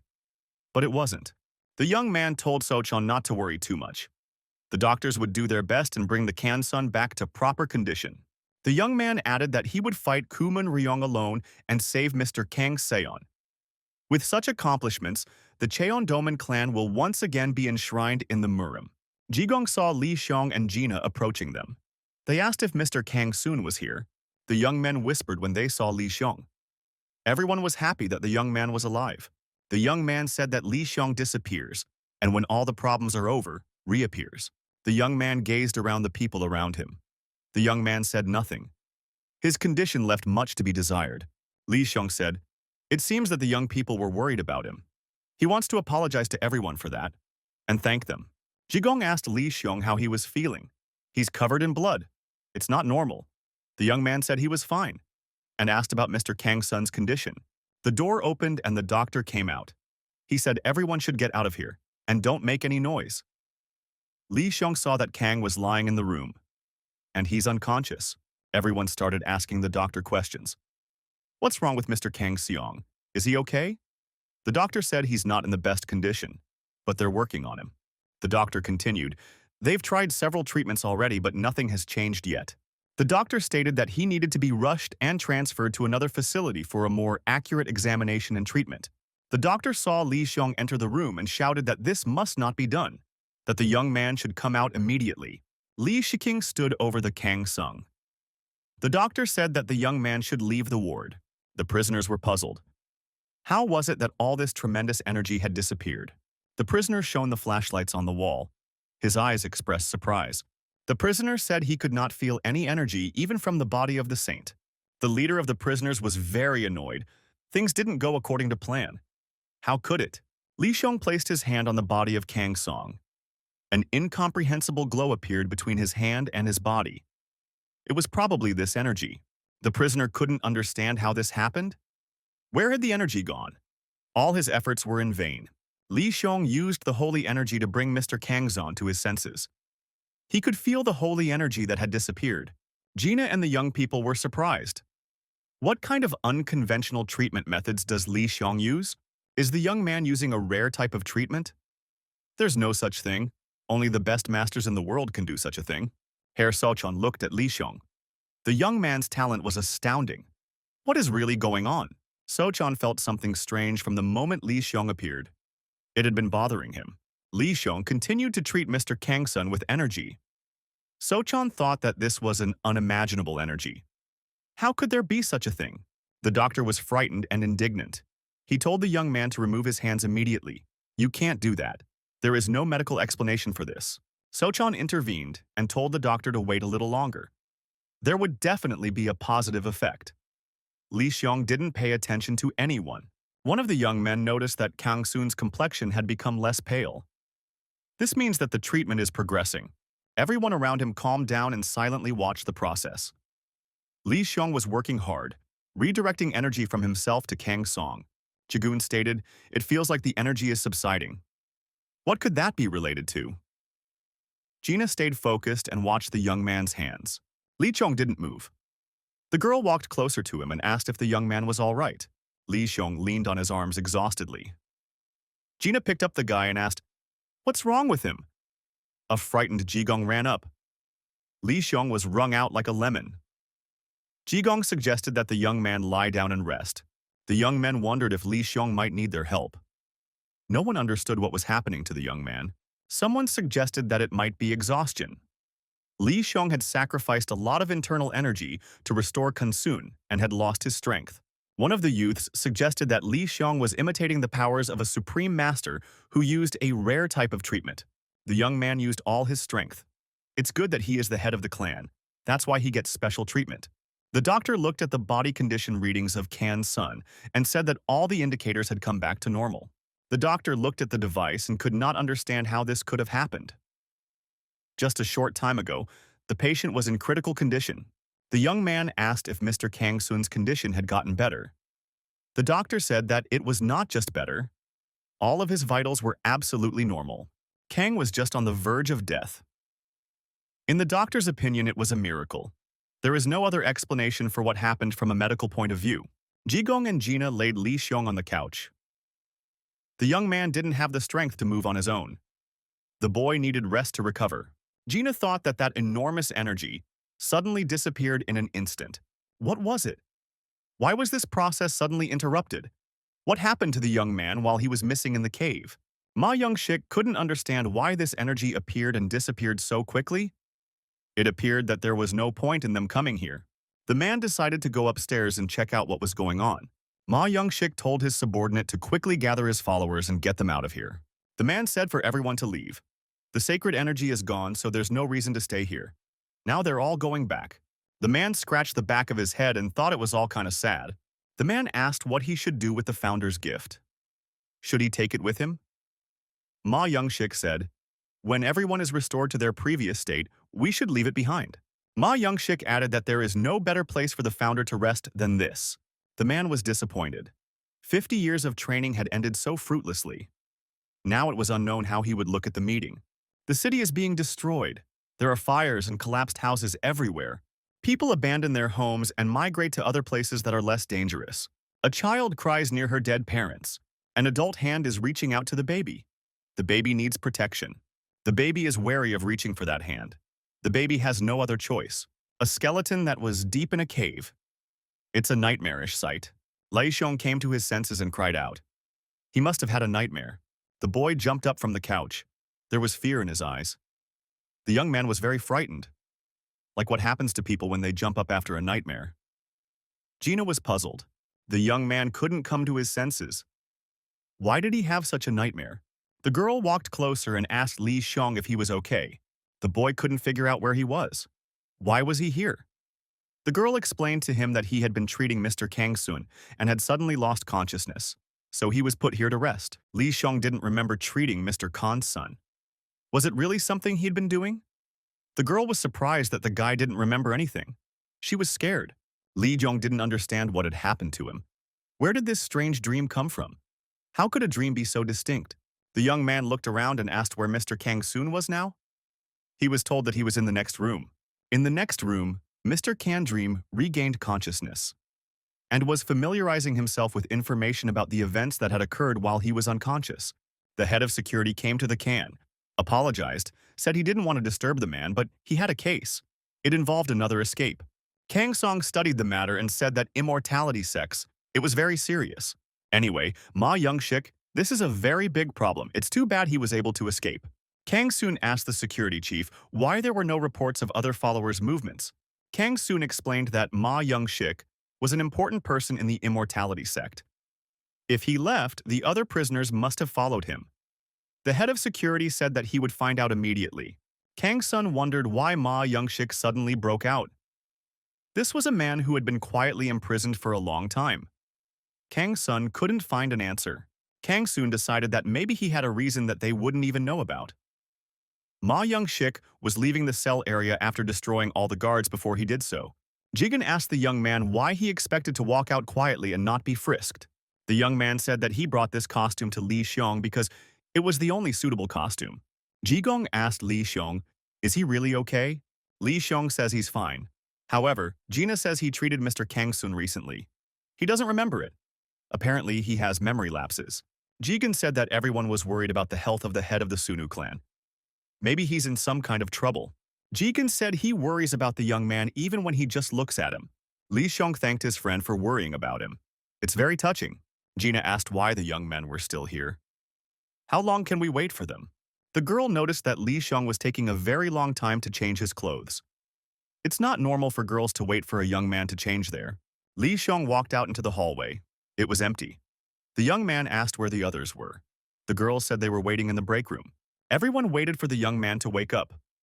Li Xiong asked, "Could the entrance have been blocked due to a system error?" Choa said the system has already been restored. The malfunction has been repaired. The cause of the malfunction is still being investigated. Jigen said that Seogunu was against it. Seogunu, he's the sunglasses guy. He left and still hasn't come back. Jigun said this guy wasn't usually like this. It's very strange that this happened. It would have been nice if he hadn't been blown away by that explosion. Gina asked, "Shouldn't they track him down?" Choa said they couldn't. The impact of the explosion made this whole space dangerous. If you act carelessly, you could bury yourself alive. Everyone went outside to look for it. But it's empty inside for some reason. Everyone must be busy. Even Mr. Kang's sleep as soon as he came to his senses, immediately returned to his office. The young man wondered what kind of nonsense his interlocutor was talking about. The young man said that the clan head hadn't been to the Murim for a long time. And what new treatment did Li Xiong come up with? His interlocutor said that there could be such a thing. The guy said that this treatment was seen by everyone who was there, and everyone was very surprised.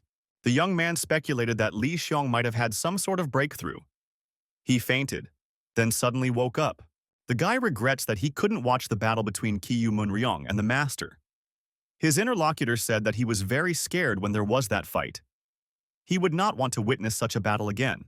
The young man said he couldn't see the master. Where could he have gone? A man saw the young men and asked who they were. Ma Youngshik inquired why such young people are in prison. Li Xiong walked past the right office. Jigong stopped him. The boy looked back. Jigen said that the reception is in this direction. The young man thanked him and said that he didn't know his way around here yet. The girl asked, why was Li Xiong walking in the other direction? If there was something in that direction? The guy said that he seemed to be mistaken. The young man thought he had just felt something very strange. It was an unusual feeling. Ma Youngshik interrogated the young men. Why didn't they answer him? Could they be underdeveloped? The young men wondered if they should run away. How could such a person get into this part of the headquarters? The young man appeared to be aggressive. He said he had to defeat this stranger. Ma Youngshik asked, did the young people really want to have fun? He could arrange it for them now. The young man said he felt scared for some reason. He must be a real master in front of him. It was an awkward situation. The young people did not know how to behave. The stranger was suspicious. To run away would be to admit that they were cowards. Young men resting in the reception area heard the alarm. Condition alert. Red. Gina thought that headquarters was under attack. Appropriate measures must be taken immediately. A message was broadcast over the loudspeaker in the jail to all personnel on the premises, ordering them to cease work and assemble at headquarters in the apartment. The message was duplicated. Ma Youngshik thought that his escape had become known to everyone. The young man rushed to attack the prisoner. He was determined. He had a cold weapon in his hands, a stick. The second young man was encouraging and saying that he was good. Ma Youngshik held his opponent's cold weapon with 2 fingers without much difficulty. He said that even after 50 years, people are still slow. They have been making a fuss for a long time and are only now sending out a warning. The young man failed in his attack. He was very annoyed. How was this criminal able to hold on to his cold weapon? Ma Youngshik destroyed that stick, making it clear that the young man couldn't do anything to him. The boy was upset. Ma Youngshik only now realized that his opponent was holding a stick. The attacker was shocked. Ma Youngshik said, These people don't even know what kind of creature they are attacking. The boy thought he was facing a terrible master. There's no way to deal with him. That's why we have to run away right away. The young men wanted to run away, but they failed. Each of them noticed that their body was not moving. Ma Youngshik was getting closer to the young man. The young man thought it would be a good idea to dodge, but his legs wouldn't move. The criminal's hand was already in close proximity to the young man's face. The boy realized that his fate was already predetermined. Suddenly, Li Xiong appeared from nowhere. The young man flew between the rivals. Ma Youngshik's hand recoiled backwards. Li Xiong pumped so that the young men would both leave immediately. This villain he will take on. The young man threw a very powerful aggressive punch at Ma Youngshik's head with all his might. The villain thought that this young man was very fearless. Where did he come from? Ma Youngshik said if the guy is a prison guard, he should know who Ma Youngshik is, and he wouldn't even dare to think to confront him. The villain said that he is now using the heart-binding technique, and the young man will find out what it is. Kang soon recognized Ma Youngshik as being in the headquarters building. That's unacceptable, said the man. The head of security said dozens of agents were involved, but he was never arrested. The guard complimented that the moment the armed warders confronted him, their bodies became as motionless as stone. Kang Sun knew that Ma Youngshik possessed a demonic art that binds opponents. This heart-binding technique. The perpetrator asked the young man if he could appreciate his skill. Li Yong made a powerful and aggressive strike at his opponent. Ma Youngshik was astonished by what he saw. The perp realized his heart-binding technique didn't work on this guy. Ma Youngshik dodged the punch and Li Xiong missed, flying to the side. Ma Youngshik thought, why isn't his technique working? What's going on? Could it be that this young man is an outstanding master? He had never met such a master before. Li Xiong attacked his opponent. The opponent successfully blocked the young man's punches. Mo Youngshik decided that judging from his movements, he couldn't be a great master. Ma Youngshik couldn't understand what went wrong during the backlash. The villain tried to change the distance between him and the young man. Maybe then his blockages would be more effective. Li Xiong did not calm down and continued to increase the number of his attacks. His opponent didn't attack, but he repelled these attacks very effectively. The young man was constantly late. The young man decided to use a technique, the double dragon chain dance. It always worked effectively. This time the young man was surprised. The attack didn't reach his opponent. What techniques does this criminal possess? Ma Youngshik couldn't figure it out. Why doesn't the heart-binding technique work on this guy? Who is this guy anyway? Was he really one of those masters he knew nothing about? Li Xiong was like a dark horse to him. Ma Youngshik decided to use his internal energy. He wanted to suppress the young man first and find out what kind of person he was. This time, the young man also dodged his opponent's attack. The villain was discouraged. How could this guy dodge the lightning flash technique? There was no way. The opponents stood against each other. The young man prepared to repel his opponent's attack. The guy thought he couldn't see his attack. What kind of lightning speed his opponent must have? The guy didn't understand how he managed to dodge such attacks. Ma Youngshik had already realized that this guy was not even affected by lightning flash. These super-fast martial art attacks couldn't be avoided unless one was a top-level master. Gina and Jigen were nearby. They came to the young man's aid. Ma Youngshik thought, what other techniques don't work on this guy? Could it be more than just the heart-binding technique? The man had little difficulty repelling the attacks of Jigun and Gina at the same time. He did it casually and without strain. The young men couldn't understand how their opponent was so easily deflecting their attacks. He had time to do everything. Ma Youngshik realized that there was no problem with his backstabbing, because young people can't execute their attacks effectively. The criminal, looking at Li Xiong and his uniform, thought his opponent, the warden. But this warden looked very young. How could he possibly know about the Dokman school martial arts? Gina and Jigun couldn't move from their seats. The opponent restrained their movements. Li Smun asked, what is the martial arts of Dokman? And he told his opponent to let the young guys go. Ma Youngshik decided he'll see how long his opponent can keep up the same rhythm. The man also wondered how long his opponent would be able to hide his identity. The criminal noticed that the young man was affected by the pursuit of the devil's shadow. So he decided to incapacitate the young man first. The young man had to retreat to a safe distance to avoid dangerous attacks. Gina and Jigun were out of commission for a while. They needed to recover. Li Xiong was preparing to continue fighting. The young man asked how Gina and Jigun were feeling. The young man said that they were fine. Li Xiong calmed down. Ma Yongshik applied just now in battle, the illusion effect. He noticed that his opponent was confused. This fight was beginning to irritate the man. It seemed to him that this confrontation was taking too long. He didn't think an opponent with high school martial arts skills would be able to resist him for so long. Ma Yongshik was annoyed that he couldn't easily subdue such a young warden. The man caught himself that he felt neither anger nor dislike for his rival. That seemed strange to him in this situation. He felt only a kind of nostalgia for something familiar. And he couldn't remember what it was. Li Xiong asked his rival why he had come to the headquarters building and caused a commotion. Why didn't he sit in his cell? Ma Yongshik said, "How dare this little kid ask him questions? This guy is apparently insane. Where is it that people at this age aren't afraid of Ma Yongshik?" Li Xiong stated he had the impression that his opponent was not such a bad person. Ma Yongshik said, "Now let's check how good a man he is." He said to call Kang Soon to him. He wants to take his head off. And then they'll talk about which one is good, which one is bad. The young man said he didn't expect to hear such a thing from a grown man.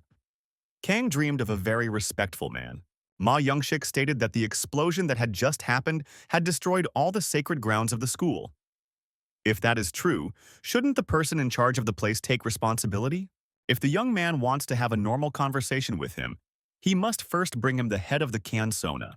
Li Xiong said that it's not serious. You can't be forced to do such a thing. Gina told the young man to leave that occupation. Their rival is unwilling to negotiate. Li Qiong said that it is impossible to end the conversation in this way.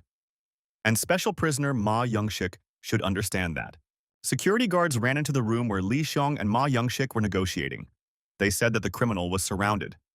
He should surrender, and he better not force them to use weapons against him. Special prisoner Ma Yongshik said that there are too many guards per person. There is too much attention paid to his person. The special prisoner said that even with this many people, he can't be defeated. If anyone wants to check it out, they can try. The head of security said that they had information that a maximum of 10 people could be covered by the heart-binding technique. That's why there are more of them here now. Along with the guards, Kang Sun also arrived. He said that he didn't want to suppress the special prisoner Ma Yongshik in this way. But unfortunately, it happened. Li Xiong was overjoyed when he saw the master. Jigong heaved a sigh of relief. The help had come just in time. Kang Sun said, "Now that Yongshik has calmed down a bit, we can talk." "What's the reason he's making all this mess?" The special prisoner asked if he was really dealing with Kang Sun now. Kang Sun confirmed that he was. Ma Yongshik said can dream touch the school's sacred religion. The special prisoner continued. It was Kang Sun who set up the explosion to cover up the fact that he stole the sacred relic. Kang Sun said he didn't understand the conversation. Ma Yongshik approached the Kang Song and confronted him. The perpetrator threw crushing blows, but the Kang Song successfully deflected them. At one point, Ma Yongshik was able to break through Kang Sun's defense, and the man flew far backwards after missing the blow. The special prisoner said not to be fooled. He sees right through everyone. The perpetrator said he could clearly feel the wound marks on the cannon. That proves he's right. The head of the guard yelled that everyone should immediately grab the special prisoner and return him to his cell. The head of security warned that this guy could stop no more than 10 people at a time. The wardens rushed to arrest Ma Yongshik. The special prisoner said he was about to show them. The guard stopped and trembled with fear. Ma Yongshik said, "Who decided that there were only 10 people? Why are untrue information being spread about him?" The offender said he made a lot of progress while in his cell. The villain said that the real success would begin right now. Who would have thought that a dream can interfere with a great cause? The head of security said in awe as he advised Khan Sonu to dodge the special prisoner's blows. Ma Yongshik told Kang Soon not to expect mercy. The villain swung around and wanted to deliver a powerful blow using his internal energy. A young man, Li Xiong, happened to be nearby. He tried to prevent Khan Xiong from striking. In order to do so, he had to block his opponent's arm. The young men shouted in horror for Li Xiong to stop. When had he managed to sneak in a special prisoner? A young man told Ma Yongshik that the Black Forest clan had set off an explosion. The guy added that he had seen it with his own eyes. They stole the Eternal Keeper and planted a bomb. Ma Yongshik was very interested in this information. The young man added that he had seen the blue stone that the robbers from the Black Forest clan had stolen. The criminal wondered what this guy knew about the Eternal Keeper. And judging by his demeanor, he must not be cheating. Ma Yongshik thought that this was very strange. He easily believes this young man just by looking at his eyes, and he knows he won't lie. The criminal thought it all looked a bit suspicious. From the first time he met him, he seemed familiar. He didn't feel angry, not even when he got too close. Suddenly, men in black burst into the room. Without paying attention to the criminal, they rushed past. The men in black were interested in Khan's dream. They ran up to him. These men stood in front of Mr. Kang Soon and took him under their protection. They were men from the Cheon Duman clan. They were the subordinates of Air Seochan. The guards watched the scene in silence. The men in black asked how Mr. Kang Soon was feeling. The man said he was fine. Gina approached Lee Chong and asked how the young man was feeling. The young man said he was fine. Mayoshik said it's been a long time since he left the Murim, and there are so many people here who don't value their lives. The special prisoner asked who were the men in black. And why are they interrupting him now? What's going on here is none of their business. Mayoshik heard him being told that Mr. Kang-sun had just recovered from a serious injury. Everyone looked around, seeing that it was Sochan speaking. He explained that it was a precautionary measure to keep Mr. Kang-sun healthy. Ma Youngshik didn't believe the young man. How could a wounded man have so much energy? The young man was misleading him. Lee Chong confirmed, Mr. Kang Song was seriously injured during the confrontation with the Black Forest clan. The young man added that he was unconscious for a while, but luckily came to his senses because his condition had improved. He said he recovered quickly from a life-threatening injury. Seon Hung Sok has the ability to heal the most life-threatening wounds. Someone used this healing technique on someone who was unconscious. Then, this holy energy makes sense. In the process of rapidly dissolving the Sunhyun Sok, the holy energy manifests. Ma Youngshik experienced solid disappointment. He had sensed the energy earlier and hoped that there was something else there. Ma Youngshik asked the young man what his name was. He had never met such young masters before. Gina whispered to Li Xiong not to answer such provocative questions. The young man said his name was Li Xiong, and he was from the Sunnu clan. The special prisoner said he would remember the name. The man said he had no questions yet. Ma Youngshik added that all his business was finished. Now it was time for him to get out of here. Sochan said that they couldn't let such a dangerous person go. The ruthless spirit of the devil cannot go free now. Choa cried out, "Is it really a ruthless devil spirit?" The girl had heard a lot about him. Li Xiong was surprised. A ruthless devil spirit. Where could he have heard about this? Ma Youngshik looked at Sochan. Their gazes met. The man said, would the young man dare to stop him? Kang Sleep told the heir that it could be very dangerous. The guards were at the ready and waiting for a command from their superiors. Their weapons were at the ready. The ruthless devil spirit's eyes glared. He said, try to stop him. Sochan and his black-suited cheerleaders prepared for a serious fight. The guard shouted that everyone should protect the heir of the Cheondoman clan. Everyone was ready to put up resistance, but no one was able to move. Ma Youngshik walked past the people and left them behind. No one made an attempt to apprehend him. There was no such opportunity. The perpetrator said they couldn't stop him, even if they could resurrect themselves. Leaving the place, the ruthless devil spirit told Li Xiong that they would probably see each other again sometime. The warders were shouting to capture this criminal, but no one could budge. Li Xiun escorted the ruthless devil spirit with his gaze. Ma Youngshik came out victorious. Li Xion was given a cell phone, which he was forced to surrender on the bus on the way to prison. The young man said thank you. He got excited and decided to check his inbox, and read the news. The girl said since the phones were returned, it was time to join civilized society. Gina asked, what did Li Xiong talk to Kang Song about before he got on the bus? Why did he call only one young man to talk to him? The young man said that they talked about life and nothing. They just chatted. After talking to Kang Soon, the young man learned what had happened while he lay unconscious. Kang Sun asked, when the young man regained consciousness, was he at the bottom of a vertical cave? The young man said that according to Gina, he fell down right after the explosion. Kang Sleep couldn't understand how the young man had fallen from such a height and remained alive, and how he was able to use a rare treatment afterward.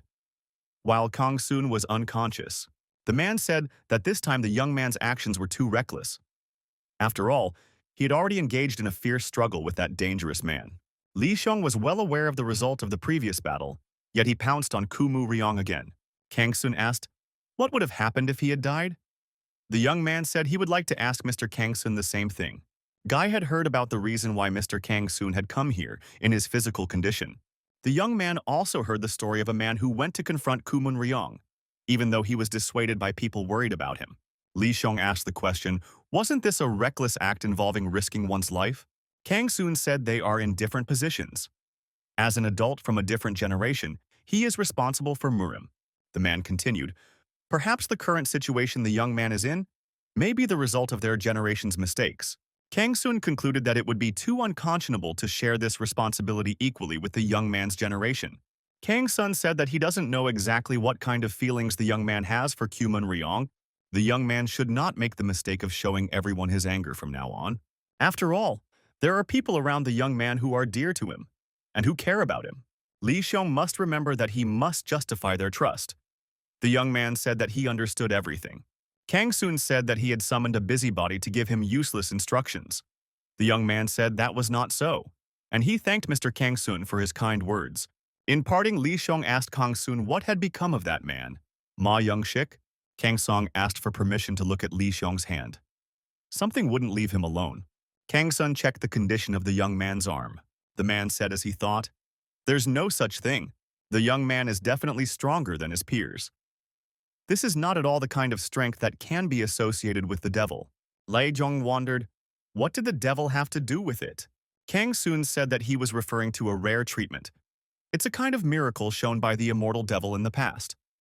The man said he wondered if the things the young man went through were related to the immortal devil. Kang Sleep concluded, he seems to be mistaken about something. The young man's strength was far from the devil's inactivity. Mr. Kang Soon said that it's actually hard to verify. Even the name of the immortal devil is unfamiliar to the young man. Kang Soon said he has a wild imagination. And that's what's upsetting him. If the guy was really connected to the devil, he would be able to get involved with the immortality sect. Kamson said that he had recently received a report that all the followers of the immortality sect from the prison zone for high-risk prisoners had escaped. It seems they escaped while the ruthless spirit of the devil was raging in the headquarters. Although they had been imprisoned for a long time, they were masters who were known for their bad reputation. Even tolerable Murim masters said that they would be difficult to deal with. At best, they can become rivals to someone like the Federation.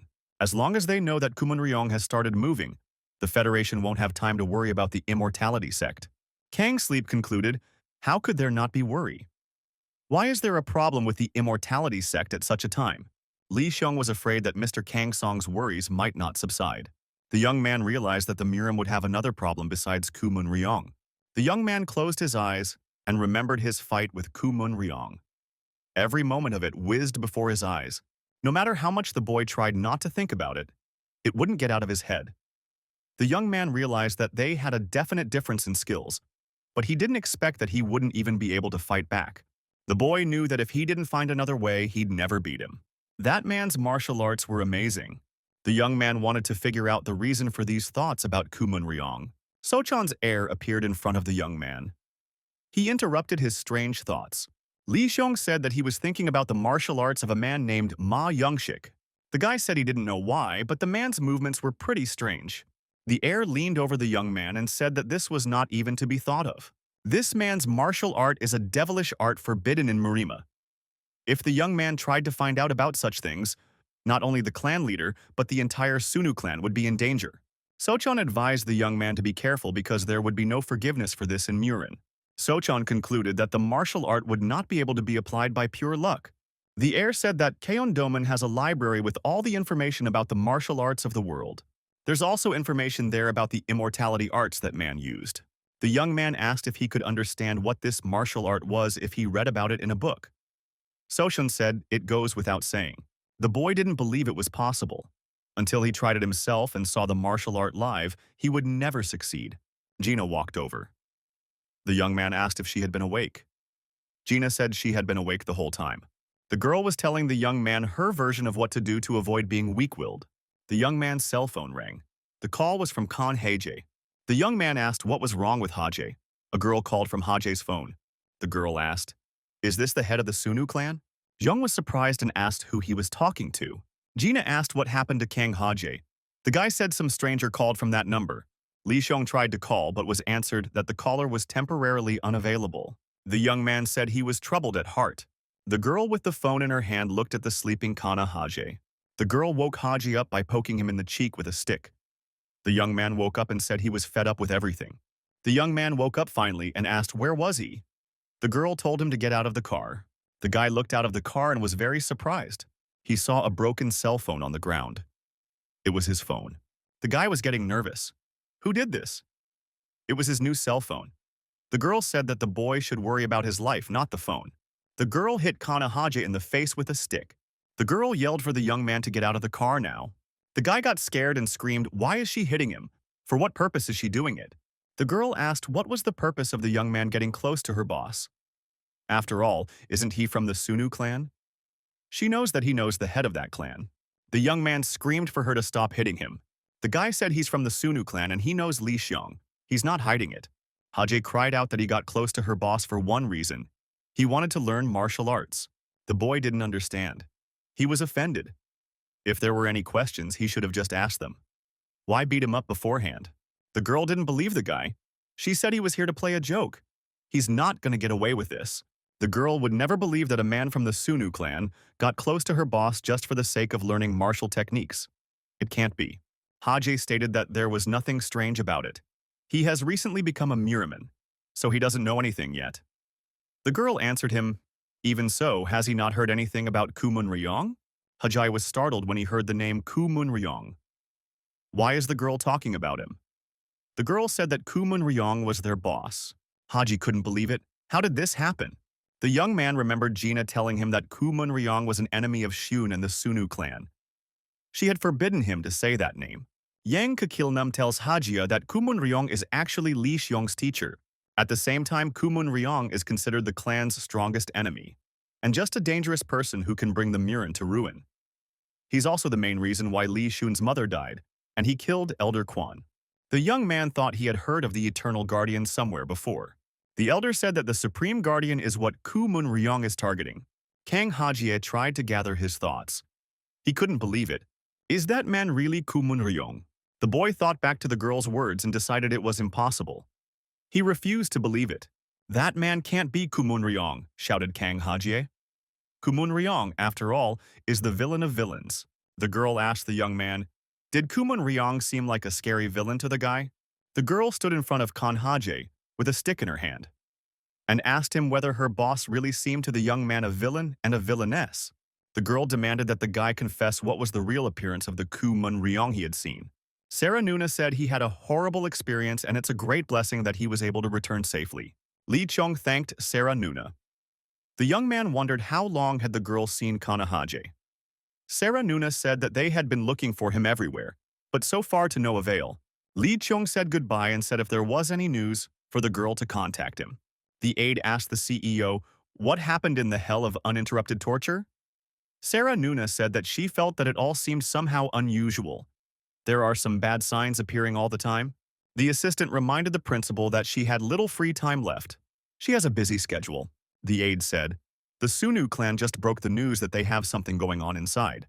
Li Xiong remembered that it had been a very long time since he and Haje had contacted each other. Jigen came up to the young man and told him that something strange had happened. Jigen said he's talking about Seogunu's disappearance. They say he's with the Jeonha clan now. It is said that he knows nothing at all about the hell of uninterrupted torture. He was busy training all this time, so he lived as a recluse. Jigen wondered who was that Seogunu who was walking with them. It felt like they were being circled by a ghost.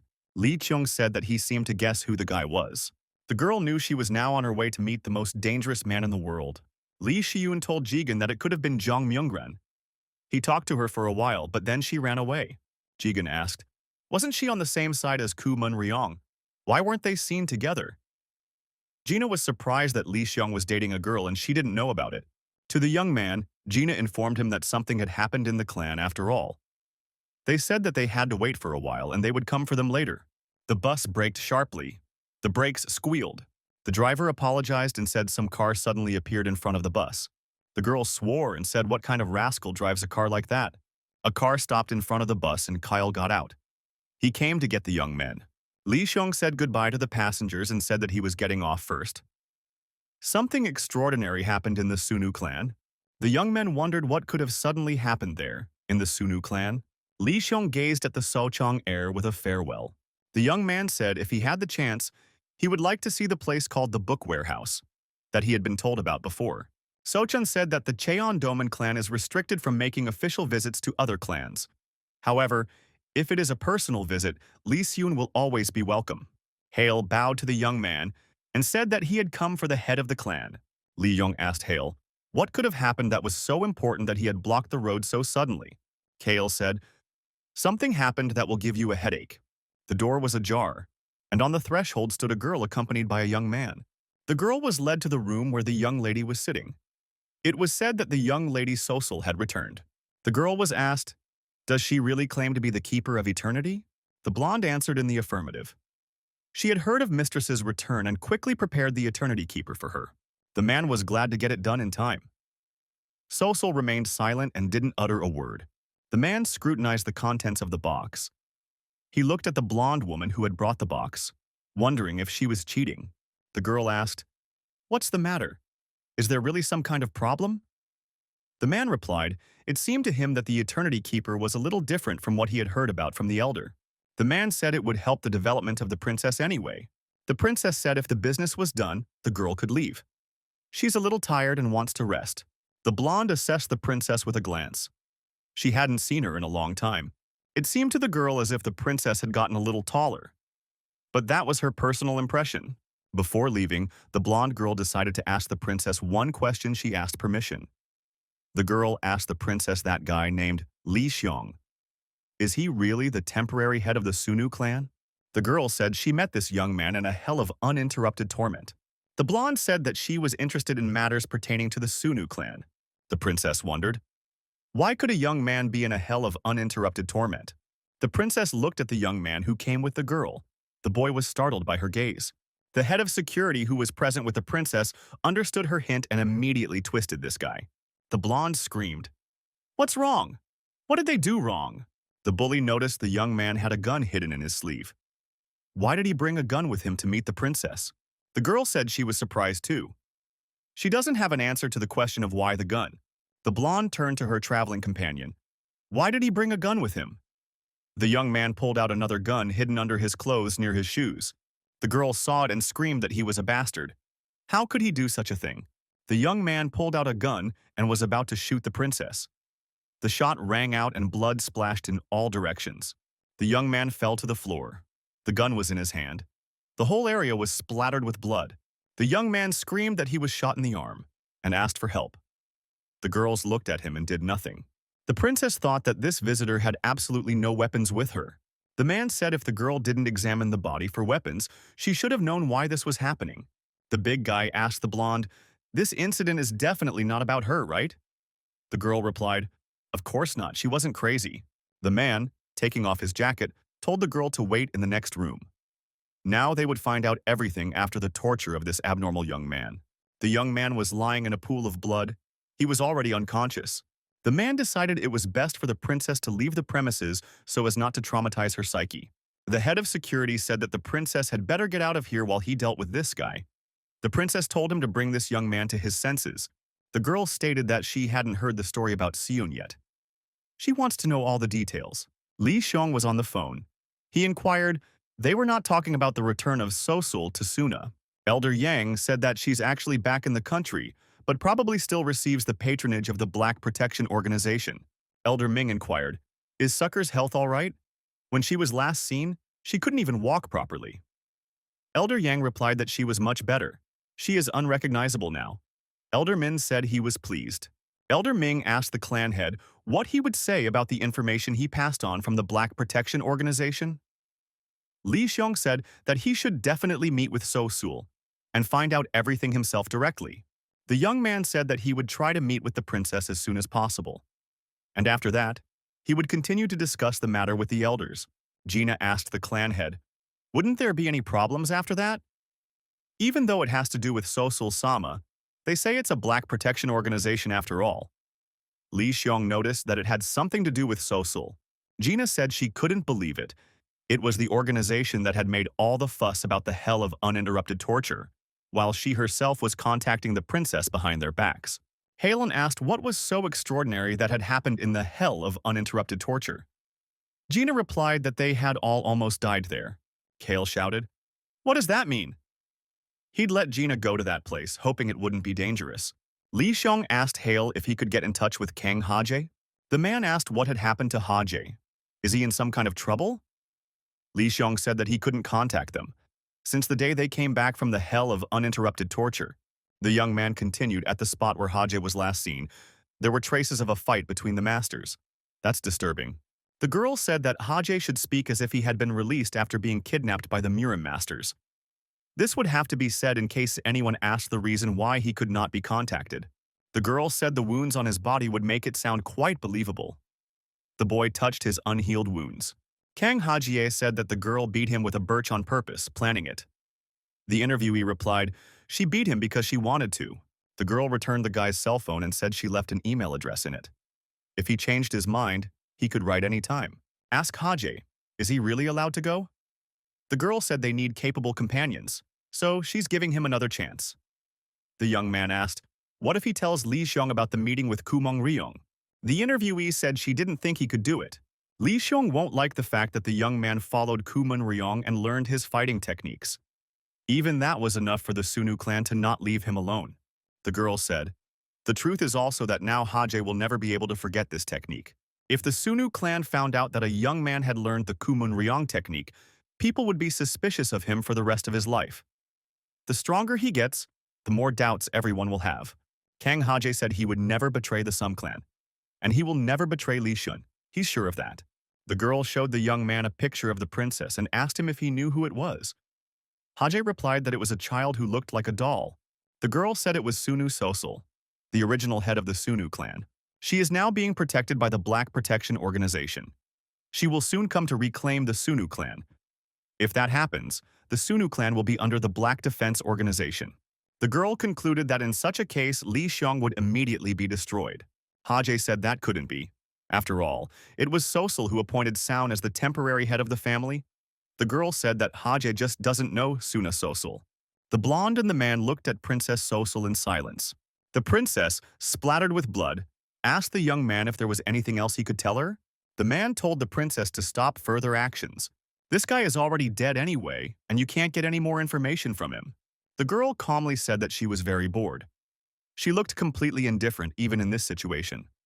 The blonde girl thought that the princess was a witch. The Black Defense Organization relayed that they would soon determine a place and time and then contact them. Li Xiong noticed that they were acting very reserved. Maybe it was because of the Murim Federation. Elder Yan agreed. Although it's a worldwide Black Protection Organization, they should be afraid of the Murim Federation. The clan head has asked that the elders ensure that this information is not disclosed even within the clan. The Sunnu clan is also getting the attention of the Murim Federation, so it won't lead to anything good. Elder Yan said that all of the clan heads' instructions would be carried out. Li Xiong said for the elders to prepare to hand over the job to Mrs. Sosul. Elder Min asked if the young man was in too much of a hurry. It would be natural if Miss Sosul's return was confirmed, but right now they didn't even know the purpose of her visit. Li Xiong said that even if not now, someday, still, Madame Sosul would come back. The young man concluded that in such a case it was better to prepare for the handover in advance. If it was inevitable anyway. The young man said he would leave the elders at this point and go about his other business. Gyubum asked if the meeting was over already. Today it was somehow lengthy. Li Xiong inquired, had Gyubum been waiting for him all this time? The man said that the young man was very tired. After all, he had been busy until the night before. In Li Xiong's parking lot, Gina was waiting for him. The young man wondered what she was doing here. The young man said that Gina was supposed to go home with Hale. The girl said that she had sent Uncle Hale alone, to go now with Seun. The young men drove in silence for a long time. Each was thinking about something else. Li Xiong asked the Jin, what's bothering her? She doesn't look very good. The girl said. After the young man walked into the conference room, she was reminded of the words he said. Shun then told her that if Mrs. Sosul became clan head again, you would leave the Sunnu clan. And then they might not be able to see each other again. The young people looked into each other's eyes. Gina was sad. The car stopped. The girl said they had pulled up and she was getting out. Li Xiong tried to reassure Gina. He said, even if he leaves the Sunnu clan, he still has no intention of severing his friendship with the girl. The girl calmed down and wished the young man a good journey. As the car moved on, Gubum asked the young man, was he actually thinking of leaving the Sunnu clan when Mrs. Sosul returned? Gubum continued, for all this time, Li Xiong had been leading the Sunnu clan well, and everyone was happy with such a clan head. It would have been better if the young man, at least thinking of the late Elder Kwan's will, had stayed to provide assistance. When the car pulled up, the driver saw that someone else's car was parked incorrectly. Gyubam said, "Who is it that parked so ridiculously in front of the garage of someone else's house?" Li Xun said Gyubam should be more careful. Two men in military uniforms got out of the car. Li Xiong assumed that these people seemed to be waiting for them. That's suspicious at this time of day. When Gyubam and Li Xiong got out of the car, a man approached them and apologized for scaring them abruptly. The man said he was going to visit them, observing the norms of propriety, but the fact is that the princess is very sensitive. The young man wondered if Mrs. Sosul was already here. The man said that the princess was already waiting for them and offered to follow him. Li Xiong followed the man past the armed men in military uniforms. As the young man walked by, he noticed that the men were armed with firearms. The guy assumed that these people were not Murim. Why would they need assault rifles? When Li Xiong and Gyubam got closer to the car, the man said that he had brought the princess visitors. The young men saw that Princess Sosul was sitting in the automobile. The girl was as serious as ever. Gyubam bowed and said that he welcomed the young lady Sosul. Li Xiong was extremely reserved and silent, just like the princess. The girl looked intently at the visitors.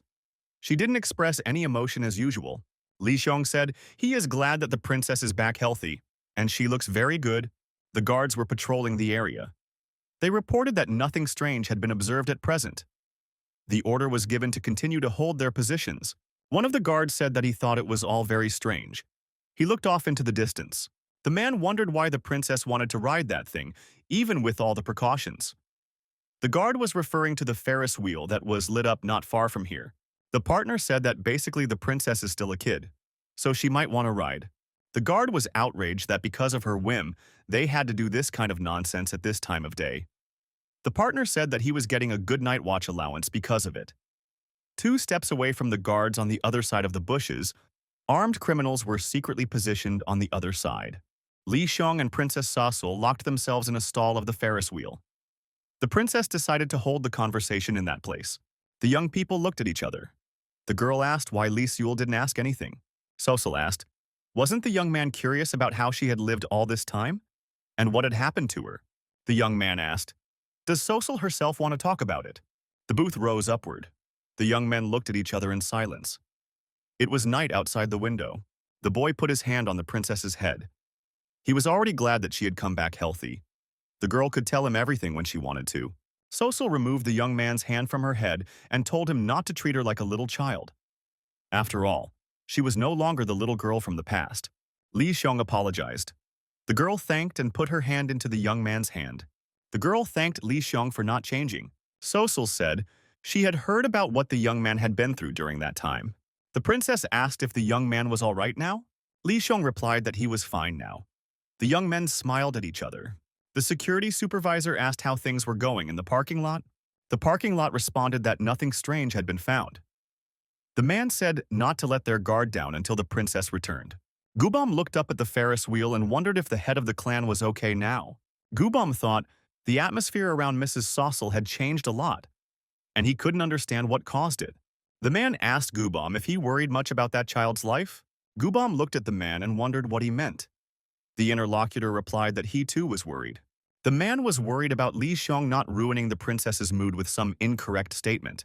After all, if he was torn apart in a place like this, dealing with the aftermath would be difficult. And there's no telling how much blood will be splattered in the process. If a princess gets her hands on someone, it's usually 2-3 pieces.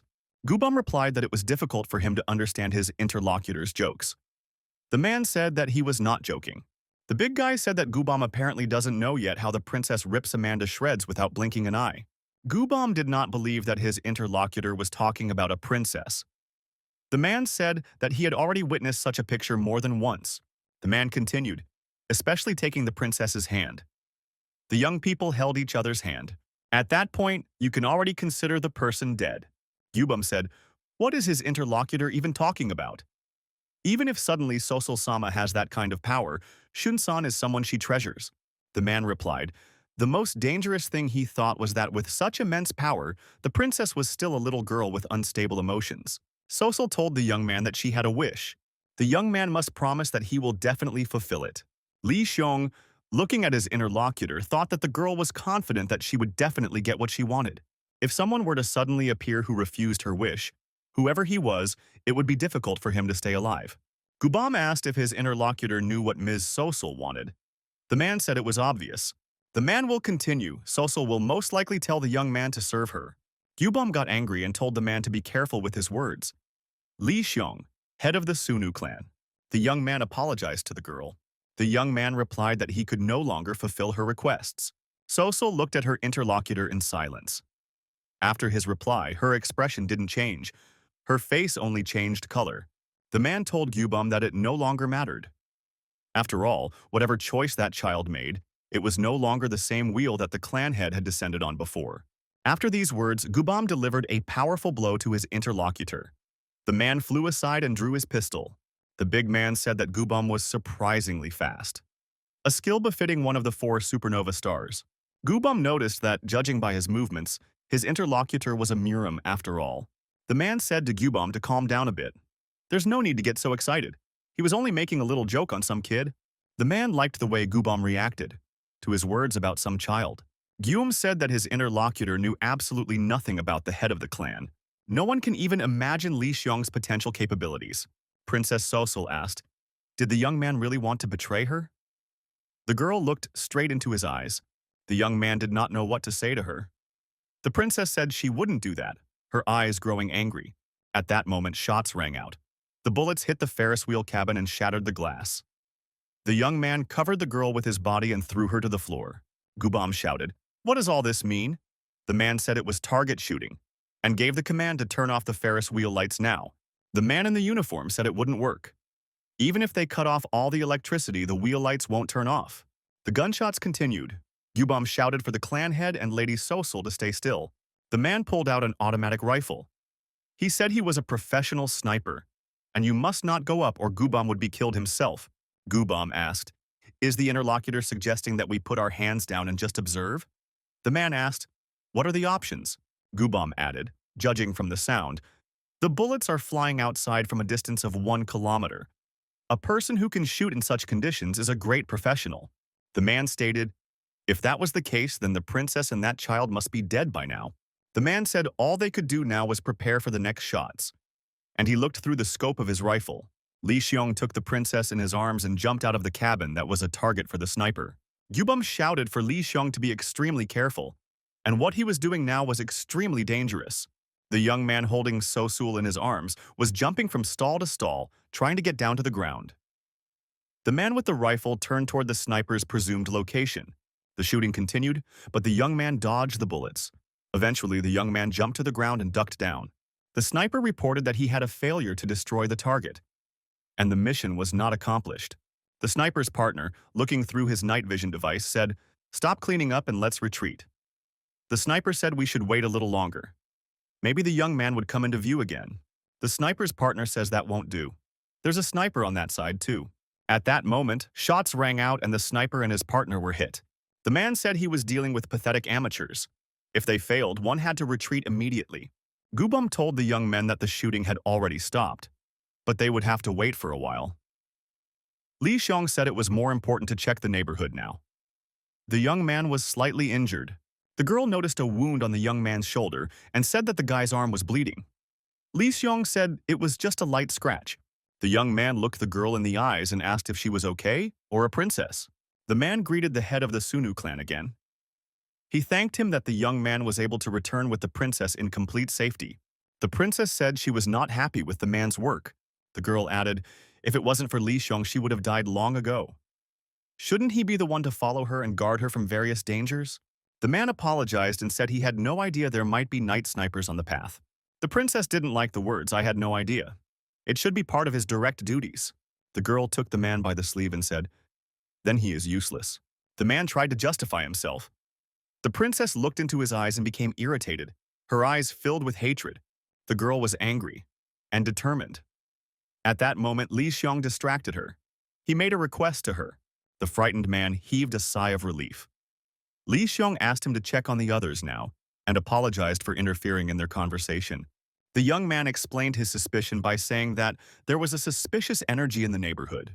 The girl, without raising her head, told Li Xiong that he was now getting in her way. Sosul, again blazing with anger, asked the young man if she looked weak. Why did he treat her like that? The young man apologized and said he had no such intentions. He did not think anything of the kind.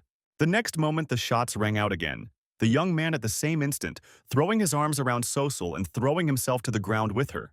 The man shouted for everyone to be extremely careful. The danger had not passed. The shots continued, one bullet hitting the guard. Gubam ducked. The gunshots didn't stop. The young man cradled Sosul and covered her with his body. The man gave commands over the radio. The big guy said over the radio that the Ferris wheel was currently under attack. No one answered him. The young man said it was useless. Most likely the people who were with them had already been hurt. Li Chong noticed two masked armed unknown men sneaking up on them. The guy even then felt some suspicious energy approaching. At the same time, the aura of all the people in the area disappeared. The man noticed that these scumbags had planned more than just a sniper attack. Gubam wondered who these people could be. If they are so professional with weapons, they are not from Murim. The man shouted that it was the Ghost Knights attacking. It's an unknown group of underworld mercenaries. Gubam asked why the mercenaries were aiming at the princess and the clan head. The man said that their master had once suffered at the hands of the princess. After that, they began to hunt her with a desire for revenge. The man told the princess that this place was dangerous. He suggested that she go to the parking lot. Gubam asked how the young man was feeling. He has a wound. The young man said he was fine. Gubam realized that the clan leader was hiding his exhaustion. He hadn't been able to get much rest all day. Gubam noticed that the young man had been holding up well all this time. He didn't look like he could be tired now. The head of the princess's security said that we can't stay here now anyway, so we have to change the location as soon as possible. Li Bong tried to keep the princess safe at all costs. The princess asked why the young man was acting this way. He was going to betray her. Why does he still continue to save her? Siyun said this was not the right time or place for such conversations. Sosul said she needed to hear the answer right now. The girl stood to her full height and told the young man to answer right now as it was. She was only interested in the truth. The next moment, mercenary shots rang out. Li Xiong managed to cover the fragile princess with his body. Gubam rushed towards the young men. The head of the princess's guard started shooting at the enemy to kill him. Gubam asked how the princess was feeling. The girl was covered in blood. It was the blood of a young man. The young man lay wounded in front of her. A man radioed in that there was a victim near the Ferris wheel. We need help now. Sosul looked at the young man and spoke for the clan leader to come to his senses. Li Xiong was lying motionless. There was a pool of blood nearby. The princess was shocked. She was silent as usual. She kept her gaze on the head of the Sunnu clan. In the parking lot, security was wondering who was hurt. Someone said if it was a princess, it would be nice. The head of security was surprised to hear such words. What's going on there? He asked Steve. The man was told over the radio that he must have already guessed the betrayal. Steve asked if it was pleasant for a man to betray the Ghost Knights and come under the Kaiser's rule. The man shouted. Even if Steve avenged the chapter, no one would recognize him as a leader. Steve said that all other members of the Ghost Knights have already agreed to these rules of the game. Steve declared that tonight he would finish that little girl off and become the new head of the Ghost Knights. The man asked what condition his subordinates were in now. Steve suggested he hurry to the parking lot and check it out. Steve said his boys had been waiting for a long time. The guards were treacherously eliminated. The communication session was interrupted, and the security chief realized that his men were gone in the parking lot. Steve was serious. The man walked over to the princess and told her that they had better not go towards the parking lot. They should take a different road. Yubom was trying to resuscitate Li Xiong. The princess idly watched everything. The girl asked Gubam if the young man was still alive.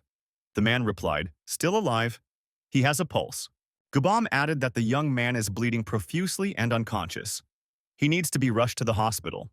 The head of security said that now was not the time for the princess to worry about others. Sosul stated that she would be the first to go to the parking lot. The girl turned around and walked away in the direction of the parking lot. She told the security chief to rescue Li Xiong. The man told the princess that the enemy was armed with a gun. We should keep that in mind. As she left, the girl warned that if Li Xiong died, they would suffer the same fate. The girl says she thought she might die. The blonde tells me over the phone that since she hasn't seen the princess, she has become much more ferocious. That's her impression. The blonde's interlocutor, stroking the Black Panther, said that the guys from the Ghost Knights had detected the princess's movements. The blonde said that, unbeknownst to her, The princess had discreetly lured her subordinate to her side. That's unbelievable, the girl interjected. Was her interlocutor really sure that everything would be all right? The girl complimented. They seem to be serious indeed. Is it possible to let go of so important a jewel? The man replied. That's why he let it go on purpose. Armed masked men hide among the trees. One of them is shot in the back. The other terrorist looks down. He hears a voice. Isn't it about time we opened our eyes to the truth to the moths that don't know their place? A soldier sees a child coming toward him barefoot. This child can't take bullets. This is not a child but a monster, thought the terrorist. There are dead soldiers lying on the battlefield. We see the shadow of a man who says that his power is endless. He is eternal and immortal. Li Qiong woke up. He appeared to be badly injured. The princess's head of security helped him move around. Gubam, following them, covered their retreat. Li Qiong said that he had already recovered and would try to move around on his own, asking to be allowed to walk on his own. Li Qiong sat down to rest. Gubam wondered how he was feeling. The chief of security was assessing the situation around him. The young man was at a loss. He said he had a dream again. It was very clear. The young man couldn't understand what it was. Could it be a memory of an immortal demon lord? But how could he dream such a thing? Gubam said that the young man was bleeding heavily. He asked if the young man was really feeling fine. Li Xiong said that he actually wanted to ask a question too. The head of security said he couldn't believe the young man was okay again. He would not have been surprised if the young man in this situation had died. The head of security turned away, saying it was all unimportant right now. The man thanked Li Xiong. Thanks to him, he was also alive. So thank you for keeping him alive. The young man wondered where Princess Sosul was now. All three were trying to assess the situation. The terrorists who wanted to capture them had all been destroyed. Blood was everywhere. The young man couldn't understand how it had happened. Who had done away with them? The head of security said that we should not think about the small things. We could have organizations specialized in this kind of thing deal with all the consequences. The man added that it was time for them to move out. The head of the Sunnu clan was alive, and that was good. No need to keep the princess waiting. The princess stood alone. All around her were many destroyed terrorists and a mangled car. The young men saw Sosul and approached her. Apparently, the girl was unharmed. Li Xiong and Sosul met each other's gazes again. They understood everything without words. The princess told the young man that he had finally seen her true appearance. The girl carefully hid this appearance, but sometimes in exceptional cases it came out. The princess held out her hand to the young man and said, if he didn't want to die, let him answer, only after thinking hard. The princess's eyes became inhuman. She asked if the young man would be with her or betray her. Gubam saw the princess and thought, what had happened to her during this time? Where did she get such inexplicable strength? The man figured he couldn't just stand by and watch in this situation. There was no telling what would happen now if the young man didn't respond the way she wanted him to. Gubam decided to intervene. He said they had contacted them in advance to seek Mr. Siuna's opinion before their return. The man added, in fact, everything turned out well. He told Li Xiong that he should accept the princess's invitation since she was so hospitable to him. Li Qiong apologized to Princess Sosul. The boy said that his opinion wouldn't change no matter what the princess looked like. The young man never extended his hand to the princess. The princess held out her hand, and a line of fire appeared between her and the young man. The girl didn't like Li Xiong's answer. The girl asked, did the young man really think he could walk out of here unharmed after that answer? Gubam yelled for the princess to stop. The head of security told the man to calm down. The head of the guards told Gubam not to think of stopping the princess. The man said it's a problem that only affects young people. It's not worth getting involved. The princess is in such a state now that it's impossible to stop her. It will only annoy her. The girl told the young man that he wouldn't be able to betray her for anything. Sosul declared that she would bind the young man to her even if she had to cut off his arms and legs. Li Xiong asked, did the princess really want him to get hurt? The girl said it would be much better than just letting him go. Gubam shouted for the princess not to do it. The man was terrified. Li Qiong moved closer to the princess. They continued to look into each other's eyes. The guy crouched down beside the girl.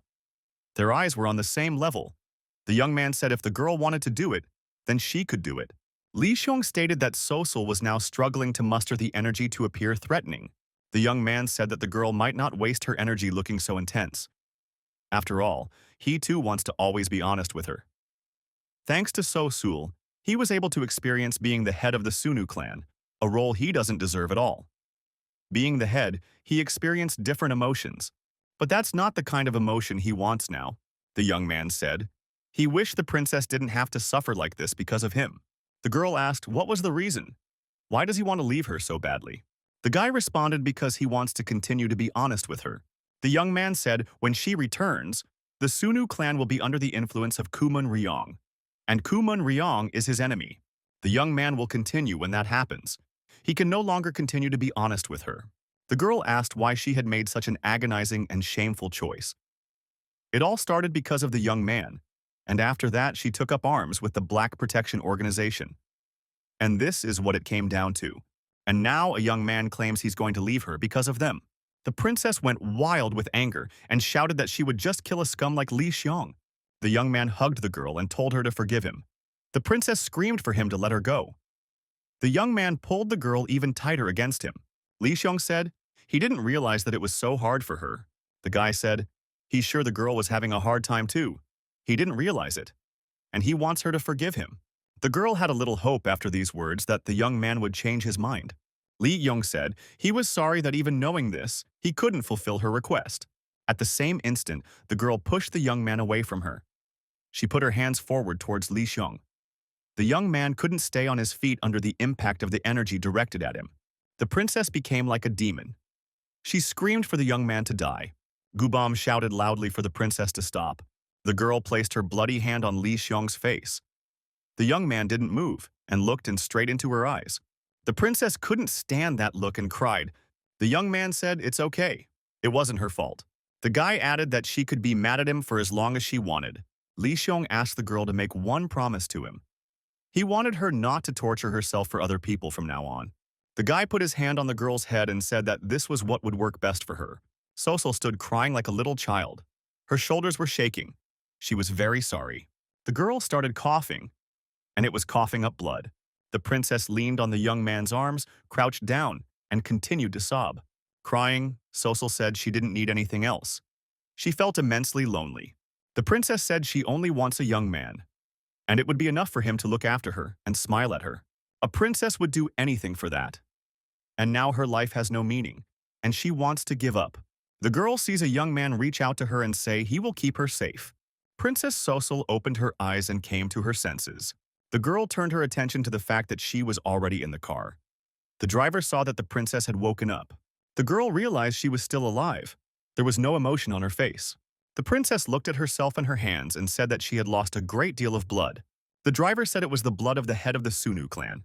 The driver explained that Li Xiong was very upset when he saw the princess fainted. Then the young man started looking for a knife, saying that if the girl drank his blood, she would feel better.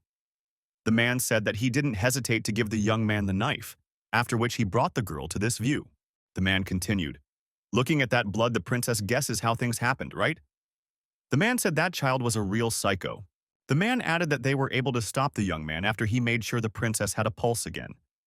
If he had not been stopped, he would have surely died from excessive blood loss. The driver added that Li Xiong should be okay. He kept on his feet and didn't lose consciousness until Gina picked him up. The young man said that he was suggesting to postpone to the next time what he had negotiated with the princess, because the situation today was not good. The princess smiled. So the young man remembered his promise. The girl said that Li Xiong is a terrible rascal. The driver stated that swearing could be dispensed with in this situation. The princess shouted for the driver to urgently contact the Sunnu clan. The girl shouted that it was urgent to catch Li Xiong so he couldn't go anywhere. Sarah Nuna heard on the phone that Li Xiong had left the Sunnu clan. Gina told her not to feign indifference.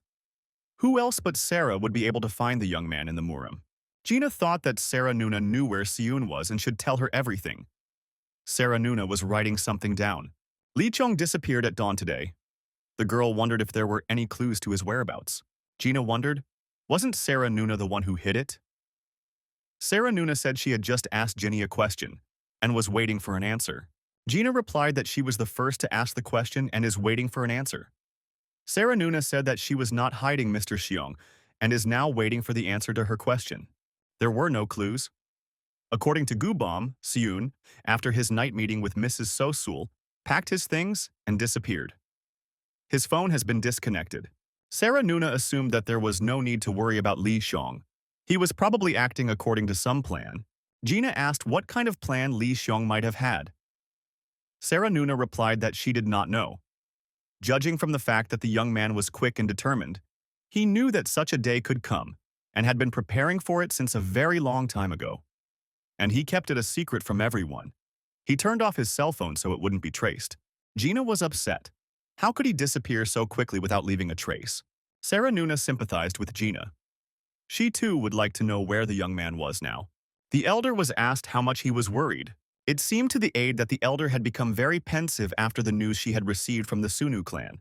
The elder said that So-sul was a child who was not treating their association in the best way. In addition, this time there was a suspicious situation with the patrons from the Black Protection Organization. The old man said that this was the truest danger to the Murim. The elder was actually very worried about this matter. The assistant asked what the gentleman was really thinking about. The old man wondered, shouldn't she at her current level have already learned when to feign ignorance, even when she knew everything? The girl said, she only does this because of her desire to help her master. The aide inquired what turns an elder on. Elder said that at this stage he was concerned about a mere trifle. He has no idea where the disappeared interim clan leader is headed. The man asked how he knew about this place and how he got here. The man asked this question to Li Xiong. A young man with a bag on his shoulder reached the place by himself.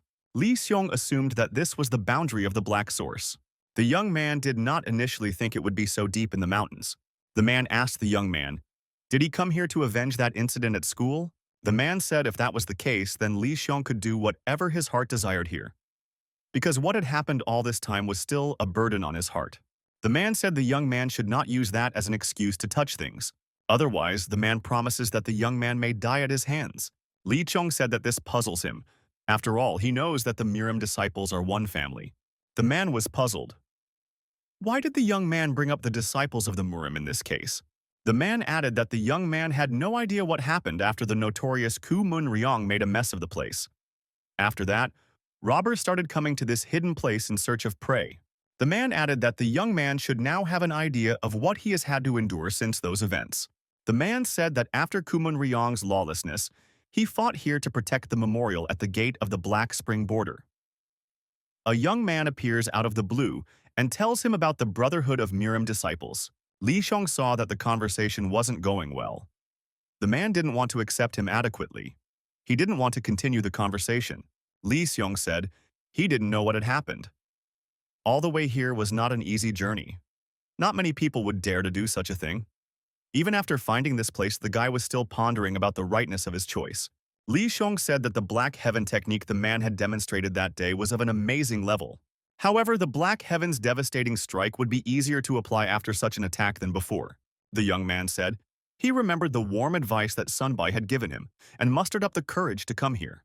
The guy concluded that he has a huge nostalgia for this place. That's why he's drawn here. The man said he didn't want to hear any more of these luscious things from the young man.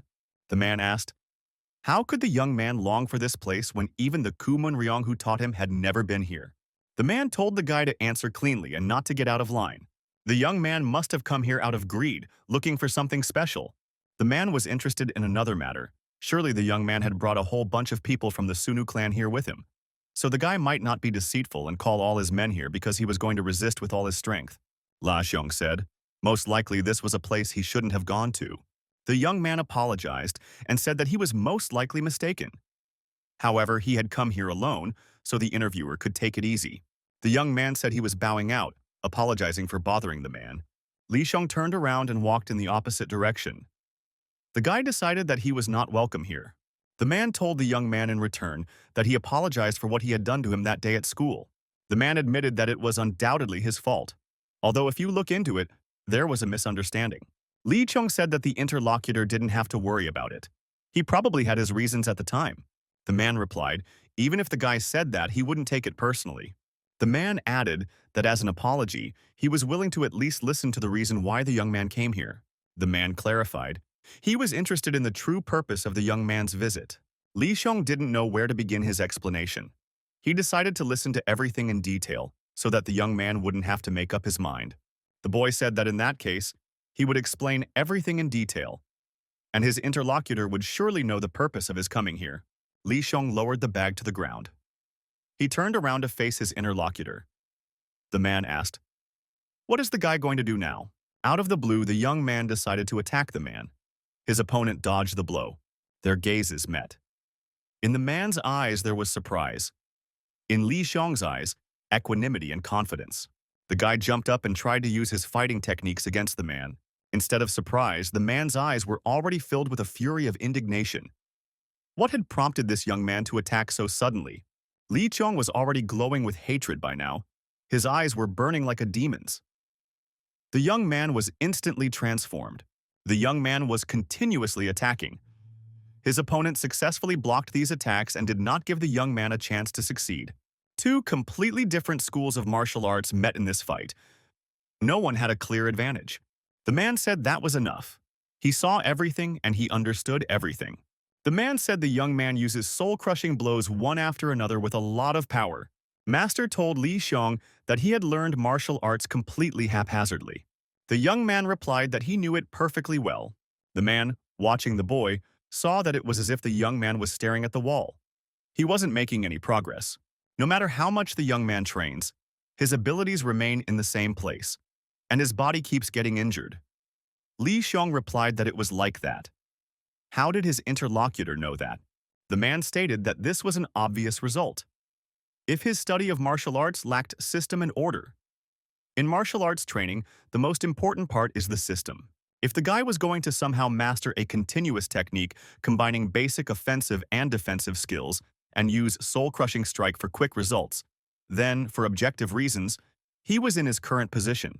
There is only one way to solve this problem, the man continued. The man said it was imperative to relearn the basics of the skill according to the precepts he learned at the first training session.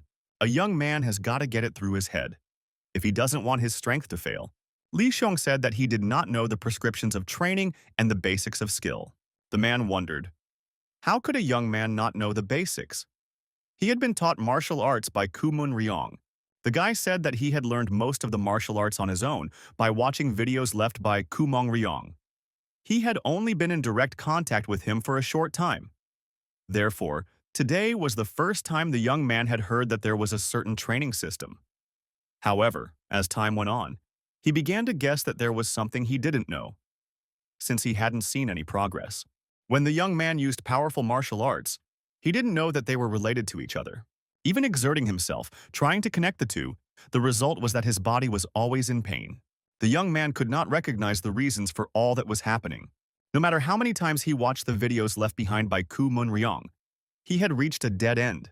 At some point, the young man decided to find an answer on his own. Studying other martial arts, he tried to fix the problem areas. The young man said that it was to no avail. It was useless. The guy added that despite the effort expended, things were unstable and the result is now in sight. The young man cried and said that as he evaluated himself, he realized that he was pathetic. So Kumun Ryong knew that the young man would not be able to stand up to him honorably. The man said, "This is what disorderly martial arts lead to." This was not a superb demonstration of black heaven and earth martial arts. It was just a young man's desperate attempt to pull himself together. The young man said that he had never properly studied the black heaven and earth martial arts. Perhaps he only thought he was part of this school. The man said he's been through the same thing. And he had been through it all, so he understands the young man. After his teacher left him, he had to learn martial arts on his own. The man said the process was truly terrifying. The young warrior was angry at the absence of his teacher after every failure during his training. So he could well imagine how the young man spent all that time. The man observed that the process of learning martial arts, starting from the basics, can be more difficult and tedious than it seems. The master asked the young man if he was sure he could stand if he started from the basics. Li Xiong said that's why he came here. The man replied to the young man that one should first greet the ancestors at the shrine and tell them that a new descendant had arrived. Ian Kilnam, talking on the phone, said that he had already come out to greet Mrs. Kang Haje, talking on the phone, asked why he was not called if the new head of the family had arrived. After all, he too is part of the Sunnu clan. Elder Yang asked if the young man still didn't understand the situation. The man added that the clan is currently under disciplinary measures due to the change of the clan head. There are many people trying to take advantage of this situation and find a flaw in the rule of the previous clan head. If Khan Haje shows up at the welcoming ceremony while the past head is absent, it could lead to something unpredictable. The man added that not only the Sunnu clan, but the entire Murim are now under some threat. Elder Yan said that unfortunately he didn't have much time to talk to the young man right now. He would listen to him later. The man said he would continue talking to the young man after he was free, and disconnected his cell phone. The young man was outraged. Why had he been treated like that? In the car, Elder Yan had an interlocutor waiting for him. The elder said, he thought the conversation about the lady was over. Ian Kilnam asked why the man had followed him. What other questions are there? The man said that Yang Kilnam greeted him inhospitably.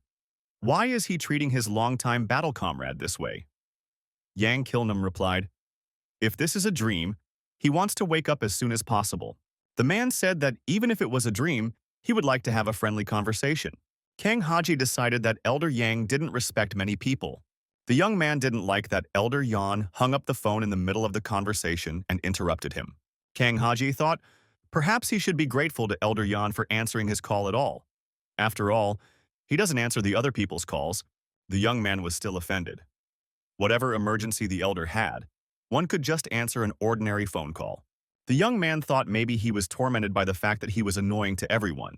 He's probably considered annoying by Gina, Sarah Nuna, and even Li Xiong. Kang Haji imagined how people felt when such an annoying person was near them. The young man always demanded extra attention. He especially wanted this attention from Li Xiong. Hajie was offended. He had always followed Li Xiong without question. Now, the young man didn't say a word to him and disappeared. Kang Haji was ashamed in front of Li Xiong at this moment. Ashamed because he had learned martial arts from Kumun Ryong. However, be that as it may, the young man decided, his skills in martial arts had improved greatly after learning them from Kuman Ryong. The young man wanted to meet Gina to see how much he had improved his martial arts skills. Thinking thus, the young man did not look ahead at the road and accidentally came face to face with a company of strangers. One of them snapped at him and said that the guy wasn't looking where he was going, and this could end badly for him. Kang Hajie looked straight into the eyes of the offender. His gaze was determined and direct. The young man didn't like that Hajie was looking him straight in the eye. It caused him to become aggressive. There was a verbal altercation between the young men. The guy told Kang Hajie to lower his eyes or he would hit him. Kang Hajie said, try it. Kang Hajie got angry. He said that his interlocutor did not have the fortitude to hit him. The stranger started insulting the young man and said that he was not afraid of anything. The stranger swung around and hit the young man in the jaw with his fist, thus committing an act of aggression. Haji's cheek turned red. He said the young man was weak and his blow was worthless. The enemy became even more enraged. He thought he was about to tear this young rascal apart. Haji told everyone to disperse. For him to feel the impact, he has to meet a certain level. The group of young men laughed. What nonsense this young man is talking. Khan's opponent Haji said the young man is crazy and apparently wants to die. The man was telling his interlocutor about the most important part in training. Li Xiong listened, about how it was important to always remain rational in training. The man said that martial arts are the most brutal acts a person can commit. The teacher added that those practicing martial arts should keep their souls in a state of peace. If this does not happen, anyone can make the mistake of falling under the influence of their own violence. And that mistake could be irreparable. The teacher continued that one must be able to suppress the animal instinct and remain calm at all times. Kang Haji brutally slaughtered the entire group of young men he had encountered on the road. If the animal instinct could be suppressed, it would be the beginning of the martial arts of the Black Heavens and Earth. It's been the second week since the new head of the Sunnu clan arrived. The elder said that things should have returned to normal by now, but still the Sunnu clan doesn't change at all. Sarah Nuna inquired about the reason for meeting with her. Perhaps the elder wanted to meet with her because of problems in the clan. The old man said that he was just reading the report and without noticing it, he started complaining. The elder heard that the girl had given an assignment to look for a man. Sarah Nuna said she was looking for a missing person who had disappeared in a past incident after a past business meeting. The old man said that he had bad memories of the last business meeting. Elder inquired, shouldn't this be handled by the association? The old man said he called the girl to warn her that business was delayed because of these proceedings. The elder assumed that with the news of the new head of the Sunnu clan, it would not be quiet. A lot of people would hear about it. However, the old man had not imagined that the revenge would be so vile and cruel. The man was asked since when did the Sunnu clan become so poisonous. The man explained to Sarah Noon that the vindictiveness of the Sunnu clan has been known to everyone since ancient times. People even say that it is better to die than to become an enemy of the Sunnu clan. Sarah Nuna said that according to the head of the organization, the minions of the turbulent current faction are attacked every night. The interlocutor said that they are. After all, they have the strength to capture the new head of the Sunnu clan. The image of the Sunnu clan began to improve while Li Xiong was the head. The man said he was sorry. If Mr. Xiong stayed in the clan and continued his business with the new head, it would be much better for the Sunnu clan. The interlocutor told the girl, after Mr. Xiong disappeared, he was never able to get in touch with Kang Haje. The girl recalled that not too long ago, Haje had called her during a meeting. But after that, he did not answer the phone even when she called him. Sarah Nuna said she was worried about that. The young man cannot be contacted now. The man suggested that the girl contact the young man right away. Perhaps the situation had changed. The girl decided to call the boy again. Kang Haji stood after the massacre with bloody hands. His cell phone rang in his pocket. The young man looked. It was an incoming call from Sarah Nuna. The guy decided he had to take this call. He had been waiting for this conversation for a long time. The young man examined the result of his activity. The young men continued to lie motionless on the ground. The boy wondered, had he really done all this? Why couldn't he control himself? The young man was frustrated with his behavior. Why did he keep doing this? He had made up his mind that he wouldn't get involved with ordinary people anymore. Haji believed that he wanted to oppose the Murimans, even purposely coming to the place where he had met that human monster before. The young man was unlucky enough to have someone like them get in his way and start getting into trouble themselves. They couldn't even take one punch, though. Haji remembered how skillful Li Xiong's martial techniques were. Wouldn't he be able to put up the same fight with incredible techniques? The young man's musings were interrupted by someone. He was told to stop. The boy turned around. The stranger asked the young man if this was his doing, pointing to the scattered bodies. The stranger concluded that, judging from the result of the activity, this guy was a Muriman. However, he beat up ordinary people. Haji looked around at the stranger. He thought he was a Muriman. The young man rejoiced. At last he had met a Muriman, just as he had wished. The young man decided that now he could fight as well as Xiong. The young man clenched his fists. The stranger approached the young man almost closely. The stranger approached him and said that the young man had a strong thirst for blood. The stranger asked if the boy wanted to fight him. The man said he didn't care in this case whether he fought or not. However, if the young man dies, he doesn't want to take responsibility. Kang Haji looked into the stranger's eyes. The young man felt that something was happening to him. The boy couldn't understand why he was starting to shake. Was it fear? The man patted the young man lightly on the cheek and told him to relax. It was just a joke. Haji stared at the stranger, his eyes bulging. He said that killing someone for free would only clean up afterward. The man asked if the young man had seen a short girl with long hair nearby. Haji said that he had never seen a girl with these characteristics before. The stranger received information that she had been seen in the neighborhood. The man, as he left, said that the next time the young man messed with regular people, he should clean up after himself harder. If the stranger is also to be blamed for these things that happened here, because he was around at the time, he and the young man will be dealt with without delay. Haji apologized and said that he would not do it again. The young man sighed and looked at his bloody hands. It was the aftermath of his strife. At the first opportunity, the young man tried to wash his hands of the blood. The guy looked in the mirror and thought he was a real bastard in front of him. Haji thought he hadn't even caught the movement of the stranger's hands. The young man at his level considered whether he could fight back against this Muriman. In reality, his abilities were worthless at all.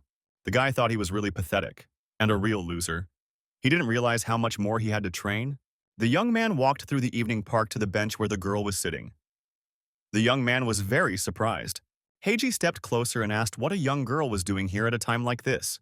The boy looked closer and noted that this girl was very beautiful, just like a doll. Haji couldn't shake the feeling that he'd seen this doll somewhere before. He couldn't remember where. The young man heard a man approaching from behind him. He looked back and saw the stranger. He said that because of the outfit he could not recognize the girl. Haji became angry. Why had that man come here? Was he really following him? The young man thought, is the target of this stranger this child? The boy became even more angry. The stranger said it was a young man he had just met. Their paths crossed again. The man asked if Haji was also from the Sunnu clan. How could he not have guessed it at once? The young man asked the stranger, what did the Sunnu clan have to do with this? What did he want? The stranger showed the young man a picture of Princess Sosul and asked if he knew who it was. Who is this girl who looks like a doll? Hajie, looking at the girl on the bench, thought it was the same child from the picture. This is the girl Sunnu Sosul, the rightful mistress of the Sunnu clan. Heiji couldn't understand why this girl was here all alone. Why was she alone and unguarded? The young man realized that there might be misunderstandings now because this man was looking for this little girl. The boy felt something happen in his chest. He couldn't explain his body's reaction. The stranger said. He hesitated when he saw the reaction of the young man's body a little earlier. But the boy knows how to feel well, doesn't he? The stranger added that the young man might not even consider parroting him. The man, changing his facial expression, said that the guy had only two options: either disappear from here right now or right here to find out how much of his body could be torn apart. The young man was frightened. He realized that this was no joke. The boy noted he felt that this man could actually destroy him. The first thing that came to the young man's mind was to leave now. The young man looked at the quietly sitting girl. The girl was silent and looking at the pictures on her phone. She had no reaction to what was happening around her. The young man thought perhaps he had lost his mind for a moment. But be that as it may, he is, after all, a member of the Sunnu family. And so far, he had received invaluable help from them. And how could he just run away after seeing the Sunnu clan head in danger? Kang Hajie decided that he couldn't do that. The young man immediately attacked the stranger, stabbing him. The stranger thought the young man had lost his mind. How could he do such a thing? The man said that in that case he would tear one piece off the young man for a warm-up. The guy shouted that the stranger might attack him. He's ready. Haji declared that as long as he was here, the man wouldn't touch the head of their clan with his fingertip. The stranger realized he couldn't avoid a confrontation with this guy. And the young man knows who this girl is. Hearing those words, the girl raised her head and looked at Kana Hajie. The young man, assessing his opponent, realized that he was no match for him at all. But the boy had a secret technique that he had learned from Murim. The boy remembered his teacher telling him that defeat in battle is often determined by one decisive blow. The more experience one has, the better the ability to detect such moments. Murim told Hajie, even if he's a beginner knowing the basics, it's quite possible to find such a moment. Such a moment can be found after a surprise attack and confusion of the opponent. It is necessary to take advantage of the enemy's confusion and strike a decisive blow at this very moment. After these thoughts, Kang Hajie struck his opponent first. The man dodged. Kang Hajie missed. The stranger couldn't understand. Was this young man really joking like this? The guy asked, though it sounded good. Would it work out as easy as words made it out to be? The teacher explained if all combat techniques worked as worded, people wouldn't even fight using their bodies. Li Xiong agreed with him. The man was glad that the young man was used to life in the mountains. At first, he was worried about whether it would be hard for him, because he had lived in the city before. The young man said he wasn't used to it yet. He just feels very relaxed living here. It's a very relaxing environment. The boy recalled, for when he first came here, he somehow felt as if he longed for this place.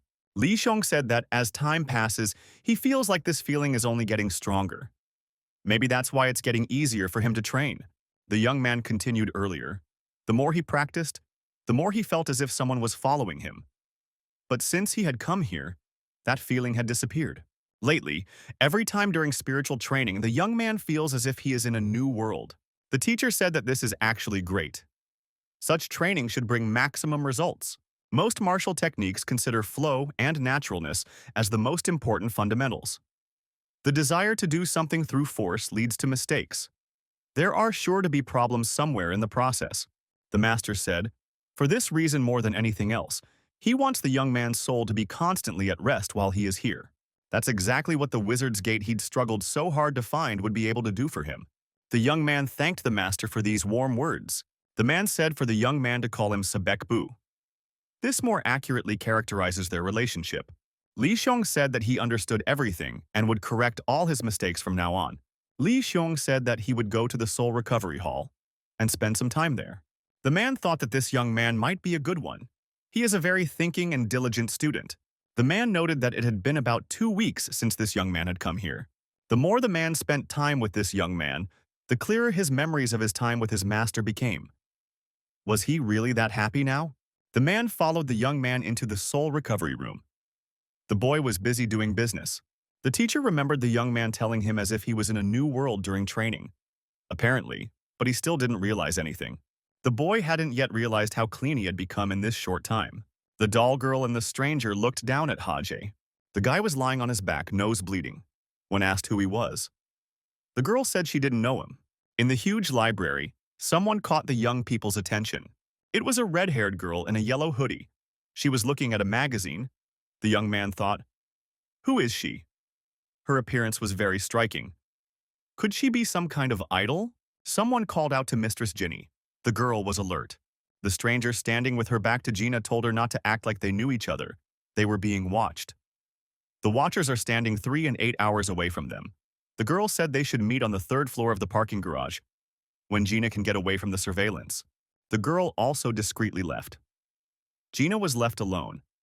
She wanted to look in the direction of 3 and 8 o'clock and determine the surveillance. Gina did something unconventional. She yelled out to whoever was following her, "Who is he? And why was he following her?" The girl screamed and chased after someone, so she decided to disappear unnoticed. After a while, Gina walked to the stipulated location and opened the car door.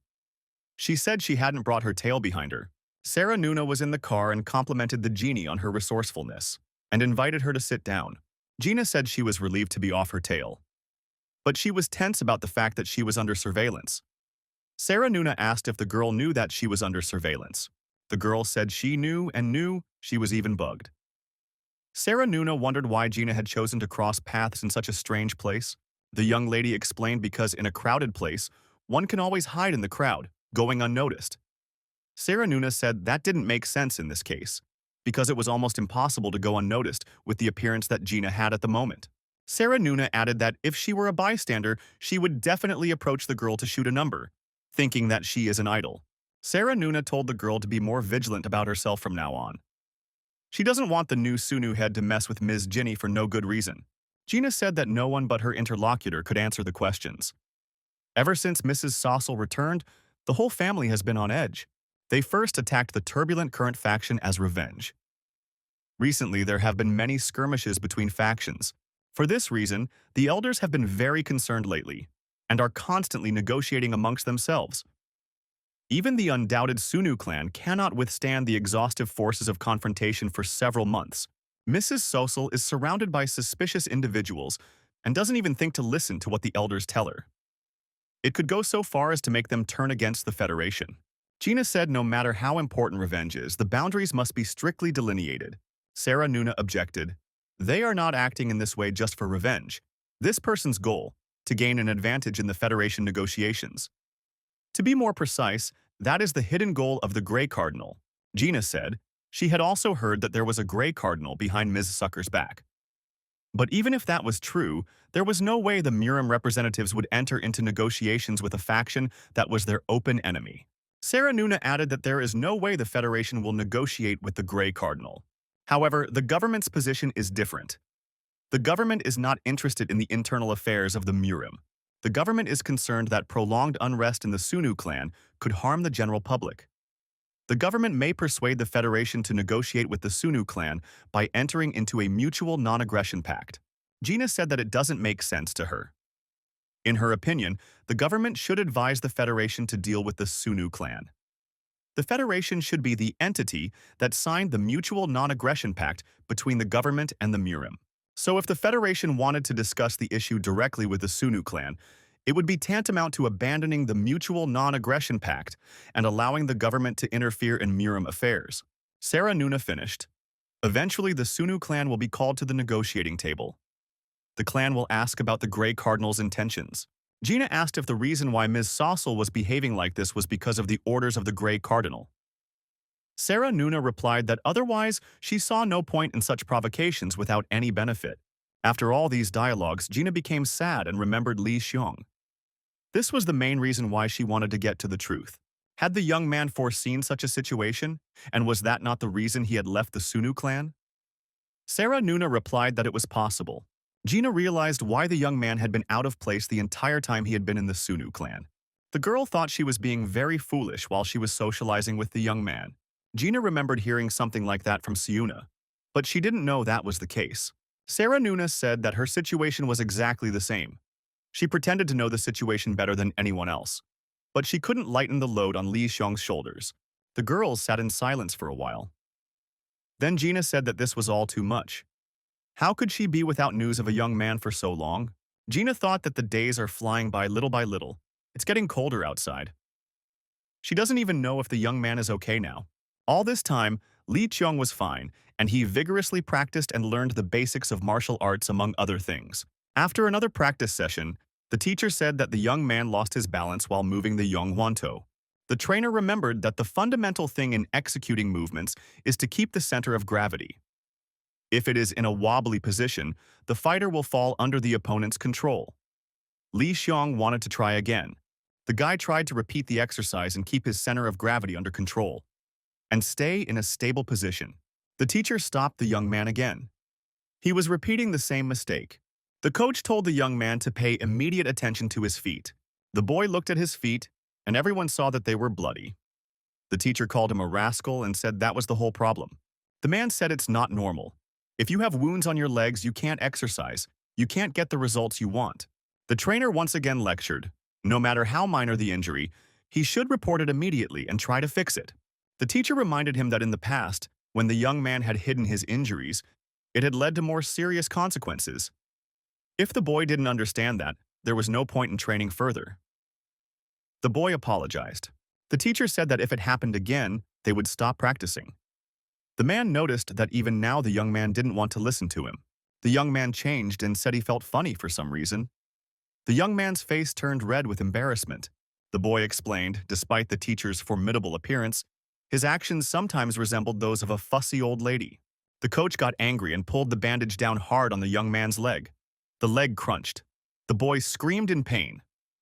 It was not a serious game between the coach and the student. The man announced that the treatment is over. However, until the boy gets better, training is forbidden. The boy was upset and said he understood. The young man thanked the coach for the treatment and for the moralizing. The teacher thought, why doesn't the young man ever complain to him? The boy reminded me that because he'd been taught wrong before, he was now starting from the basics. He's got a lot to learn. La Yong stated. At first he was worried if he would be bored, but when he tried it, this training process came to his liking. Every day that training gives the young man a hard time, he agonizes. But when that day flies by, he'd like to think he's grown up a little. The young man admitted that sometimes when he overdoes it, there are injuries. But this is a natural learning process. The man said he probably couldn't find a fool like him who was willing to spend that much time on a young man. The teacher said that training is over for today. He's going out for dinner. Li Xiong said that it was his turn to do the dinner tonight, and the warriors got into a verbal altercation over who would get the honorable position of cooking dinner tonight. Li Xiong said that the food his master cooks is terribly tasteless. Master said that food should not have an extrinsic flavor. Once the food gets inside the stomach, it becomes the same food as everything else. The boy remarked that it was better to eat tasty food then. In training and talking, fall and winter passed and spring came. All this time, the young man has been training and improving his skills non-stop. Li Zhong no longer looked like the young man who came here for the first time. He was already a seasoned warrior. But, in one of the training sessions, a young man asked why the teacher doesn't say anything to him. Could he be doing something wrong? The teacher told the young man to try to answer for himself what was wrong or erroneous in his movements. The young man immediately doubted himself. He could not understand where he had made a mistake. The coach said, "Of course the young man doesn't know about it." The master added, because just now in the movements the young man had made, there was nothing wrong or erroneous. One could say that they were too perfect. Li Xiong asked, "Then why is his teacher so serious? Is it a problem? Or is this a new way of praising him?" The master continued to stand stern and silent. Li Xiong didn't understand what the problem was then. The man said, "There is no problem. However, the energy emitted by the young man while performing the techniques is too coarse." The teacher said that he had sensed this even during their first meeting, but now the problem had become even stronger, to the point where he even felt threatened. The young man thought, so even the master has noticed it. Li Xiong felt that, after what happened in the hell of uninterrupted torment, the energy within his body had changed, so he was cautious. But it seemed that lately he was finding it harder and harder to hide it. The guy thought that it was also related to the immortal demon lord. So the feeling was if he said the wrong thing, it could get the master in trouble. The teacher told the young man to keep practicing. He would go to a village nearby for a while. The young man offered his services if the master wanted to bring something from the village. The man said that he was going to communicate with his relatives. Li Zhong asked, "Who were these relatives? Why didn't she know anything about them before?" The man speaks of those who were disciples of the main house and now lead active lives in society. The main house is a one-man organization in which secret techniques are passed down to only one successor. When a certain time comes, the main house chooses a successor. All the other disciples come down from the mountains and, being relatives of the collateral line, take on the role of assistants to the main house. The young man took it to mean that collateral relatives financially supported the main house. The teacher said it's not that simple. After all, they also have some sort of rights to recommend students. The young man asked, "So they choose the students?" The coach said that this is exactly what it is. Few like Li Xiong are willing to come alone this far into the mountains and declare their intention to become a disciple. In fact, most disciples, including masters, were people found as a side branch among the many.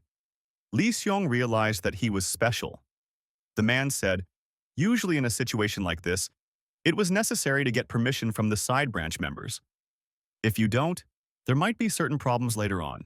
Li Xiong said, "After all, his master is the head of the Black Heaven and Earth School.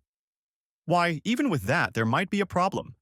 The master replied that most of the relatives are much older than him. Plus, they are respected people in the society.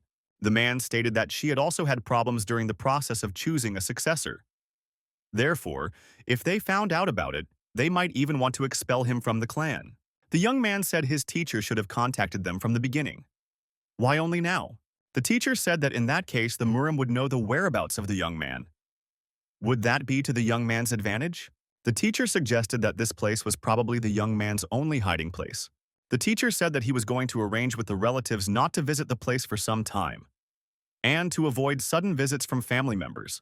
Li Xiong realized everything the teacher was doing now was only for his good. The young man thanked the man and wished him a good journey. The boy looked at the departing master for a long time. This man seriously changed the young man's outlook on life. Li Xiong decided to pull himself together and keep practicing no matter what. The young man thought that in the long time he had been here, this was the first time he had been alone. The guy decided to try what would happen if he used the Black Heaven technique without restraining the energy. The young man was pleased with the result of the workout. His body seemed to be fine. But would he be able to use some more energy? After another round of practice, the young man was amazed. So strong was everything that he left a huge mark. The young man had to literally cover his tracks. The master might get suspicious if he saw it when he came back. Li Xiong first decided to find a place where he could train without being seen by his teacher. He had to go farther into the mountains. At that time, a girl was traveling in the mountains. She chose a solo tour without traveling companions. The girl approached a familiar house, but the owner was not there. The tourist thought that he had gone out somewhere. The girl lowered the heavy backpack to the ground and decided to take a break. The young lady decided to make a cell phone call. The call was answered by the elder. His assistant Li said that she had reached her destination. Assistant Li told the old man that she had just reached the main building. The girl said there was no sign of Yu Sayun. He must have gone out somewhere. Assistant Li asked if she should leave the item here and come back right away. The old man said she should wait for the man, find out how he was doing, and take her time getting back. The girl said that the next communication session would be when she was on her way back. Inspecting the area, Assistant Li sensed that the Black Heaven technique had been used here. The girl noticed deep footsteps and ridiculously erased footprints. What is this? After another training session, the young man thought for a moment he had used energy carelessly and almost got himself into a lot of trouble. The guy thought, if one used a battle technique mindlessly releasing energy, would it really have that much power? He should be more careful. At some point, the young man noticed that a girl was standing not far away and watching him intently. The boy was annoyed. When could this person have been there? He couldn't believe he'd only been able to notice her presence when she'd gotten so close. Assistant Li was very surprised because she saw the former head of the Sunnu clan here. Li Xiong asked who she was and why did she come to such a mountainous wilderness. The girl decided to get closer to the young man to see if it was him. Assistant Li asked the young man, "Is he Yu Xiaoyun's disciple?" The girl was interested in that aspect. The young man answered nothing, only stared intently at his interlocutor. The assistant called Yu Xiaoyong, asked how he was doing, and said that she really hadn't contacted him in a long time. She asked how he was doing. The interlocutor told the girl not to come to the main building for a while. The interlocutor specified that he conducts closed trainings there. The girl asked if the man had taken a secret student to him. Assistant Lee heard Yu Sa-yun say that he didn't have any secret disciples. He wouldn't do something so stupid. He realizes that this could get him into real trouble. The girl was talking on speakerphone. She said goodbye and ended the conversation. The young man heard all this. The girl asked if the young man could say anything in response. The young man replied that there is no cell tower nearby, so there is no communication. The young woman explained that she had a satellite phone. The aide announced if the young man had nothing more to say, then she would leave. The young man did not want to end the conversation that way and told the girl not to leave. He realized that there might be consequences. Lee Cheong questioned who she was and why did she arbitrarily break into someone else's school grounds. The girl said that his master probably didn't tell him about her. The stranger introduced herself. She said her name was Inari. She is a student of one of the heads of the school and the current head of the Black Heaven Earth School. The young man thought that this girl was an apprentice of a side branch, something the master had told him about. Xiong remembered master telling him that he had had problems during the process of choosing a successor, and that if they found out about the new apprentice there, they might even want to kick the man out of the clan. The girl said she could guess who the young man was. The guy put his head down and said he made a mistake. It was all his fault. Master had only accepted him as a disciple because he had come here and begged him to do so. He had no idea that it would harm his master. Li Xuan said that he was ready to leave this place right now. The guy asked the girl not to tell the side branch elders about the master. The girl said it's not necessary. She's also from a side branch, so if she recommends a young man, Sa-hyun won't have any problems. The girl first decided to look at the young man's abilities, whether he had learned the black sky technique. The girl told the young man to use the technique. If he seemed capable, she would recommend the young man as an apprentice. The guy thought he had some strange feeling again. Is it possible to learn techniques from another person without the master's permission? Inari asked. Is the young man really afraid? Or is he just reluctant? The young man decided that he would give it a try. He has no choice in this situation. The young man remembered that the master had called his movements of the heavens perfect. One could simply make them as he showed them to the master. Assistant Lee didn't think that the head of the Sunnu clan would be hidden in a place like this. The girl was greatly surprised by the way he looked a little earlier. When she'd seen him before, she'd thought he was just an arrogant and ill-mannered kid, but he turned out to even know how to do things for his master. The girl knew that even so, they would be in real trouble if the young man left here. Need to keep the young man here by any means necessary until she could contact the elder. The girl thought that the young man had learned the Black Heaven technique. After all, it was the basis of the techniques of the main branch. Inori decided to watch the boy for a while, praise him, and he would definitely not go anywhere. The girl was worried, as if the stones had just been destroyed. She didn't think this child could do that. The boy showed the girl what he could do, and what he had learned during his time at this school. The girl determined that it was the fifth form of the Black Heaven technique, the Black Flow. When using this form technique, you need to be most concerned with the movement of energy that occurs after the piercing. The point is to have time to get in time for the rift that occurs during the piercing process. After another imitation attack, the girl decided that this man wasn't bad. He had 3 breakthroughs in energy release. The young man thought it was necessary to stop the energy afterward and let the pure energy in. The girl saw what the young man was doing. This is a process of separation after all. Why is there a piercing going on here? The young man announced that he was done revealing her, and looked at the girl waiting for her verdict. Inari was dumbfounded. How had the young man been able to accomplish this? The girl asked what Yu Sa-yun was telling the young man about the technique. The boy replied that he didn't say much. The girl said she was having fun. She turned around and got ready to leave. Inari said she would explain everything to the elder properly, so the young man and his master need not worry. The boy smiled and said nothing in response. He didn't know how to behave in this situation.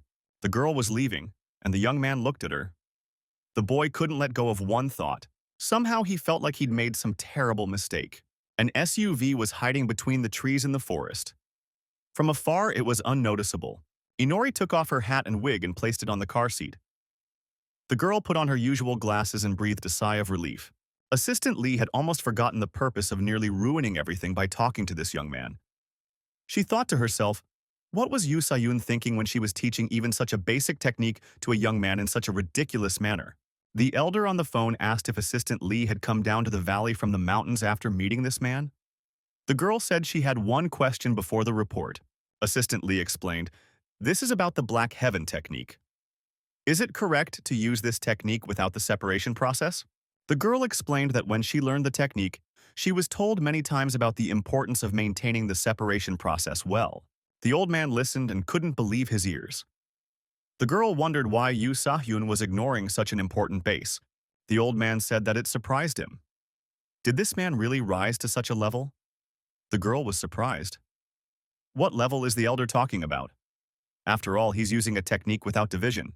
The elders replied that the Black Heaven technique was originally made so that it could be used instantly without separation. But because not everyone is capable of doing this, they added separation and flow to the training process. The old man said that he once had a rival Yunwol. He too was able to achieve it. So the elder was expelled and that one was chosen as the successor. The elder confirmed that he still couldn't believe that the master was able to reach Yunwol's level. The girl clarified that she wasn't talking about Yoo Sa-hyun. The elder inquired as to whom we were talking about then. Lee Xiong asked his master if he had a good trip to the village. Yoo Sa-hyun couldn't believe his eyes. There was a huge backpack in front of the man. He understood where the backpack had come from. The teacher asked, "Did that girl really come here?" Yoo Sa-hyun reported that they are in very big trouble if that is the case. The man told the interlocutor that they were done with all the complicated stuff. They would soon meet with the head of the Federation, and as soon as they got his signature on the agreement, the matter would be successfully finalized. The man said that they had gotten agreement on all the conditions put forward. The man said that everything went eventually as his interlocutor had planned. The case is progressing so smoothly that it is even suspicious. The man remarked that it was all thanks to the amazing intuition of the head of the Federation. The original plan was to make a ruckus in Murima before the destruction of the Sunnu clan and then join the Federation.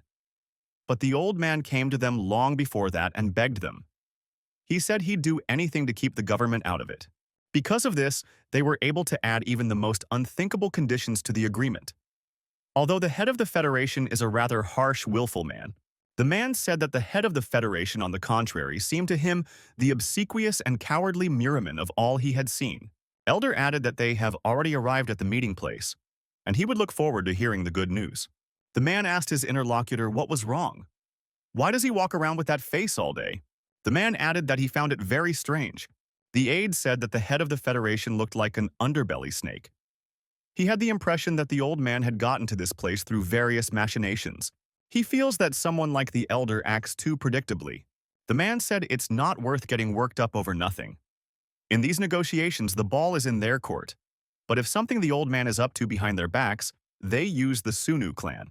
The man said that the key they could use to deal with the Sunnu clan was the princess. The man said that because the negotiations had taken so long, they had hardly had a chance to use the princess. Because of that, the sense of her power was weakened, and it seemed as if the influence of the elders within the clan was even stronger. The man added that because of all this, he was beginning to suspect something amiss. The man added that because of all this, he was beginning to suspect something fishy. The man said to his interlocutor to dismiss the strange thoughts. The old man was cowardly and could not have conceived of anything like that. The head of the Federation found out over the phone that the elder had just arrived, and he's looking forward to the upcoming negotiations. The head of the Federation said that due to his age, he had forgotten even such an important meeting. The old man said he was busy right now and could not continue the conversation further. He will clarify his schedule in the future and inform you. The old man asked me to give something to the elder Yang.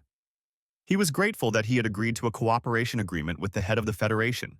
The men were left standing puzzled in the parking lot. They had wasted their time, and the preparation made no sense. The Federation head thought, "These men are not young at all. Why are they so naive?" The car stopped in the woods. The driver said it was impossible to go any further. "We'd have to walk." The old man said to keep the driver here. He would contact him later. This was the Black Heaven and Earth School. The elder couldn't remember the last time he was here. 90. The teacher asked Li Xiong to greet the guests formally. These are the disciples of the previous generations. The young man greeted the guests. The young man asked the master what kind of situation was this. The man said he couldn't believe that Yoo Sa-hyun started teaching such a child techniques without any discussion with them. The young man said that the guest was talking very rudely. The young man said that Li Xiong didn't dare to stick his head out when the main branch elders were talking. After all, the guy is just an outsider now. Li Xiong fell silent. Silent was his teacher. This was not a comfortable situation for them. The elder said that he would ask Yu Xiaohyun first. The elder asked his question, what did the man see in this child that he decided as if he had the right to become a disciple of the head branch? The master said he apologized for ignoring the rules and for his student. The man continued that this child was a disciple of Ku Mun Ryong and the temporary head of the Sunnu clan. The man realized that by accepting him as an apprentice, not only would he not receive the help of the main branch, but rather, it would only bring trouble. The elder said that the master was now admitting his mistake on his own. However, Yu Sahyun continued, even when this child stood at the highest rank in the Sunnu clan, he believed that he was a disciple of the Black Heaven and Earth School. Even though the young man was not trained in these techniques and considered them illogical, he never abandoned the techniques of this school until the very end and honed them. As soon as the young man left his position as the head of the Sunnu clan, he came here and insisted on becoming an apprentice. Yu Sayan said that he sincerely wants to ask the two people, if this young man has no right to become a student of their school, then who has the right? Li Qiong wanted to say something quietly to his master. He replied that they would talk later. The elder said that now he wanted to see the techniques this child had learned in all this time.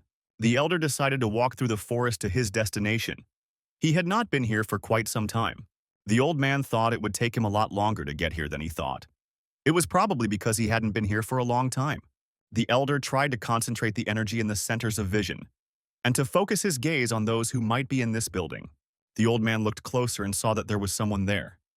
He had to focus his vision even more, saw that there might be some kind of event brewing out there right now. Figured it was about time he started watching it. At that moment, out of the blue, someone called the elder's cell phone. The elder's interlocutor said that some time ago, the head of the Federation had screwed over his subordinates in a big way. The old man asked, so it was him, the elder of those two idiots? Head of Black Forest Defense, Kaiser. Kaiser said he personally was very disappointed with the behavior of the head of the Federation this time around. Kaiser clarified, he thought that his interlocutor was the most suitable person to cooperate with them. The old man said that he was busy now and was ready to listen briefly to the essence of the question. The elder apologized and said that he had very little time right now and was extremely busy. The old man watched the young man's actions carefully, and that seemed to him to be the most important thing now. Kaiser didn't want to continue the conversation. He said that in that case he would have to get rid of the head of the Federation. Kaiser explained that through this case he had learned that the old man was quite a lot of fiddling. That's why he made the decision he did. Elder stated that it was not worth calling because of such nonsense. Kaiser stated that it was a show of respect. The old man said that what Kaiser had planned would be difficult to accomplish. After all, he is the head of the Federation and one of the 10 great masters. Kaiser said that he knew that, and he also knew about the old man's fearlessness based on that. Kaiser said that he knew that the elder's abilities were not enough to compete with Ku Mun Ryong. The old man confirmed, if Ku Mun Ryong came, it would get a little creepy. The head of the Federation said that Ku Mun Ryong has also been disobeying Kaiser easily lately. Kaiser said that Ku Mun Ryong is just one of his trainees. He has many capable of giving him competition. Elder says he doesn't have much time and hangs up the phone. Kaiser asked one last time, what was the occasion of the elder's trip to the mountains? The elder called the driver back and told him to get out of the car immediately because there was a bug installed. The driver couldn't answer because he was already dead. The man who answered the elder's call said the old man would be next. The man said that the head of the Federation, Shin Hyunpun, would not be able to hide from him. At this time, Li Xiong was showing off his skills that he had achieved through his studies and training in the mountains. The teacher and elders watched the young man's actions with great attention. The old man thought, so he wasn't lying when he talked about the young man instantly using the heavens technique. He didn't expect to see something like that again in his life. Now it was clear why Shin Sahyun had reacted this way. The young disciple watched with interest along with the elders at Li Xiong's behavior. The phone was silent, so why isn't the elder contacting him? The girl thought, I guess the elder probably hasn't arrived yet. If the elder was watching now, he would be on the other side of the mountain. The assassins traveled through the forest in search of the head of the Federation. One of the men said he felt absolutely no energy in those neighborhoods. The other said that it was the same story with him. The men noticed that some strange energy could be felt from behind that mountain. The man said the energy is strong, but rhythmic at the same time. It felt like someone was practicing. They found it strange that this training was taking place so deep in the forest. One of the criminals said, perhaps the reason the old man came here is right there. The criminals decided to visit that place first. Suddenly, the head of the Federation showed up. Who confronted these criminals in a violent confrontation? The villains were happy to find the old man, and they could complete the rest of their mission. The criminal didn't understand how the old man could suddenly attack them.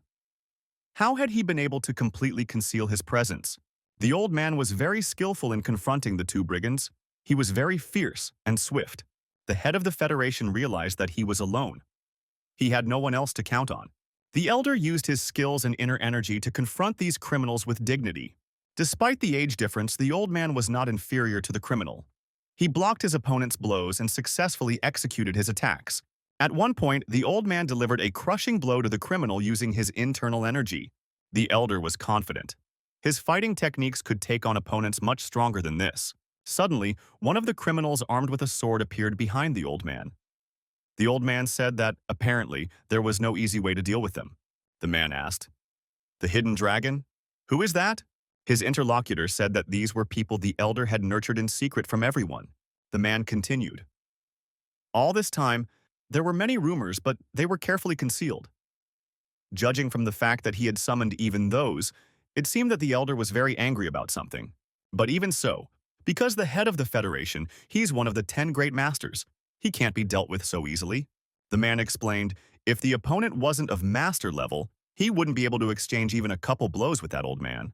The interlocutor said that this one of the 10 great masters had once lost to Q Munryong.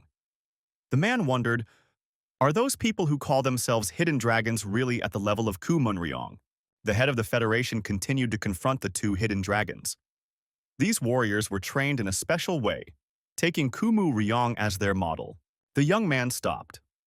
Li Xiong was asked why he stopped and just stands there while creating the technique. The boy asked, didn't they just now feel some strange energy? One that could be felt from the other side of the mountain. The girl thought there was an elder on the other side of the mountain. He might be in danger.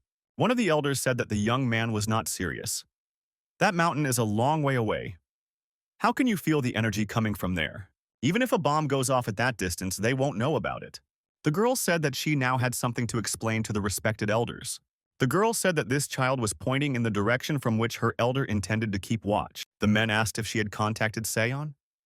The girl said that she had tried many times, but it didn't work. The teacher asked if there was some problem.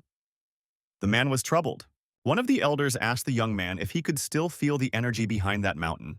The guy replied that he doesn't feel it anymore now. The elders stood up and said they understood. The men said the kid felt some suspicious energy, so they're gonna go down there and check it out. One of the men told the master and his apprentice not to go anywhere until they returned, just in case. The master said he was listening, and they would stay here to await their return. Li Xiong and his master escorted the three people with a glance. A tense atmosphere remained in the house.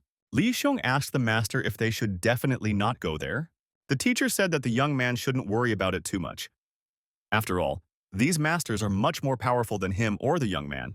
One of the hidden dragons said, in the end, it was exactly as the rumors said. Even though it was an attack that never failed, the old man confronted the hidden dragon warrior with his sword. The elder was the first opponent who could so cleverly avoid his opponent's attack. The elders noticed that after crossing the mountain peak, some unusual energy could indeed be felt. How could that child recognize it at such a distance? It seems like that boy has an innate talent after all, and the way he used the black sky technique a little earlier. Does Yu Xiaohyun intend to accept him as a disciple of the main branch? The girl said it was a given. After all, it's hard to find someone with that much talent.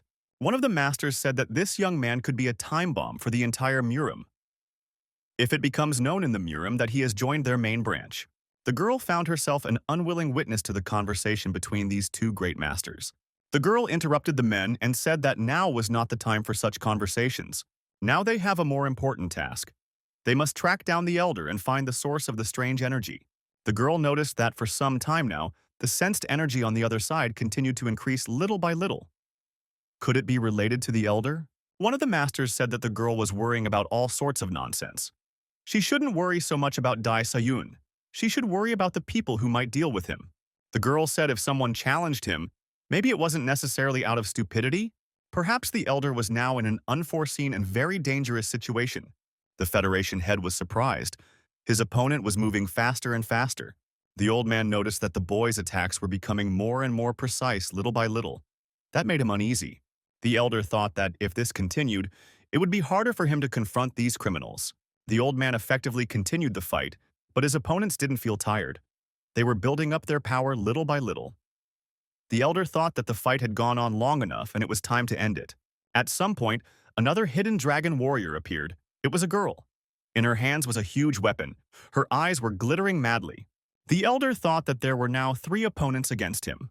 One of them was a woman. The woman was unstoppable. She fiercely attacked the old man with her dangerous weapon. At one point, the girl missed and thrust her strange sword deep into the wood. The weapon stuck. The old man thought that this was the first time he had seen such strange movements. But since this girl was with them, they should never underestimate her. One of the warriors thought that the head of the Federation was definitely on another level, different from everyone he had fought before. Even so, no one guaranteed the old man that he could get out of here alive. The young man stopped and looked into the distance. The young man was extremely attentive. The teacher asked why he kept looking in that direction, especially since the mountain is so far away. Yu Sahyun asked if the young man could still feel the energy he talked about earlier. The boy said he couldn't feel it anymore. Li Xiong explained, perhaps he was just imagining it, but right now there was a feeling as if some completely unknown energy was accumulating. The elder carefully evaluated his 2 opponents. They turned out to be surprisingly tough nuts. Everyone took a brief pause. The girl was in the tree, trying to free her weapon. The old man pondered. Up until now, these guys had only been attacking. But now their movements had stopped.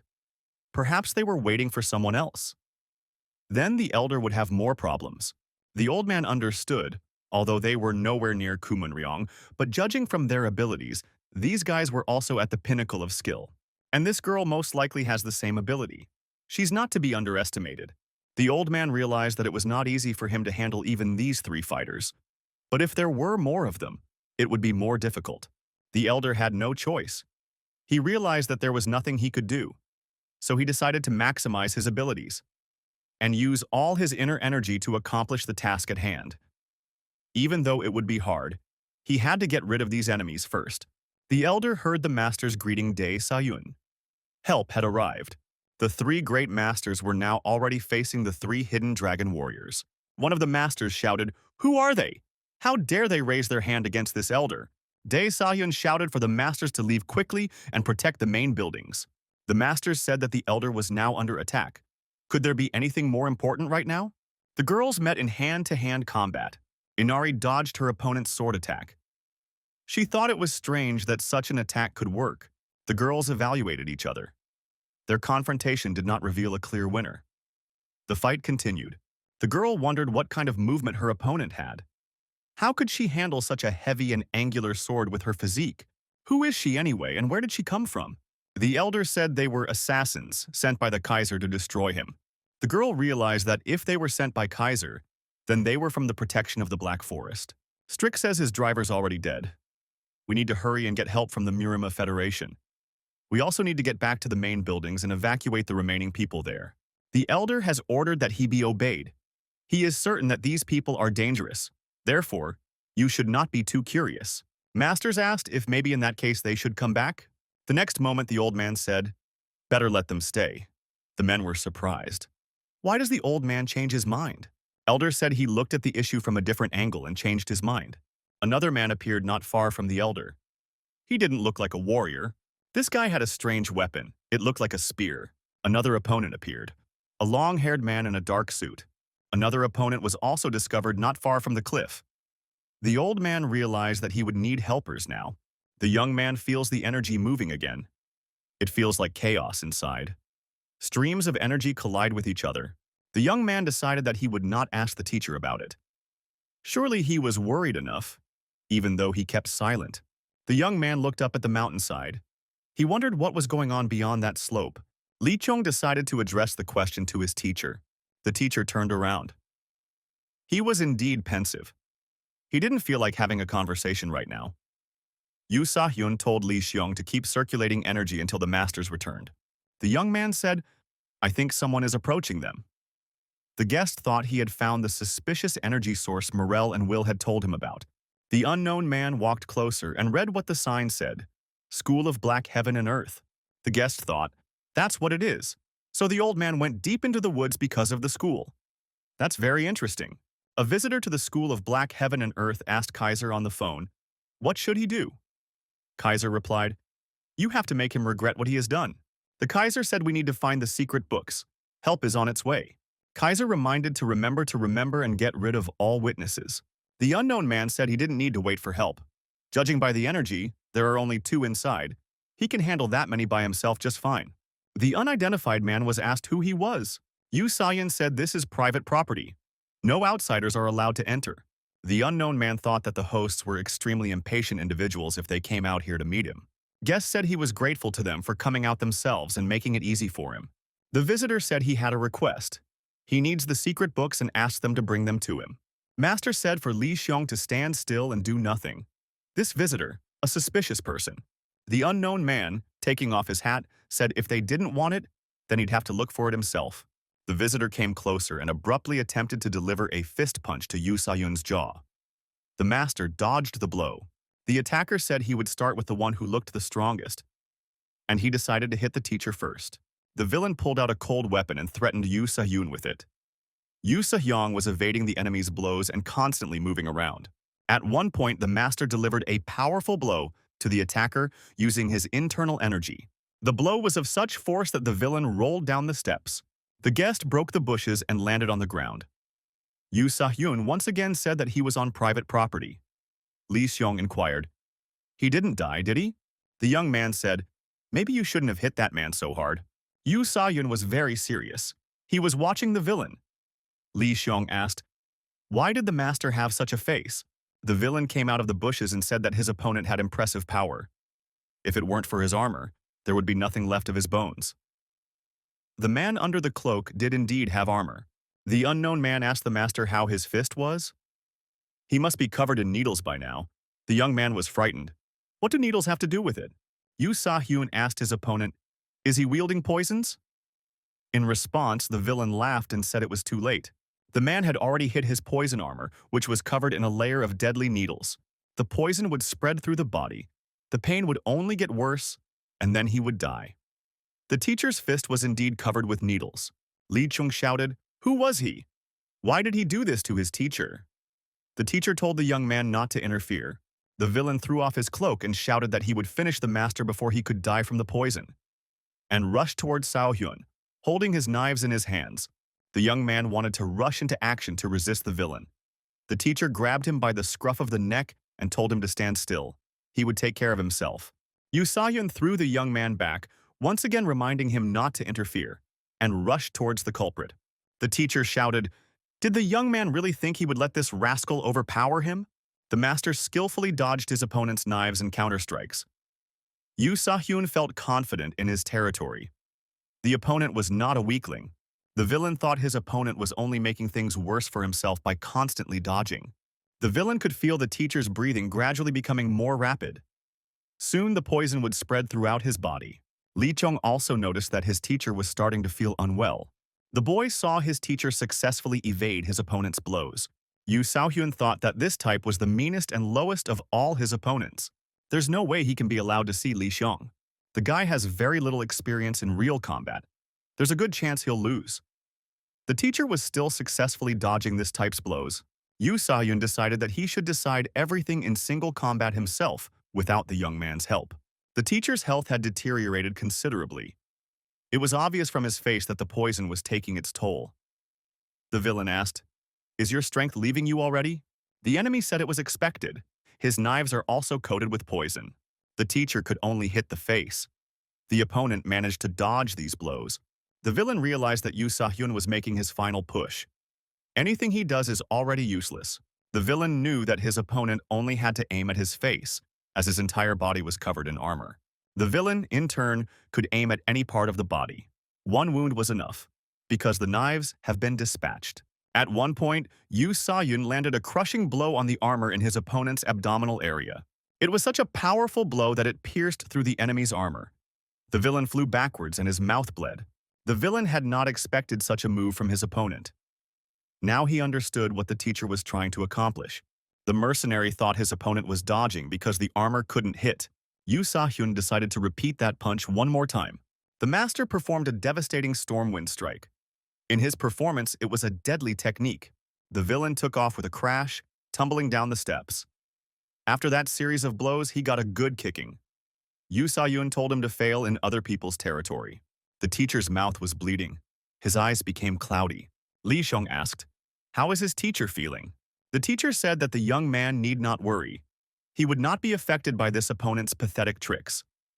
The young man recalled that the teacher's body was affected by poison. Yu Sa-yun said that he would now banish all the crap with energy circulation. The boy told the teacher to show him his hand. The young man said the teacher's hand turned blue. Yu Sa-hyun, looking at Li Xiong, thought. However, he was glad that he was able to keep the young man safe. The young man watched his teacher lose strength. His face turned pale. Bruises appeared under his eyes. The young man's teacher was being watched by young men who came to the aid of the villain with poisoned knives. The guy and the girl said the guy with the knives should have waited for them. He'd been warned. The young man looked at the new guests and thought, who are they? The masters who had come to the aid of the head of the Federation were fending off the attack of the new mercenaries. The master told his opponent that he had an inkling of his power, but he was a real tough guy. On the outside, the guy really looked tough. The master said, then he's ready to fight seriously. And he would not pity anyone. Another elder was fighting a new mercenary too, who had a deadly spear in his hands. The master dodged the spear strike and noticed that his opponent had involuntarily opened up. He could be dealt a crushing blow. This blow was of such force that the healthy opponent flew far back. The master saw the girl who was pulling her weapon from the tree was going to help her comrade in arms. The man thought that this girl seemed to have fought the head of the Federation. The Federation head continued to repel the onslaught of the two mercenaries who had originally attacked him at the same time. The girl drew her sword from the tree and attacked the man. There were already two mercenaries against him. He successfully deflected their attacks. The master thought that these rascals wanted to restrain the head of the Federation, and the first thing to do was to get rid of them. The elder realized it himself, but for some reason he pulled the two men back and didn't counterattack. The elder thought something was amiss. The two mercenaries stood there without taking any action. After all, they had already evaluated his skills. Why are they forcing the old man to fight with these young mercenaries? The elder didn't understand why the two who looked stronger were just standing back and watching. The old man, fending off the attacks, tried to solve the mystery. What was the head of the Black Forest up to? The movements of the head of the Federation were repeated time and again. Kaiser decided that there was no way to find out about the elder's techniques in such a case. It would take much more data to mine the information. Kaiser thought the old man might have figured it out. He'd thrown Will and Morel in as bait, but even that hadn't worked. The head of the Federation was far more cold-blooded than Kaiser had thought. Kaiser thought it was getting more and more interesting. Could he continue to be so nonchalant after learning that his clan had disappeared? The teacher and student got into a fight with the other mercenaries. The young man with the long pole had a very peculiar technique, and he showed interesting attacking skills. Li Xiong successfully dodged the pole and gave the attacker no chance of success. Yu Sa-hyun also successfully dodged the mercenaries. At some point, the young man lost sight of the girl. Apparently, she was hiding behind the trees. Suddenly, the girl pounced on the young man from behind, wrapped her arms and legs around him, and restrained his movement. The teacher dodged and broke his opponent's long pole, without which the young man was less able to fight. The teacher, while in the tree, was choosing a position for another attack. The mercenary with a stick on his shoulder was about to attack Yu Sa-yun. The teacher said his opponent could try his attack again for an encore. He was preparing to meet him. The girl who was still trying to deal with Li Xiong told him to stay focused and pay attention to her. Her opponent said she could hug the young man even tighter so he could focus. Yu Sa-yun thought that these mercenaries weren't made from scratch either. They were very strong fighters. The teacher thought that there must be some way to get Sion out of here, so he wouldn't be in danger. The teacher was getting worse. His nose was bleeding. He continued to lose strength. Li Xiong saw this. He was worried about his master. At some point, the master coughed and blood came out of his mouth. His condition was deteriorating drastically. The young man shouted for the teacher to be more careful. The young man was restrained by his rival and could not help his teacher. At some point, the girl squeezed Li Xiong tightly. A crunch was heard. The girl said that he was holding on pretty well. The guy decided to take action. He thought it was necessary to apply a seismic step. To do this, he had to get down from the tree to the ground. Yu Sa-yun continued to cough up blood. The opponents saw this and intensified their attacks. Li Qiong jumped down from the tree to the ground, the girl clinging to him, and applied his seismic step. The ground shook. The hold the young man used as he fell to the ground was so strong that his opponent couldn't resist and loosened her grip. This was enough for the young man to throw her off him. The teacher was very weak, and the opponent took advantage of this and struck him, causing him to fall from the tree to the ground. The mercenary said he hit the bullseye. Now we gotta finish this thing. Li Xiong turned around to face his opponent and decided to finish her off. The girl said he surprised her with his techniques, but it still wasn't enough. The young man decided to help his teacher. Yu Sa-yong's opponent decided to chase him down and strike him with his stick, impaling the man. Li Xiong got rid of his opponent in the blink of an eye by kicking her. She flew off and crashed into her colleague. Both of them were temporarily out of the game. The young man managed to pick up his teacher, preventing him from falling to the ground. Yu Sao-hyun was losing consciousness. The guy shouted for the master to come to his senses. The teacher told Li Xiong out of his last strength to get out of here right now. The mercenaries, coming to their senses, decided that this young man was strange. He's very confident. Li Xiong didn't pay any attention. He only kept saying for the teacher to wake up and come to his senses. The teacher was bleeding. The mercenaries watched this heartbreaking scene in silence and did nothing. The teacher collapsed in his student's arms. The young man was watching his adversary from the corner of his eye. His eyes were cool and confident. Li Xiong gently placed his teacher on the ground and told him to wait for a while. The guy said that these mercenaries would now be confronted by him. The young man thought that now was not the time to hide the power for fear of being seen. Now we need to finish off these mercenaries by any means necessary and avenge the teacher. The opponents saw that the young man was emitting a strange energy. They were frightened. What kind of energy is that? This energy was discovered by two mercenaries who hadn't yet participated in the battle with the elders. This energy was immediately reported to the Kaiser. They said it was a very strange energy, and they had never seen it before. Kaiser recognized which side this energy was coming from and said he didn't like the whole thing. Kaiser said to summon people to the Black Heaven and Earth School. He's been told the call is impossible. Some of them are unconscious, and two of them are already out there fighting. Kaiser asked who they could fight. He was promised a video of that man. Kaiser received Li Xiong's image. He was overjoyed.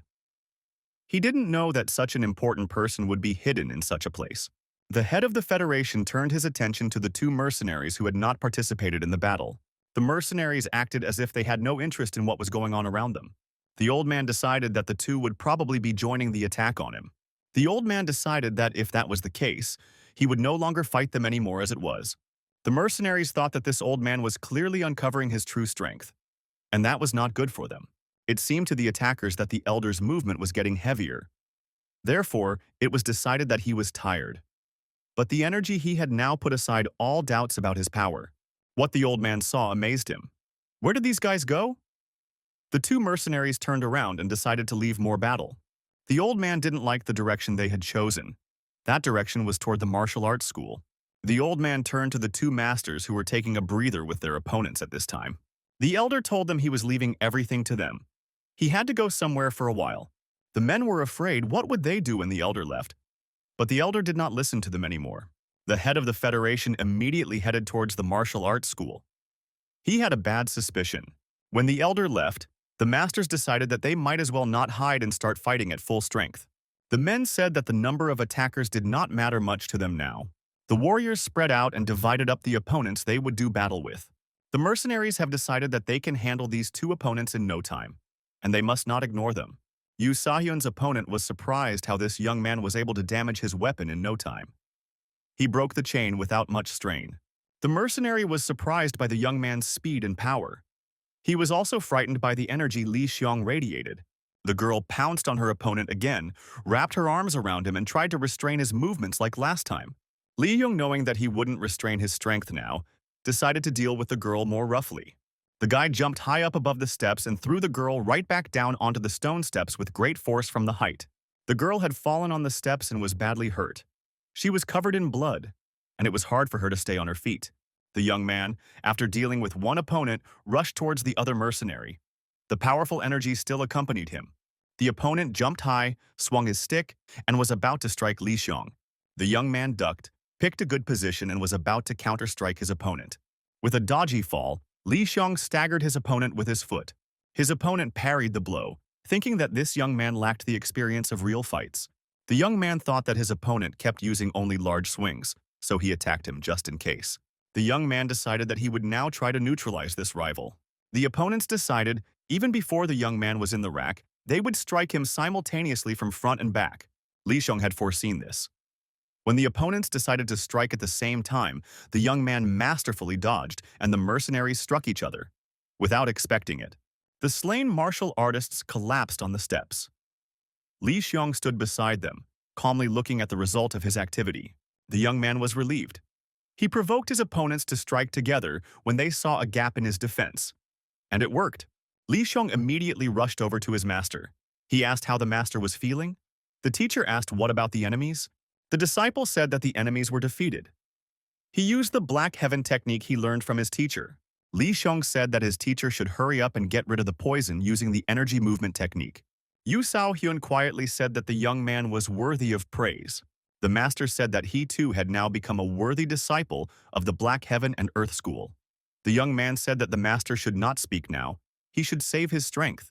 Yu Hyun said that he's not a master but a sabek. The young man needs to remember that finally. Li Xiong watched absent-mindedly as his teacher fainted and passed away. An elder's assistant was walking up the steps to the school. The girl saw the neutralized mercenaries lying around. The girl couldn't believe it. Had they really broken into the main buildings? The elder, who was also rushing there to help, asked his assistant if there was any destruction. The girl said that there were guests here. The elder replied that he thought so. The girl heard some strange sounds in the tube that sounded like blows. Assistant Li asked the elder what was going on there. The old man said he was fine. The elder added, the girl should evacuate everyone there. Because help is rushing to the mercenaries there. Assistant Li asked, is elder really okay? The girl took her time climbing the steps. She looked around carefully. Assistant Li saw Yu Hyun lying on the ground. His student was kneeling beside him. Assistant Li noticed some energy forming near the young man. The girl decided to come closer. The girl asked the young man what he was doing now. Inari asked if Yu Hyun had really been injured. The young man said that the teacher was hit by the poison attack. That's why he's pouring energy into him now. The girl couldn't understand. If the teacher was poisoned, why was he trying to cure him in this way? The man was lying there and showed no signs of life. The girl understood. Inari examined Sayun's hand. The hand was all blue and poisoned. Li Xiong said, the master was saying that it was possible to extract the poison using the energy movement technique. So if he has enough energy for this technique, he will bring the master to his senses. The girl told the young man to stop. The boy did not want to stop. Inari took Li Xiong by the chest and told him to stop. The young man didn't give up. He kept repeating that he needed to put as much energy into the master as possible. The girl said that the young man should come to his senses. Calm down and pull himself together. The girl screamed. Didn't the guy realize anything yet? His teacher was already dead. Inari told the young man to wake up. Now the enemies will come running here. If the young man continues to do the same, not only will his teacher die, but he will die as well. We have to get out of here quickly. It was too late to leave. 2 mercenaries were already close by. Now retreat was out of the question. The girl said that the elders would arrive soon. They should hold out until then. Li Xiong shook his shoulders and cried like a child. He couldn't believe that his master had died. One of the mercenaries stepped closer and pulled the girl far back. The young man sat inconsolably beside the teacher and cried. Deputy Li coughed from the effects of the heavy blow. She still managed to partially block it. The girl couldn't understand what had happened. She had absolutely kept her distance. How could this man strike her in an instant? Li Xiong continued to cry. The young man had to pull himself together and calm down. Danger was looming over him. The girl tried to attack her opponent with a kick. The opponent easily blocked her kick. Without much difficulty, the mercenary threw the girl far back again. The mercenary thought that the girl wasn't much of a threat. He could handle her easily. The man decided that he could strike easily and slowly and the girl had nothing to counter him. Assistant Li couldn't understand who he was. How does he manage to strike like that? Inari didn't understand how the enemy could move so fast. Another mercenary approached the young man and threw the young man aside with a powerful blow. The man said the girl surprised him. She managed to understand his movements in a short time. Assistant Li couldn't figure out what she should do to surpass her opponent in speed.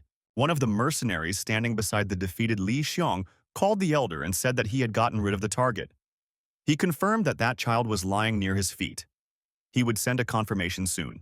The mercenary said into the phone that it wasn't hard for him to do, because he stopped that young man's breath with one punch. The mercenary added that apparently the elder had overestimated this child, and he's nothing of the sort. The partner said he thought the kid was very strange. He advised his colleague to move away. The mercenary said the young man was already dead. There's nothing to discuss about him. In the next moment, Lee Cheong gave a powerful fist punch to the mercenary. The mercenary's blood spurted out, and he flew up high into the air. The young man became like a demon. He realized that these two were also on the side of those who had killed his master. Lee Cheong stood on his feet, ready to fight both mercenaries. Anger and hatred overwhelmed him. Inari noticed that this young man's energy had changed drastically. The boy felt no fatigue. He had no feelings except hatred. He only wanted one thing right now: revenge.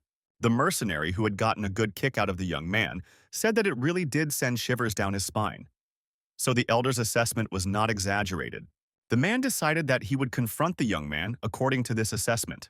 The co-worker told the man to wait for a while. This guy seems strange. He seems particularly dangerous to him, and he must be handled with extreme caution. Lee Cheong shouted loudly. This shout was like an explosion. A huge field of energy began to spread around him, crushing everything in its path.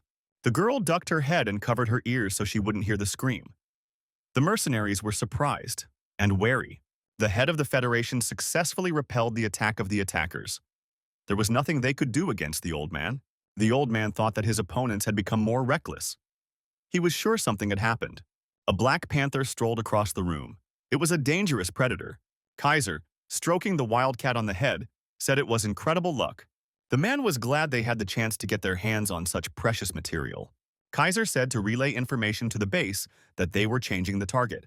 The elder couldn't understand what was going on here. Up until this moment, everything seemed different. All the mercenaries turned around in a friendly manner, left the elder alone, and rushed away. The elder shouted for them to stop. He would not let them go.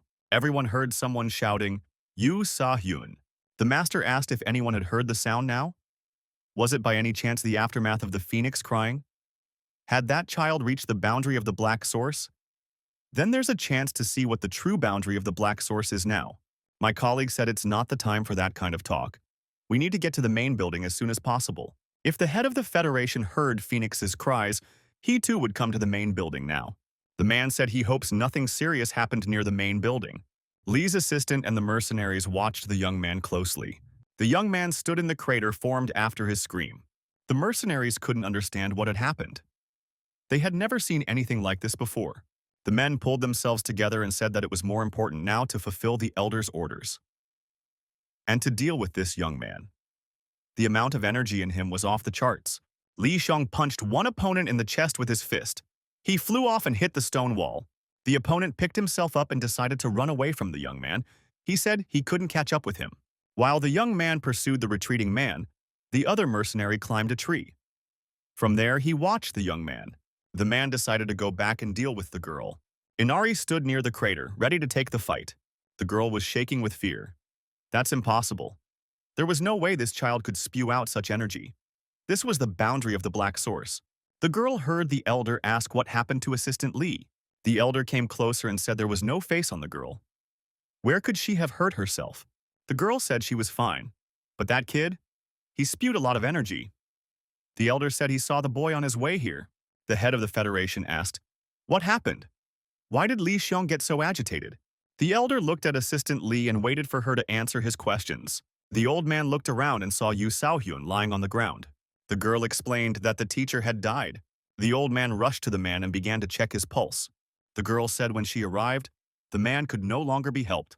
Aide Lee added. Even so, Lee Cheong continued to pour energy into Yu Sao-hyun, trying to save his life. As a result, after the young boy learned that his teacher had died, he spewed out energy. The elder told the girl to call the rescue helicopter immediately. The old man said he had an idea. The mercenary was retreating, trying to hide in the forest from Lee Cheong. The young man caught up with his opponent. He was like a demon, and there was no escape from him. Almost all the mercenaries were in front of the young man's eyes. And that made his task easier. The element of searching for opponents was eliminated. Behind the young man was the still missing mercenary. Now there was a complete set. The young man was unrecognizable. It was a fire-breathing monster that was thirsty for blood. The elders arrived at the main building. They wondered if the head of the Federation was present. Getting closer, the elders speculated whether they would see the head of the Federation here. One of the elders thought that the reluctance of the Federation head to appear here was due to the Black Spring boundary. The men saw that the head of the Federation was in close proximity to them. The elders headed immediately after the old man, increasing their speed to keep up. The man noted that the actions of the head of the Federation were very rushed, just like Yu Sayun said about him. The elder wanted to verify the new information about the Black Spring boundary that had confined him all his life. The old man repeated, first Yunwol, then that child. The men thought that the elder would soon reveal the secret of the Black Spring boundary. If that happened, wouldn't the truth hit the main branch of the family hard? The men agreed that this was likely to be the case. That would be quite a surprise. They didn't think Yunwol would solve the old mystery of the main branch. The men told the old man that the young man's accomplishments were not obtained by him alone. His master had a hand in it. The man tried to appease the elder with a question related to solving the mystery, but the elder didn't want to continue this conversation. The old man said that he was only surprised by the unexpected news, and he was not going to envy Li Xiong. The elder said that the opposite was true. The young man's accomplishments were praiseworthy. It was inconceivable how this young man had fulfilled the wish of the main branch. The man noted that even being in the afterlife, the master would also be happy with the young man's achievements. The elder said that he wondered how Yunwol had discovered the secret of the Black Spring boundary. The men suggested that the elder go and ask him personally. The man said that the head of the Federation was very busy. That's why he couldn't visit the main building since the master's funeral. Now he has a chance to take a vacation and check on Junior. The old man said it was impossible. The Murim Federation has just set out on its own path. Besides, the treaty with the government hasn't been finalized yet. It is unacceptable for the head of the organization to be absent at a time when every second counts. The men advised the elder to invite his disciple here. That would be an excellent idea. Plus, it would save time. The men said that they were also interested in the Black Spring boundary that they had only heard about in passing. In addition, didn't the elder's master pass away after falling ill as a result of trying to solve this puzzle? I'd like to see if this technique ends up being as incredible as they say it is. The elder said that it must be difficult for him to go all the way to the head of the Black Heaven and Earth School. The man said, a student of the Yunwol School of Black Heaven and Earth, greeting Dae Se-hyun. The old man said that the man was now a worthy representative of the whole school. The elder motioned for the man to follow him. The high elders are waiting for them. The elder received a call that the head of the government was urgently requesting a meeting. The elder replied that he could not today, because he already had another meeting scheduled. After all the persuasion, the elder decided to agree. The old man decided that the meeting with Yunwol was more important to him, but it could be rescheduled. The elder said that he had some urgent business to attend to. He would have to meet with the head of the Black Heaven and Earth School later. The old man said he had a request. He asked the head of the school to calm down the angry elders.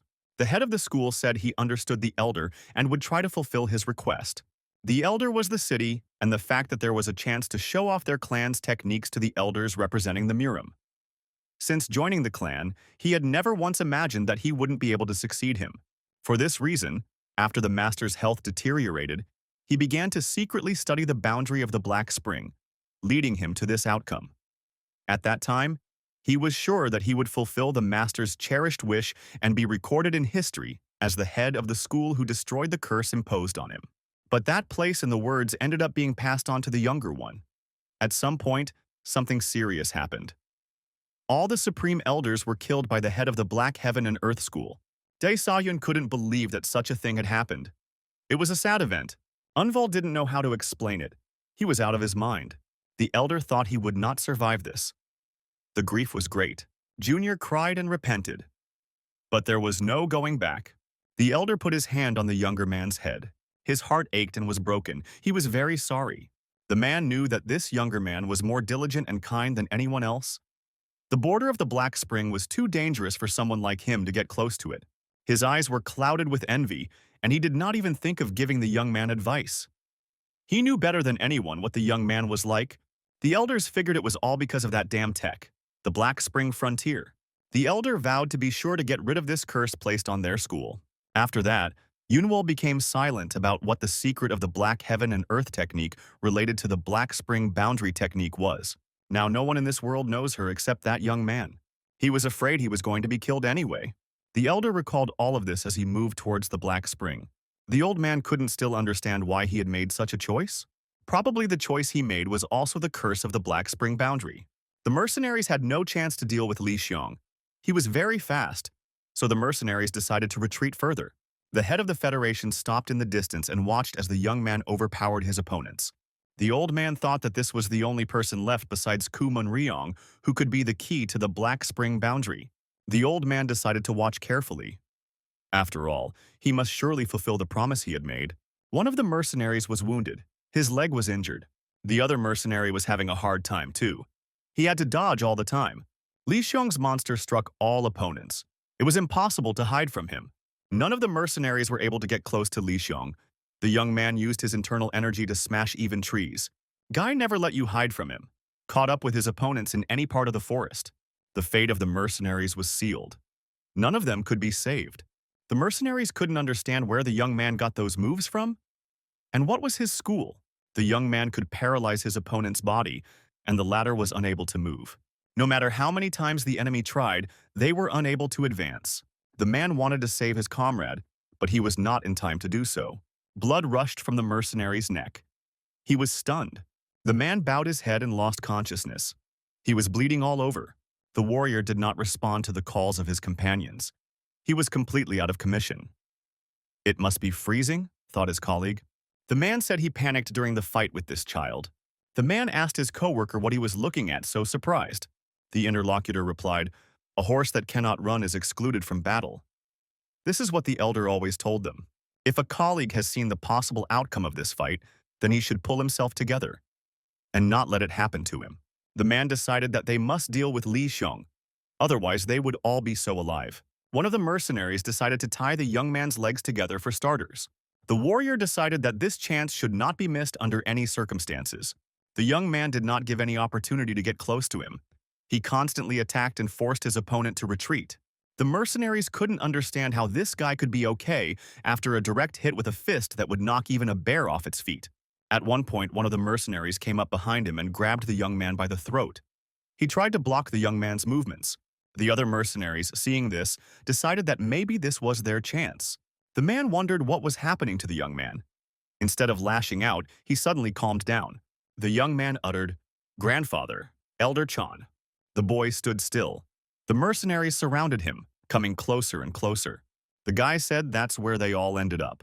The young man threw off the opponent standing behind him and found himself alone in the circle of advancing mercenaries. The young man once again said, "Grandfather, Elder Chong."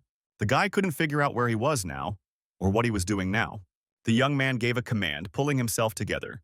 The youth imagined Yu Sayong saying that the goal set for honing one's strength is to make that honing part of oneself. Combat has a form, and that form must always be a part of the warrior. It is as natural as the last breath. The master shouted for the young man to try starting with the emergence of the Black Heaven technique.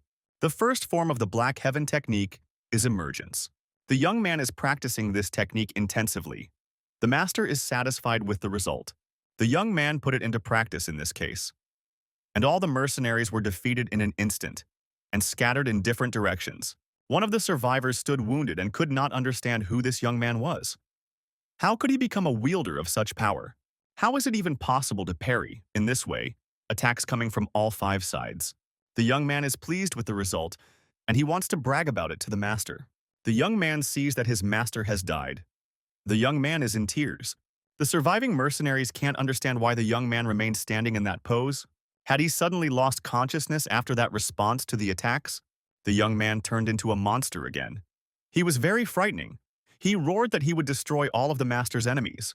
The surviving mercenary shouted to his wounded colleague not to let the young man's beastly energy take control of him. The guy was getting more and more ferocious. He had nothing human left. The wounded mercenary realized his days were numbered. The mercenary decided to try another way to resist the young man and try to fight back in some way. The mercenary began to lose his humanity, and transformations began to take place in him. Another grin appeared, eyes glowing demonically. The Kaiser was informed that this mercenary had entered berserk mode without authorization. The Kaiser said to leave it as it is. Kaiser told the surviving mercenary that he too could restrain himself, but only they both must not lose their minds. Kaiser said, "What a pity. He didn't think he'd have to unwrap a gift for Ku Munryong in a place like this. He said he remembered the two mercenaries. He'd seen them once when he'd gone to some lab on the Elder's orders.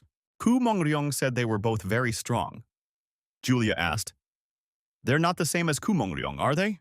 Julia said she had information that Kaiser had taken the two mercenaries under his wing to eliminate Ku Munryong. Julia added that no one had seen them for about 2 days. That's why she thought they might have targeted Ku Munryong. Ku Munryong said that it was unlikely that they would be able to harm him in any way, although this information should be taken into consideration.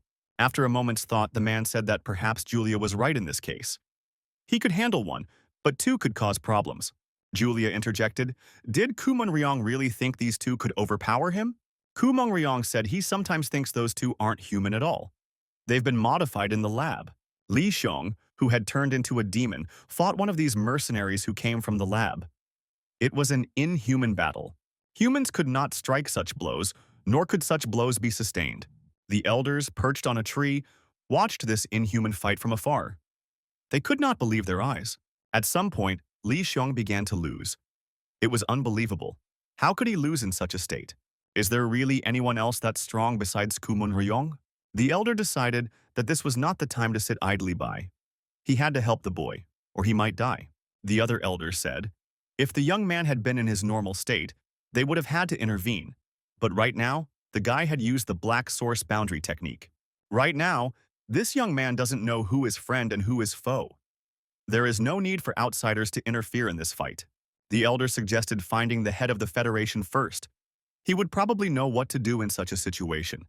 The Kaiser has been informed that the enemy's reaction time has been reduced by 20%. The estimated suppression time would be 110 minutes. The man thought that was unfortunate. Perhaps he shouldn't expect more from such a young dragon. In the next message, Kaiser was informed that the third and fourth teams had stopped communicating. This was alarming information. Kaiser was not pleased. He was then informed that the second team was also out of contact. Only the first team could be contacted. There was a cell phone on the ground, from which orders were heard for the first team to respond. The head of the Federation stood beside this phone and surveyed the result of his activities. There were defeated mercenaries lying around.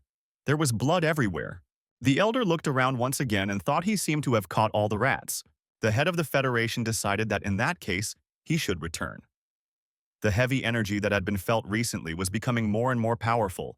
The old man thought that he had to hurry. Otherwise, at this rate, Li Xiong's life might be endangered.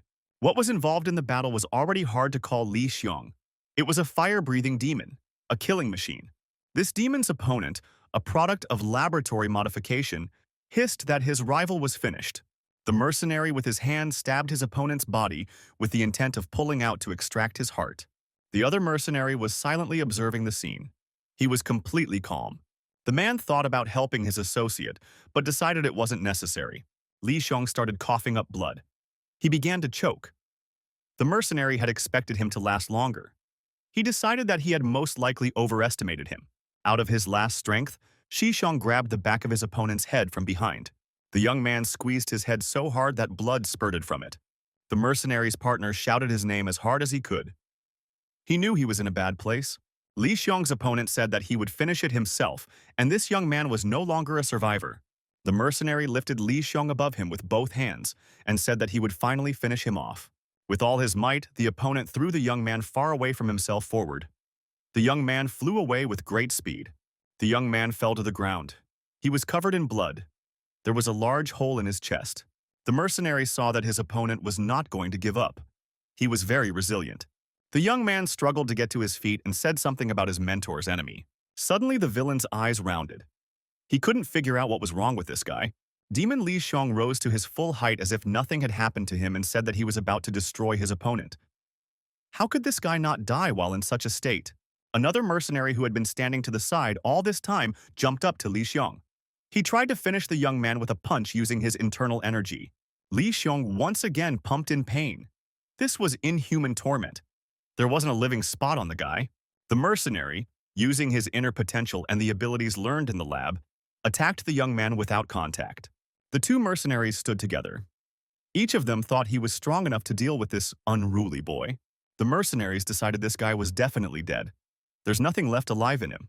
one of the mercenaries said as he dissipated the energy that was hovering around their opponent's body. The man asked if this energy could be some kind of defense mechanism. The colleague replied that it probably was. That's why he was able to hold on for so long.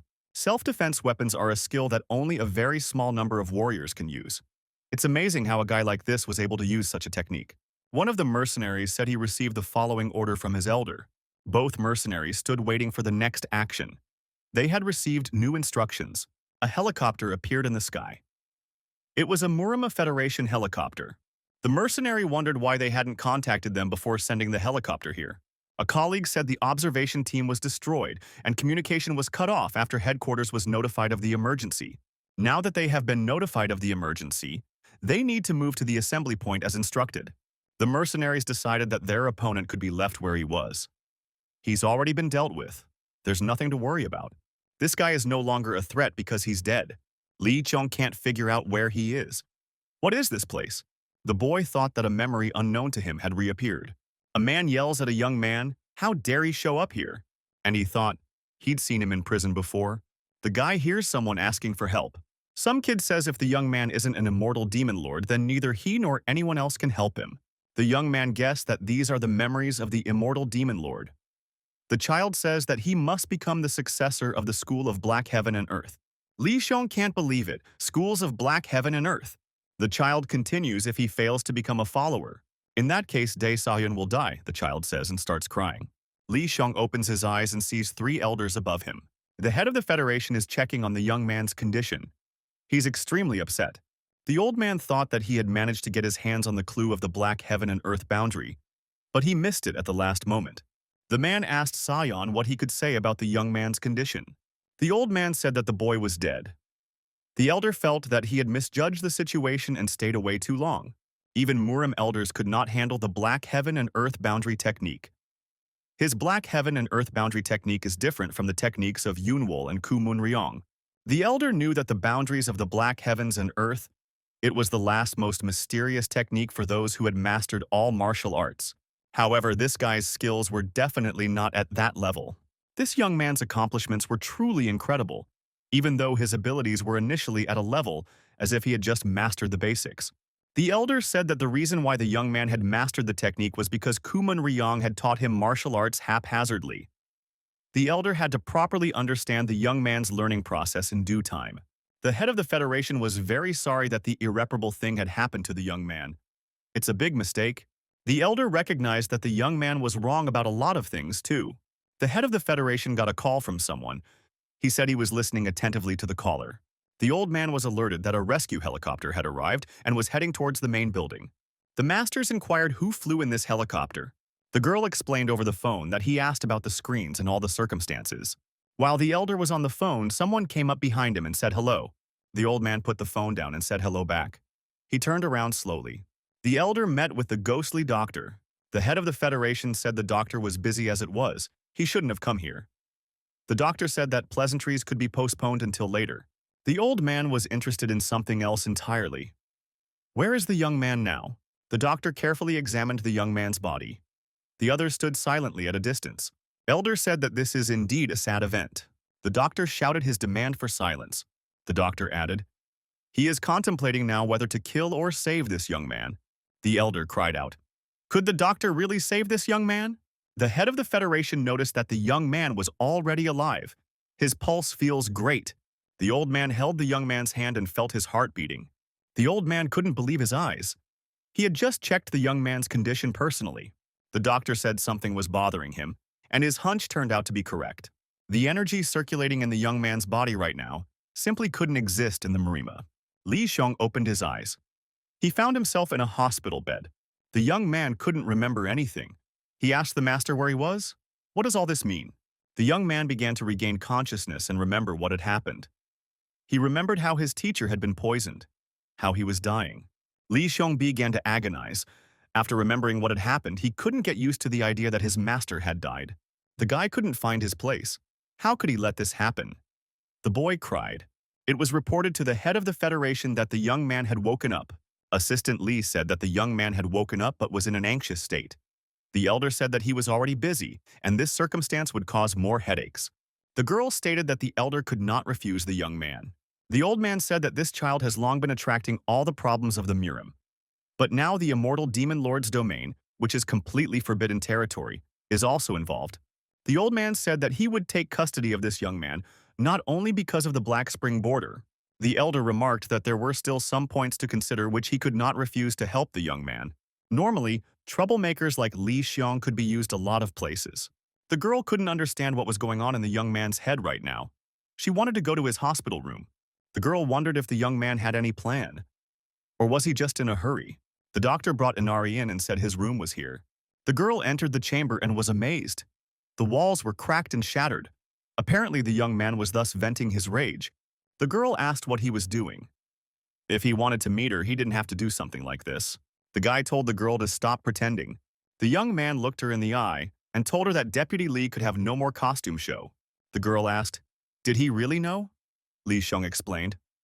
When Master told him about the existence of the side branch, the first thing he thought of was the head of the Federation. The head of the Federation has spoken about his involvement with the Black Heaven and Earth School at many events. But in fact, the Master seems to have been completely unaware of it. The girl asked why the guy kept quiet about it all the time. Shun replied that he guessed that he had some personal reasons. The boy added that he didn't really want to know about those reasons. He cherished the time he had spent with the Master, and he was very grateful for it. The young man said if it's over now, it's okay to stop. The guy asked to be let out of here as soon as possible. Li's assistant said it was impossible. The energy found in the young man's body was the energy that was completely forbidden in the Murim. The young man asked if it was the energy of an immortal demon lord. The guy said he was locked up in a place like this because that energy became a problem. The young man added, "Why don't they destroy his key center in that case?" Just like Kumun Ryong did to him that day. The girl was indignant. Why was he still harboring a grudge against the elder for that day? The guy said he wanted to get it over with as soon as possible. He should have done it a long time ago. He should have gotten rid of his regrets related to Kumun Ryong from the beginning. Then his mom, Elder Zhang, and Elder Quan would all be alive and well. If he hadn't come to the Master wanting revenge on Kumun Ryong, the Master wouldn't have died. The young man concluded that in the end, everyone he loved was dead because of him. Aide Li said she couldn't listen to it anymore. The head of the Federation appeared in the doorway of the chamber. He said that every person he met praised the young man very strongly. So he thought the young man was some kind of incredible creature. The elder added, now that he looked at the young man, he could see that he was nothing but a pathetic coward. The boy wondered if the elder was keeping him here because of his obsession with the Black Spring boundary. Li Xiong has promised to tell everything he knows. He wants to be released. The girl recognized it and was very surprised. Was it really true? Was he really being kept locked up? The elder's face changed. He became angry. The old man said that looking at the young man as he was now, he wasn't just disappointed, he was furious. And he added that the young man should follow him. The old man said, though he'd like to smash the young man's Kai Center and throw him out of the Murim right now, he thinks that before doing so, he should tell the guy what he deserves to know. The old man went to the closed door and said it was in here, and for the guy to look. The young man saw that the body of Yu Sao Hyun, his master, was in the room. The guy didn't understand what was going on. What was this all about? The elder explained that his master, the head of the Black Heaven and Earth School of Black Heaven and Earth, was not dead. Li Xiong watched as if mesmerized. Is it really true? This is some kind of miracle. The elder added that in such a condition he could not be called alive. Li Xiong asked, what does all this mean? The old man said that this was only a small part of what he wanted to tell. The young person needs to know that even if they give up everything, these troubles will not end. The adversary the young man faces isn't just targeting him. He is just one worthless target out of many intended. The old man said that if the young man was going to take revenge on Kumun Ryong, he was going to take revenge on the wrong person. The old man added that Kumun Ryong was just a puppet.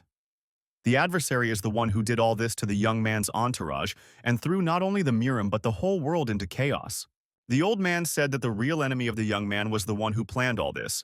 It was the head of the Black Forest Defense, a man named Kaiser. Kaiser said it becomes a quandary. Even though he's famous, he still belongs to the Shadow Warriors. Kaiser said he couldn't help if the man spontaneously ignored orders. Kumong Ryong was surprised by the question. Does the elder really think he needs help? Kaiser and Kumun Ryong looked into each other's eyes. At that moment, someone entered the room. There were two visitors, and they said they had come at the invitation of the elder. Kumun Ryong looked at the men who had entered. They were the mercenaries from the lab. Kaiser asked, Kumun Ryong. Because he knows these people, doesn't he? Kaiser stated that these people could become competitors to Kumun Ryong in terms of ability level. Kumun Ryong, after evaluating the visitors with a glance, said that it was unbelievable. The man turned away willfully and said that if Kaiser had said everything, he was leaving. Kumong Ryong defiantly, paying no attention to anyone, walked past those mercenaries. One of them, as if offhandedly, said that not long ago they had fought some young man on the orders of an elder. The man added that this guy was pretending to have powers, so they just destroyed him. Later, they found out that the guy was Kumun Ryong's student, so they realized that Kumun Ryong was not much of a man either.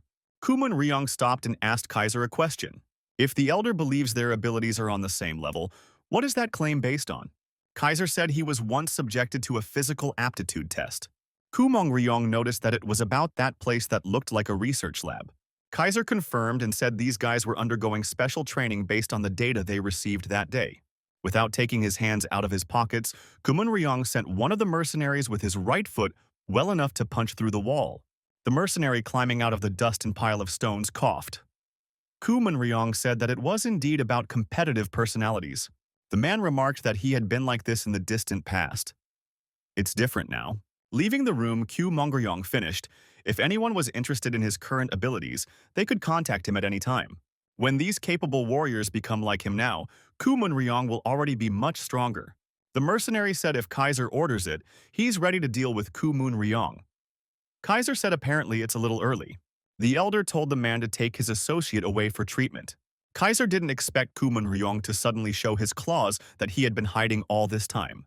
Kaiser felt that the death of that young man was a great shock to Kumun Ryong. The girl met the boss and asked what happened to him.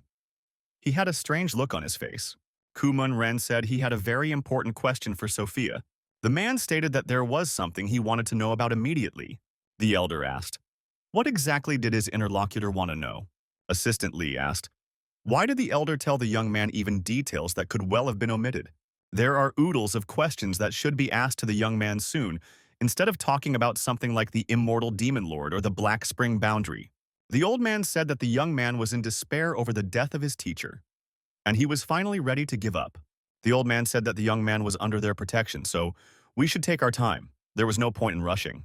The old man noticed that the place where the young man was now was equipped in such a way that even if one wanted to badly, it was almost impossible to escape from there. Besides, the young man saw the state his master was in now. While he would be busy finding a way to save the master, he wouldn't have time to think about anything else. The elder and his assistant didn't know how the body of a person who should definitely be dead by now could have so much energy left in it. And what exactly was the very energy of an immortal demon lord? The ghostly doctor said that he could help, so the only thing left to do was to wait. The ghostly doctor appeared at the hospital and asked where the room the boy was in was. The ghostly doctor saw the room the young man was in. The door was broken and mangled. The man couldn't understand what had happened to the door. How could such a door be broken down? The ghost doctor told the doctor to keep up with him. The young man walked over to the closed door and leaned his hand on it. He obviously wanted to do something. The ghost doctor and the doctor noticed the young man. The ghostly doctor called out to the young man and asked what he was doing. Li Xiong activated his internal energy, and some sort of radiance appeared around him. The men closed their eyes and lowered their heads. What the hell is going on? The ghostly doctor thought he wasn't wrong. He knew where this such incredible energy came from. The old man couldn't understand what this young man was doing now. Why is he standing in front of this door? The doctor in the clipboard noticed the patient's pulse response from that cell. He was sure that the pulse had been practically non-existent before that. The ghostly doctor asked who was in that cell. The doctor said that this young man's master must be in that cell. The ghostly doctor suggested that in that case, this young man was injecting his master with concentrated energy. The doctor didn't believe it. That can't be. Could it be possible to inject concentrated energy without direct contact? It can only be done by using the airborne impact technique. This young man is being absurd. The men noticed that the young man had squatted down. He seemed exhausted. The ghostly doctor asked how the young man was feeling.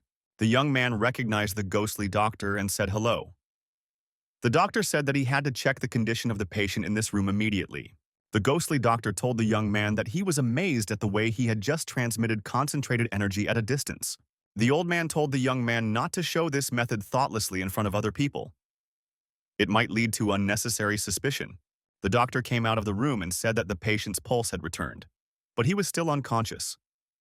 The ghostly doctor said that it would be necessary to monitor this patient continuously. He has some questions for the young man and needs to talk, just somewhere else. The young man told the old man what had happened to him lately. The ghost doctor said, although he had noticed the immortal demon lord's energy emanating from the young man, he had no idea that fate was so ironic. The old man continued, apparently the place where the young man discovered the corpse of the immortal demon lord was the blast furnace of energy. Li Xiong asked the ghost doctor what could have happened to him. The doctor said that he could only speculate. The doctor noticed if the guy survived after falling from a very high height, the energy density in that place was incredibly high.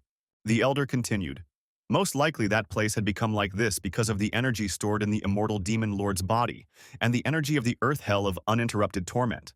If the young man had been a full-fledged Murim, he would have been nailed to the ground by that energy and wouldn't have been able to even pick up his bones. But because of his naturally large volume of blood, he was able to absorb a huge amount of the energy of that place. And now he continues to live with it. The ghostly doctor continued, the most interesting part of the young man's story was part of his memories of seeing this immortal demon lord. The old man asked if that meant that the young man could use his techniques, if he retained his memories of him. The guy said that in fact the technique he had used a little earlier on the wizard, he had also found by digging through his memories. The young man noticed that most of the memories had disintegrated into shards, making it difficult for him to understand their meaning. The old man said that he understood the young man. Besides, martial techniques combine many different factors. Li Xiong asked, why is the elder helping him?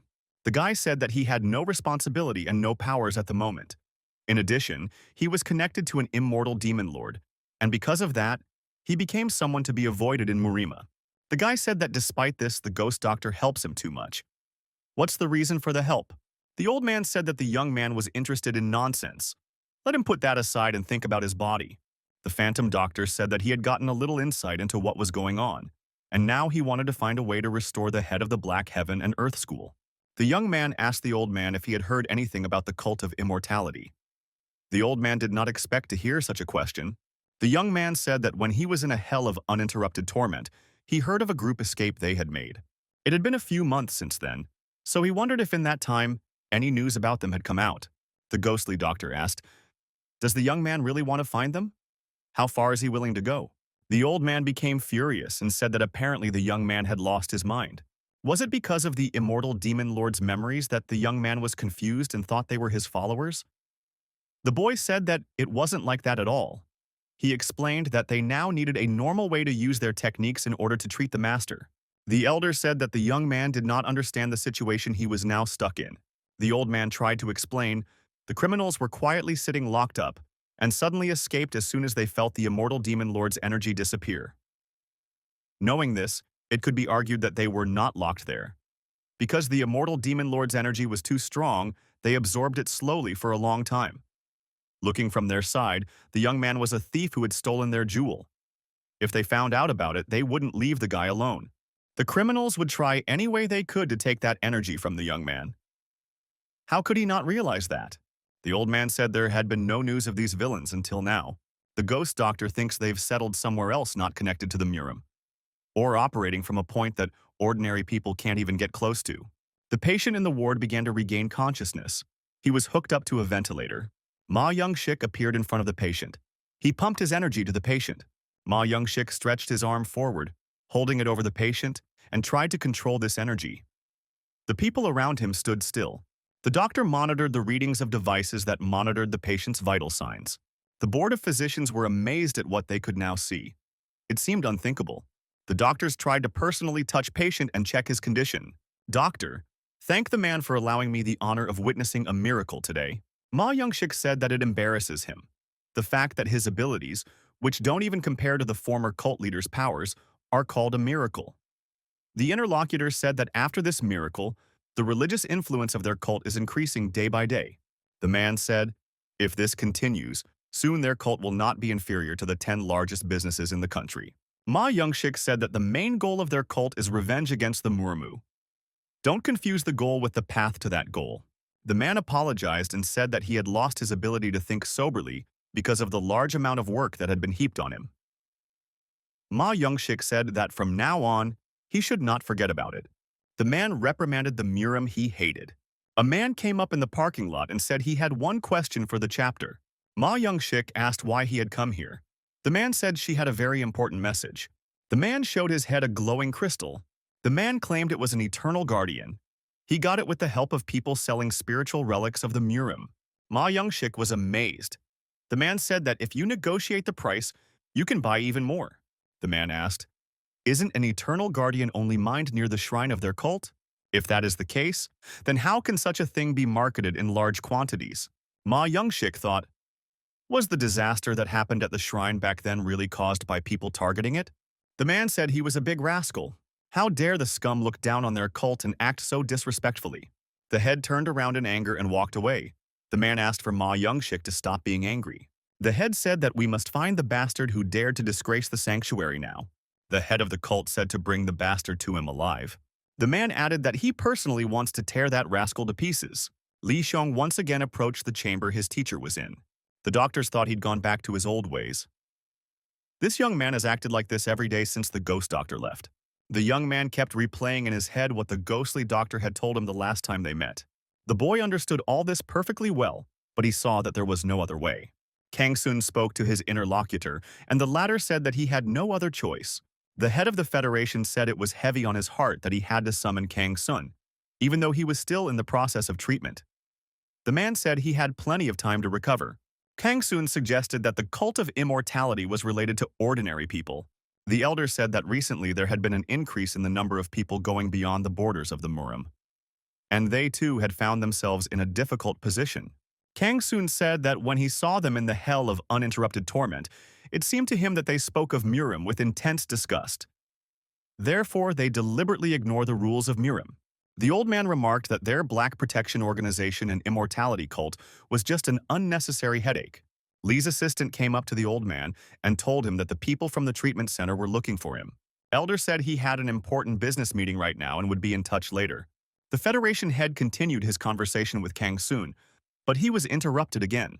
The girl came back and said there was an emergency at the hospital after all. The old man was a little annoyed.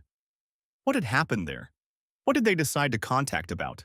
Assistant Lee said that Elder received a call from Li Xiong, that young man. Lee's assistant said the matter was urgent, and he should be contacted now.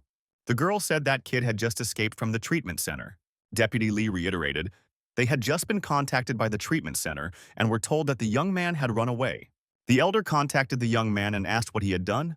The head of the Federation explained to the young man that the young man was in great danger. He doesn't even know what is happening outside right now. The young man was in the forest. He told the elder that he should not persuade him. After all, he had not called to listen to his advice. Li Xiong asked the elder to take care of Master. As long as he's away, he would try to return as soon as possible. The old man was angry. Why is the young man behaving like this? Couldn't he at least give a reason for this behavior? The young man told the elder that he wanted to meet with the cult of immortality. And this matter is non-negotiable. The old man said that now the immortality cult's eyes are bloodshot because they want badly to catch the person who destroyed their sanctuary. They say that once they catch the culprit, they will tear him apart. The elder shouted that now it would not be enough for the young man to even hide, and he was going to deliberately climb the mountain to certain death. The guy said that was why he was going to take matters into his own hands. At first, he wanted to contact them with the help of an elder to find a way to cure the master. But after listening to the ghost doctor, he realized that it was impossible. The young man decided to meet them in person and find out who he was to them. The old man asked if it was true that the young man possessed part of the immortal demon lord's memories. If so, the old man continued, this is just a side effect of the KI transmission. A guy shouldn't do anything stupid by trusting such a side effect. The head of the Federation said that he planned to reappoint the young man as the head of the Sunnu clan. The old man said that this plan was already underway to some extent, but it was necessary for the young man to come back and help him.